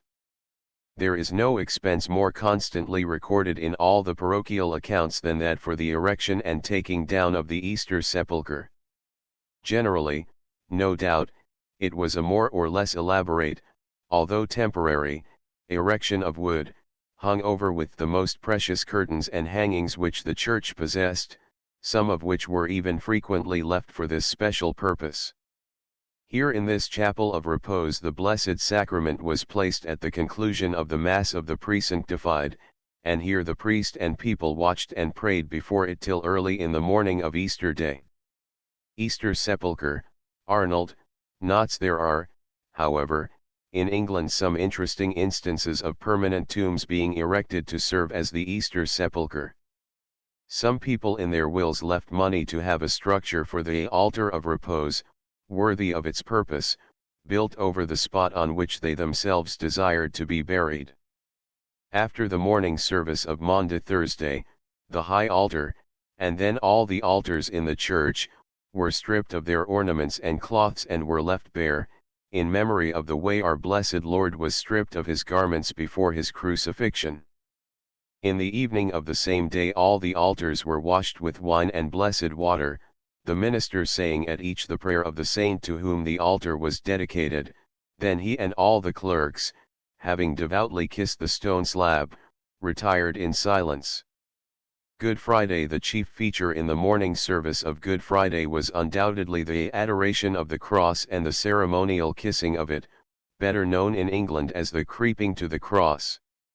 The meaning of this act of worship is set out in Dives and Popper so clearly that there can be no doubt as to what our forefathers intended by it. Popper in the same manner lewd men should do their worship before the thing, making his prayer before the thing and not to the thing. Dives on the other hand, on Good Friday above all in Holy Church men creep to the church and worship the cross.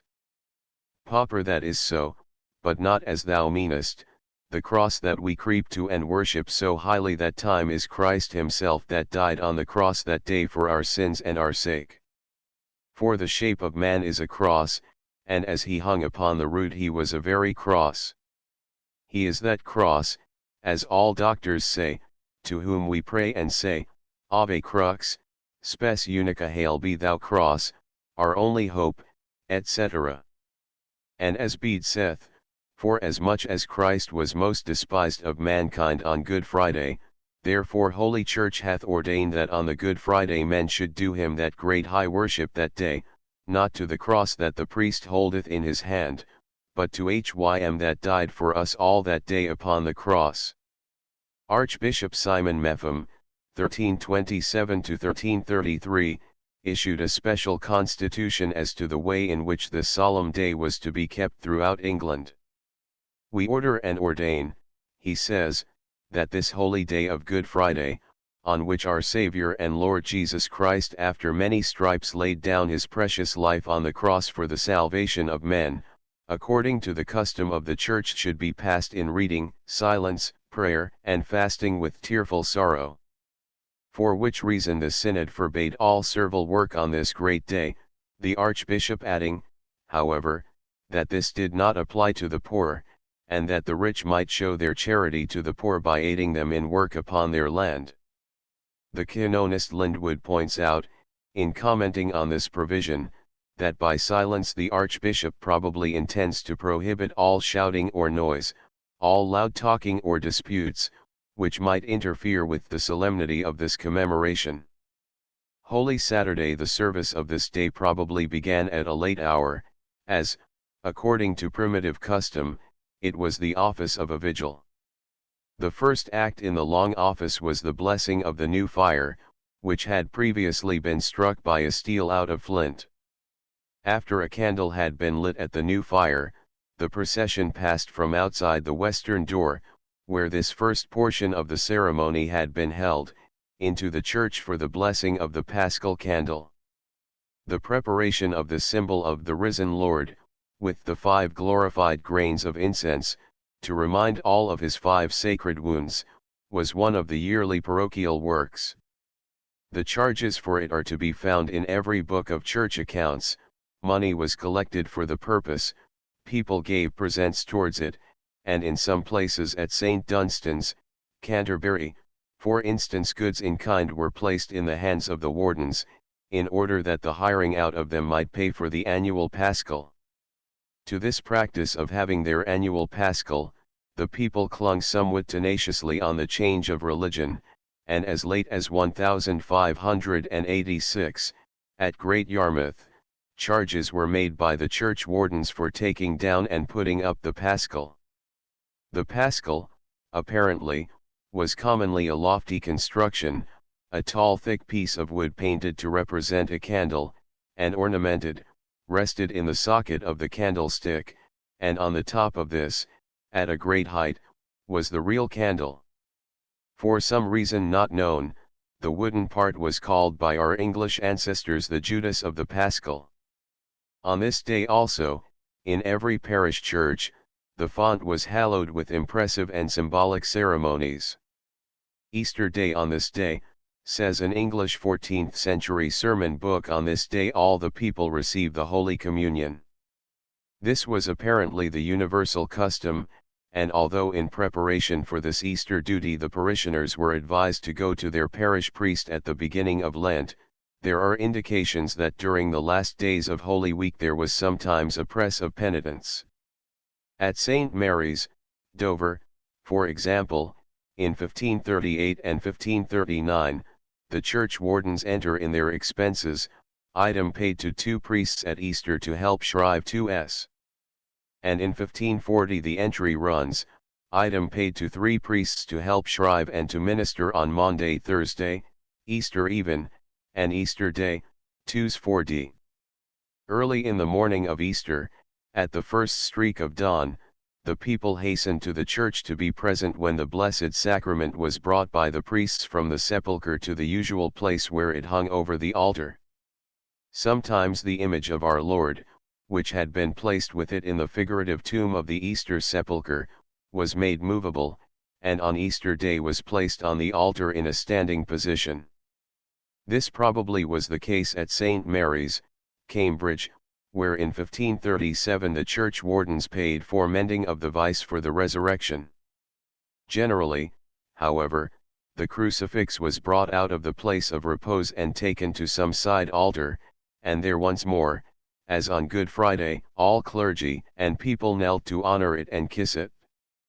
This was the practice in many large churches, and a description of the resurrection figure is given in the Rites of Durham.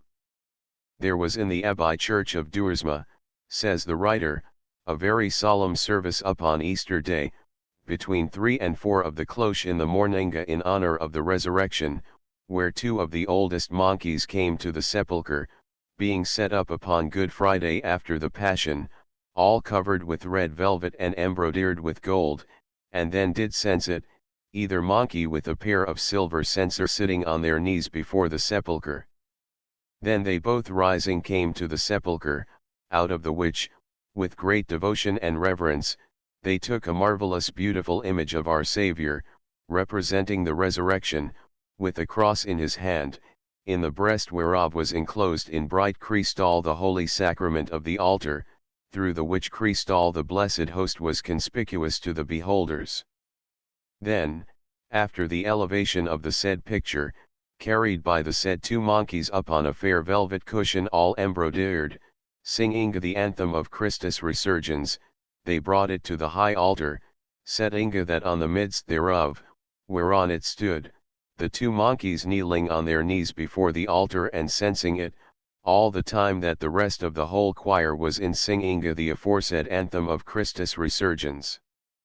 The which anthem being ended, the 2 monkeys took up the cushions and the picture from the altar, supertinged betwixt them, proceeding in procession from the high altar to the south choir door, where there was 4 antient gentlemen belonging to the prior, appointed to attend their comminge, holding up a most rich canopy of purple velvet, tacked round about with red silk and gold fringe, and at every corner did stand one of these gentlemen to bear it over the said image, with the holy sacrament carried by 2 monkeys round about the church, the whole choir waiting upon it with goodly torches and great store of other lights till they came to the high altar again, whereon they did place the said image, there to remain until the Ascension Day.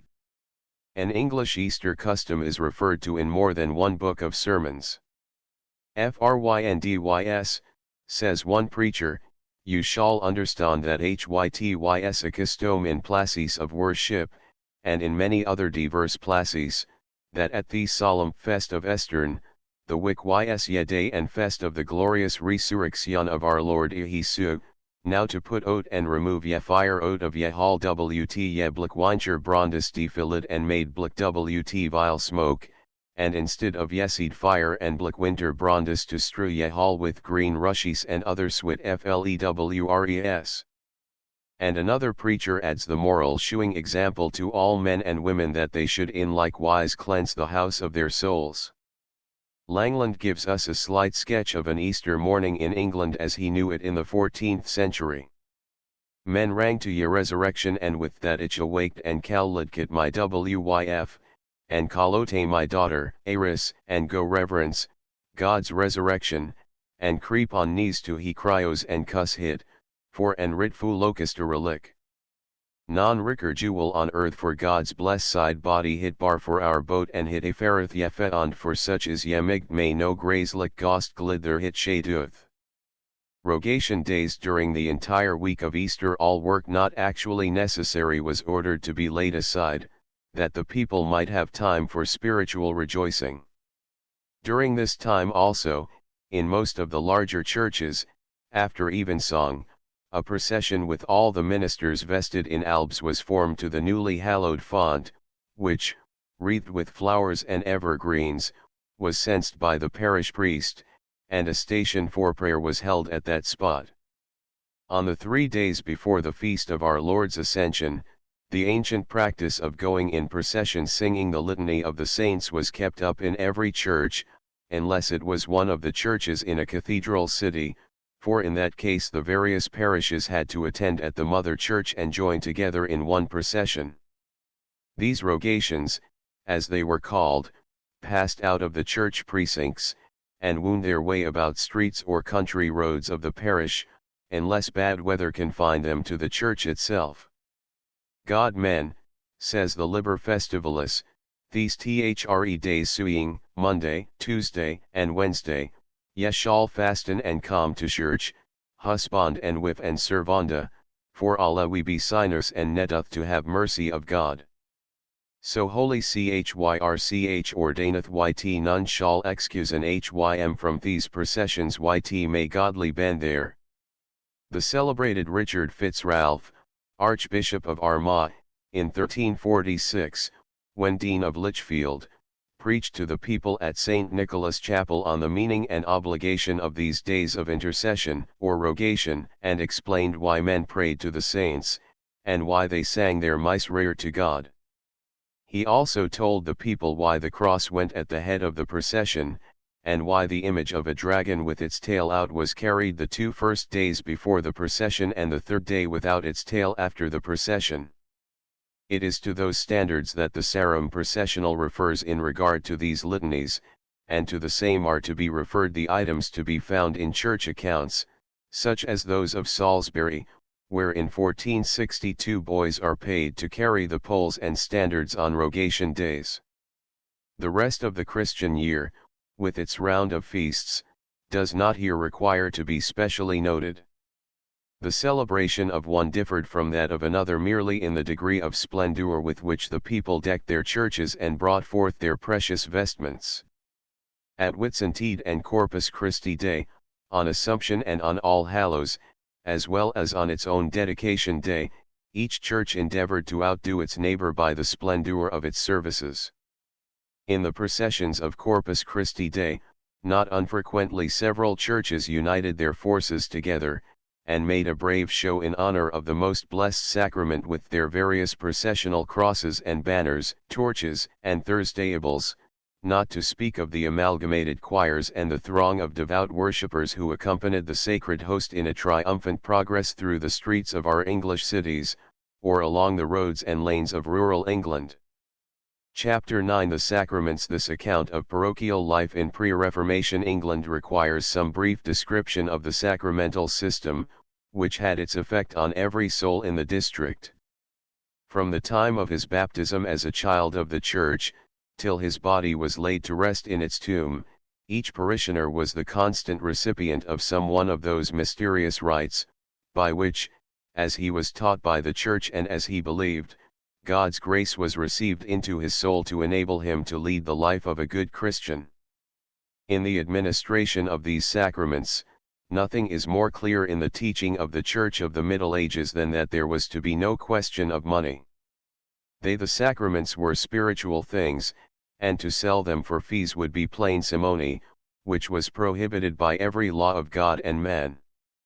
If the administrator was permitted to take an offering, it was only with the plain understanding that the payment was made in regard to the service rendered, for which the recipient desired to make some return, and that the sacrament should be given without the fee.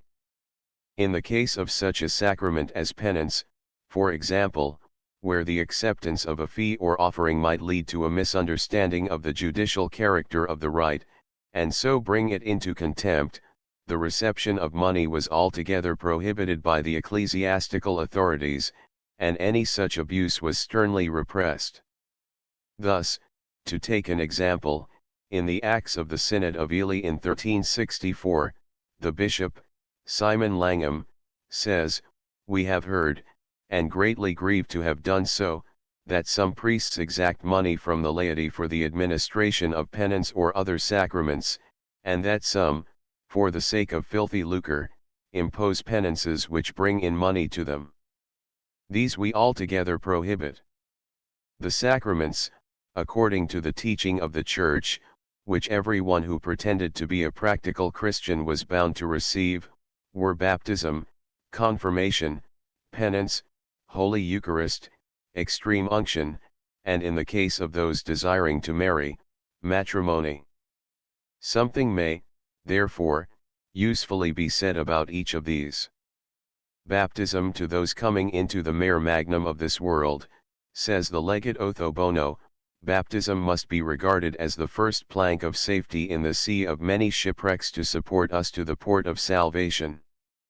It is, he continues, the gate through which all have to enter to enjoy the grace of the other sacraments, and for this reason any error in regard to it is most dangerous, and the possibility of any child dying without receiving the saving waters is to be zealously guarded against.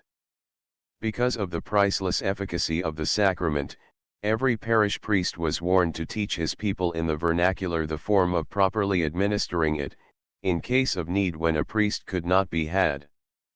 On this matter also the archdeacon in the time of his visitation of a parish was to inquire diligently whether these instructions had been given, and whether the parishioners generally knew how to baptize in case of need. The importance which the Church attached to this sacrament is well illustrated by a constitution of St. Edmund of Canterbury, which orders that when the expectation of childbirth becomes imminent, all parents should be warned to prepare a vessel and water to be ready at hand, in case some sudden need should require the administration of baptism. Ordinarily speaking, there can be no doubt that the Old English practice was that every child should, if possible, be baptized in the parish church on the day of birth. In the ancient proofs of age, this practice is evident. One example will be sufficient. In 1360 it was requisite to prove the age of John, son and heir of Adam de Vella, and the first witness who was called, said that he knew that he was born on the eve of Saint Bartholomew the Apostle, because he was with his master who stood godparent to the child on that day, which was Sunday 21 years ago. Another witness adds, that it was in the evening that the baptism took place, and another that it was performed by John de Scrubby, the chaplain. There was, however, an exception. There were 2 days for public baptism in the church, namely, Holy Saturday and the Saturday before Pentecost, on which days the font in every parish church was solemnly blessed.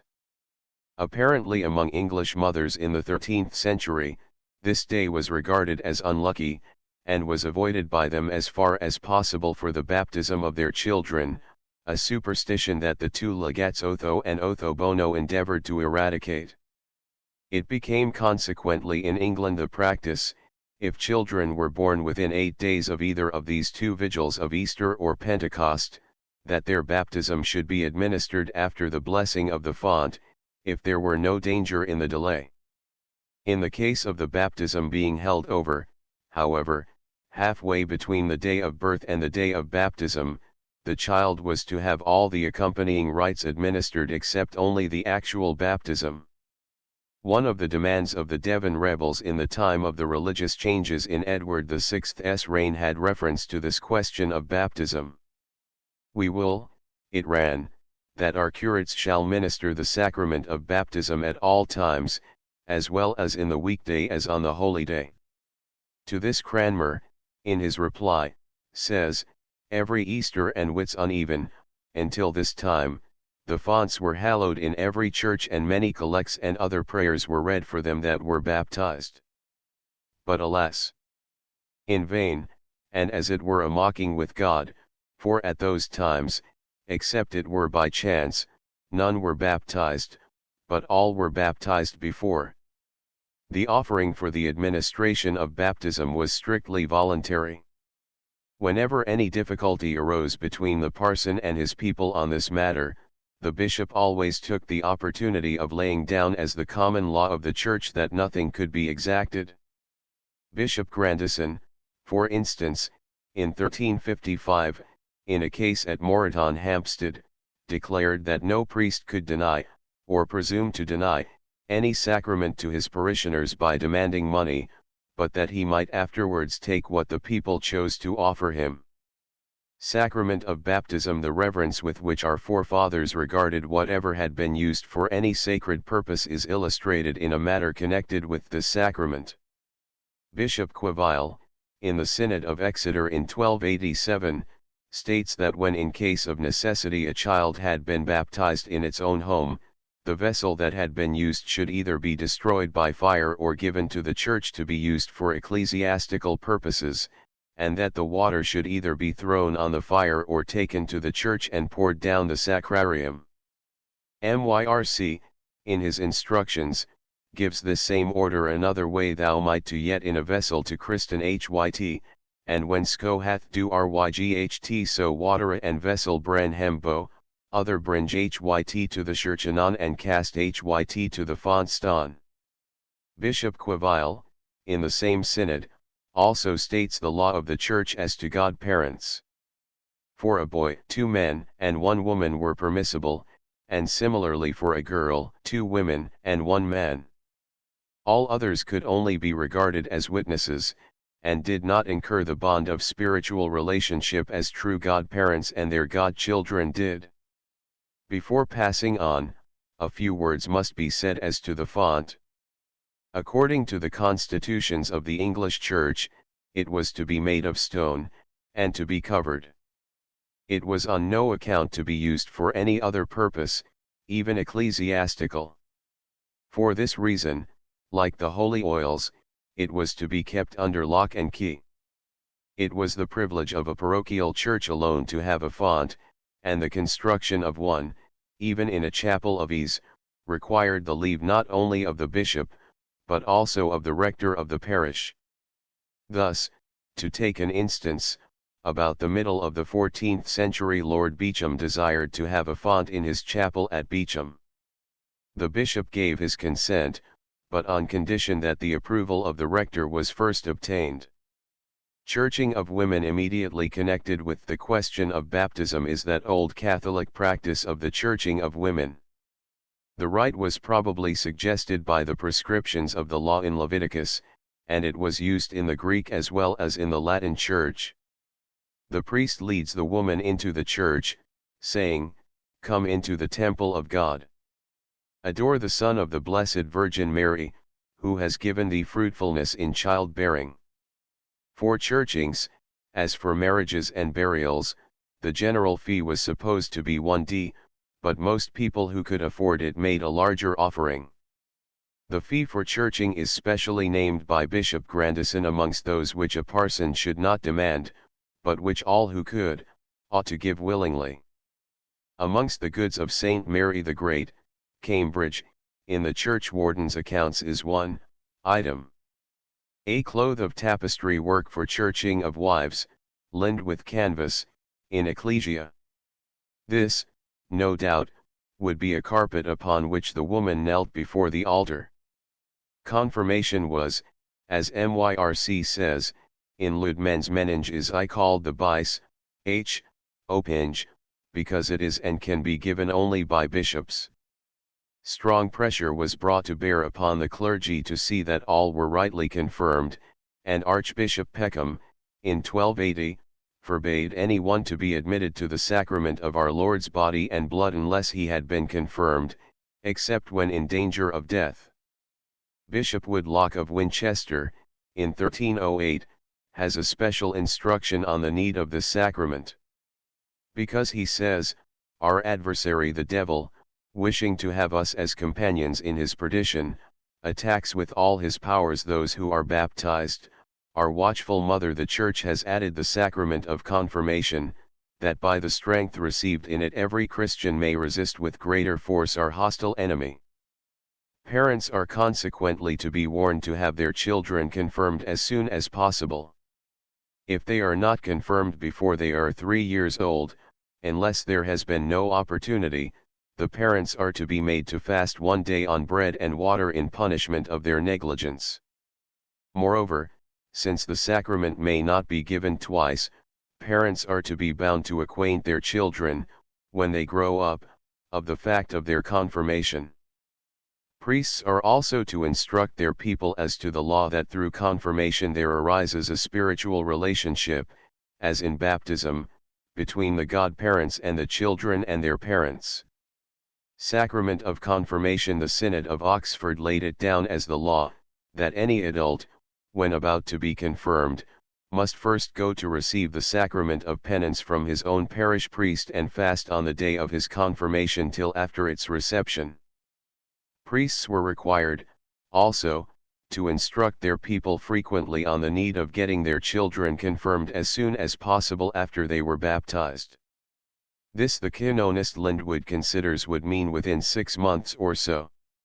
The Synod likewise warned parents not to wait for the bishop to come to their own parish, but to take their children to any neighboring place, where they might have heard that the bishop was to be found. And any parish within 7 miles was for this purpose to be considered a neighboring place. In Bishop Grandison's register there is an example of his giving confirmation, at St. Barian's, in 1336, to children almost without number, quasi innumerables, from the parish and the district round about.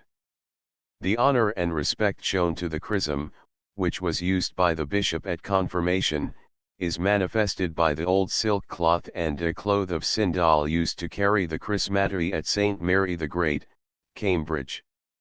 The chrism was also bound to be renewed every year, the old being burnt and a new stock procured from what was consecrated on Maundy Thursday, in every cathedral church. Moreover, when presenting a child for confirmation, the parents had to bring with them a linen band, or napkin, to bind round its head after confirmation, and cover the place where it had been anointed. This band, called fascia or chrism cloth, was, according to various directions, to be left on the head of the child 3, 7, or 8 days, when the lately confirmed child was to be taken to the church by its parents, and there have its forehead washed by the priest over the font. The fasciae ligaturi, or chrism cloths, were then to be either burnt or left to the use of the church. Myrc, in his instructions, thus gives the usage: when the shuldra confirmed ben bonds a boat here next be laughed that from hem shall not be raft till at church the egg day the priest himself take hem away the nay shall he wyth high sound hans bren that eke same bonds, and wasche the shuld over the font there he was anointed in the front. Finally, the greatest care was taken not only to see that all Christians should receive the sacrament of confirmation, but that there should be no doubt as to its valid reception. An instance of this is to be found in Bishop Brantingham's register. In 1382, some unknown person, calling himself a bishop, went about the diocese of Exeter giving the tonsure, and confirming children, and in other ways, as the bishop says, putting his sickle into other men's harvest. Under these circumstances, the parents of all children presented for confirmation to this unknown person were to be warned from every parish pulpit to come and give evidence, in order that it might be determined what should be done. Penance, the sacrament of penance, or, in other words, confession, was obligatory on all at least once a year. The obligation, however, was obviously not considered the full measure of duty for those who desired to lead good Christian lives. Bishop Brunton, of Rochester, in a sermon preached about the year 1388 on the first Sunday of Lent, whilst laying down the law of confession at the beginning of Lent, strongly urges upon his audience the utility of frequently approaching that sacrament, but reminds them that a mere formal confession without a firm purpose of amendment is worse than useless. In the Synod of Exeter, in 1287, parish priests are charged to warn their parishioners, and frequently to exhort them in their sermons, to come to confession to their own priest thrice in the year at Christmas, Easter, and Pentecost, or at the very least at the beginning of Lent. The same synodal instruction warns the parish priests, moreover, to grant permission generously and freely to any one wishing to confess to some other priest, and it adds, that if any one shall not have confessed himself and communicated once in the year, he shall be prohibited coming to the church, and when dead be refused ecclesiastical burial. All, rich and poor, noble and simple, on coming to the sacrament of penance, were treated alike. An old 15th century book of instructions says every body that shall be confessed, be he never so high degree or estate, ought to shew lowness in hurt, loweens in spesh and loweens in body for that time to hym that shall hear hym, and or he begin to shew what lieth in his conscience, for saint at his beginning he shall say, benedicit, and afterwards his confessor hath answered Dominus. Sum then, whych be lettered, seen here conf till they come to mea culpa, sum seen no fert here, but to kia peccavi nimis, some seen no conf in Latin till at the last end. Of these monaire beginnings it is lytyl charge, for the substance of confession is in open declaration and skowing of yesens, in wicca munnus conscience deemeth hym gulti against God. In these declaration be many forms of showing, for some scheme and devid here confession in thought, spech, and deed, and in these for me sum can specify here sins, and namely in quotidian confession, as when a man is confessed oft, oithes as every day or every other day or onus in 7 enyght. Also sum skew and here confession by declaration of yefiv whites, and all may be well as in such quotidian confession. Also sum, and the most part lettered and unlettered, skew openly her sins be confession of yes 7 didly sins, and thane they skew what they have offended God age and Saint High's precepts, and then in midispending of yefiv whites, and then in not fulfilling yes 7 ditas of mercy. And so, when they have specified what cometh to hearment, then why and ye end, they yelde them culpable generally to God and put him in High's mercy, asking lowly penance for her sins and absolution of her confessor in the name of Holy Church. The instructions, given by the canons of the English Church, as to the method to be followed by priests in hearing confessions, are simple and to the point. They are to remember that they are doctors for the cure of spiritual evils, and to be ever ready to pour oil and wine into the wounds of their penitents. They are to bear in mind the proverb, that what may cure the eye need not cure the heel, and are to apply the proper remedy fitting to each disease. They are to be patient, and to hear what any one may have to say, bearing with them in the spirit of mildness, and not exasperating them by word or look. They are not to let their eyes wander hither and thither, but keep them cast downwards, not looking into the face of the penitent, unless it be to gauge the sincerity of his sorrow, which is often reflected most of all in the countenance.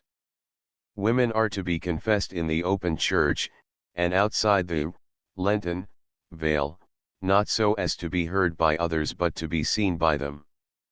The place where confessions might be heard was settled in the constitutions of Archbishop Walter Reynold, in 1322. Let the priest, it is said, choose for himself a common place for hearing confessions, where he may be seen generally by all in the church, and do not let him hear any one, and especially any woman, in a private place, except in great necessity and because of some infirmity of the penitent. MYRC, in his instructions, says that in confession the priest is to techa hym to null down on his kne, pour other rik, whether he be, then over thyn yen pool thyn hod, and here high shrift wythmild mod. The place usually chosen by the priest to hear the confessions of his people was apparently at the opening of the chancel, or at a bench end near that part of the nave. In some of the church wardens' accounts there is mention of a special seat or bench, called the shriving stool, the shriving pew, the shriving place, whilst at St. Mary the Great, Cambridge, there appears to have been a special erection for Lent time, as there is an entry of expense for 6 irons pertaining to the shriving stool for Lenten, which suggests that these iron rods were to support some sort of a screen round about the place of confession. Perhaps, however, it may have been for an extra confessor, since, as already related, in one place it is said that the parish paid for 3 extra priests to shrieve in Holy Week. The Holy Eucharist. All adults of every parish were bound to receive the Holy Communion at least once a year under pain of being considered outside the benefits and privileges of Holy Church and of being refused Christian burial, if they were to die without having made their peace. Besides the Easter precept, all were strongly urged to approach the Holy Eucharist more frequently, and especially at Christmas and Easter, and, as has been already pointed out, there is some evidence to show that, in point of fact, lay people did communicate more frequently, and especially on the Sundays of Lent. At Easter and other times of general communion the laity, after their reception of the sacrament, were given a drink of wine and water from a chalice. The clergy were, however, directed to explain carefully to the people that this was not part of the sacrament. They were to impress upon them the fact that they really received the body and blood of our Lord under the one form of bread, and that this cup of wine and water was given merely to enable them to swallow the host more securely and easily after their fast. Extreme unction. This sacrament, says the Synod of Exeter, is to be considered as health-giving to both body and soul, wherefore it is not the least of the sacraments, and parish priests, when required, should show themselves ever ready to visit the sick, and to administer it to such as ask, without asking or expecting any payment or reward. We further order that, avoiding all negligence, parish priests shall be watchful and careful in the care committed to them, and that without reasonable cause they never sleep out of their parishes. And further that in case they do ever so, they procure some fitting substitute, who knows how to do everything which the cure of souls requires. If by the fault, negligence, or absence of his priest any one, old or young, shall die without baptism, confession, holy communion, or extreme unction, the priest convicted of this is to be forthwith suspended from the exercise of his ecclesiastical functions, and this suspension is not to be relaxed until he has done fitting penance for so grave a crime. Sacrament of Extreme Unction. Visitation of the sick. The subject of extreme unction, the sacrament of the sick, to be given in danger of death through sickness, raises the question of the visitation of the sick in a medieval parish. The order that all parish priests should visit the sick of their district every Sunday has already been noticed. It was, moreover, a positive law of the Church, that every priest should go at once on being called to a sick person, no matter what time of the day or night the summons might come. Priests were ordered also to impress upon all doctors the need of urging sick people and their friends to send immediately for the priest in all cases of serious illnesses.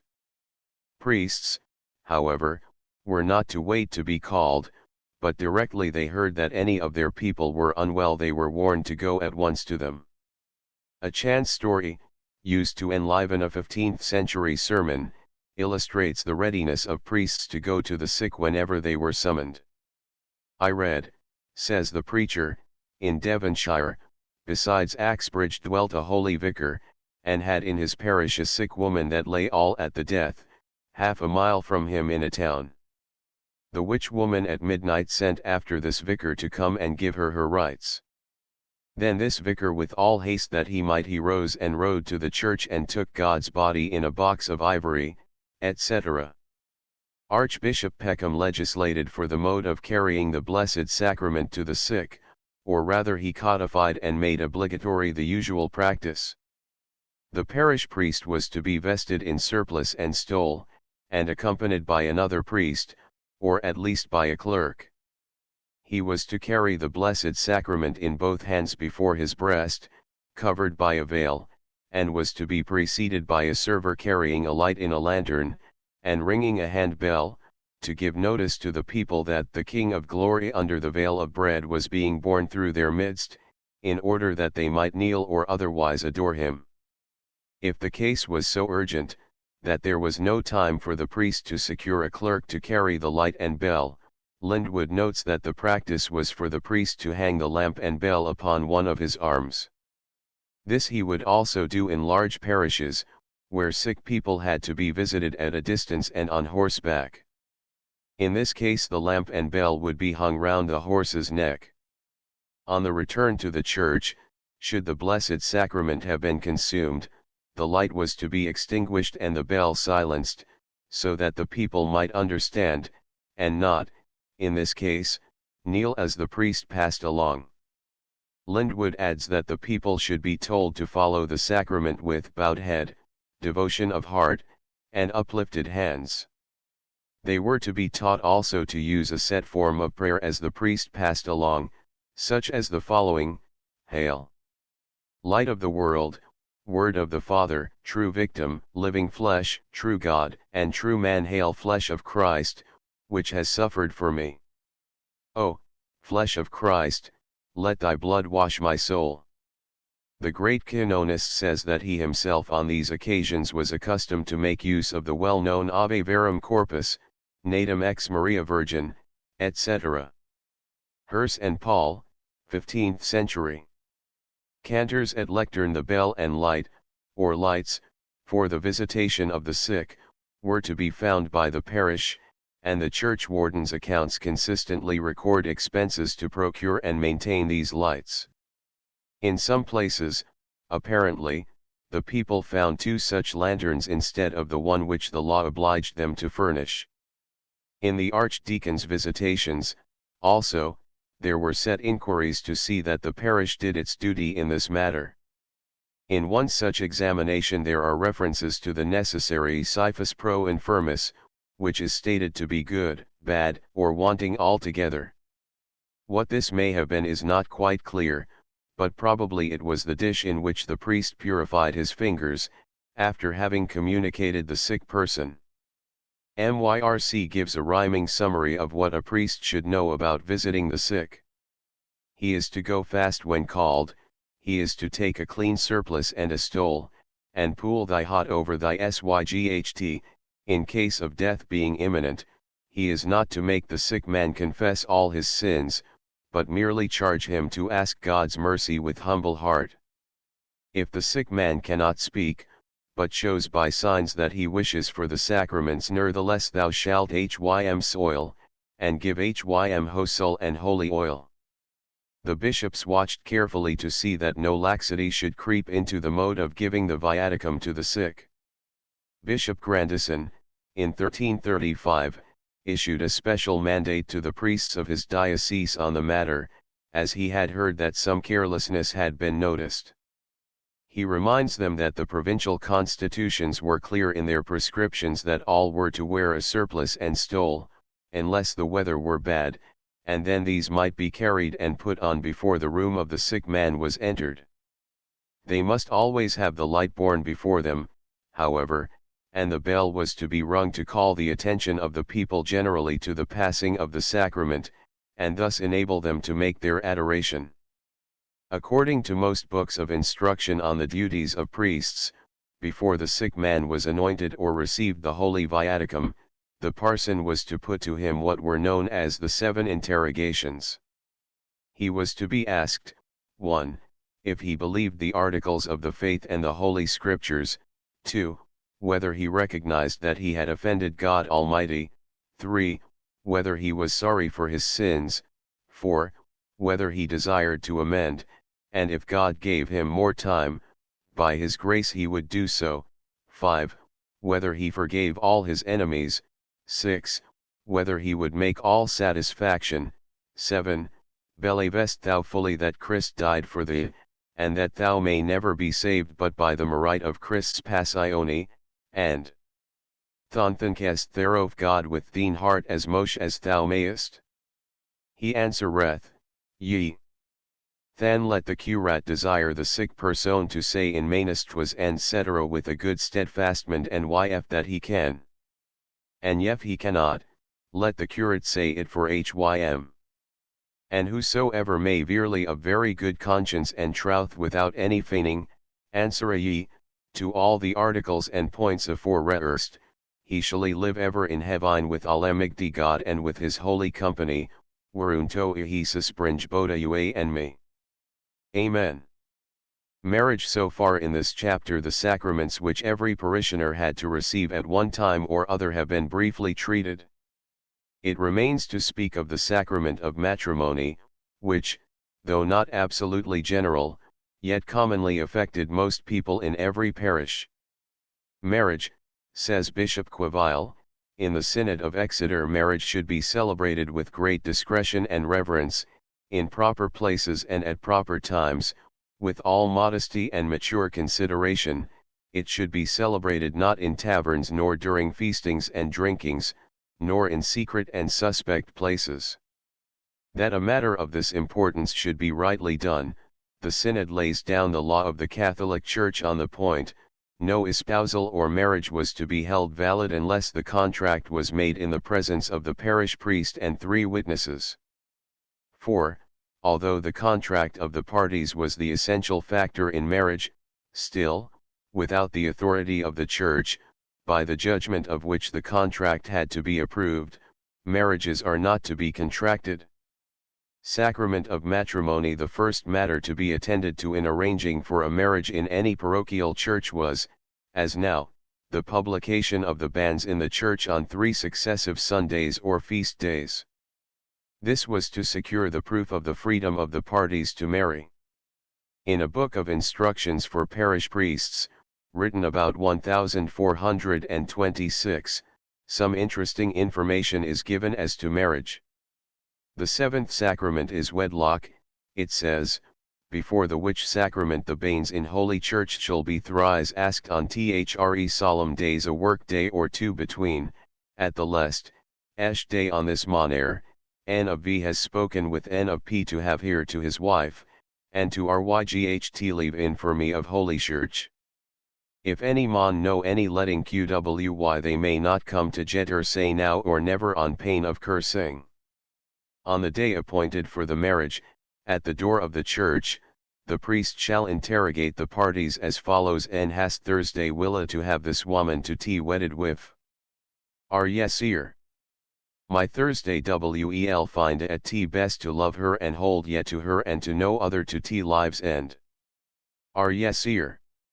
Then take her by ye hand and say after me, I and take the N in for me of Holy Church to my wedded with, forsaking alla other, holding me holic to thee, in sakines and in heal, in ricks and in povert, in well and in woe, till doth us depart, and there to iplyghtm I troth. Then the woman repeated the form as above.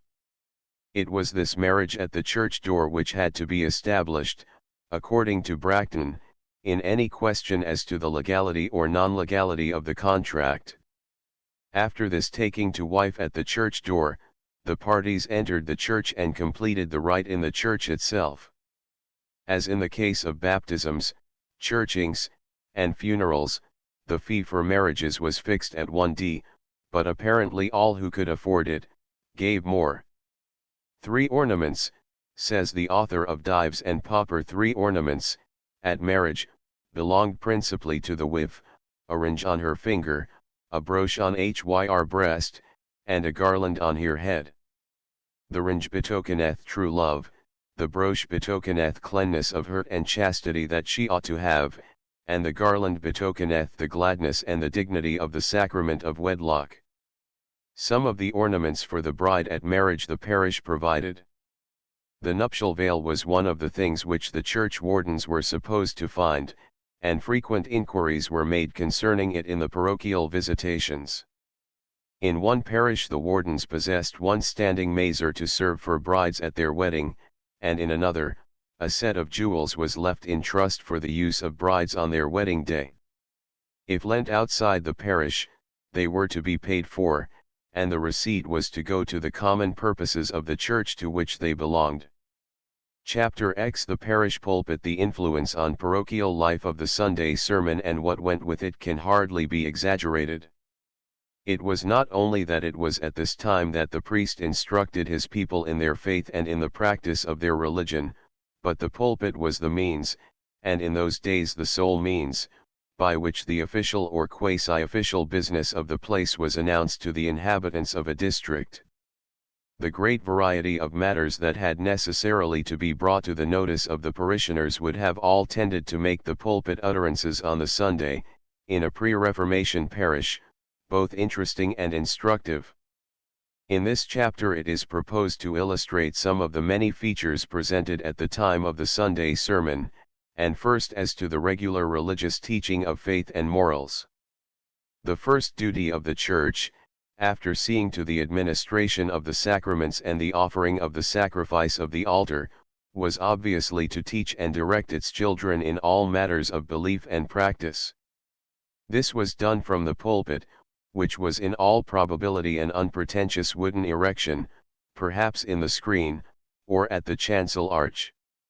In one case there is given the cost of the erection of a pulpit of wood, another churchwarden's account speaks of clasps for the pulpit, possibly hinges for the door, a third tells of a green silk veil for the pulpit, and a fourth of cloth and a pillow for it. The chief interest, however, is not in the thing itself, but in its use. Pulpit, 1475, St. Paul's, Truro. It is impossible to think that Chaucer's typical priest was a mere creation of his imagination. The picture must have had its counterpart in numberless parishes in England in the 14th century. This is how the poet's priest is described: a good man was there of religion, and was a poor parson of a town, but rich he was of holy thought and work. He was also a learned man, a clerk, that Christ's gospel truly wolda preachy, his parischens devoutly wolda he techet. But Christ's lore and his apostles 12 he taught, but first he full-weeded himself. It will be remembered, too, that the story Chaucer makes his priest contribute to the Canterbury Tales is nothing else than an excellent and complete tract, almost certainly a translation of a Latin theological treatise, upon the sacrament of penance. As a sample, however, of what is popularly believed on this subject at the present day, it is well to take the opinion of by no means an extreme party writer, Bishop Hobhouse. Preaching, he says, was not a regular part of the Sunday observances as now. It was rare, but we must not conclude from the silence of our manuscripts, i.e. churchwardens' accounts, that it was never practiced. In another place he states, upon what he thinks sufficient evidence, that there was a total absence of any system of clerical training, and that the cultivation of the conscience as the directing power of man's soul, and the implanting of holy affections in the heart seem to have been no part of the Church's system of guidance. That this is certainly not a correct view as to the way in which the pastors of the parochial churches in pre-Reformation days discharged or rather neglected their duties, in view of the facts, appears to be certain. The grounds for this opinion are the following: for practical purposes we may divide the religious teaching, given by the clergy, into the two classes of sermons and instructions. The distinction is obvious. By the first are meant those set discourses to prove some definite theme, or expound some definite passage of Holy Scripture, or deduce the lessons to be learned from the life of some saint. In other words, putting aside the controversial aspect, which, of course, was rare in those days, a sermon in medieval times was much what a sermon is today. There was this difference, however, that in pre-Reformation days the sermon was not probably so frequent as in these modern times.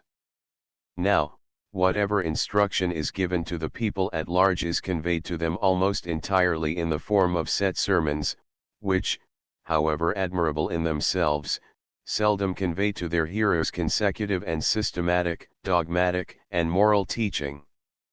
Medieval methods of imparting religious knowledge were different. For the most part the priest fulfilled the duty of instructing his flock by plain, unadorned, and familiar instructions upon matters of faith and practice. These must have much more resembled our present catechetical instructions than our modern pulpit discourses. To the subject of set sermons I shall have occasion to return presently, but as vastly more important, at any rate in the opinion of our Catholic forefathers, let us first consider the question of familiar instructions.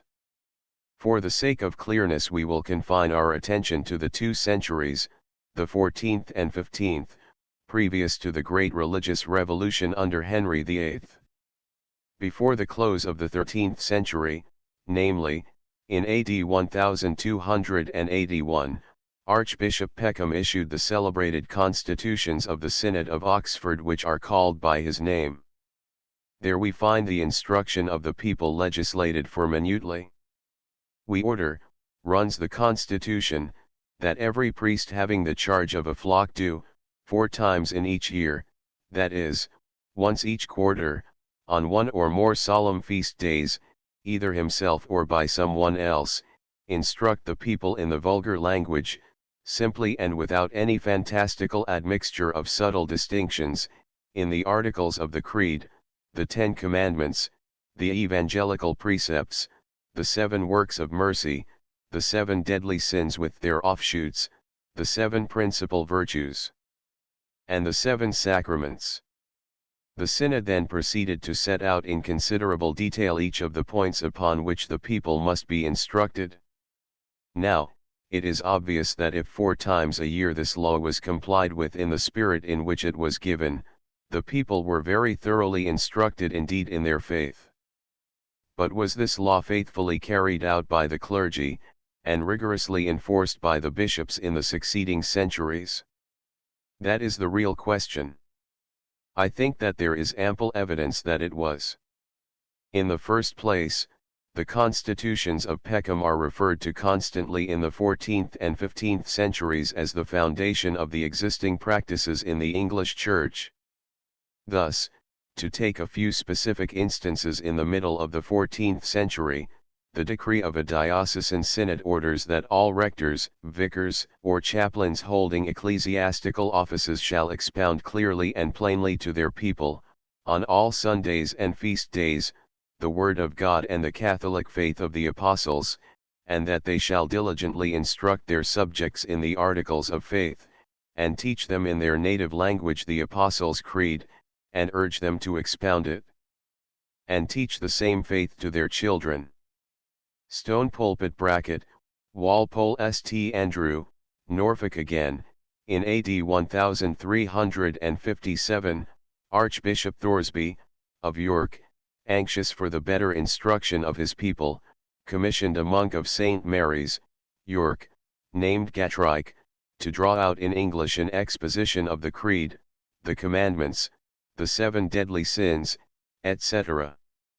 This tract the Archbishop, as he says in his preface, through the council of his clergy, sent to all his priests, so that each and every one, who under him had the charge of souls, do openly in English, upon Sundays teach and preach them, that they have cure of the law and the way to know God Almighty.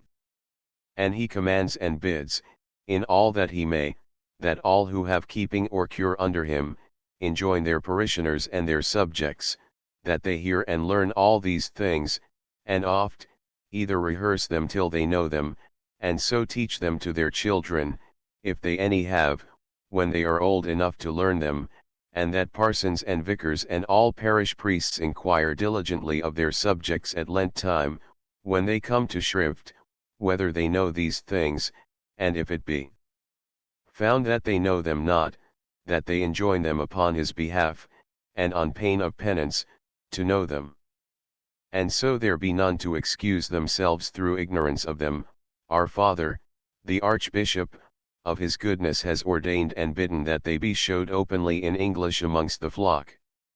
Archidiaconal Visitation Sacrament of Matrimony. To take another example, the Acts of the Synod, held by Simon Langham at Ely in AD 1364, order that every parish priest frequently preach and expound the 10 Commandments, etc., in English, in idiomate communi, and all priests are urged to devote themselves to the study of the sacred Scriptures, so as to be ready to give an account of the hope and faith that are in them.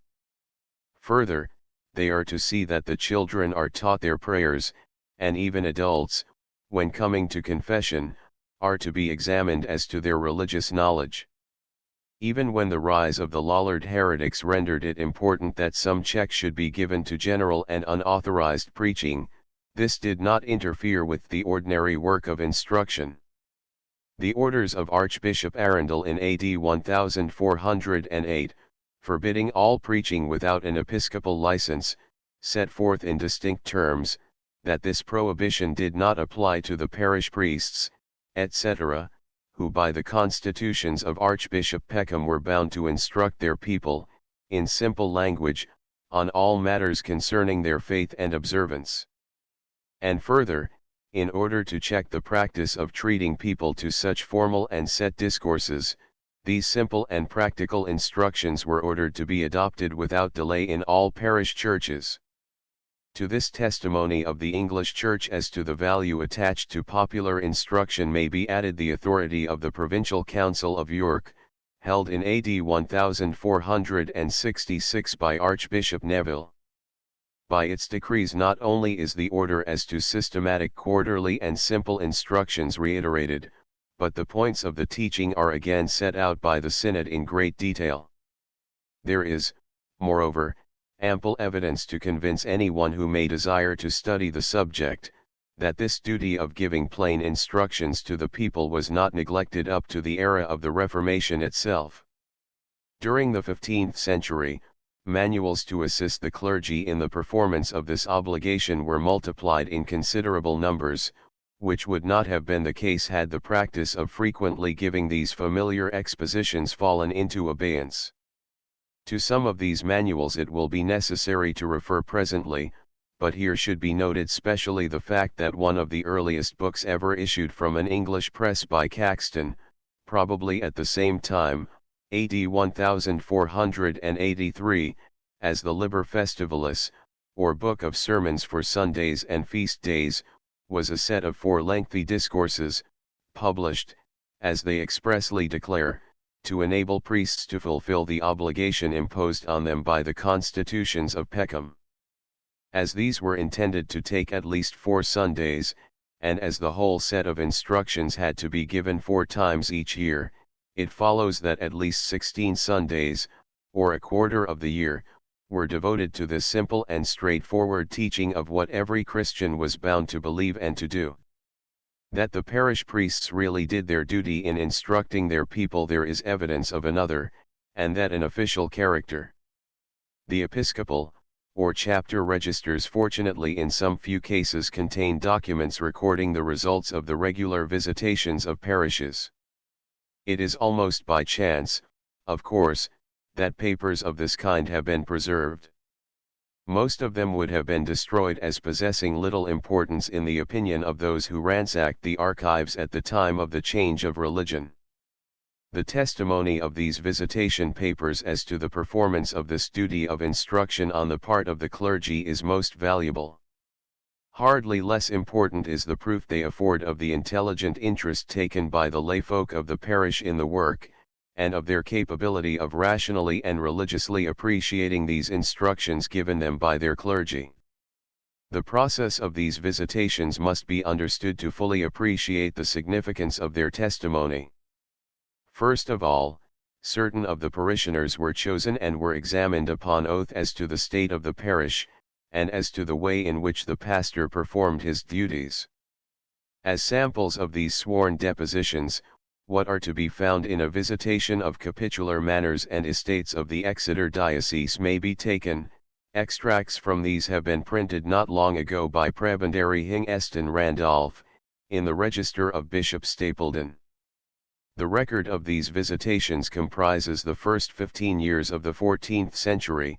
At one place, Colayton, we find the Girardi depose that their parson preaches in his own way, and on the Sundays expounds the Gospels, as well as he can, quaetan usnavit. He does not give them much instruction, non multum eos informat, they think, in the Articles of Faith, the 10 Commandments, and the deadly sins. At another place, the priest, one Robert Blond, preaches, but, as appears to the witnesses, not sufficiently clearly, but they add, as if conscious of some hypercriticism, that they had long been accustomed to pastors who instructed them most carefully in all that pertained to the salvation of their souls. But these are perhaps the least satisfactory cases. In most instances the priest is said to instruct his people well, bene, and excellently, optimi, and the truth of the testimony appears more clearly in places where, in other things, the parish folk do not consider that their priest was quite perfection, as, for instance, at Culmstock, where the vicar, Walter, is said to be too long over the matins and mass on feasts, or still more at St. Mary Church, where the people think that in looking after his worldly interests, their priest was somewhat too hard on them in matters of tithe. The register from which these details are taken is a mere accidental survival, but the point which it is of importance to remember is this, that during Catholic times, in the course of every few years the clergy were thus personally reported upon, so to say, to the chief pastor or his delegates, and the oaths of the witnesses is a proof of how gravely this duty was regarded. And here may be noted, in passing, a fact not realized nor even understood, namely, that one of the great differences between ecclesiastical life in the Middle Ages and modern times lies in the fact that then people had no chance of going to sleep. There was a regular system of periodical visitations, and everything was brought to the test of inquiry of a most elaborate and searching kind, in which every corner, so to speak, was swept out.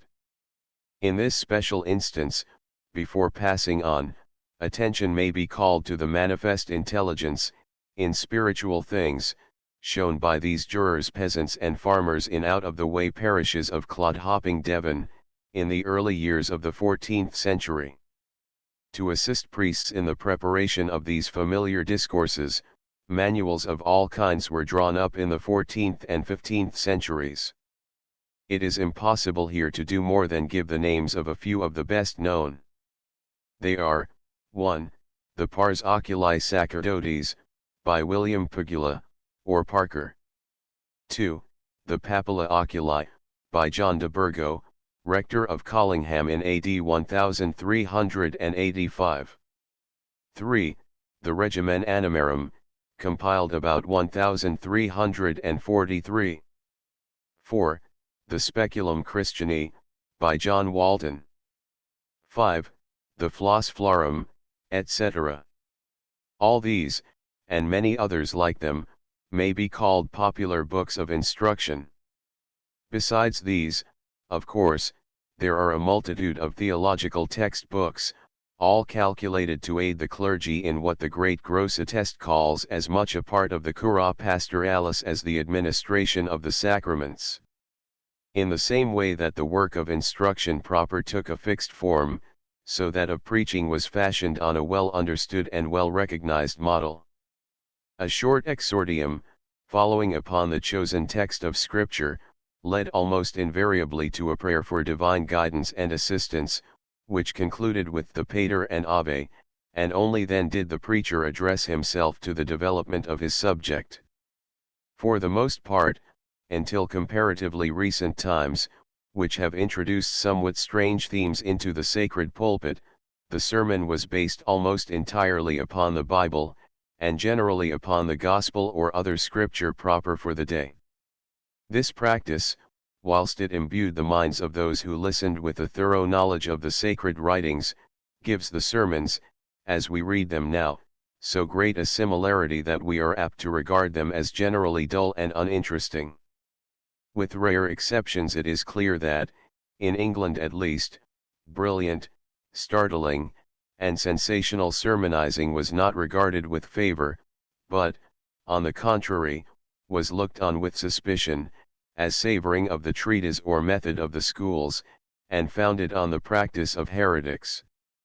Surveying the ground of parochial preaching, one or two facts seem to stand out from the background of much that is still vague and uncertain.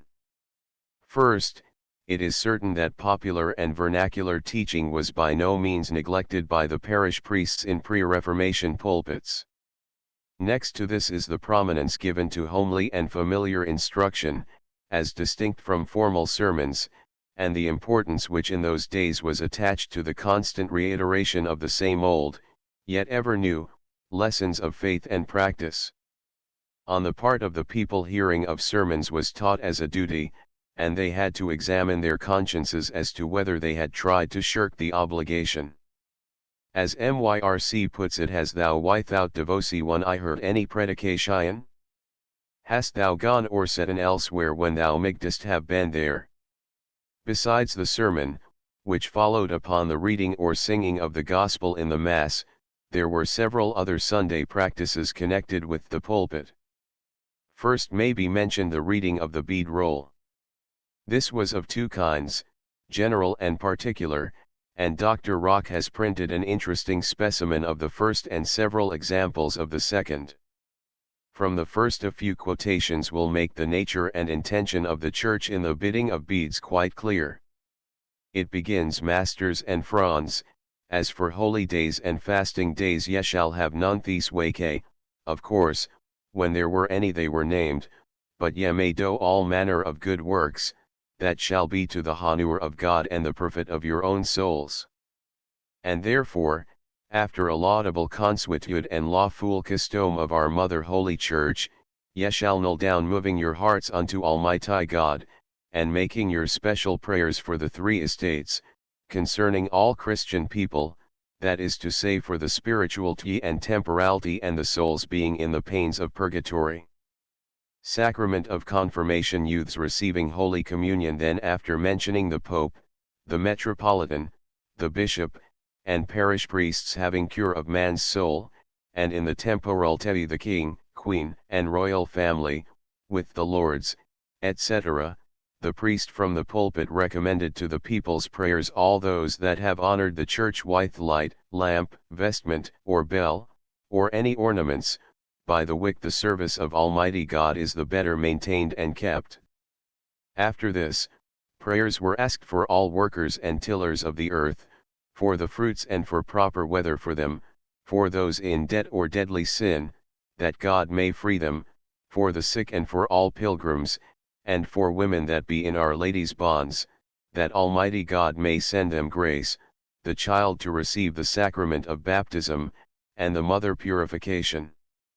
Also ye shall pray for the good man or woman, that this day giveth bread to make the holy love, and for all those that first saint began it, and them that longest continue.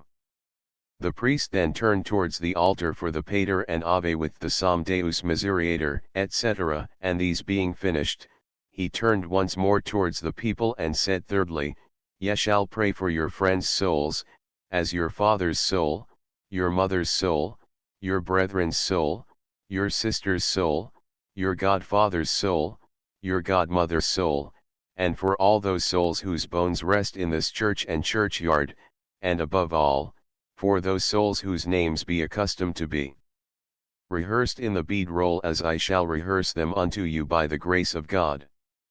Then followed the reading of the names from the bead roll, one specimen of which has been preserved by the antiquary Hearn, and which, he says, is drawn up on a large octavo leaf of vellum, and contains merely a series of names, at the end of which is the formula, God have mercy on these souls and of all Christyn souls. This catalogue of names, sometimes called the Dominical Roll, was the shortened form for ordinary occasions, but on certain days, such as All Saints' Day, there was in the case of benefactors a longer form, which set forth the individual reasons why the people should specially remember these dead in their prayers. For entering the names on this roll, a fee was paid to the parson by the parish. Thus at Laverton, in 1521, there is the entry in the churchwarden's accounts, fee to William Wright, the parish priest, for entering the names of Thomas Grest, Agnes his wife, and John and William their children, on the bead roll. As examples of the longer form of proclamation may be given an entry already cited on the bead roll of St. Michael's, Cornhill, which runs thus: You must pray for Richard Aidfield, sometime parish parson of this church, for he with the consent of the bishop ordained and established matins, high mass, and evensong, to be sung daily in the year 1375.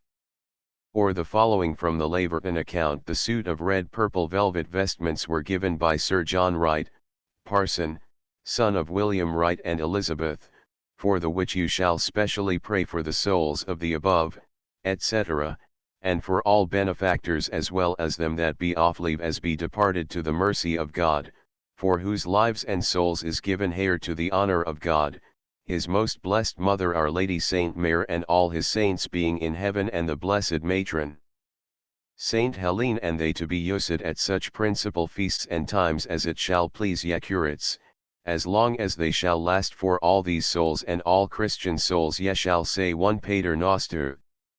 In many instances it was apparently the curate's duty to read the parish bead roll, and the stipend he received for performing this service was part of his benefice. In other cases, a fee was paid to the parson on the day when the roll was read. Thus at St. Mary at Hill, in 1490, there is a payment by the wardens, entered as follows: Item.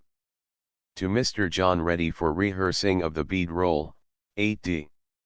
One purpose served by thus keeping the memory of the good deeds of parishioners who had passed away, before the memory of their successors, was that it stimulated the latter to emulate the example of these benefactors.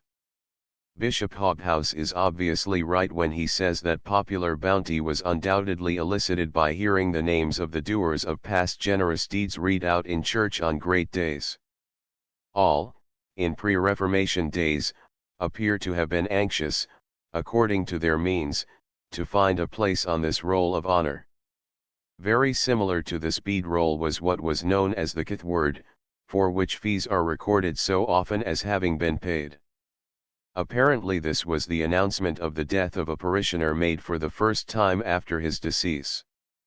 The fee for the speaking of this kithword was usually paid by the wardens of the parish, but possibly only when bequests had been made by the deceased to the common stock of the parish. Besides this kind of Sunday notice, the pulpit was the means by which all manner of ecclesiastical or quasi-ecclesiastical business was notified. In the first place, of course, the banns of intended marriages were published on 3 successive Sundays and feast days. Then such warnings to parents were given as reminding them of the necessity of seeing that their children receive confirmation, with the information that the bishop would either be in the church or in the neighborhood at such a time. The Council of Oxford ordered that parish priests were frequently to warn parents from the pulpit about this duty of not delaying to bring up their children to the bishop.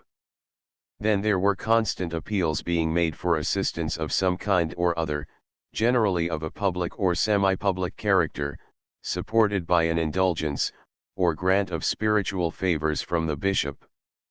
To take an example, sometime about 1270, Walter Langton, Bishop of Coventry and Lichfield, wrote a letter on behalf of a work, for which one John Purdy was collecting. John Purdy was the procurator and collector of the bridge at or near Colwich, and he was trying to get money to repair, or rather to rebuild, the bridge and its chapel, and at the same time to gather sufficient endowment to maintain a priest. The bishop asks all his priests to explain the matter from their pulpits, to show that it was a work of charity, and to say that to all who contribute in any way he grants 40 days of indulgence under the usual conditions. The same bishop at another time orders all rectors and parish priests to publish at the time of their sermons and exhortations his indulgence to all who would visit the Cathedral Church of Lichfield and contribute to the building of the spires of his cathedral. Other episcopal letters, which were all to be read in the parish churches, were of a more private character. One man, for instance, had suffered great losses through a fire, which had destroyed his house, another had had his barns burned, a third had been left almost destitute by having his crops destroyed by floods, a fourth had been plundered by robbers, a fifth had suffered the loss of an arm, etc. In all such cases, if those who asked could prove that their needs were genuine, the bishop had not apparently much hesitation in granting letters of indulgence to those who would help in these Christian charities, and all such letters became matter for the Sunday parish pulpit. Then, it was in the church that all laws, civil as well as ecclesiastical, were published. Here, too, notice of all manner of civil proceedings was made. A, for instance, had died and been laid to rest in the churchyard, it is from the pulpit of his parish church that the fact is announced that he has left B and E the executors of his will, and people are notified to send in their claims, or pay what is owing to the estate to these two. Or it may be that A has died in state, or that those he has appointed to carry out his wishes will not do so, in which cases people are to be warned that the bishop's official will administer the estate, and all claims are to be sent in to him. Then all questions of social order and well-being, as well as infraction of law in the district, came before the people in some form or other in the church and from the pulpit. When Agnes Paston, for example, built a wall, across a property to which the people claimed access, it was thrown down before it was half completed, and threats of heavy amercements, says Dr. Gardner, were addressed to her in church, and the men of Paston spoke of showing their displeasure when they went in public procession on St. Mark's Day. So, also, the parish priest of Standon, at the beginning of the 15th century, was ordered to publish an excommunication under the following circumstances.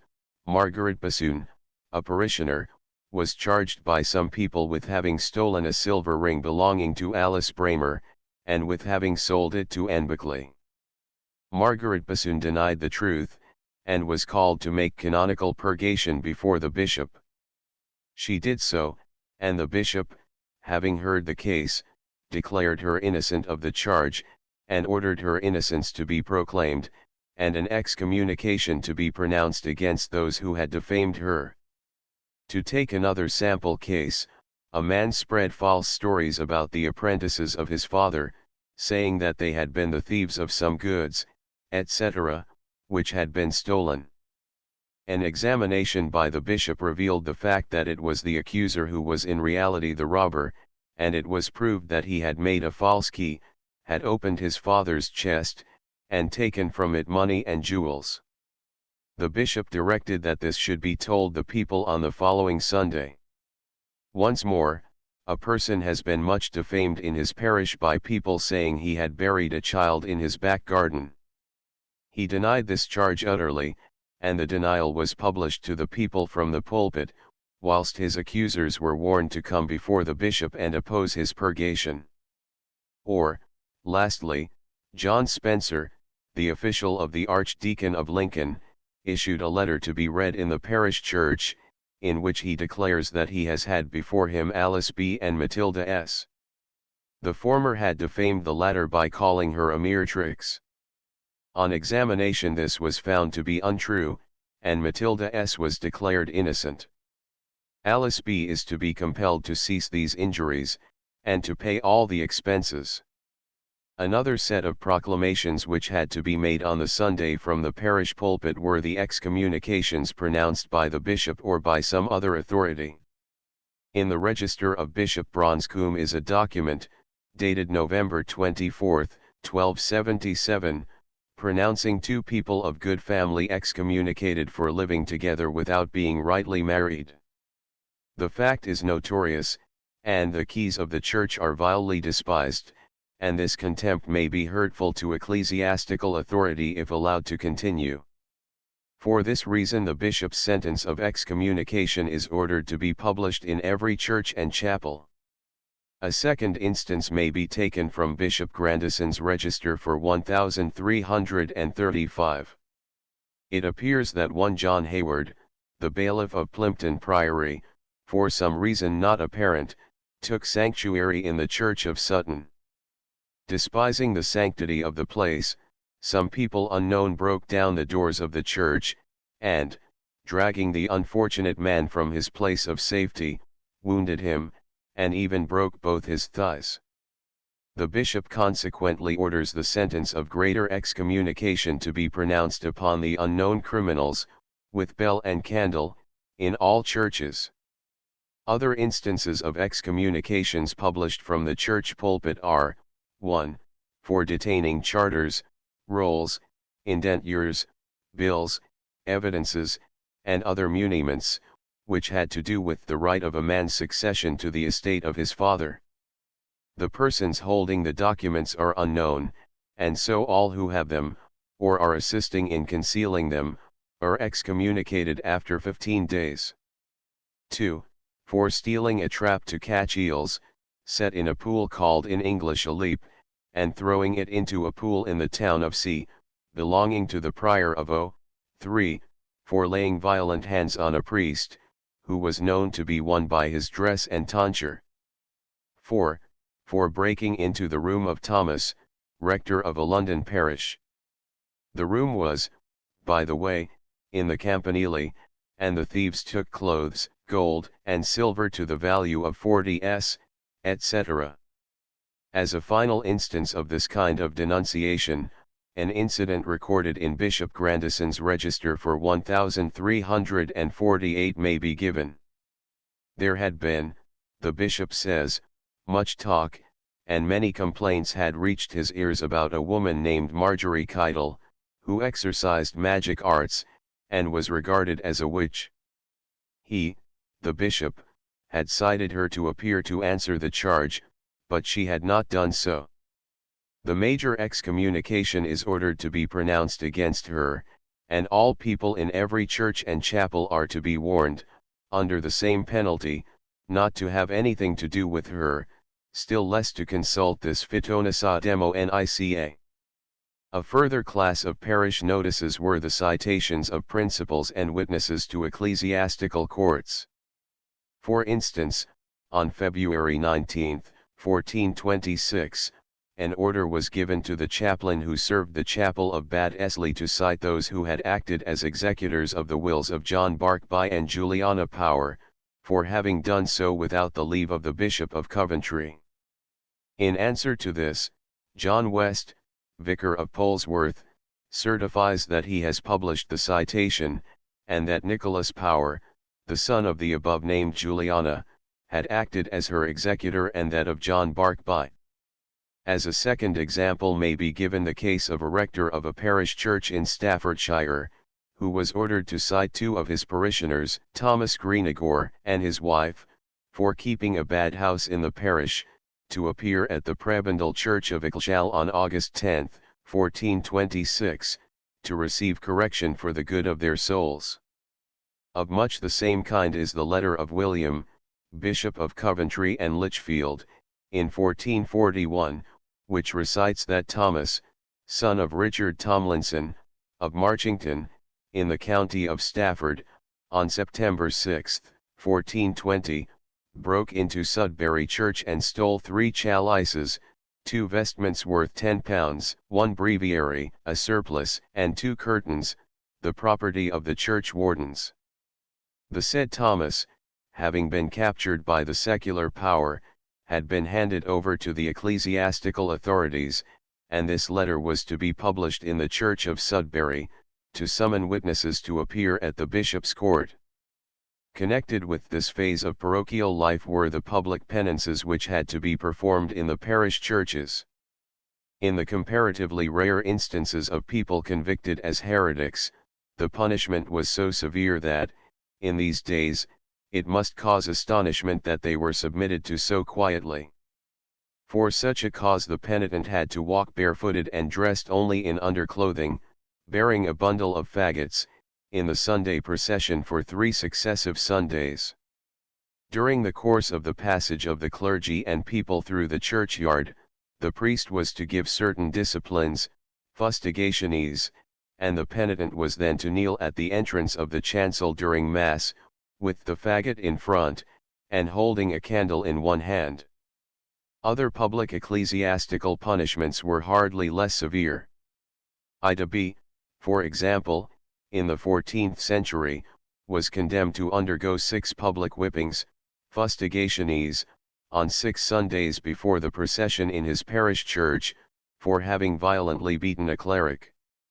In the 15th century, for a grave offence a person was enjoined to go round the marketplace of Marlborough on 2 market days nudus usque ad camisiam et brachas, and to be whipped by a priest at each corner. This kind of penance, however, was not confined to the laity. There are instances of clergy being made to do public penances even in their own parish churches. For instance, the rector of the Church of O, being convicted before the bishop of a crime, was sentenced to stand bareheaded at the font for 3 Sundays during High Mass. He was to be vested in surplice and stole, and to read his psalter. He was then to go as a penitential pilgrim to Lincoln, Canterbury, and Beverley, and at each to offer a candle, and to bring back a testimonial letter that this had been faithfully done. To take 1 or 2 further examples of these public penances in church: 1. A man convicted of the sin of incontinence, which has been a scandal, is condemned to walk with bare feet and bareheaded before his parish priest in the procession on 2 solemn feast days. 2.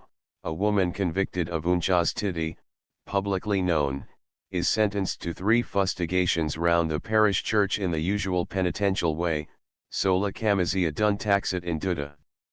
She is to hold a wax candle of half a pound in weight from the beginning of Mass till the offertory, when it is to be offered to the image in the chancel. This is to be done on 3 Sundays, and if the condemned refuse to undergo the punishment, she is then to be excommunicated, and is to be publicly proclaimed as such on each feast day till she repent and undergo her penance.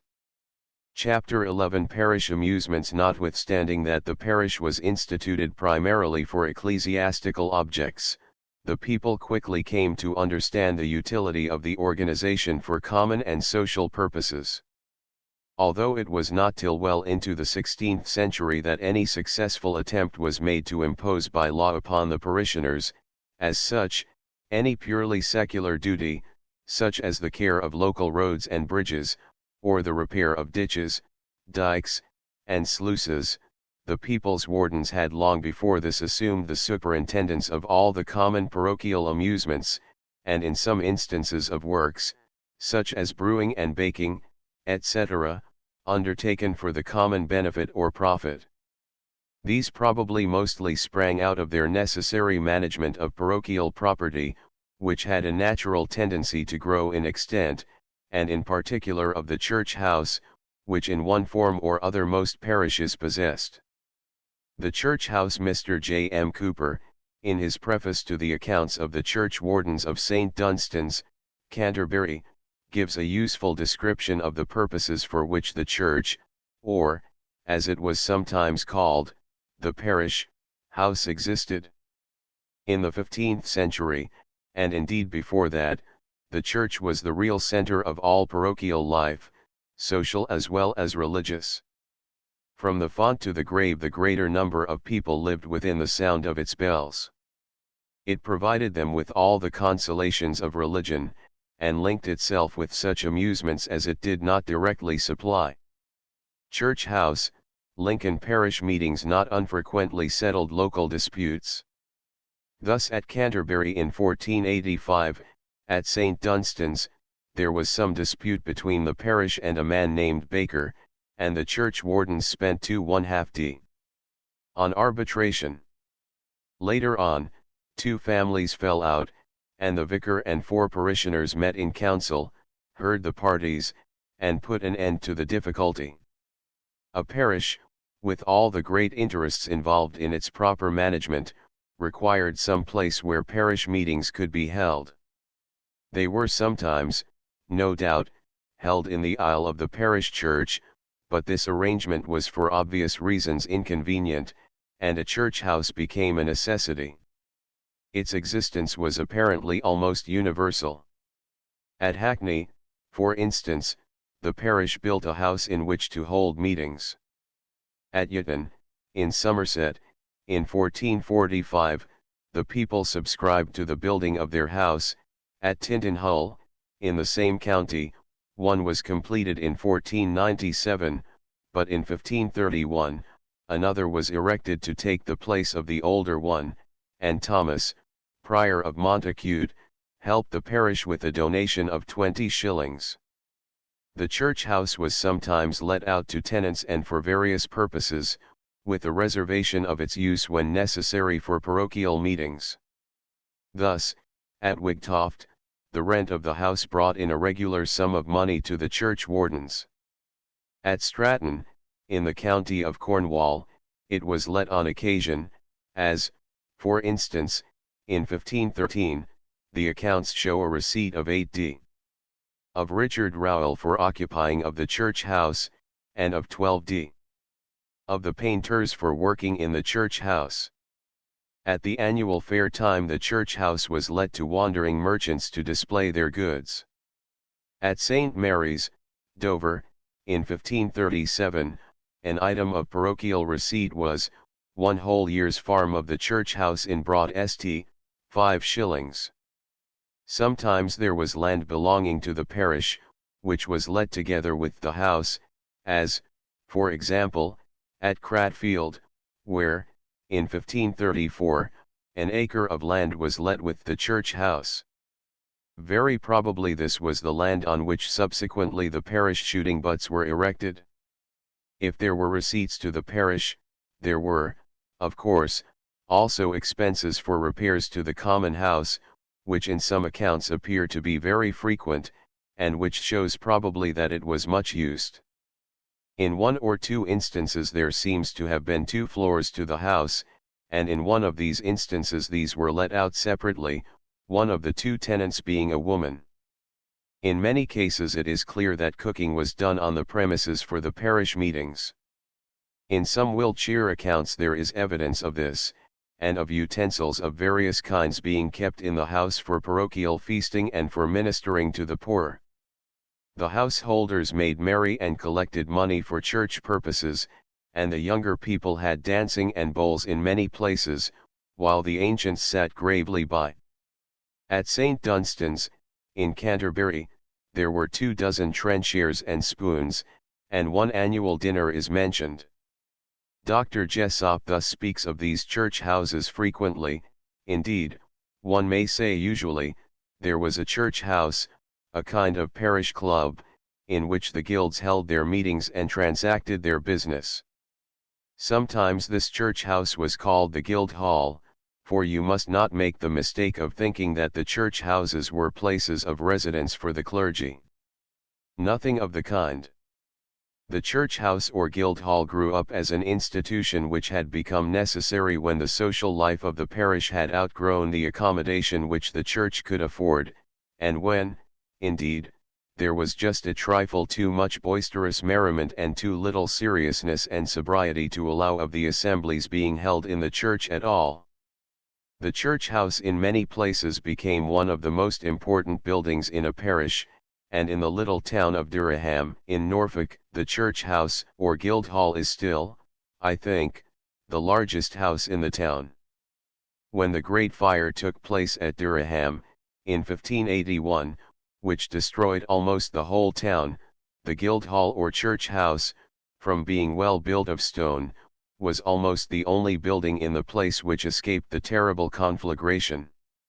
The owners of the church house, or court house, as it was sometimes called, were, of course, the church wardens, as trustees of the parishioners, and they made all the necessary arrangements to let or lease it. At Berkhamsted they always reserved to themselves the right of using the great loft, which apparently occupied the whole upper story, as well at other times as when they kept the feast. It was in this common hall, evidently, that some of the property of the parish was kept ready for use. At Pileton, in Somerset, for example, there is mentioned a sleggy to break stones at the quarry, and the 8 to bile clothes point to parish dinners. One of the ways of eliciting goodwill among the parishioners, and also of making a profit for the common chest, was the church ale. This was a parish meeting at which cakes and small beer were purchased from the church wardens, and consumed for the good of the parish. No doubt there were amusements of various kinds during the potatio, and there was generally a collection.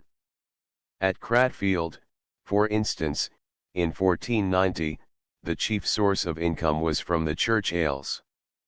There were about 5 of these parish feasts held in each year, and one of them was instituted by a parishioner, William Bruce, who left 9 shillings in his will for that purpose.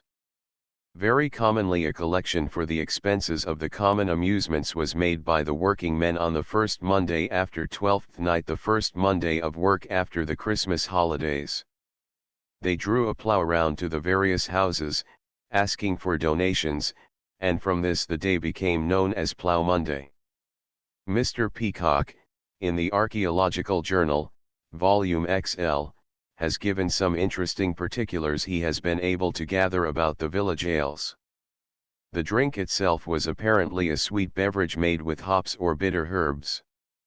It was not the same as the more modern beer, but was less heavy, and hardly an intoxicant. The meeting was by no means devoid of the religious aspect, and to some extent its purpose and connection with the church secured this. Cups were used which were frequently dedicated, especially the general or loving cup, to saints. At Boston there was a tankard named after St. Thomas. Archbishop Scrope, of York, attached an indulgence to one such cup, unto all them that drinks of this cope X days of pardon. In these days, no doubt, such a curious mingling of things sacred and profane will appear incongruous, but in the Middle Ages Christian life was a much simpler organization than it became after the days of Henry VIII. Religion was before that period a part of the people's daily life, and its influence overflowed into all the social amusements of the people. As already pointed out, the authority of the Church settled most of the minor difficulties, disputes, and quarrels of the nation without the assistance of the state. Its vitality was everywhere visible. Justices of the peace and police magistrates were then wholly unknown. The manor court and the parson in his Sunday pulpit settled everything. So, too, the ales were under the protection of the Church, and took place with its distinct encouragement. Mr. Peacock thus sketches the probable appearance of one of these halls for holding the church ale. We must picture to ourselves a long, low room with an ample fireplace, or rather a big open chimney occupying one end with a vast hearth. Here the cooking would be done, and the water boiled for brewing the church ale. There would be, no doubt, a large oak table in the middle, with benches around, and a lean-to building on one side to act as a cellar. Just as all the churches were made beautiful by religious paintings, so probably the church house, the People's Hall, was made gay and bright with decoration, permanent or temporary. At these church feasts there was an important factor: the collection. Dr. Jessop speaks about this feature of parochial life. Among the most profitable sources of revenue known to the wardens were the great festive entertainments called the church ales. They have almost their exact counterparts in our modern public dinners for charitable purposes, such as the annual dinner for the Literary Fund, or for the Corporation of the Sons of the Clergy, and the public teas so common among the nonconformist bodies. They were held in the church houses, which were well furnished with all the necessary appliances for cooking, brewing, and for giving accommodation for a large company. Often a generous parishioner would provide a bullock or a sheep or two for the entertainment, and another good-natured man would offer a quarter of malt to be brewed for the occasion. The skins of the slaughtered sheep are often entered on the credit side of the accounts, and occasionally smaller contributions of spices and other condiments were offered.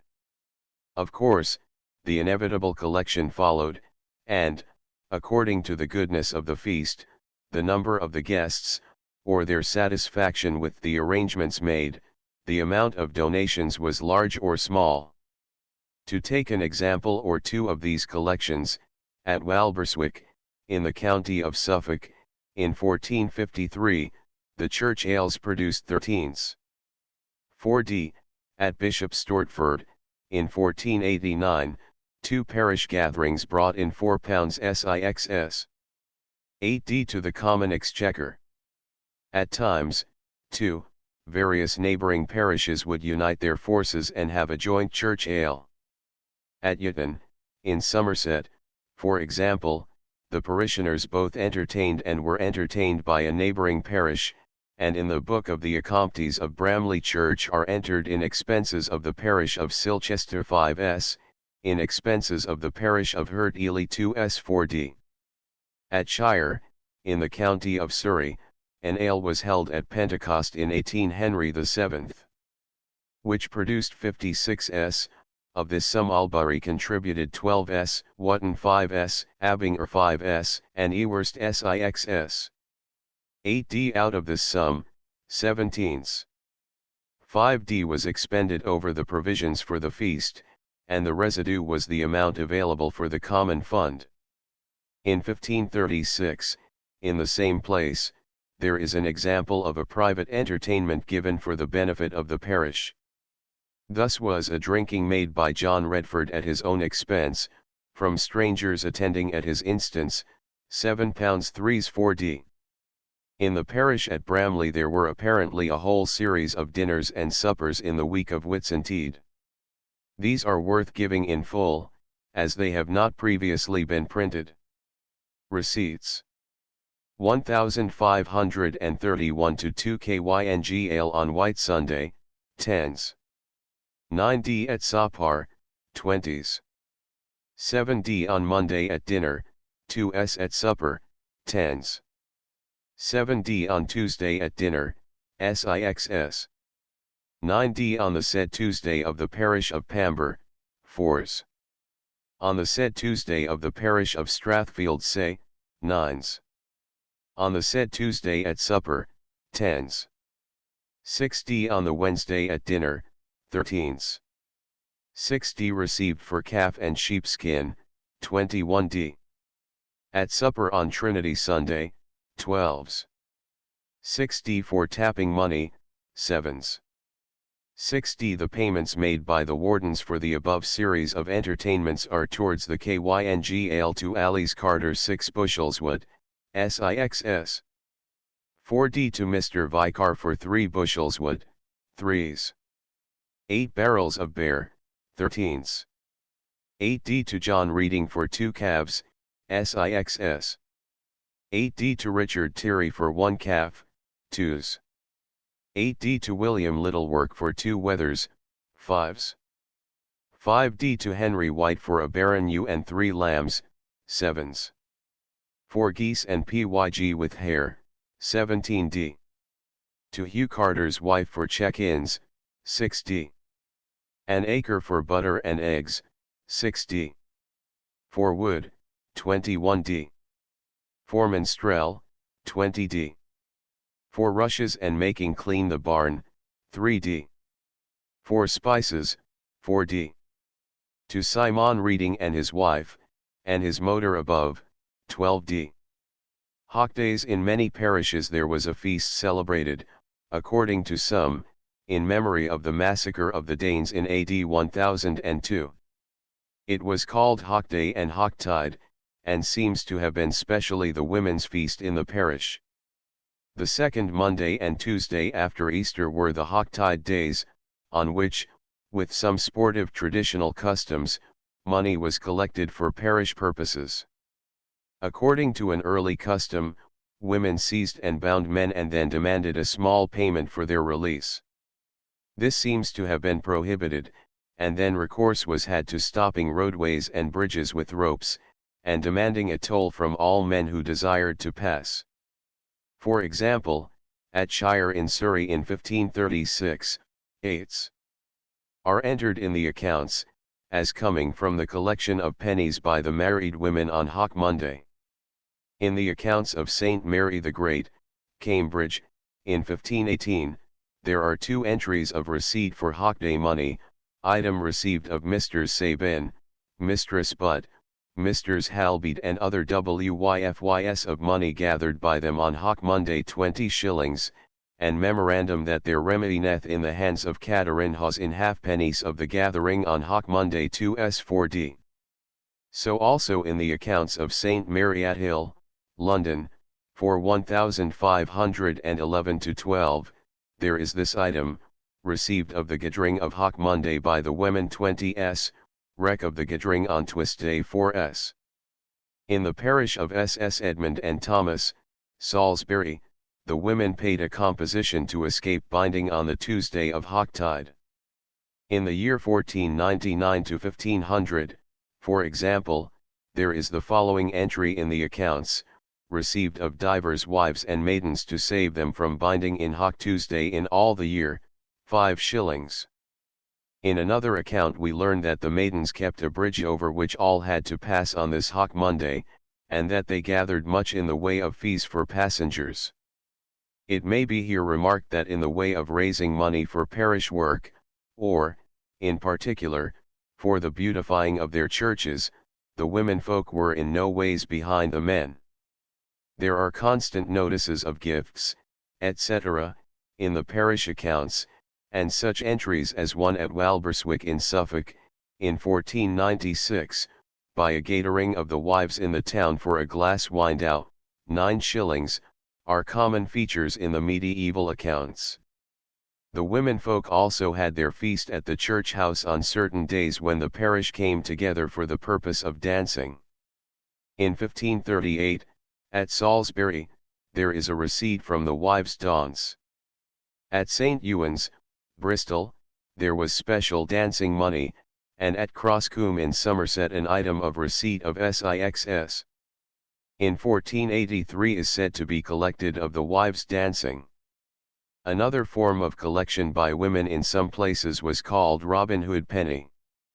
In some parishes the supplying of the ale, etc., for the parish entertainments no doubt led to the church wardens becoming purveyors of ale, etc., at other times, the profits obtained by this trading going to swell the parish receipts. Bishop Hobhouse remarks upon this in the case of Tinton Hull, a Somerset parish. The church house was the focus of the social life in this neighborhood. There was, at first, a small place for making the sacred wafer and the blessed bread. It grew by degrees into a bakery to supply all. Then brewing was added, and the sale of ale to those who wanted it. Apparently the bakery and the brewing utensils were let out to those who wanted to make their own bread and beer, but in the reign of Henry VII. A proper house was procured by the parish, and a woman, Agnes Cook, was placed in it to manage the increasing business. At Bishop Stortford and elsewhere, also, there is evidence in the accounts of brewing being carried on for the benefit of the parish. In some cases, the purchases of malt are considerable, and suggests that the production of ale was for sale generally to any in the parish. Probably no single book gives such a vivid picture of the social side of medieval parochial life as the Durham Halmote Rolls, published by the Surtees Society. It is hardly a figure of speech, writes Mr. Booth, in the preface to this volume, to say we have in these rolls village life photographed. The dry record of tenures is peopled by men and women who occupied them, whose acquaintance we make in these records under the various phases of village life. We see them in their tofts surrounded by their crofts, with their gardens of potherbs.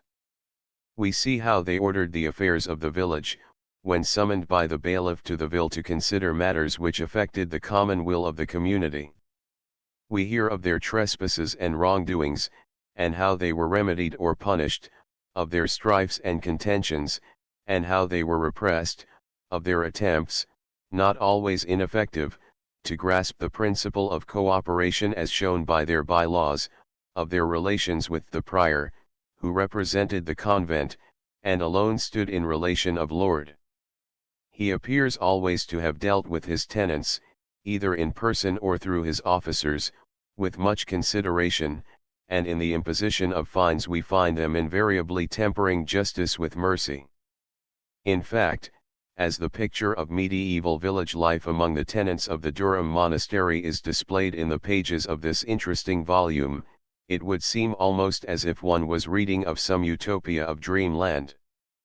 Many of the things that in these days advanced politicians would desire to see introduced into the village communities of modern England, to relieve the deadly dullness of country life, were seen in Durham and Cumberland in full working order in pre-Reformation days.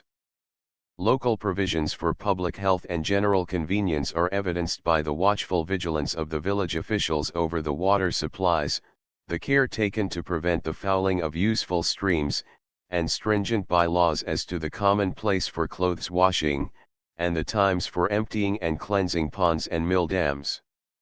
Labor was lightened and the burdens of life eased by cooperation on an extensive scale. A common mill ground the corn, and the flour was baked into bread at a common oven. A common smith worked at a common forge, and common shepherds and herdsmen watched the sheep and cattle of various tenants, which were pastured on the fields common to the whole village community. The pages of the volume contain numerous instances of the kindly consideration for their tenants which characterized the monastic proprietors, and the relation between them was rather that of rent chargers than of men claiming absolute ownership.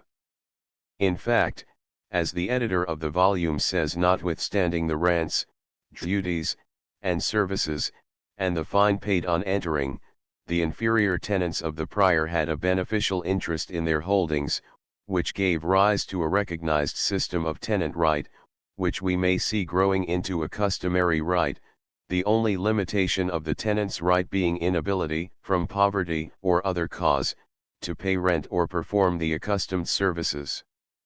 When the monastery of Durham was suppressed and its place of the cathedral prior and monks taken by a dean and chapter, it was found, by the middle of Elizabeth's reign, that the change was gravely detrimental to the interests of the tenants, and the new body soon made it plain that they had no intention of respecting prescriptive rights. This appears clearly in a document printed in the same volume, about which the editor says a review of the Halmote rolls leaves no room for doubt that the tenants, other than those of the domain lands, during the period covered by the text, had a recognized tenant right in their holdings, which was ripening into a customary freehold estate, and we might have expected to find, in the villes or townships in which the dean and chapter possessed manorial rights, the natural outcome of this tenant right in the existence of copyhold or customary freehold estates at the present time, as we find in the manors of the See of Durham. It is a well-known fact, however, that there are none. The reason is, that soon after the foundation of the cathedral body, the dean and chapter refused to recognize a customary estate in their tenants. The presence of minstrels at parish dinners and feasts has already been noticed. It is probable that these musicians were more frequently employed to enliven the deadly dullness of village life than might now be supposed. At Tatton, from which many of these illustrations have been taken, the payments for minstrels in the 16th century come very regularly into the parish accounts, and it seems hardly very far-fetched to suggest that these musicians probably went from one parish feast day to another, as at the present day the brass band goes from one village club day celebration to another. A word may be usefully said about the effect of religion on the family life generally. Regularity of attendance at all religious celebrations in the church was universal, or practically so. This was the case, not on account of any ecclesiastical compulsion, although, in case of need, it could be, and no doubt was exerted, but, as far as it is possible to judge, the church services were attended and religious duties fulfilled, as part of the Christian life which all desired to follow, and in deference to a healthy public opinion which, in these matters, did not admit of backsliding. The father's and the mother's duty of bringing up their children to know God's law and to keep it, was fully understood. Every man and woman, says the author of Dives and Pauper, after his degree, is bound to do his business to know God's law that he is bound to keep. And fathers, mothers, godfathers, and godmothers be bound to teach their children God's law, or else do them to be taught. St. Austin saith that each man in his own household should do the office of bishop in teaching and correcting of common things, and therefore saith the law that the office of teaching and chastising belongeth not only to the bishop but to every governor after his manner and his degree, to the poor man governing his poor household, to the rich man governing his folk, to the husband governing his wife, to the father and mother governing their children. Filial affection was strongly inculcated in the common teachings. In a will of one John Southwell of Dewsbury, in 1500, is expressed the last wish of one who had evidently been brought up to reverence his own parents. Also I pray, Thomas my son, in my name and for the love of God, that he never strive with his motor, as he will have my blessing, for he shall find her courteous to deal with. Grace with meals before and after was not only the law, but the practice. To ask God's blessing over what his bounty had provided, and to thank him afterwards, was an elementary duty of all living the Christian life. Children were taught the importance of associating God and his providence with their meals, and, as in so many other matters, instruction was conveyed in some simple rhymes like he that without grace sitteth down to eat forgetting to give God thanks for his meat and riseth again letting grace overpass, sits down like an ox and riseth like an ass. Children were taught to rise early, as the babe of nurture says, ris you early in the morning, for it hath properties three: holiness, health, and happy wealth, as my father taught me. At 6 of the clock, without delay use commonly to ris and give God thanks for thy good rest when thou openest thy eyes. The young were taught also to pay respect to their elders, and in particular to their parents. They were to be reverential in their manner and to avoid giving them displeasure. The parent, on his part, was to refrain from setting a bad example, but was to see that, the first thing in the morning or he do any worldly deed, his son was to lift up his heart to God, and pray that God may lead him through the day without sin. At the close of the day, after prayers, the child was to be taught to fall asleep thinking of heavenly things, with some such thought as upon my ryght sid y me lay blazid lady to the y pray for the terries that ye lead upon your swit sonny's feet send me grace for to sluppy and good dremis for to meet slupping waking till morrow day be our Lord is the fruit, Our Lady the tree blessed be the blossom that sprang Lady of thee. In nomine Patris et Filii et Spiritus Sancti. Amen. The inventories of parish churches and the church warden's accounts show how very common a feature the religious plays, miracle or mystery plays, as they were generally called, were in the village life of the 15th century. It requires very little examination of the books of those plays that have come down to us to see that these sacred dramas must have been most powerful aids to the religious teaching of the Church among the simple and unlettered villagers of England, and even among the crowds which thronged great cities like Coventry, Chester, and York to witness the traditional acting of the more elaborate performances. As to their popularity there can be no question. Dramatic representations of the chief events in the life of our Lord, etc., were intimately associated with the religious purposes for which they were originally produced. They were played on Sundays and feast days, sometimes in the aisles of the churches, in church porches and churchyards.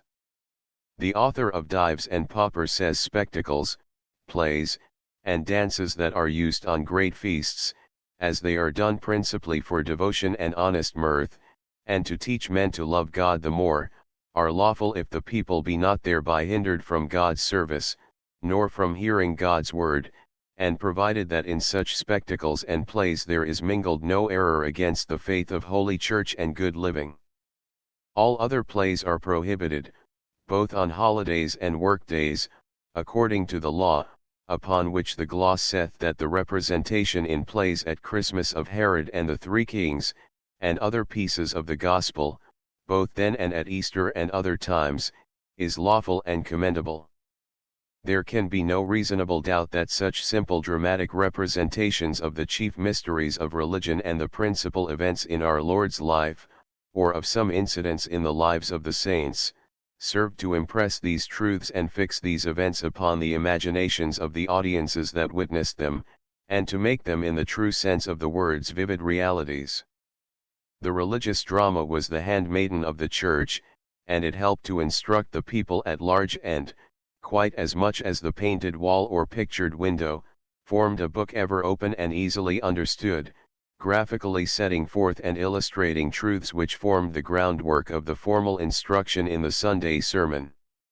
Whatever we may in these days be inclined to think of these simple stories as literary works, or however we may be inclined now to smile at some of the stage situations and odd characters, there can be no doubt what the people for whom they were written and acted thought.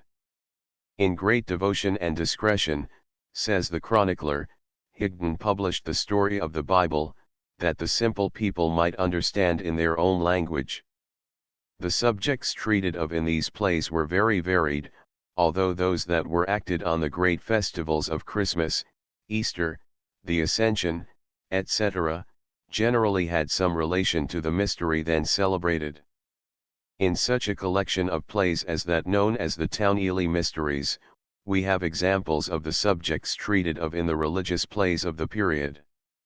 The collection makes no pretense of being complete, and yet it contains some 33 plays, including the creation, the death of Abel, the story of Noah, the sacrifice of Isaac, and other Old Testament histories, a great number of scenes from the New Testament, such as the Annunciation, the Visitation, Caesar Augustus, scenes from the Nativity, the shepherds, the Magi, etc., as well as various scenes from the Passion and Crucifixion, the parable of the talents, etc. Anyone who will take the trouble to read not skim the plays as printed in this volume cannot fail to be impressed not only with the vivid picture of the special scenes, but by the extensive knowledge of the Bible which the production of these plays must have imparted to those who listened to them, and by the way that, incidentally, the most important religious truths are conveyed in the crude and rugged verse. Again and again, for instance, the entire dependence of all created things upon the providence of God Almighty is asserted and illustrated. Thus, the confession of God's omnipotence, put into the mouth of Noah at the beginning of the play of Noah and his sons, contains a profession of belief in the Holy Trinity, and a declaration concerning the work of the three persons in the world. It describes the creation of the world, the fall of Lucifer, the sin of our first parents, and their expulsion from paradise. In the story of Abraham, too, the prayer of the patriarch, with which it begins, Adonai, thou God very, thou hear us when to thee we call, as thou art he that set me, thou art most succour and help of all, gives a complete resume of the Bible history before the days of Abraham, with the purpose of showing that all things are in God's hands, and that the complete obedience of all creatures whom he has made is due to him. Whatever we may think of these religious dramas now, there can be no doubt that the people in the pre-Reformation days delighted in them, and that they formed one of the most popular features in medieval parochial life. Chapter 12 Guilds and Fraternities. Every account of a medieval parish must necessarily include some description of the work of fraternities and guilds. Although these societies, absolutely speaking, were not existent in every parish, still they were so very general that they may be reckoned certainly as one feature of pre-Reformation parochial life. It is hardly necessary to say much upon the subject of guild origins. Their existence dates from the earliest times, and they probably were one result of the natural desire to realize some of the obvious benefits arising from combination, in carrying out purposes of common utility. As a system of widespread practical institutions, English guilds, says Mr. Talman Smith, who may be regarded as our great authority on this matter, are older than any kings of England. The oldest of our ancient laws, those, for example, of Alfred, of Athelstan and Ina, assume the existence of guilds, to some one of which, as a matter of course, every one was supposed to belong. The same author thus defines the scope and purpose of the ancient guilds. They were, he says, associations of those living in the same neighborhood, who remembered that they had, as neighbors, common obligations. They were different entirely from modern partnerships or trading companies, for their main characteristic was to set up something higher than personal gain and mere materialism as the main object of man's existence, and to make the teaching of love to one's neighbor, not merely accepted as a hollow dogma of morality, but known and felt as a habit of life. An examination of the existing records leads to a general division of medieval guilds into two classes: craft or trade associations and religious societies, or, as some prefer now to call them, social guilds. It is with these latter that we are here chiefly concerned. The former, as their name implies, had as the special object of their existence the protection of some kind of work, trade, or handicraft, and in this, for practical purposes, we may include those associations of traders or merchants known under the name of guild merchants.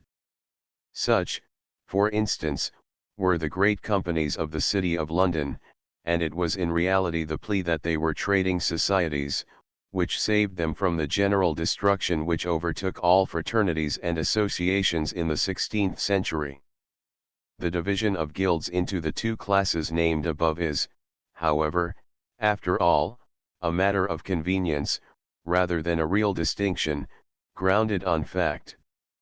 All guilds, no matter for what special purpose they were founded, had the same general characteristic principle of brotherly love and social charity, and no guild, so far as I have been able to discover, was divorced from the ordinary religious observances commonly practiced in those days. In speaking, therefore, of the purposes of what I have called religious or social guilds, I must not be thought to exclude craft or trade guilds. It is very often supposed that, for the most part, what are called religious guilds existed for the purpose of promoting or encouraging some religious practice, such as attendance at church on certain days, taking part in ecclesiastical processions, the recitation of offices and prayers, and the like. Without doubt there were such societies existing in pre-Reformation days, such as, for example, was the Great Guild of Corpus Christi, in York, which counted its members by thousands. But such associations were the exception, not the rule. It is really astonishing to find how small a proportion these ecclesiastical or purely religious guilds formed of the whole number of associations known as guilds. The origin of the mistaken notion is obvious. In medieval days, that is, in the days when such guilds flourished, the word religious had a wider, and in many ways a truer signification than has obtained in later times. Religion was understood to include the exercise of the two commandments of charity, the love of God, and the love of one's neighbor, and the exercises of practical charity, to which guild brethren were bound by their guild statutes, were considered as much religious practices as the attendance at church, or the taking part in any ecclesiastical procession. In these days, as Mr. Brentano, in his essay on the history and development of guilds, has pointed out, most of the objects, to carry out which the guilds existed, would be called social duties, but then, in medieval times, they were regarded as objects of Christian charity. Mutual assistance, the aid of the poor, of the helpless, the sick, of strangers, pilgrims, and prisoners, the burial of the dead, even the keeping of schools and schoolmasters, and other such like objects of Christian charity, were held to be exercises of religion. By whichever name we prefer to call them, the character and purpose of these medieval guilds cannot in reality be misunderstood. Broadly speaking, they were the benefit societies and the provident associations of the Middle Ages. They undertook towards their members the duties now frequently performed by burial clubs, by hospitals, by almshouses, and by guardians of the poor. Not infrequently they are found acting for the public good of the community in the mending of roads and in the repair of bridges. They look to the private good of their members in the same way that insurance companies today compensate for loss by fire or accident. The very reason of their existence was to afford mutual aid, and by timely contributions to meet the pecuniary demands which were constantly arising from burials, legal exactions, penal fines, and all other kinds of payments and compensations. Mr. Talman Smith thus defines their object: the early English guild was an institution of local self-help, which, before the poor laws were invented, took the place, in old times, of the modern friendly or benefit society, but with a higher aim, while it joined all classes together in the care of the needy and for objects of common welfare. It did not neglect the forms and practice of religion, justice, and morality, which, it may be added, was indeed the mainspring of their life and action. The guild lands, writes Mr. Thorold Rogers, were a very important economical fact in the social condition of early England. The guilds were the benefit societies of the time, from which impoverished members could be and were aided. It was an age in which the keeping of accounts was common and familiar. Beyond question, the treasurers of the village guild rendered as accurate an annual statement to the members of their fraternity as a bailiff did to his lord. It is quite certain that the town and country guilds obviated pauperism in the Middle Ages, assisted in steadying the price of labor, and formed a permanent center for those associations which fulfilled the function that in more recent times trade unions have striven to satisfy. An examination of the various articles of association contained in the returns made into the Chancery in 1389, and other similar documents, shows how wide was the field of Christian charity covered by these fraternities. First and foremost among such works of religion must be reckoned the burial of the dead, regulations as to which are invariably to be found in all the guild statutes. Then came, very generally, provisions for help to the poor, sick, and aged. In sum, assistance was to be given to those who were overtaken by misfortune, whose goods had been damaged or destroyed by fire or flood, or had been diminished by loss or robbery. In others, money was found as a loan to such as needed temporary assistance. In the guild at Ludlow, in Shropshire, for instance, any good girl of the guild had a dowry provided for her if her father was too poor to find one himself. The guild merchant of Coventry kept a lodging house with 13 beds, to lodge poor folk coming through the land on pilgrimage or other work of charity, with a keeper of the house and a woman to wash the pilgrims' feet. A guild at York found beds and attendants for poor strangers, and the Guild of Holy Cross in Birmingham kept almshouses for the poor in the town. In Hampshire, the Guild of St. John at Winchester, which comprised men and women of all sorts and conditions, supported a hospital for the needy and infirm of the city. Speaking of the poor, Bishop Hobhouse, in his preface to the Somerset Churchwarden's accounts, says I can only suppose that the brotherhood tie was so strongly realized by the community of the parish, that the weaker were succored by the stronger, as out of a family store. The brotherhood tie was, no doubt, very much stronger then, when the village community was from generation to generation so unalloyed by anything foreign, when all were knit together by one faith and one worship and close kindred. But, further than this, the guild fellowship must have enhanced all the other bonds in drawing men to spare their worldly goods as a common stock. Covertly, if not overtly, the guildsman bound himself to help his needy brother in sickness and age, as he expected his fellow guildsman to do for him in his turn of need, and these bonds, added to a far stronger sense of the duty of children towards aged parents than is now found, did, I conceive, suffice for the relief of the poor, aided only by the direct almsgiving which flowed from the parsonage house, or in favored localities, from the doles or broken meat of a monastery. For the purpose of collecting money for parochial needs, the services of the various fraternities were constantly requisitioned. In some places, as at St. Dunstan's, Canterbury, the authorized collectors wore badges, by which they could be recognized as such.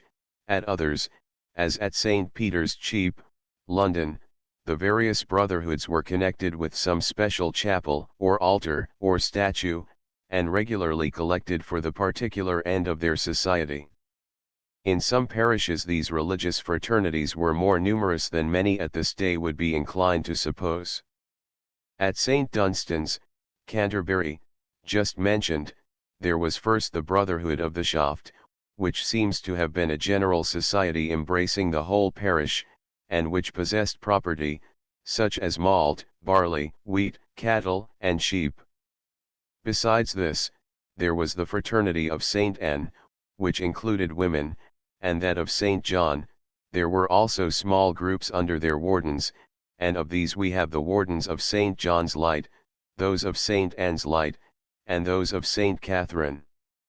Mr. Cooper, the editor of these accounts, on this remarks, these all go to show what life and activity there was in the little parish, which never wanted willing men to devote their time and influence to the management of their own affairs.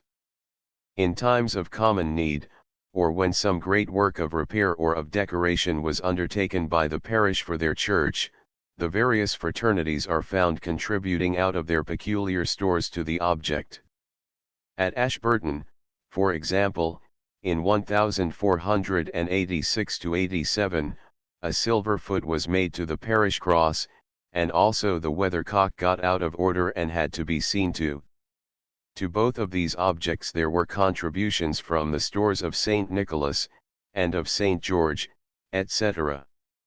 In fact, in this parish there were apparently about a dozen of these confraternities, namely, the Stores of the B.V. Mary, of the Junior Torches, of St. George, St. Margaret, St. Clement, of the WYVYN Store of B.V. Mary, of St. Thomas of Canterbury, of St. James and of St. Giles. Some of these had as much as 40 shillings at one time as a fund under their administration. Some of the fraternities were merely spiritual associations, which helped to strengthen the bond of brotherhood between parishes. One such existed in connection with the Cathedral of Lichfield, called the Fraternity of the Brethren and Sisters of St. Chad. Enrolled as members are many bishops, abbots, priors, and other religious superiors, besides priests and all sorts and conditions of lay people. The priests were all pledged to say masses for the welfare of the associates, living or dead. Thus, in each of the abbeys of Darley, Burton, and Shrewsbury, 100 masses were said yearly for this end, at Trentham Priory 60 masses, and at the convent of Derby 300 psalters by the Benedictine nuns were said for the associates. In the Cathedral Church of Lichfield also 4 masses were said daily, 2 for the living and 2 for the dead members, and in every associated parish 30 masses were said during the year. In all these churches, every Sunday before the holy water, the Our Father was said by priest and people, with hands raised, followed by a versicle and prayer to St. Chad. In the 15th century, when the bishop gave an indulgence to all those who were members of the fraternity, he states that this union of prayer already comprised 2,434 masses and 452 psalters yearly. The organization of these societies was the same as that which has existed in similar associations up to the time of our modern trade unions. A meeting was held, at which officers were elected and accounts audited. Fines for non-acceptance of office were frequently imposed, as well as for absence from the common meeting.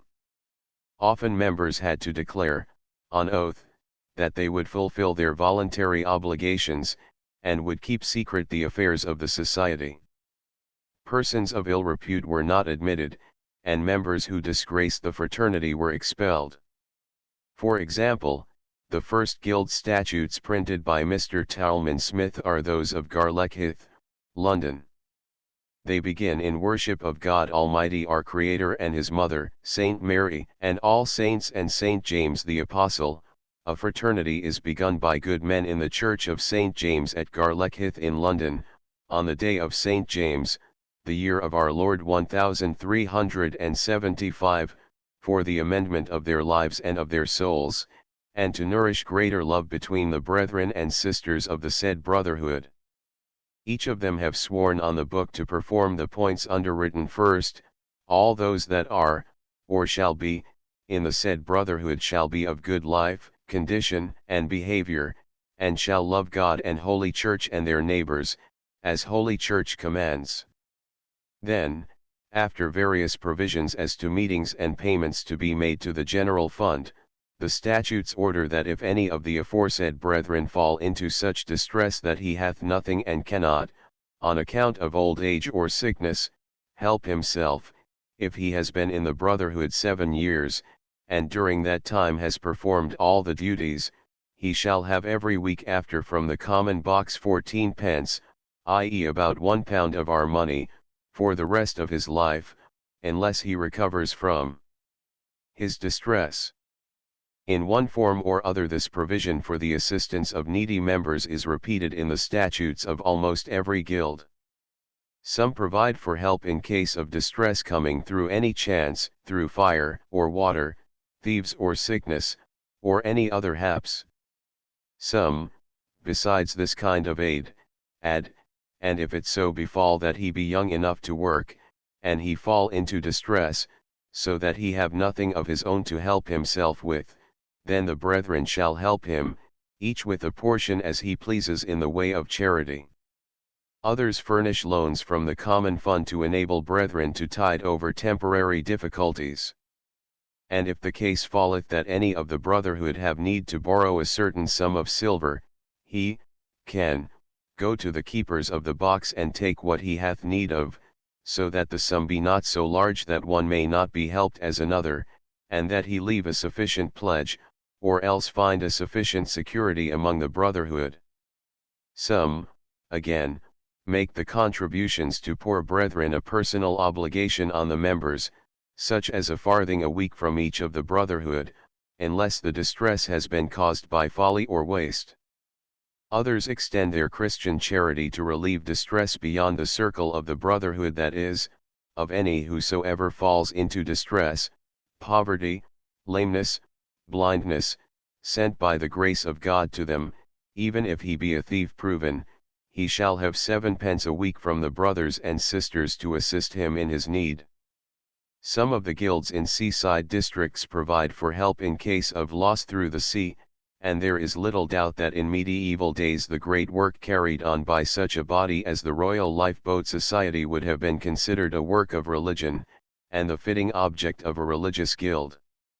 Dr. Jessop has described for us the functions of these religious brotherhoods. Besides all this, there were small associations, called guilds, the members of which were bound to devote a certain portion of their time and money and their energies to keep up the special commemoration and the special worship of some saint's chapel or shrine, which was sometimes kept up in a corner of the church, and provided with an altar of its own, and served by a chaplain who was actually paid by the subscriptions or free will offerings of the members of the guild whose servant he was. Frequently there were half a dozen of these brotherhoods, who met on different days in the year, and frequently indeed, one may say usually, there was a church house, a kind of parish club, in which the guilds held their meetings and transacted their business. In the account of the building of Bodmin Church in the 15th century we have an example of the working of this guild system. Every one appears to have given according to his means, and even generously. There were personal gifts, like that of an old woman, who gave 3s. 2 1/2d, and another woman, in addition to her subscription, sold her crock for 20d and gave the money to the church. But the success of the enterprise evidently is to be attributed to the guilds which existed at that time in great numbers and in a most flourishing state in Bodmin. Religious life, we are told, permeated society, particularly in the 15th century. In Bodmin at that time almost every inhabitant seems to have been included in one or other of the many fraternities. Indeed, the spirit of association seems to have been so strong at this time that various groups of people joined themselves together for the purpose of making a common gift.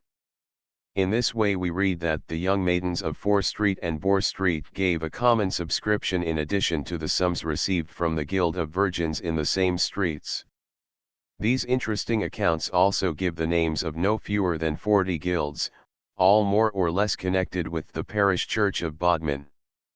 Of these, 5 are trade guilds, the skinners and glovers under the patronage of St. Petroc, the smiths under St. Dunstan and St. Eloy, the cordwainers under St. Onion, the millers under St. Martin, and the tailors and drapers under St. John the Baptist.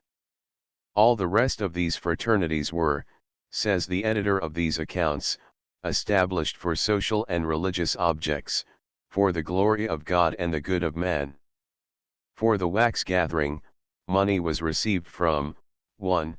The Guild of St. David in Fore Street, 2. St. Luke, 3. St. Michael, 4. Holy Trinity, 5. St. Leogarius, 6. St. Clare, 7. St. Gregory, Pope, 8. St. Thomas, 9. B.V. Mary in the porch of the church, 10. Holy Trinity, 11. St. Catherine, 12. St. Onion, 13. St. Stephen, 14. St. Mary Magdalene, 15. St. James, 16. Holy Cross, 17. B.V. Mary in the chancel, 18. B.V. Mary in the chapel of St. Gregory, 19. St. Loy, 20.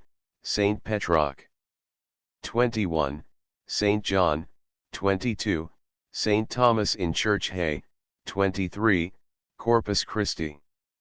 One purpose of distinct utility to the parish, which was served by the guilds, was the provision of additional priests for the services of the church. In this they had the same object as the founders of chantries had in establishing them. Thus, to take an example, in the chantry certificates for Suffolk the purpose of the Guild of the Holy Ghost at Beccles is stated to have been to keep a priest to celebrate in the church, to pay the tithes, 15ths and other taxes, and to contribute 40s a year to the poor. A note appended says that Beccles is a great and populous town of 800 house-ealing people, and the said priest is aiding unto the curate there, who without help is not able to discharge the said cure. The said guild is erected of devotion. So, too, to take another example, in the parish of Bingham, in Nottinghamshire, there was a guild of Our Lady to maintain a priest, and the Palmers' Guild of Ludlow, sometimes called the Fraternity of St. John, which was maintained partly by endowments of land and partly through the donations of its members, maintained no fewer than 10 priests out of its funds. In reality there is hardly any good and useful purpose which can be imagined, religious or social, to which some medieval guild or other was not devoted. Mr. Talman Smith, after examination of the documents relating to these fraternities, has enumerated the following as objects for which they were founded, or at any rate worked: 1. Relief in poverty, a very general object; 2. Sickness; 3. Old age; 4. Loss of sight; 5. Loss of limb; 6. Loss of cattle; 7. On fall of house; 8. In making pilgrimages; 9. Loss by fire; 10. Loss by flood; 11. Loss by robbery; 12. Shipwreck; 13. Imprisonment; 14. Aid in pecuniary difficulties; 15. Aid to obtain work; 16. Defending in law; 17. Relief to deaf and dumb; 18. Relief for leprosy; 19. Dowry on marriage or on entry into religious house; 20. Repairs of roads and bridges; 21. Repairs of churches; 22. Burial of the dead. Mr. Thorold Rogers, in his economic interpretation of history, says of the guilds that they were well nigh universal, though they were unchanged, ordered and informal.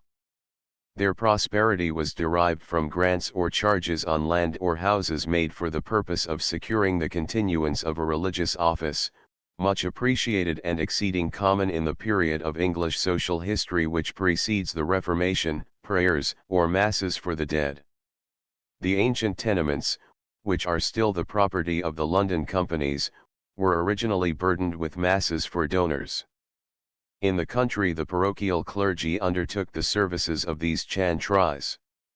The establishment of a mass or chantry priest at a fixed stipend, in a church with which he had no other relation, was a common form of endowment.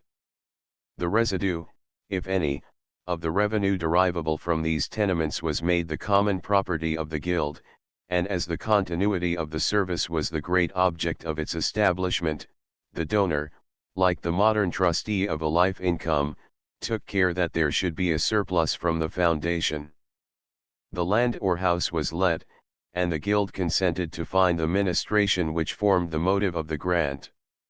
This is very true, but it may be questioned whether Mr. Thorold Rogers appreciated the extent to which these chantry funds were intended to be devoted to purposes other than the performance of the specified religious services.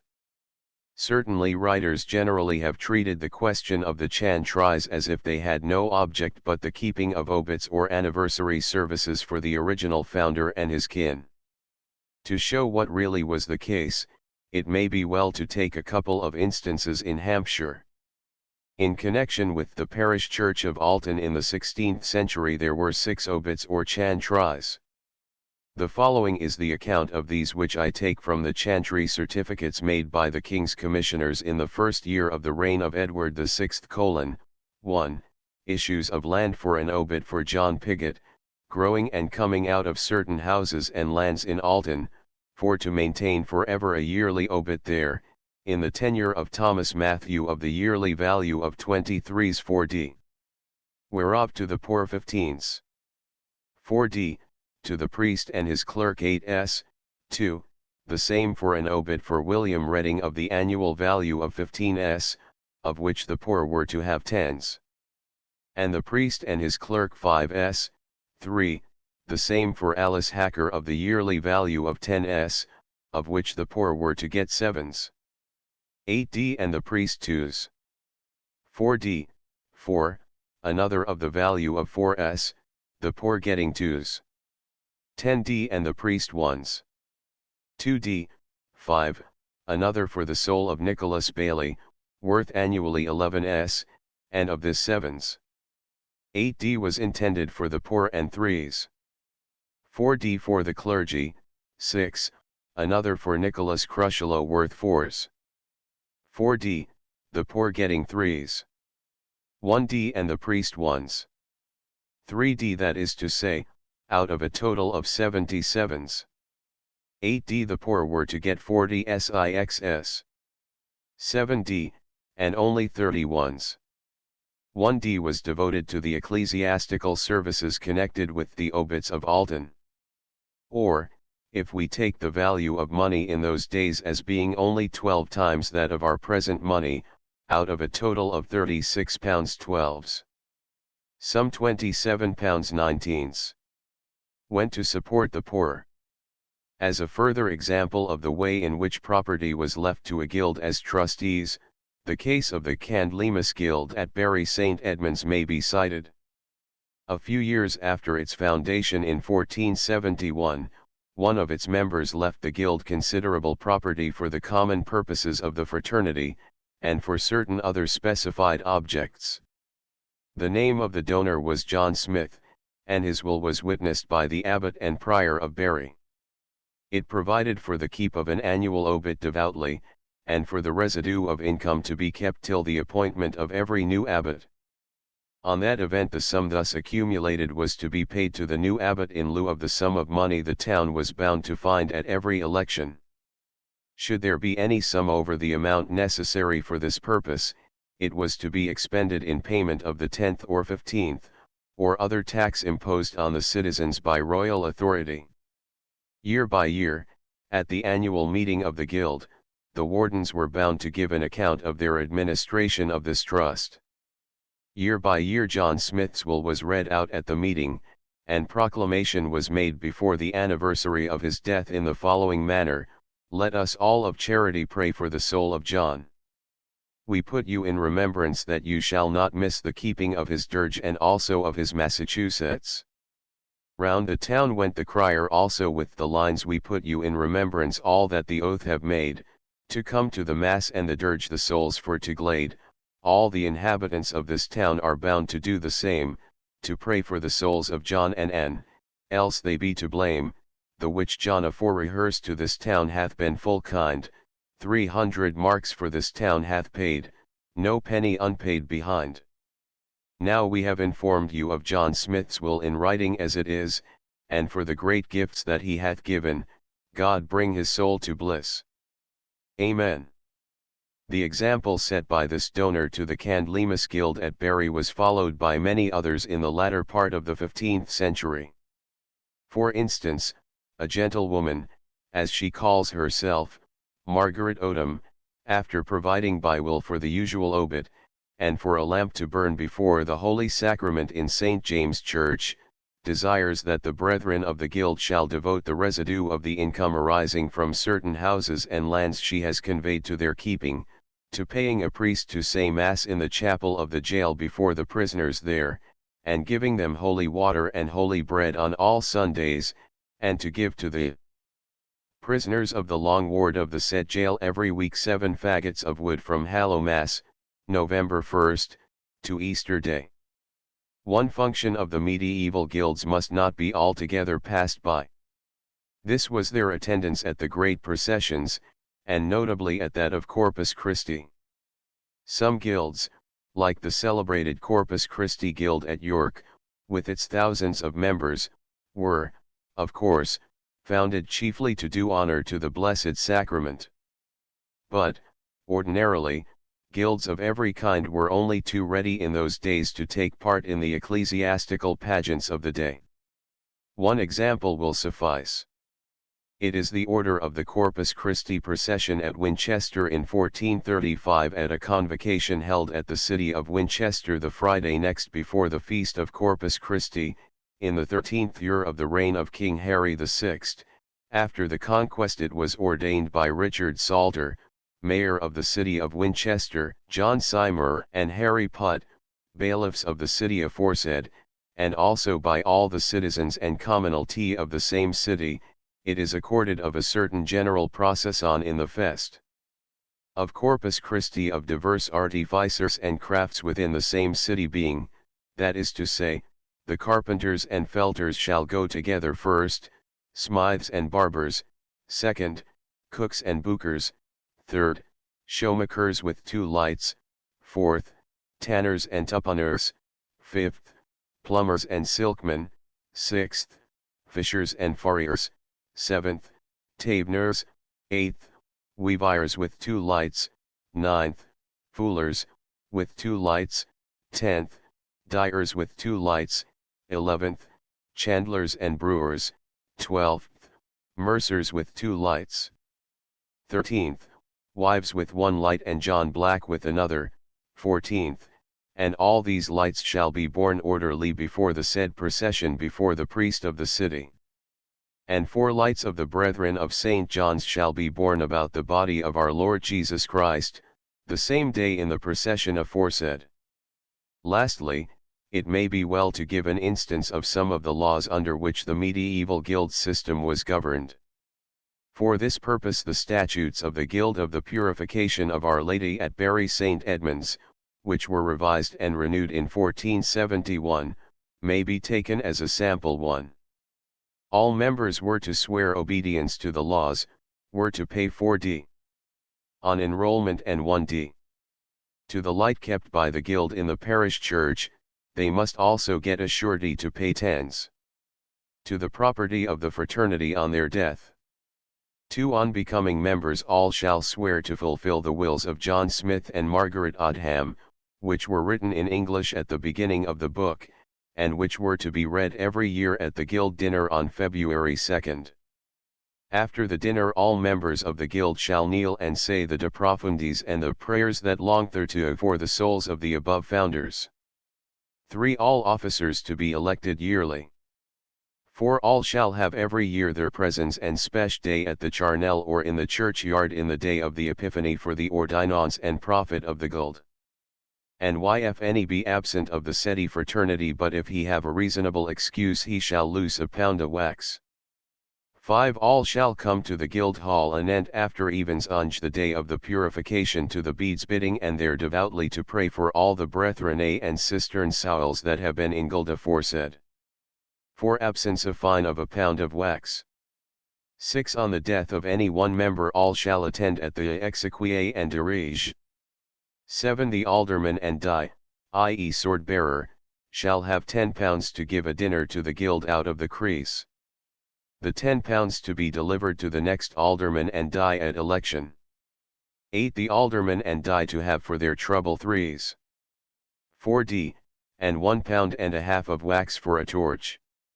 Also the alderman shall have 6 gallons of ale and the die 4 gallons, and every esh of the 4 holders 2 gallons ale of the best of the guild aforesaid. 9 On the death of any member, all shall contribute 1/2d to be disposed of to the poor by the alderman. 10 If a brother is sick whilst the guild is holden, he shall have meat and drink also as well as the one present at the dinner. 11 The number of the brethren were not to exceed 32, that they must be of good name and fame. 12 If any of the members fall in strife together, they shall not pursue to judicial court, but notify it to the alderman, who shall try to settle it and bring them to accord. If he cannot, then they may go to common law. 13 If any brother have any need of our herace or light to any friend of his dead, he may have them for the common profit of the guild. If he take any other, he must pay a pound of wax. 14 Accounts to be passed every year by 4 auditors. 15 An unworthy member may be expelled by the more part of the fraternity, and any property he holds must be returned. 16 The guild shall maintain 5 tapers, 1 of 5 pounds and 4 of 5 quarters, burning in the church of St. James, 1 shall burn each year at the sepulchre, 1 year in the church of Our Lady, and another year in the church of St. James.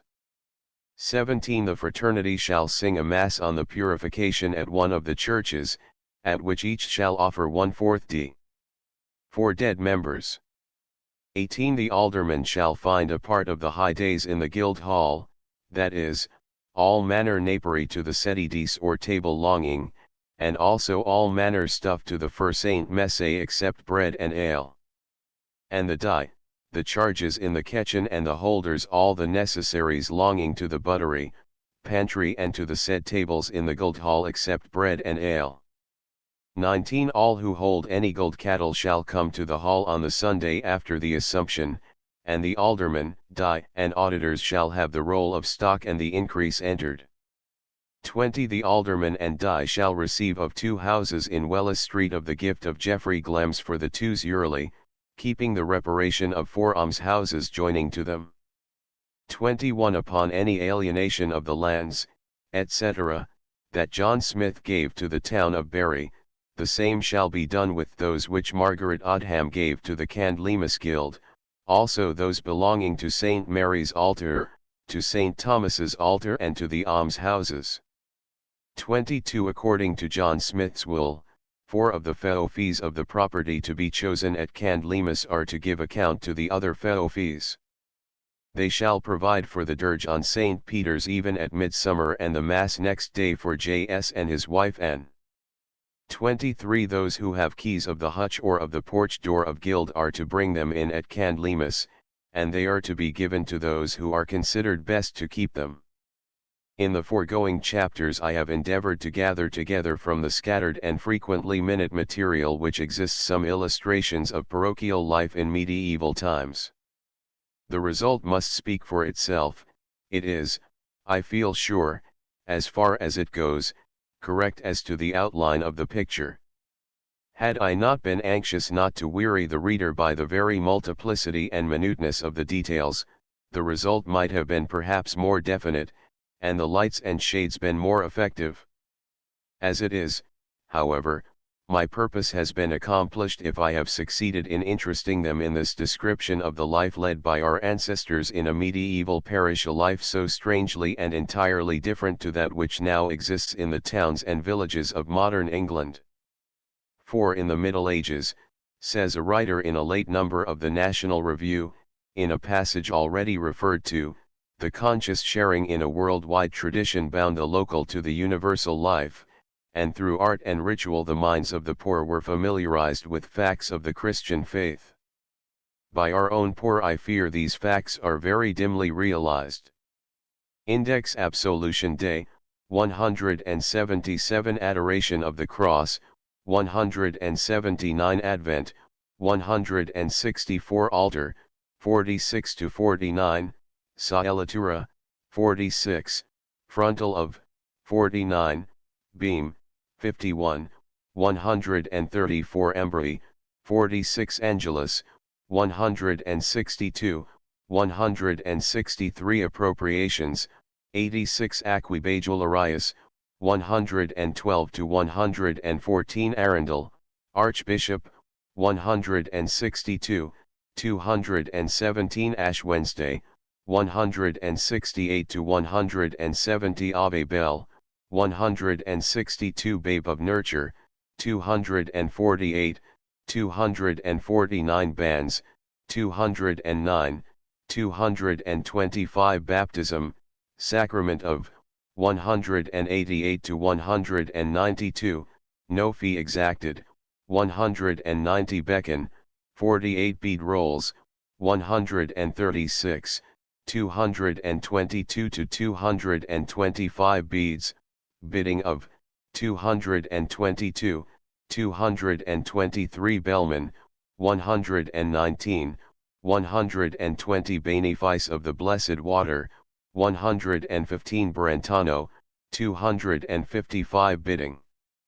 Prayer, 157 Boke of Curvinge, 145 Booth, Mr., 244, 246 Board, Andrew, 145 Boy Bishop, 165 to 167 Bracton, 27, 67, 82, 209 Brantingham, Bishop, 23, 26, 100, 115, 197 Bridegear, 61 Bronscombe, Bishop, 86 Brunton, Bishop, 197 Candlemas Day, 168 Candle Silver, 138 Candlesticks, 50, 51 Scilatura, 46 Cemetery, 66, 67,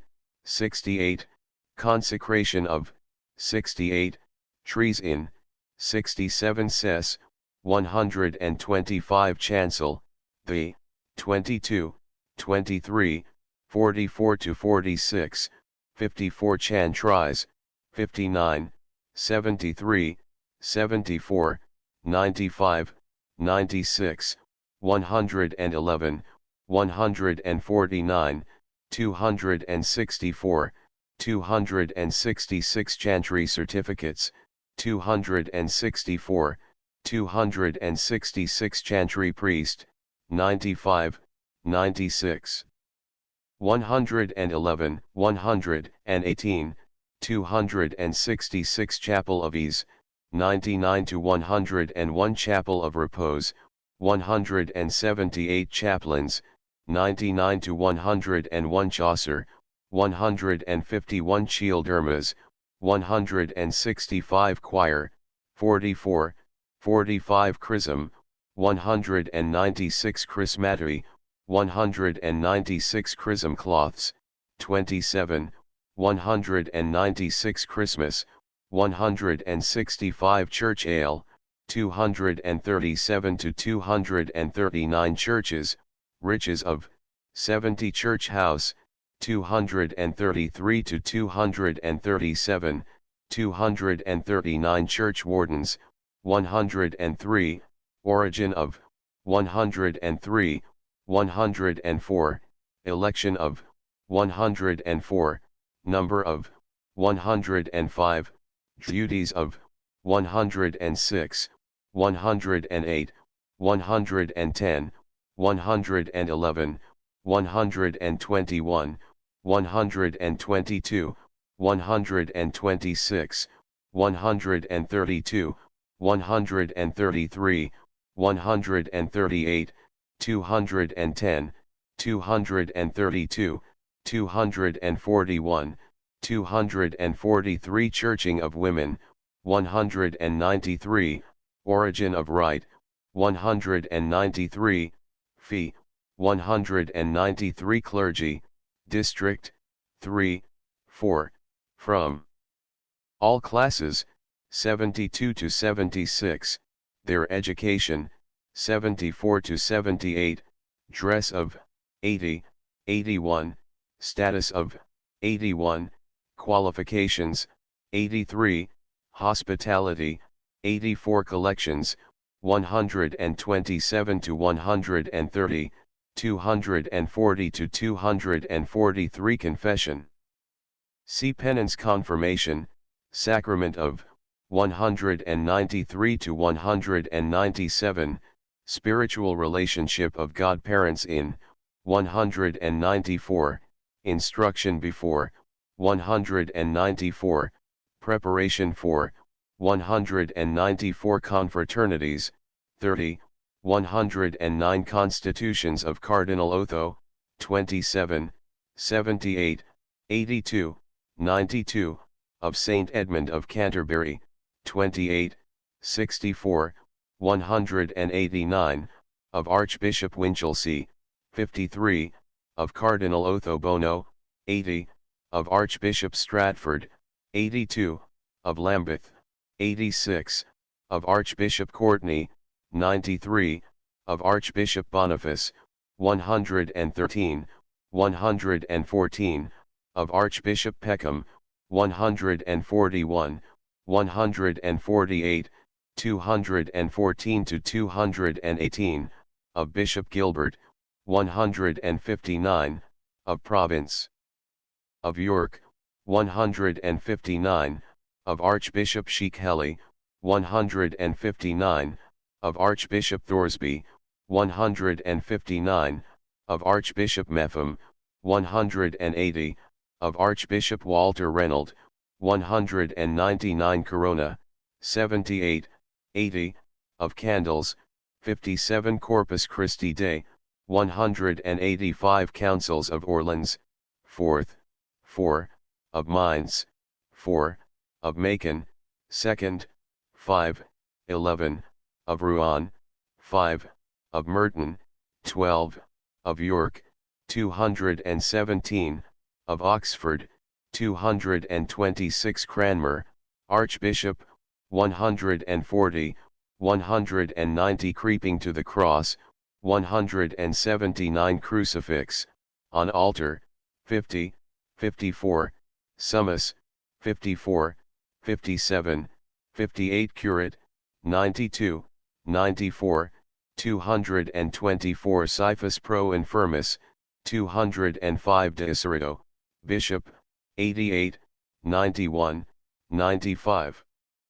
De Bitton, Bishop, 25 De Salopia, Ralph, Bishop, 162 De Wordy, Wynken, 145 Deacon, 101, 116 Dives and Pauper, 11, 12, 32, 50, 57, 58, 140, 161, 174, 179, 209, 210, 247, 249 Dowling Money, 137 Duckange, 56 Durham Halmode Rolls, 244 to 246, Rights, 182 Easter Day, 181 to 183, Customs,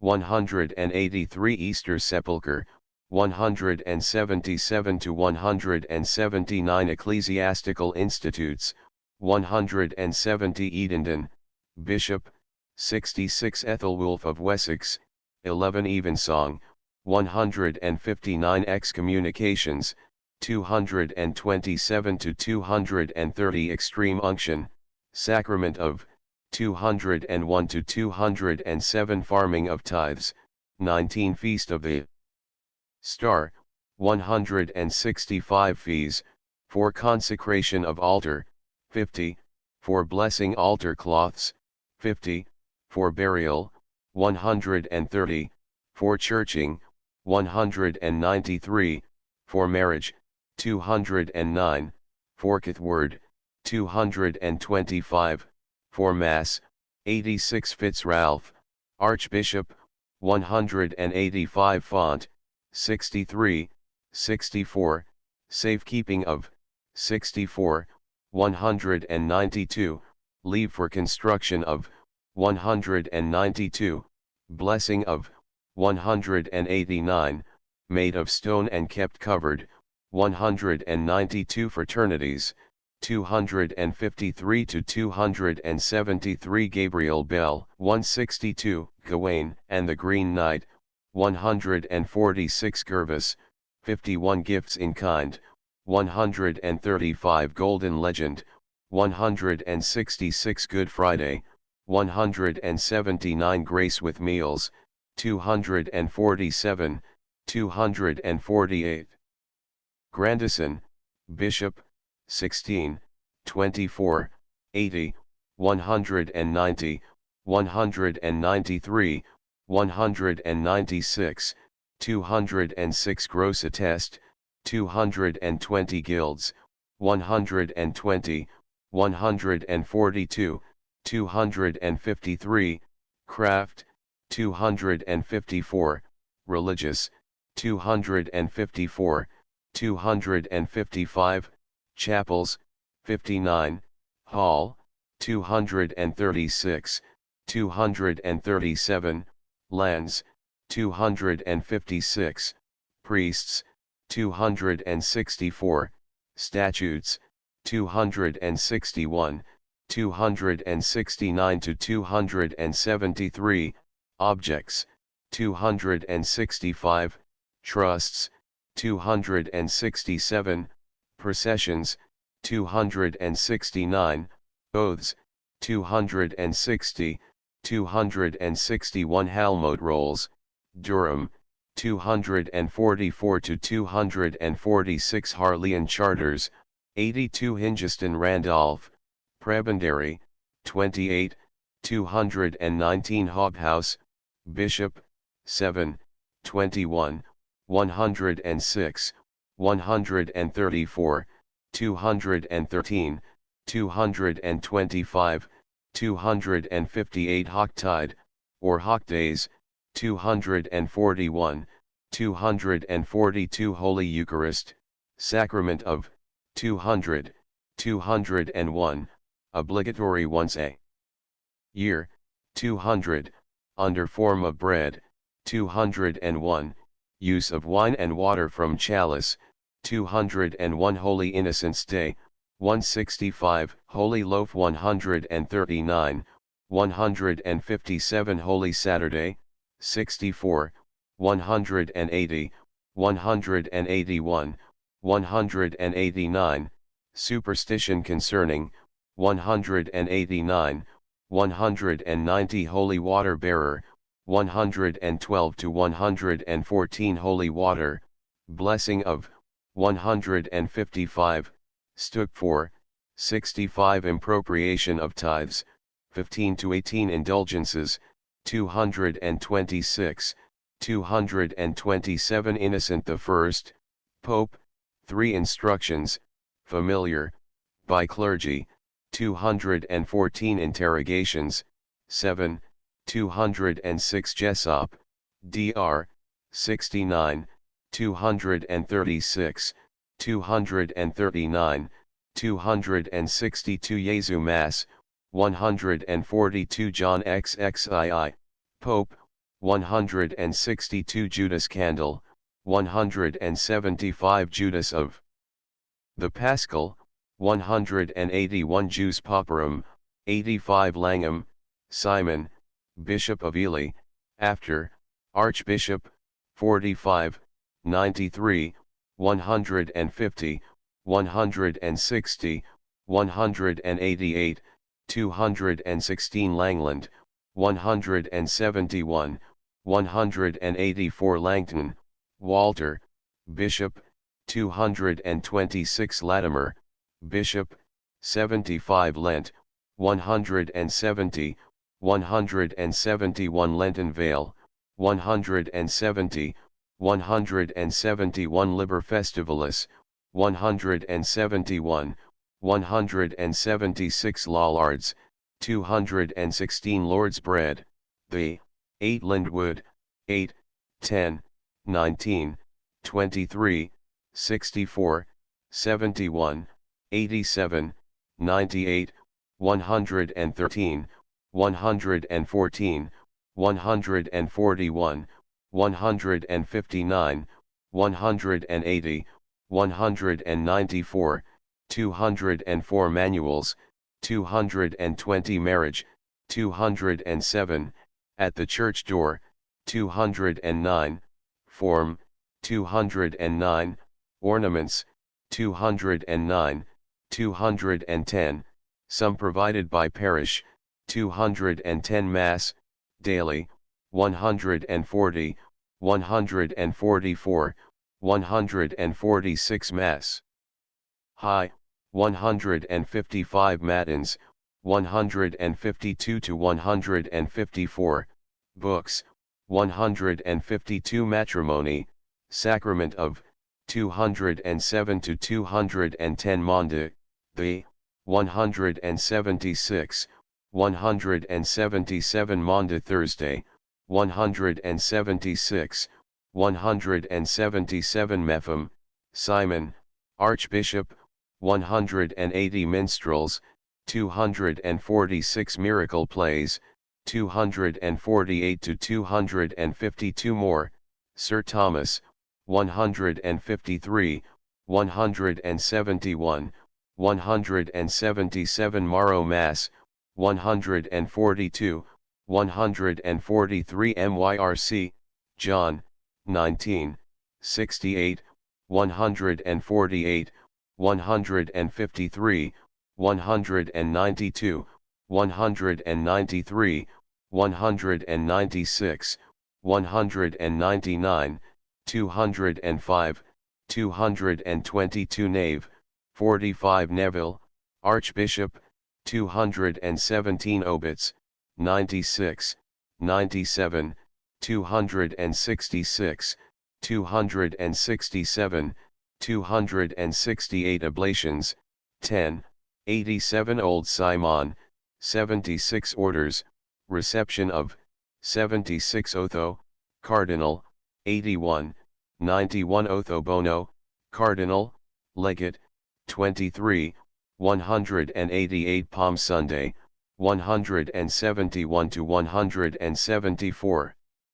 Palms, 172 Parish, derivation of word, 2, clergy, 3, system, 4, 6, 7, meaning of word, 4, 5, 21, revenues, 9, repairs Nave, 28, duties, 33, expenses, 34 to 43, provides frontal of altar, 49, management, 102, officials, 103 to 123, church, 107, land, 235, provides marriage ornaments, 210, meetings, 234 to 236, house, 233 to 237, 239 parson, the, 43, 71, 82, 83 Paschal candle, 181, money, 138 pax, the, 34 peacock, Mr., 238, 239 Peckham, Archbishop, 8, 32, 114, 167, 193, 203, 215 Penance, Sacrament of 197 to 200, obligatory once a year, 197, Instructions, 198, 199, Manner of confessing women, 199, and men, 200 Penances, public, 231, 232 Pentecostal, 137 Peter's Pence, 42, 138 Purence, 135 Piscina, 51, 52 Pollock and Maitland's History of English Law, 81, 103, 104 Porch, 65 Processions, 156, 157, 172 to 174, 184, 185 Proofs of Age, 189 Primer of 1538, 145, 152 Pulpit, 211, 212, Publication of Laws from, 227, of Notices, 227, of Excommunications, 227 to 230, of Citations, 230 PYX, the, 48, 49, 101.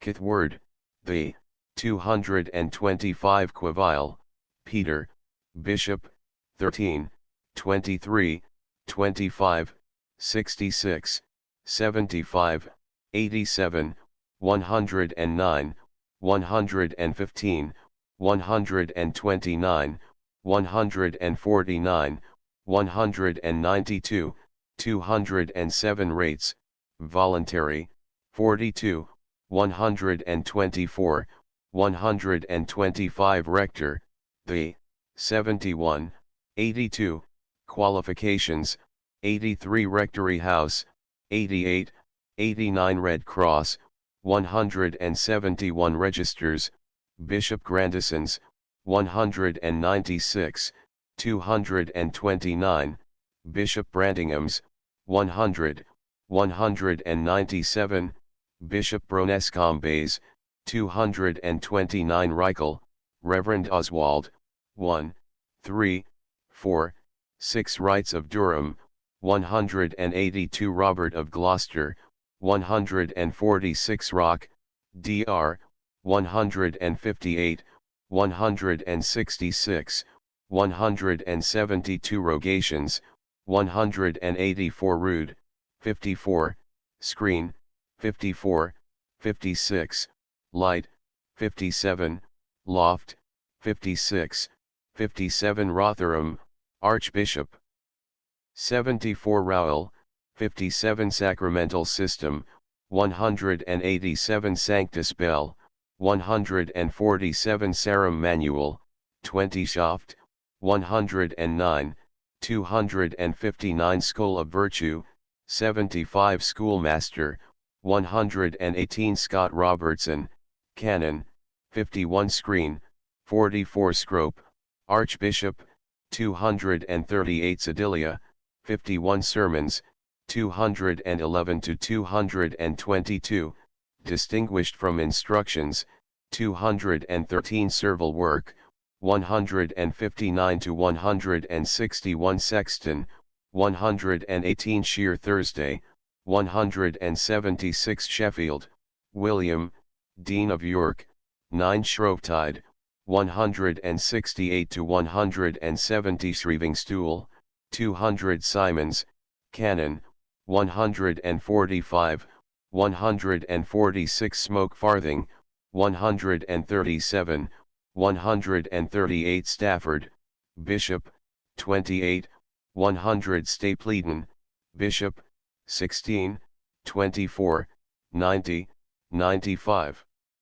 219 Statute of Laborers, 106 Stipendiary Priest, 98 Stup, 65 Stubbs, Bishop, 86 Stratford, Archbishop, 86 Sunday, observance of, 159 to 161 Synods of Exeter, 109, 115, 137, 192, 197, 201, 207, of Ely, 93, 150, 188, 216, of Oxford, 194, 214, 215 Tennant Wright, 246 Tenebrae, 175 Theodore, Archbishop,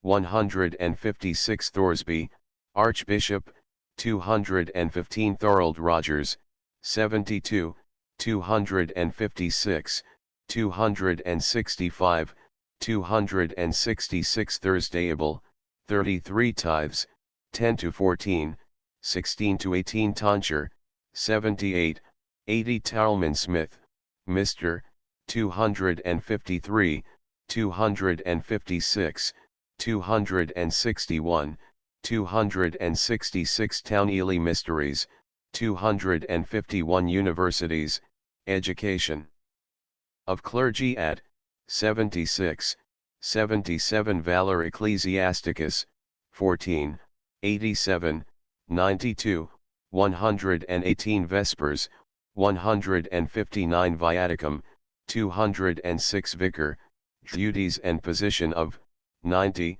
91, Institution of, 91, Perpetual, 92, General, 92 Visitations, 218 to 220 Visitation of the Sick, 201 to 205 Wickham Leg, Dr.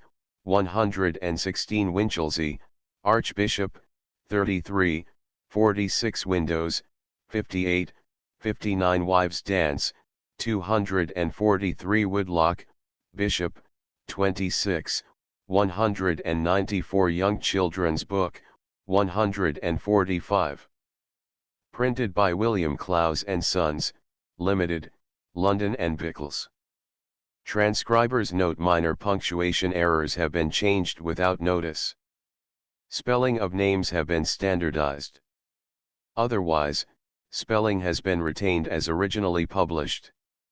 Illustrations tags have been moved so they do not break up the paragraphs.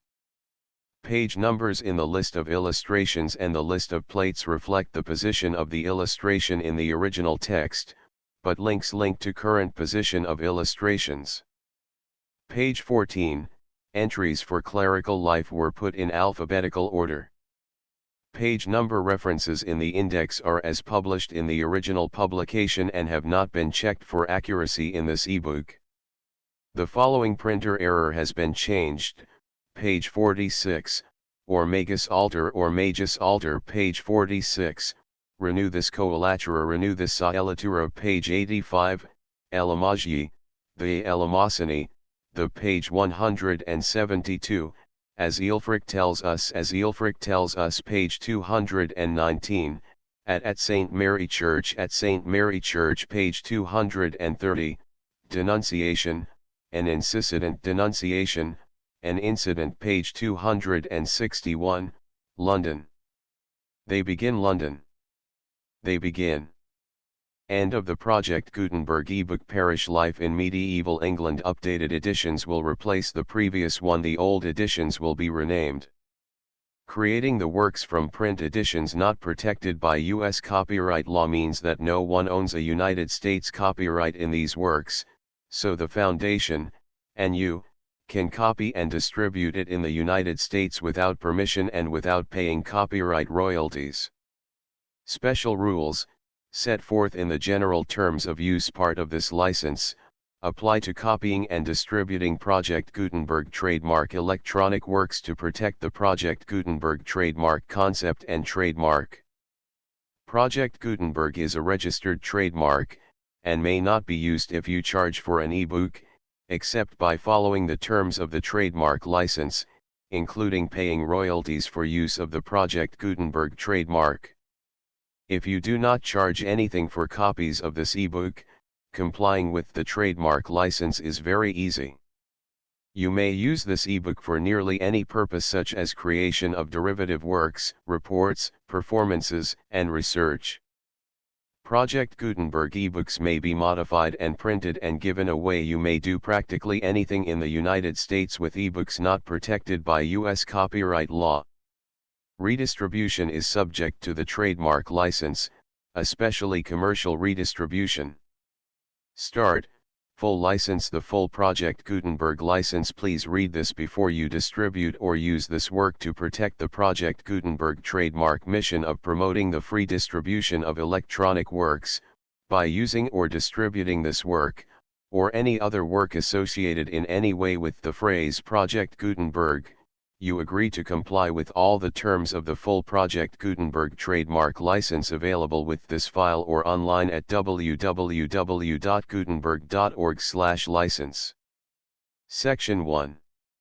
General Terms of Use and Redistributing Project Gutenberg Trademark Electronic Works 1.a.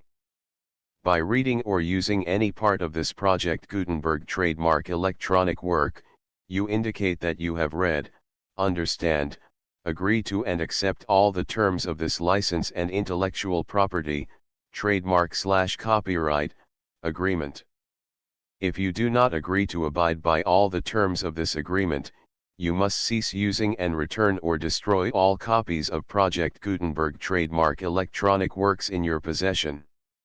If you paid a fee for obtaining a copy of or access to a Project Gutenberg trademark electronic work and you do not agree to be bound by the terms of this agreement, you may obtain a refund from the person or entity to whom you paid the fee as set forth in paragraph 1.e.8.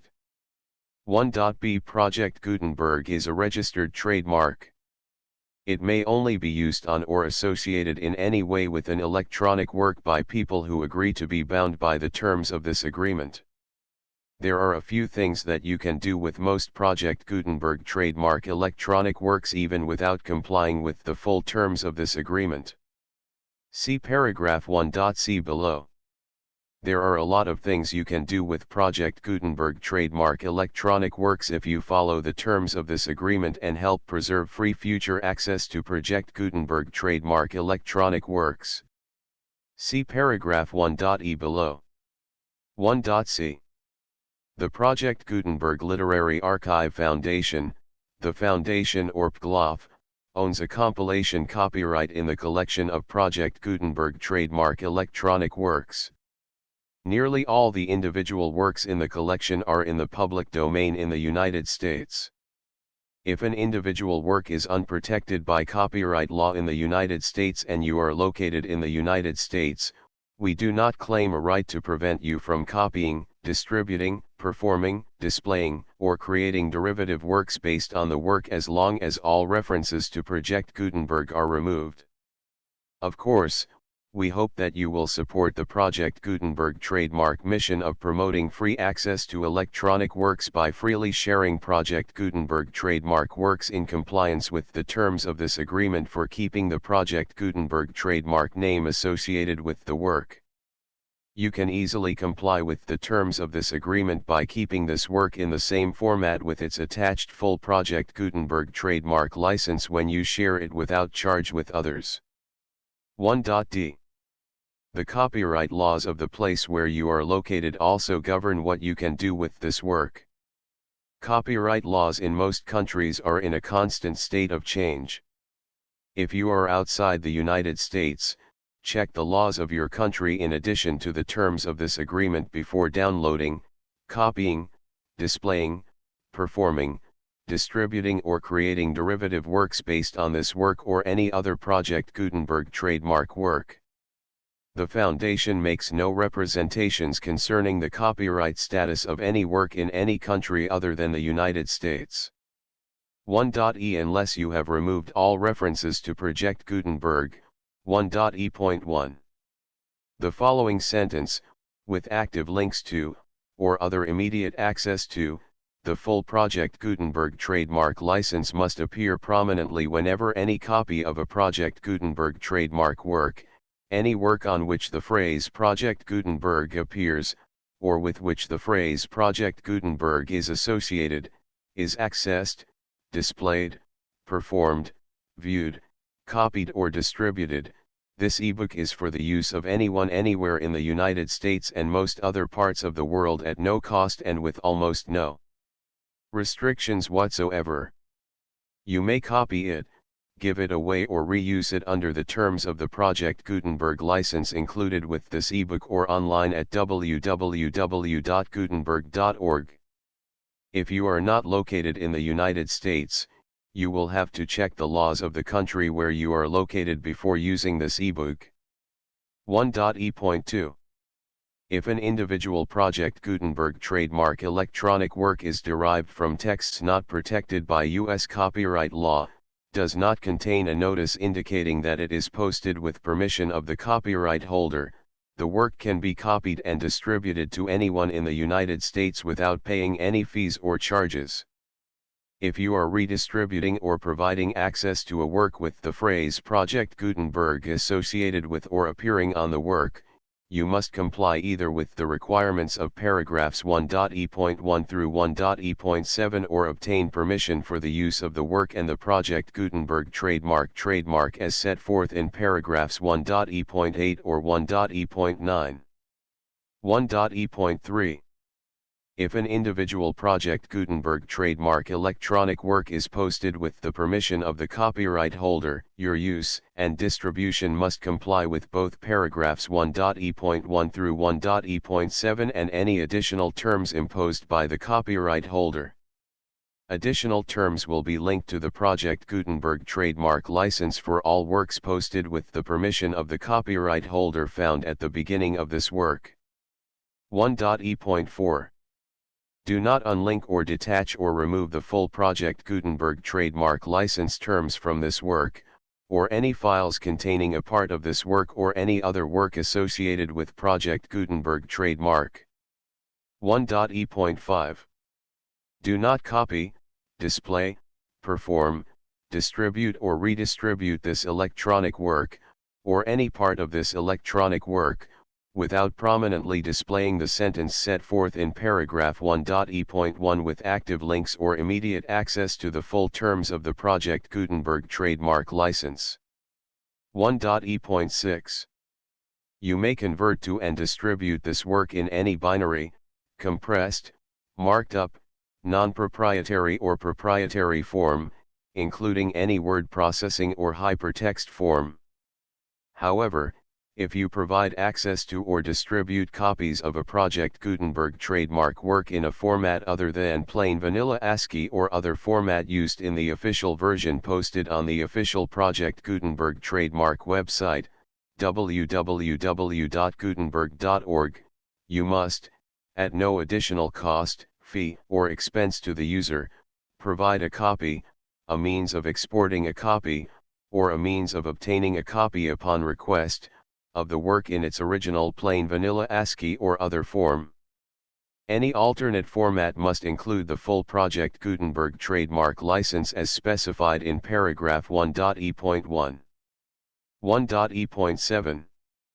Do not charge a fee for access to, viewing, displaying, performing, copying or distributing any Project Gutenberg trademark works unless you comply with paragraph 1.e.8 or 1.e.9. 1.e.8.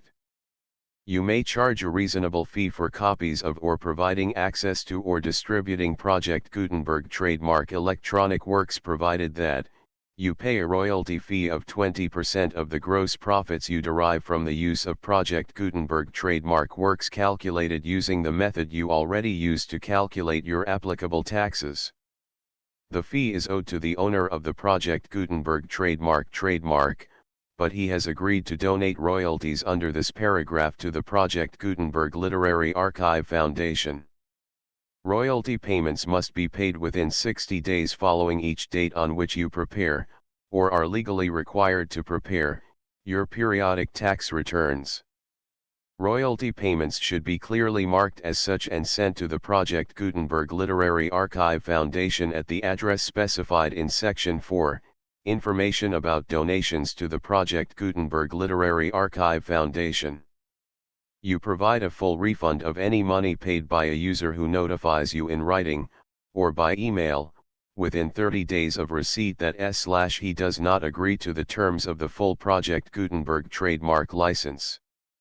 You must require such a user to return or destroy all copies of the works possessed in a physical medium and discontinue all use of and all access to other copies of Project Gutenberg trademark works.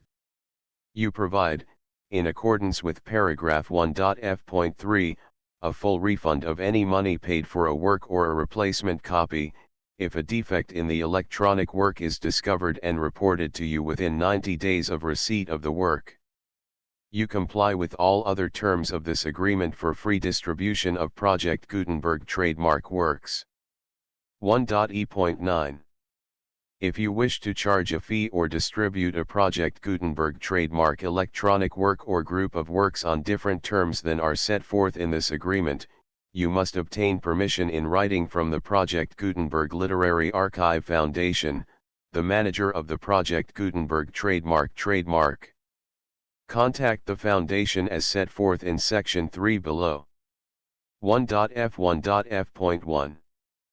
Project Gutenberg volunteers and employees expend considerable effort to identify, do copyright research on, transcribe and proofread works not protected by U.S. copyright law in creating the Project Gutenberg trademark collection.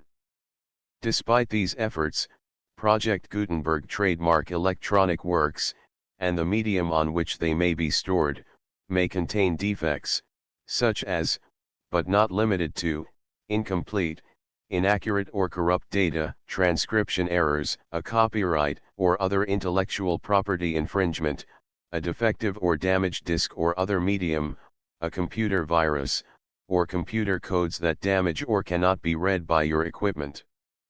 1.f.2 Limited warranty, disclaimer of damages, except for the right of replacement or refund described in paragraph 1.f.3, the Project Gutenberg Literary Archive Foundation, the owner of the Project Gutenberg trademark, and any other party distributing a Project Gutenberg trademark electronic work under this agreement, disclaim all liability to you for damages, costs, and expenses, including legal fees.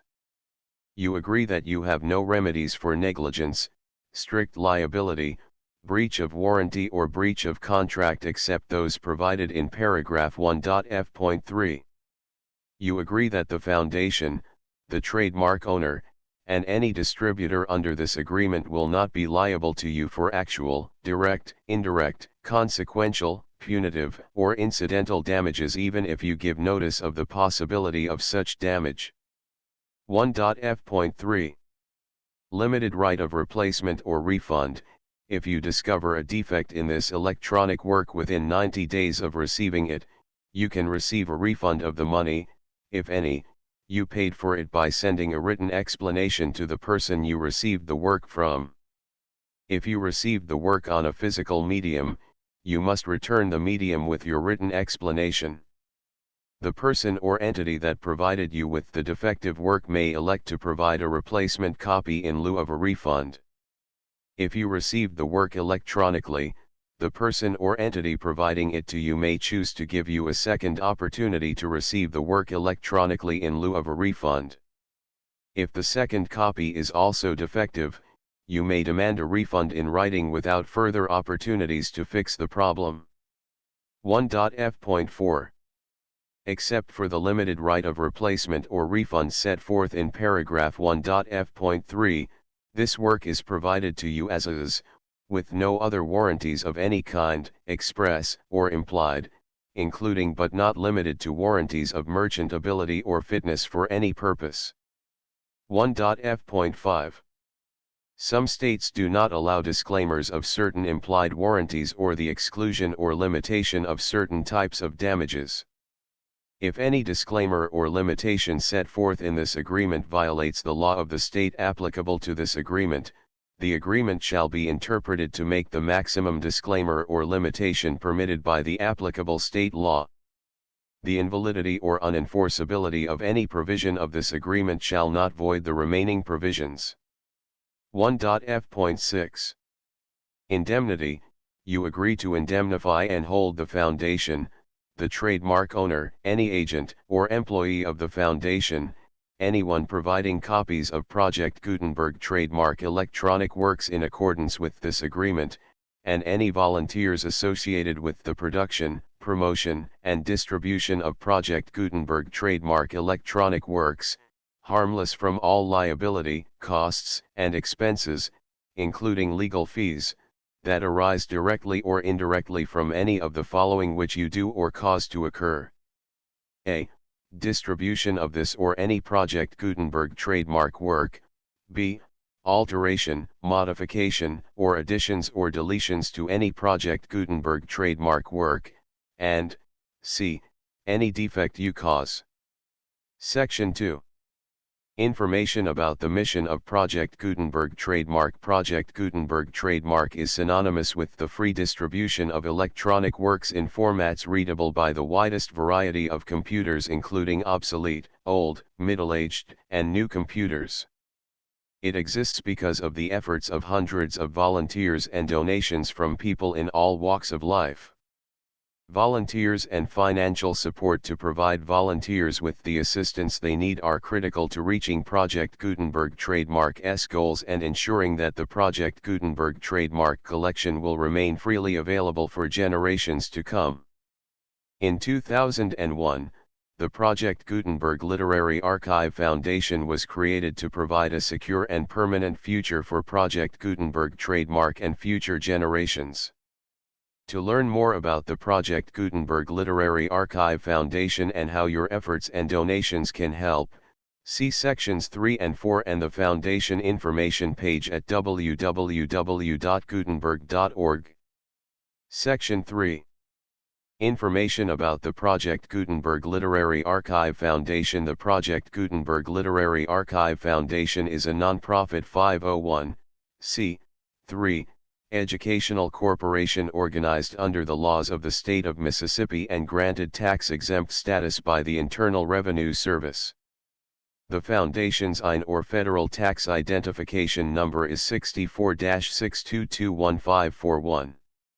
Contributions to the Project Gutenberg Literary Archive Foundation are tax-deductible to the full extent permitted by U.S. federal laws and your state's laws.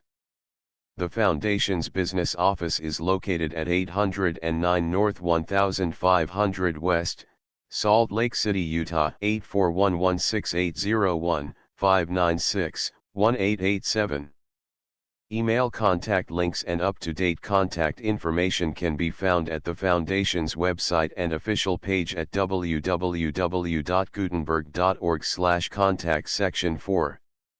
Information about donations to the Project Gutenberg Literary Archive Foundation. Project Gutenberg trademark depends upon and cannot survive without widespread public support and donations to carry out its mission of increasing the number of public domain and licensed works that can be freely distributed in machine-readable form accessible by the widest array of equipment including outdated equipment.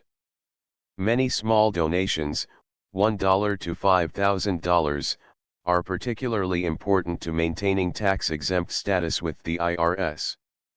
The Foundation is committed to complying with the laws regulating charities and charitable donations in all 50 states of the United States. Compliance requirements are not uniform and it takes a considerable effort, much paperwork, and many fees to meet and keep up with these requirements. We do not solicit donations in locations where we have not received written confirmation of compliance.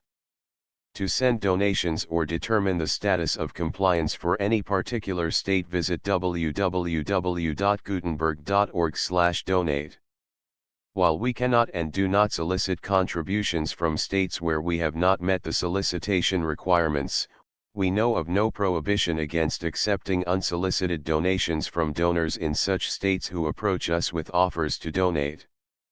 International donations are gratefully accepted, but we cannot make any statements concerning tax treatment of donations received from outside the United States. U.S. laws alone swamp our small staff. Please check the Project Gutenberg web pages for current donation methods and addresses. Donations are accepted in a number of other ways including checks, online payments, and credit card donations. To donate, please visit www.gutenberg.org/donate. Section 5. General information about Project Gutenberg trademark electronic works. Professor Michael S. Hart was the originator of the Project Gutenberg trademark concept of a library of electronic works that could be freely shared with anyone. For 40 years, he produced and distributed Project Gutenberg trademark ebooks with only a loose network of volunteer support. Project Gutenberg trademark ebooks are often created from several printed editions, all of which are confirmed as not protected by copyright in the U.S. unless a copyright notice is included. Thus, we do not necessarily keep ebooks in compliance with any particular paper edition. Most people start at our website, which has the main PG search facility, www.gutenberg.org. This website includes information about Project Gutenberg trademark, including how to make donations to the Project Gutenberg Literary Archive Foundation, how to help produce our new ebooks, and how to subscribe to our email newsletter to hear about new ebooks. Parish Life in Medieval England. Contents: list of illustrations in the text, list of plates, list of manuscript and printed authorities, Chapter I, Chapter II, Chapter III, Chapter IV, Chapter V. Footnotes, Chapter 6, Chapter 7, Chapter 8, Chapter 9, Chapter X, Chapter 11, Chapter 12. Index transcribers note: the full Project Gutenberg license PGV PG6 PG7 PG8 PG9 PG11 PG12 PG13 PG14 PG15 PG16 PG17 PG18 PG19 PG1 PG2 PG3 PG4 PG5 PG6 PG7 PG8 PG9 PG10 PG11 PG12 PG13 PG14 PG15 PG16 PG17 PG18 PG19 PG20 PG21 PG22 PG23 PG24 PG25 PG26 PG27 PG28 PG30 PG31 PG32 PG33 PG34 PG35 PG36 PG37 PG38 PG39 PG40 PG41 PG42 PG43 PG44 PG45 PG46 PG47 PG48 PG49 PG50 PG51 PG52 PG53 PG54 PG55 PG56 PG57 PG58 PG59 PG60 PG61 PG62 PG63 PG64 PG66 PG67 PG68 PG69 PG70 PG71 PG72 PG73 PG74 PG75 PG76 PG77 PG79 PG80 PG81 PG82 PG83 PG84 PG85 PG86 PG87 PG88 PG89 PG90 PG91 PG92 PG93 PG94 PG95 PG96 PG97 PG98 PG99 PG100 PG102 PG103 PG104 PG105 PG106 PG107 PG108 PG109 PG110 PG111 PG112 PG113 PG114 PG115 PG116 PG117 PG118 PG119 PG120 PG121 PG122 PG123 PG124 PG125 PG126 PG127 PG128 PG129 PG130 PG 131 PG 132 PG 133 PG 134 PG 135 PG 136 PG 137 PG 138 PG 139 PG 140 PG 141 PG 142 PG 143 PG 144 PG 145 PG 146 PG 147 PG 148 PG 149 PG 150 PG 151 PG 152 PG 153 PG 154 PG 155 PG 156 PG 157 PG 158 PG 159 PG 160 PG 161 PG 162 PG 163 PG 164 PG 165 PG 166 PG 167 PG 168 PG 169 PG 170 PG 171 PG 173 PG 171 174 PG 175 PG 176 PG 177 PG 178 PG 179 PG 180 PG 183 PG 184 PG 185 PG 186 PG 187 PG 188 PG 189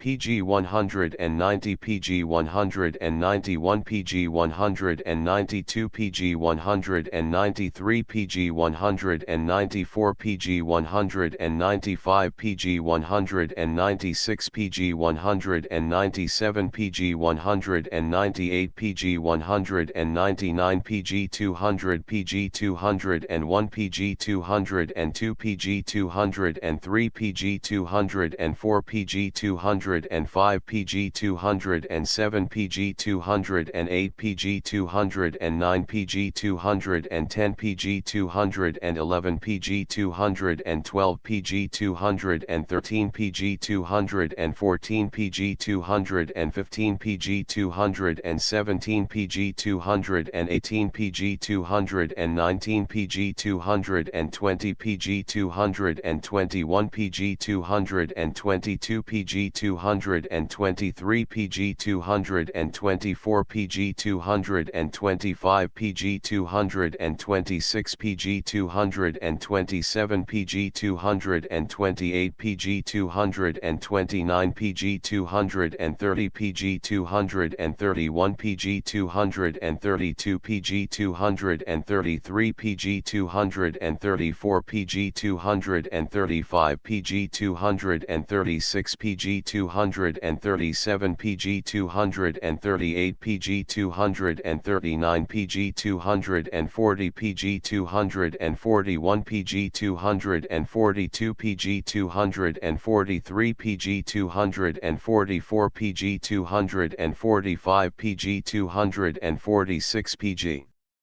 247 PG 248 PG 249 PG 250 PG 251 PG 252 PG 253 PG 254 PG 255 PG 256 PG 257 PG 258 PG 259 PG 260 PG 261 PG 262 PG 263 PG 264 PG 265 PG 266 PG 267 PG 268 PG 269 PG 270 PG 271 PG 272 PG 273 PG